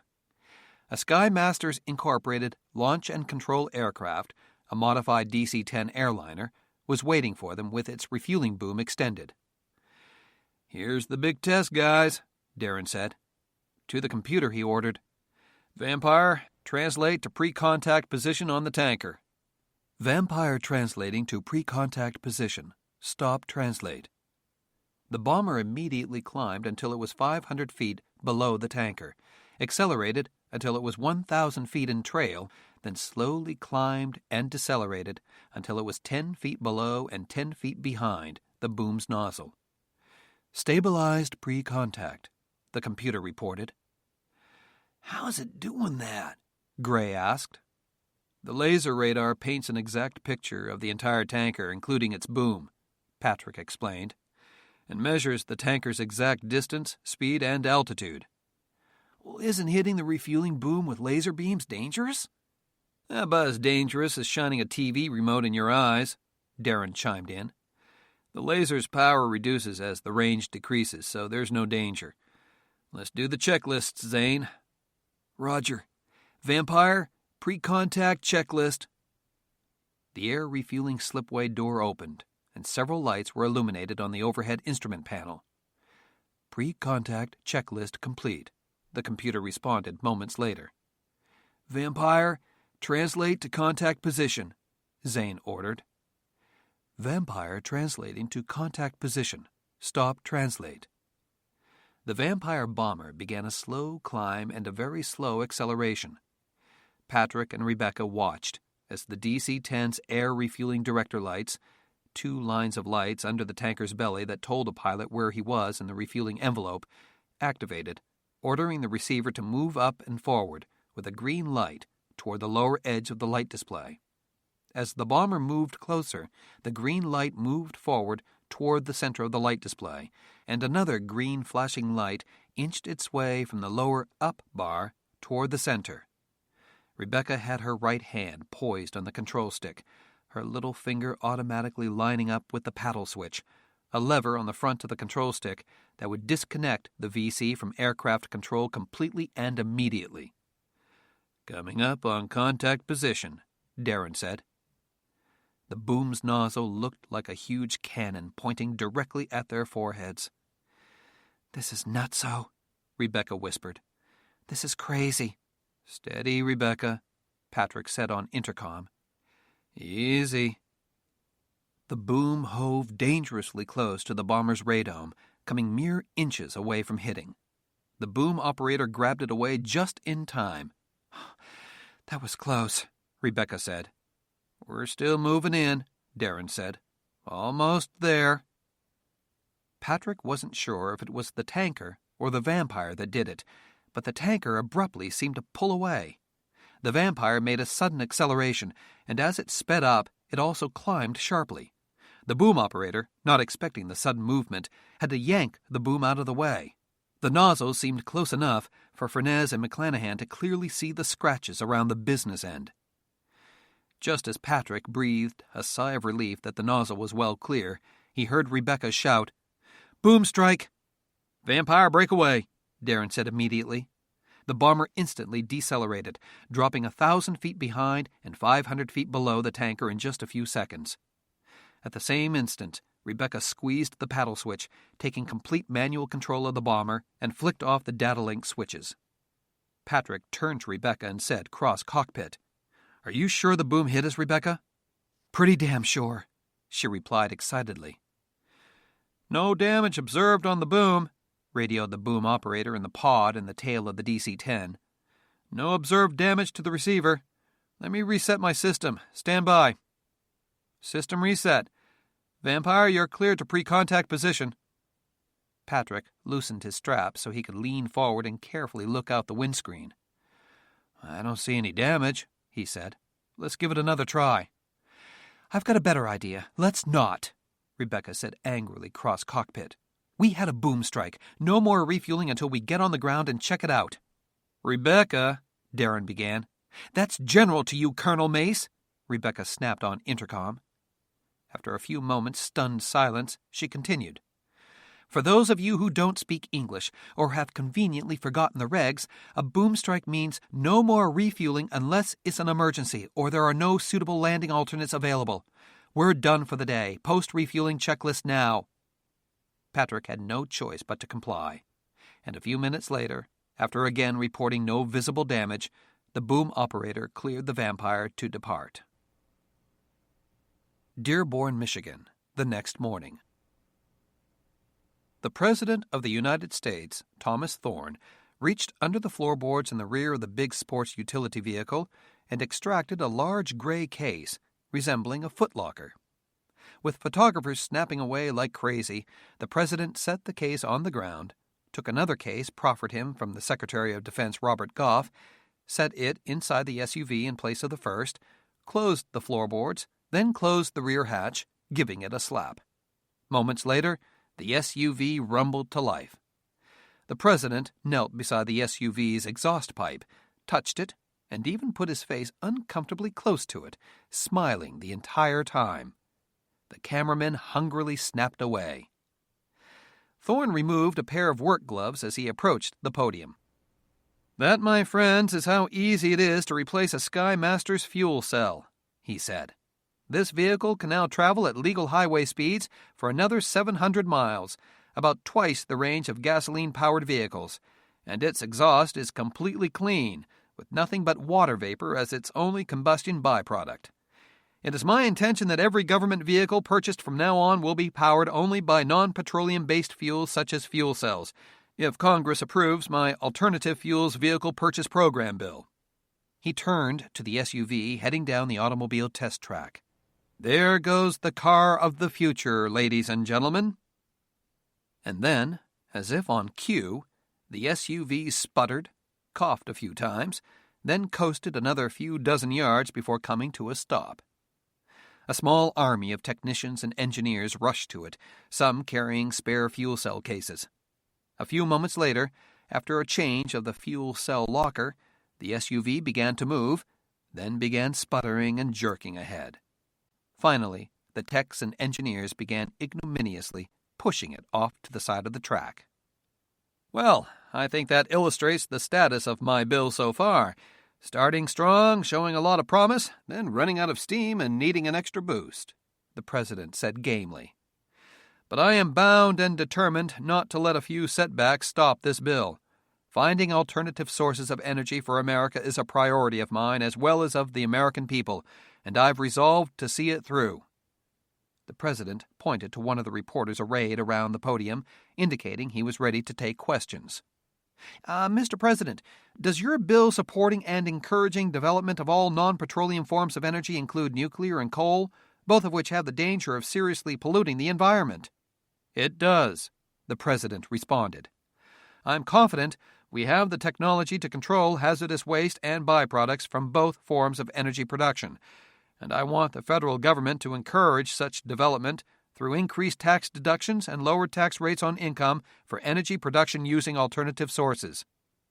Mr. President, even if this bill passes, it'll take several years, maybe even decades, for the economic benefits to be felt from some of these technologies, another reporter said.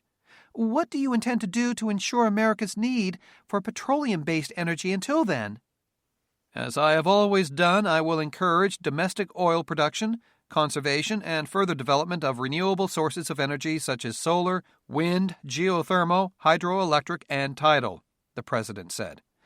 "My administration has already sponsored 24 bills to encourage these initiatives."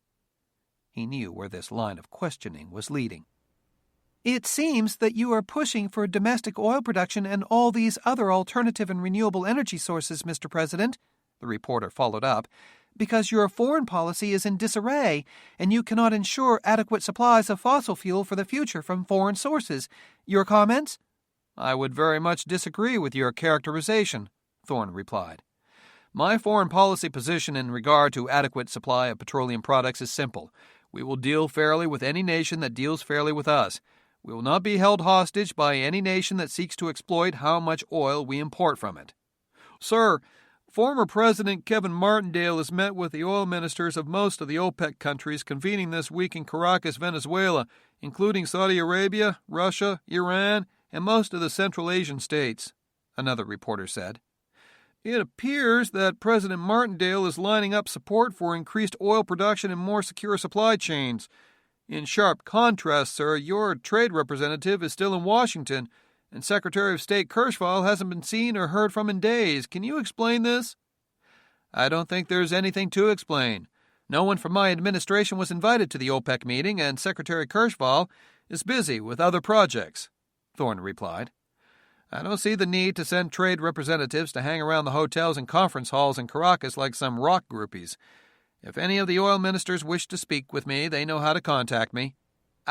Are you characterizing President Martindale's presence in Caracas as his being like a rock groupie?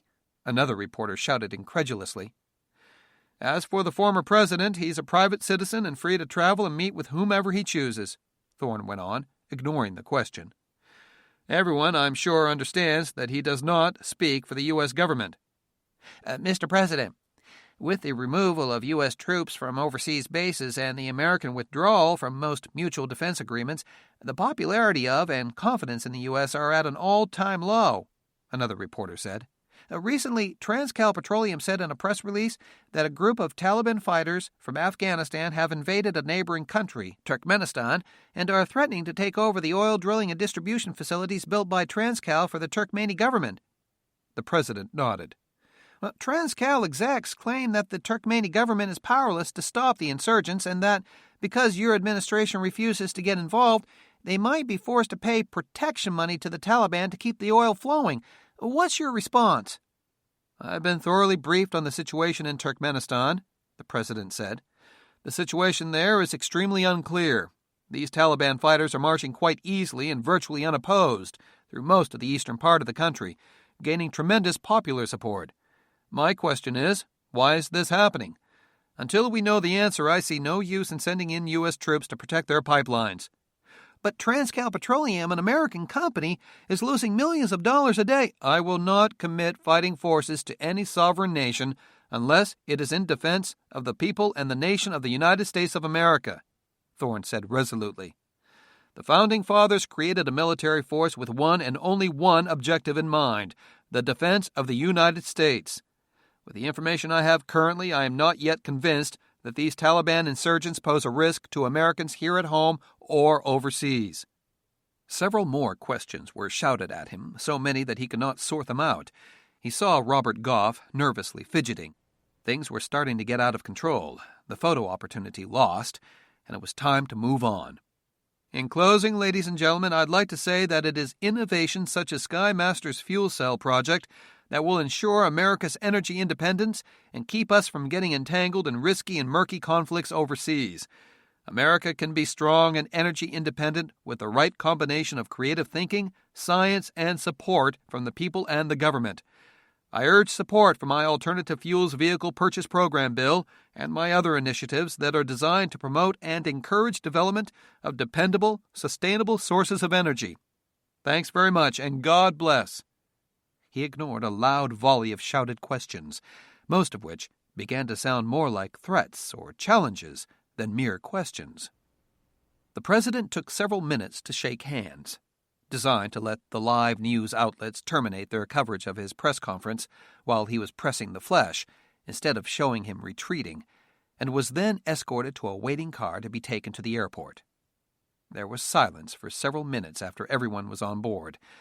Finally, Robert Goff said, I apologize for that snafu with the fuel cell, Mr. President. We tested that exchange a half-dozen times today alone, and it worked perfectly every time.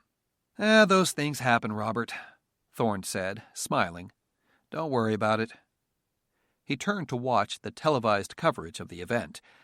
The satellite TV station was showing video of the president with his face next to the exhaust pipe of the SUV, and one of the commentators made a crude remark about the president's energy policy being full of hot air and high in the ozone. I wish I could have thought of another way to show how safe the emissions from those fuel cell engines are without sticking my face near that tailpipe, Thorne said wryly. We'll be sure to explain to all the media outlets the point you were trying to make, Goff said. That commentator's got his head up his ass anyway. So Martindale is scoring some points in his trip to Venezuela, eh? Sir, Martindale is on Transcal Petroleum's bankroll to the tune of millions. He probably should be registered as a Transcal lobbyist, Goff said disgustedly. He's spending that money down in Caracas, in the Middle East, in the Balkans, and in Central Asia trying to gain support for Transcal production deals. Most of those countries still think he's running the Night Stalkers and will attack if he doesn't get to meet with the oil ministers. Well, it wouldn't surprise me if he was still involved, Thorne said. Kevin Martindale's leadership of a group of high-tech mercenaries was one of the biggest non-scandals in years. It made him a roguish legend in America and definitely did not hurt his re-election chances. Well, the intimidation factor is definitely working. Most of those countries, in turn, are financing his re-election campaign. Thorne was about to say something, but Goff anticipated the remark. I can't prove it, but I know it's happening. He's hoping that more and more countries warm up to him so it looks like he has support overseas. More support overseas means more American companies feel better backing Martindale for president because it means a stronger dollar and more American clout overseas, which he's hoping translates to more donations and support here at home. Well, sounds logical to me. Goff looked at Thorne quizzically. Sir, it's easy for candidates to throw lots of money around to court companies and governments for support. They're not on the front lines every day, Goff reminded the president. This plan of Martindale's will backfire because everyone knows who Martindale really is. He talks about peace and harmony and friendship, and then boom, he sends in the Marines or the stealth bombers and blows the crap out of anyone and everyone who gets in his way. He's a backstabber, sir, and everyone knows it. Thomas Thorne stared blankly at the TV. Would it work in Turkmenistan, I wonder? He asked at last. What, sending in the Marines against those Taliban? I was thinking of the bombers, Thorne said. He pressed a button on a computer keyboard and the TV image changed to the military briefing page. Status report on McClanahan's recovery mission in Turkmenistan. Complete success. Complete withdrawal of the cruise missile. All personnel extracted. No casualties. Well, the guy's good. There's no doubt about that, Goff said. He waited to see if the president was going to say anything more. When he did not, Goff asked, What are you thinking, Thomas? Thorne was silent for a long time. Finally, he said, Nothing. Having some second thoughts about getting involved in Central Asia? No, he replied quickly. Too quickly, Goff suspected. When he noticed his friend, advisor, and Secretary of Defense looking questioningly at him, Thorne added, Martindale is wrong, Robert. The solution to what's happening in Turkmenistan does not lie in military force. I happen to agree. For now, Goff said. The problem remains. Martindale is on the offensive politically. He's in Venezuela talking to world petroleum ministers, grabbing headlines and making himself look like a leader. The word is he'll be heading to Kuwait City to address a meeting of the Gulf State Security Council, the first American ever to do so since the Gulf War. He probably won't be talking about Central Asia at that particular time. That might be a good opportunity. Thorne looked at Goff, then said, To make a diplomatic move in Turkmenistan? Goff nodded. Well, the only way to do that would be to send a high-level delegation. It should be Kirschval, but he doesn't deserve it now, does he? Thorne closed his eyes. They both knew the answer to that one. Maureen Herschel is a good choice. Turkmenistan is Muslim, but is run mostly by Soviet-era bureaucrats who know they have to deal with high-ranking women in today's world. She's smart, tough, and best of all, she knows when to keep her mouth shut. Time's running out. If that Taliban insurgent army gets their grips on the capital, Turkmenistan could fall fast. Let's give her the go-ahead right away, then, Goff said. Let her staff start laying the groundwork for a diplomatic visit and high-level talks. Thorne nodded his approval. Goff added, You might even consider bringing a military liaison along. Turkmenistan's military is very small and run by Russian officers. Thorne looked at Goff, then smiled. You mean McClanahan? Why not? McClanahan has pretty good name recognition and respect here in the U.S., but at the same time he's not very well known overseas. He'll have the luxury of relative anonymity. He can look around and talk to folks without calling too much attention to himself. I know you don't care about political stuff, but the fact remains, McClanahan has pretty good poll numbers, about where Colin Powell was when he was Reagan's national security advisor. Let's not get into a discussion again about asking McClanahan to be my national security advisor, Thorne groaned. I've already got you to tell me where I'm screwing up. The president thought about it for a moment, then shook his head. There's an old saying in the military, screw up and move up. McClanahan has done his share of bad decision-making lately. I'm not so sure he deserves a plum posting like that. Goff shrugged. He certainly couldn't argue. I'll draw up a list of candidates and send it over to State, then present it to you for your approval, he said. I'll let Miss Herschel pick her own attachés from your list. Goff nodded. That was the way Thorne did business. Pick good people, then delegate authority to them. It was faster, less stressful on him, and made his staff feel like they were part of the action every step of the way. In the meantime, why don't we talk to McClanahan and get his thoughts about what's going on over there? Why him in particular? Well, because he's smart, and he's in command of a unit that could very well be the tip of the spear if we decide to move out there, Goff said. Besides, he's on the way.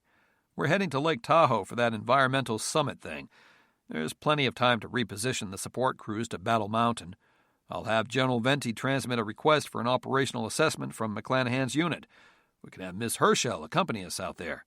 You can look over McClanahan's unit and get a briefing directly from him. You're high on this guy, aren't you, Robert? Thorne asked. Why? Goff shrugged. The same reason I'm high on you, my friend, he replied with an uneasy smile. You both have the strength of your convictions. You both know what you believe is right, and you're not afraid to fight for it. His eyes danced a bit, and he added, Besides, I have a feeling it'll be like the unstoppable force meeting the immovable object when you two get together. Patrick McClanahan on his own home turf versus the Commander-in-Chief. I already know who'll win, but it'll still be fun to watch you two get in each other's faces. Chapter 4 Battle Mountain Air Reserve Base, several days later. The massive shape of Air Force One appeared through the snowstorm like a giant fantasy bird and touched down on Battle Mountain's long runway in a puff of snow. 111th Bomb Wing Security Forces units, including armored personnel carriers, were stationed along the infields and taxiways to escort the plane to its parking spot.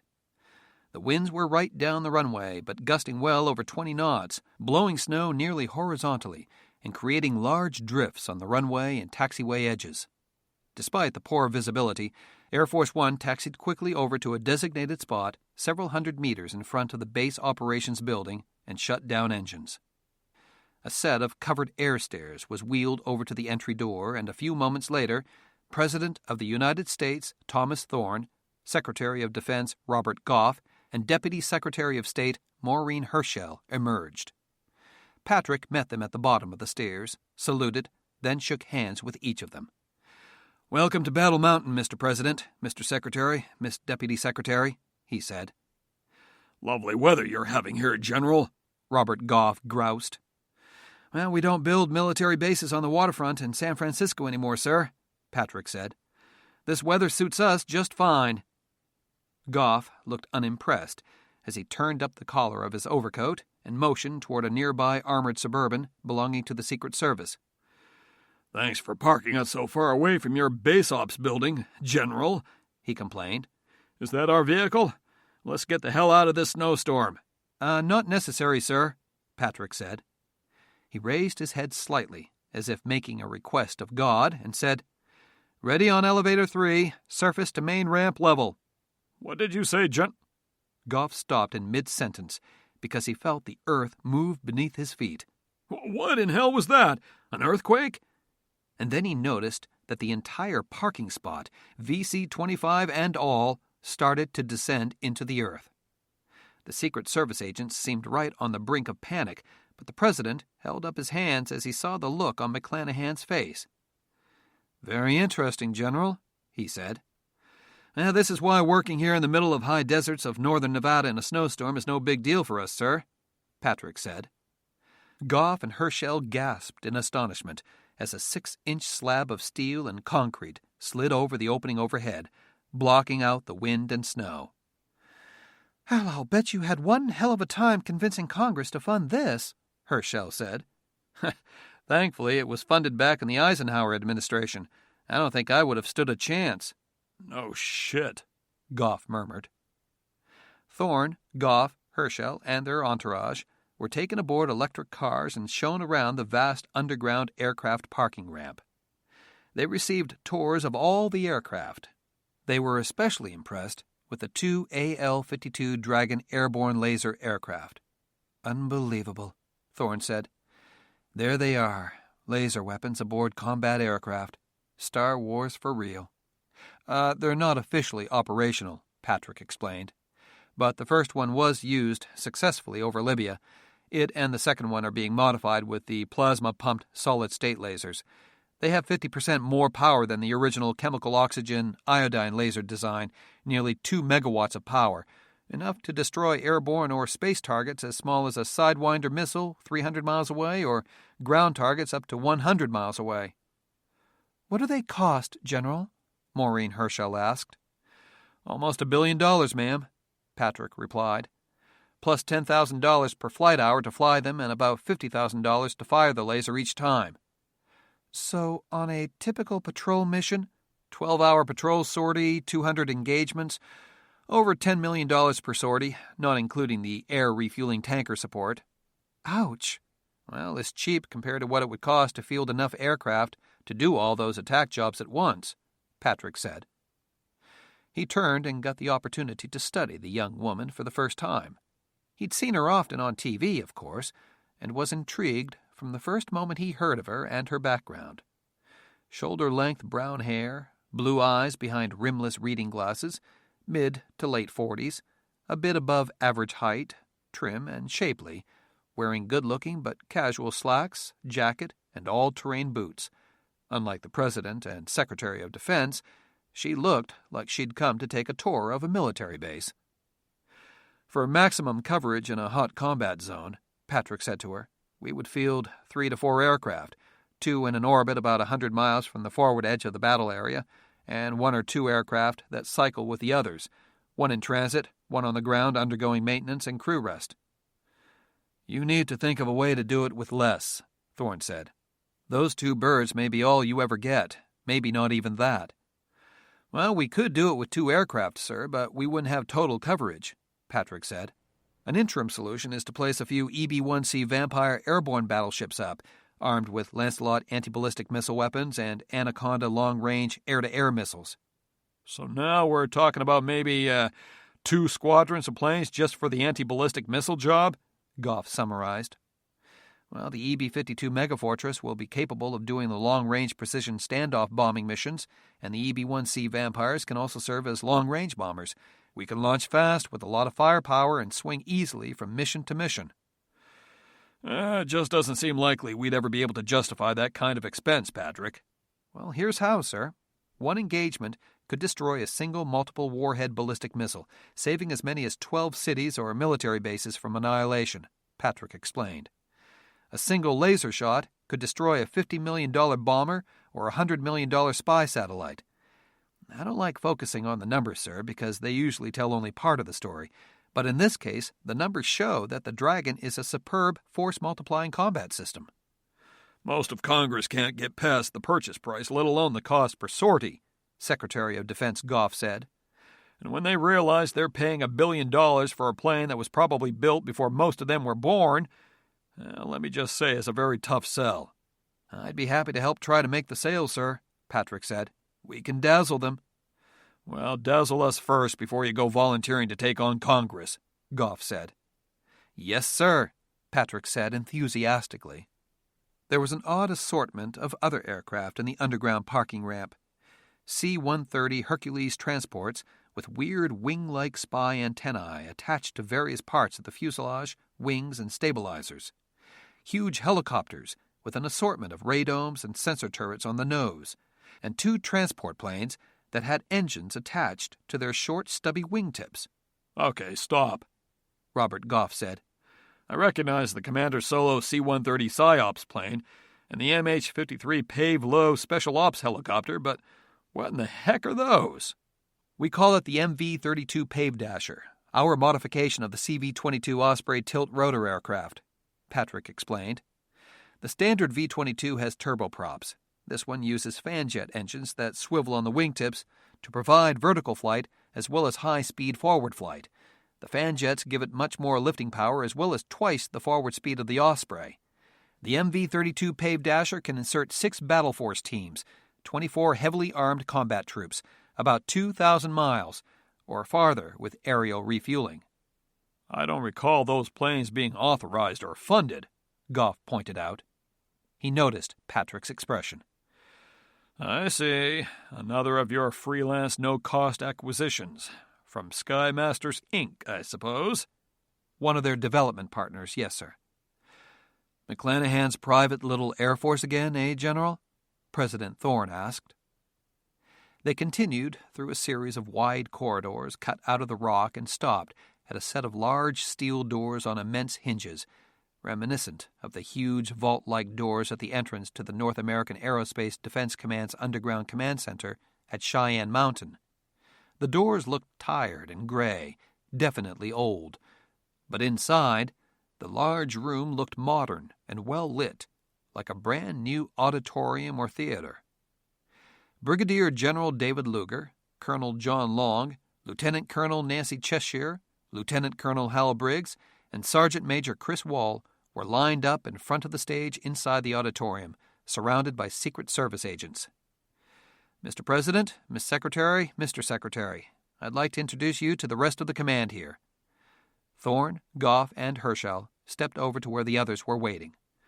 I'd like to introduce you to my second-in-command, Brigadier General David Luger. The VIPs shook hands with Luger. Well, it's an honor to meet you, General, Robert Goff said. He looked at Luger solemnly, glanced at Patrick, then added, the last 2 surviving members of the old dog crew. 2 living legends. I'm glad to have you both around. David Luger, tall and lanky and towering over Goff, looked bowed as he realized that it was true. There were only 2 of the original 6 crew members of the first Old Dog mission left. Well, it's good to be here, sir, he said. This is Brigadier General Rebecca Furnez, commander of the 111th Attack Wing. Colonel John Long, the Operations Group Commander, Colonel Darren Mace, commander of the 51st Attack Squadron with the EB-1C Vampires, and Lieutenant Colonel Nancy Cheshire, commander of the 52nd Attack Squadron with the EB-52 Megafortresses and the AL-52 Dragons. The first female combat pilot, another living legend. Nice to meet you, Rebecca, Goff said, shaking Rebecca's hand enthusiastically. He shook Long's hand, but did not address him.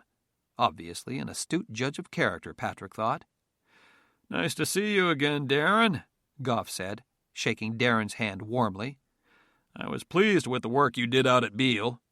Thank you, sir, Darren replied. I hope you'll find a home out here, Goff said. He paused, glanced at McClanahan, then added, If they haven't scared you too much already. That may be possible to do, sir, but not yet. Colonel, I'm looking forward to seeing what your airborne laser aircraft are capable of, Goff said, shaking Nancy's hand. Nancy Cheshire was tall, athletic, bordering on muscular, with strawberry blonde hair, shining green eyes, and an ever-present smile. She was the senior test pilot in the experimental B-52 bombers at Dreamland, accepting her first operational command to get the chance to keep on flying her beloved Super B-52s and work with Patrick McClanahan.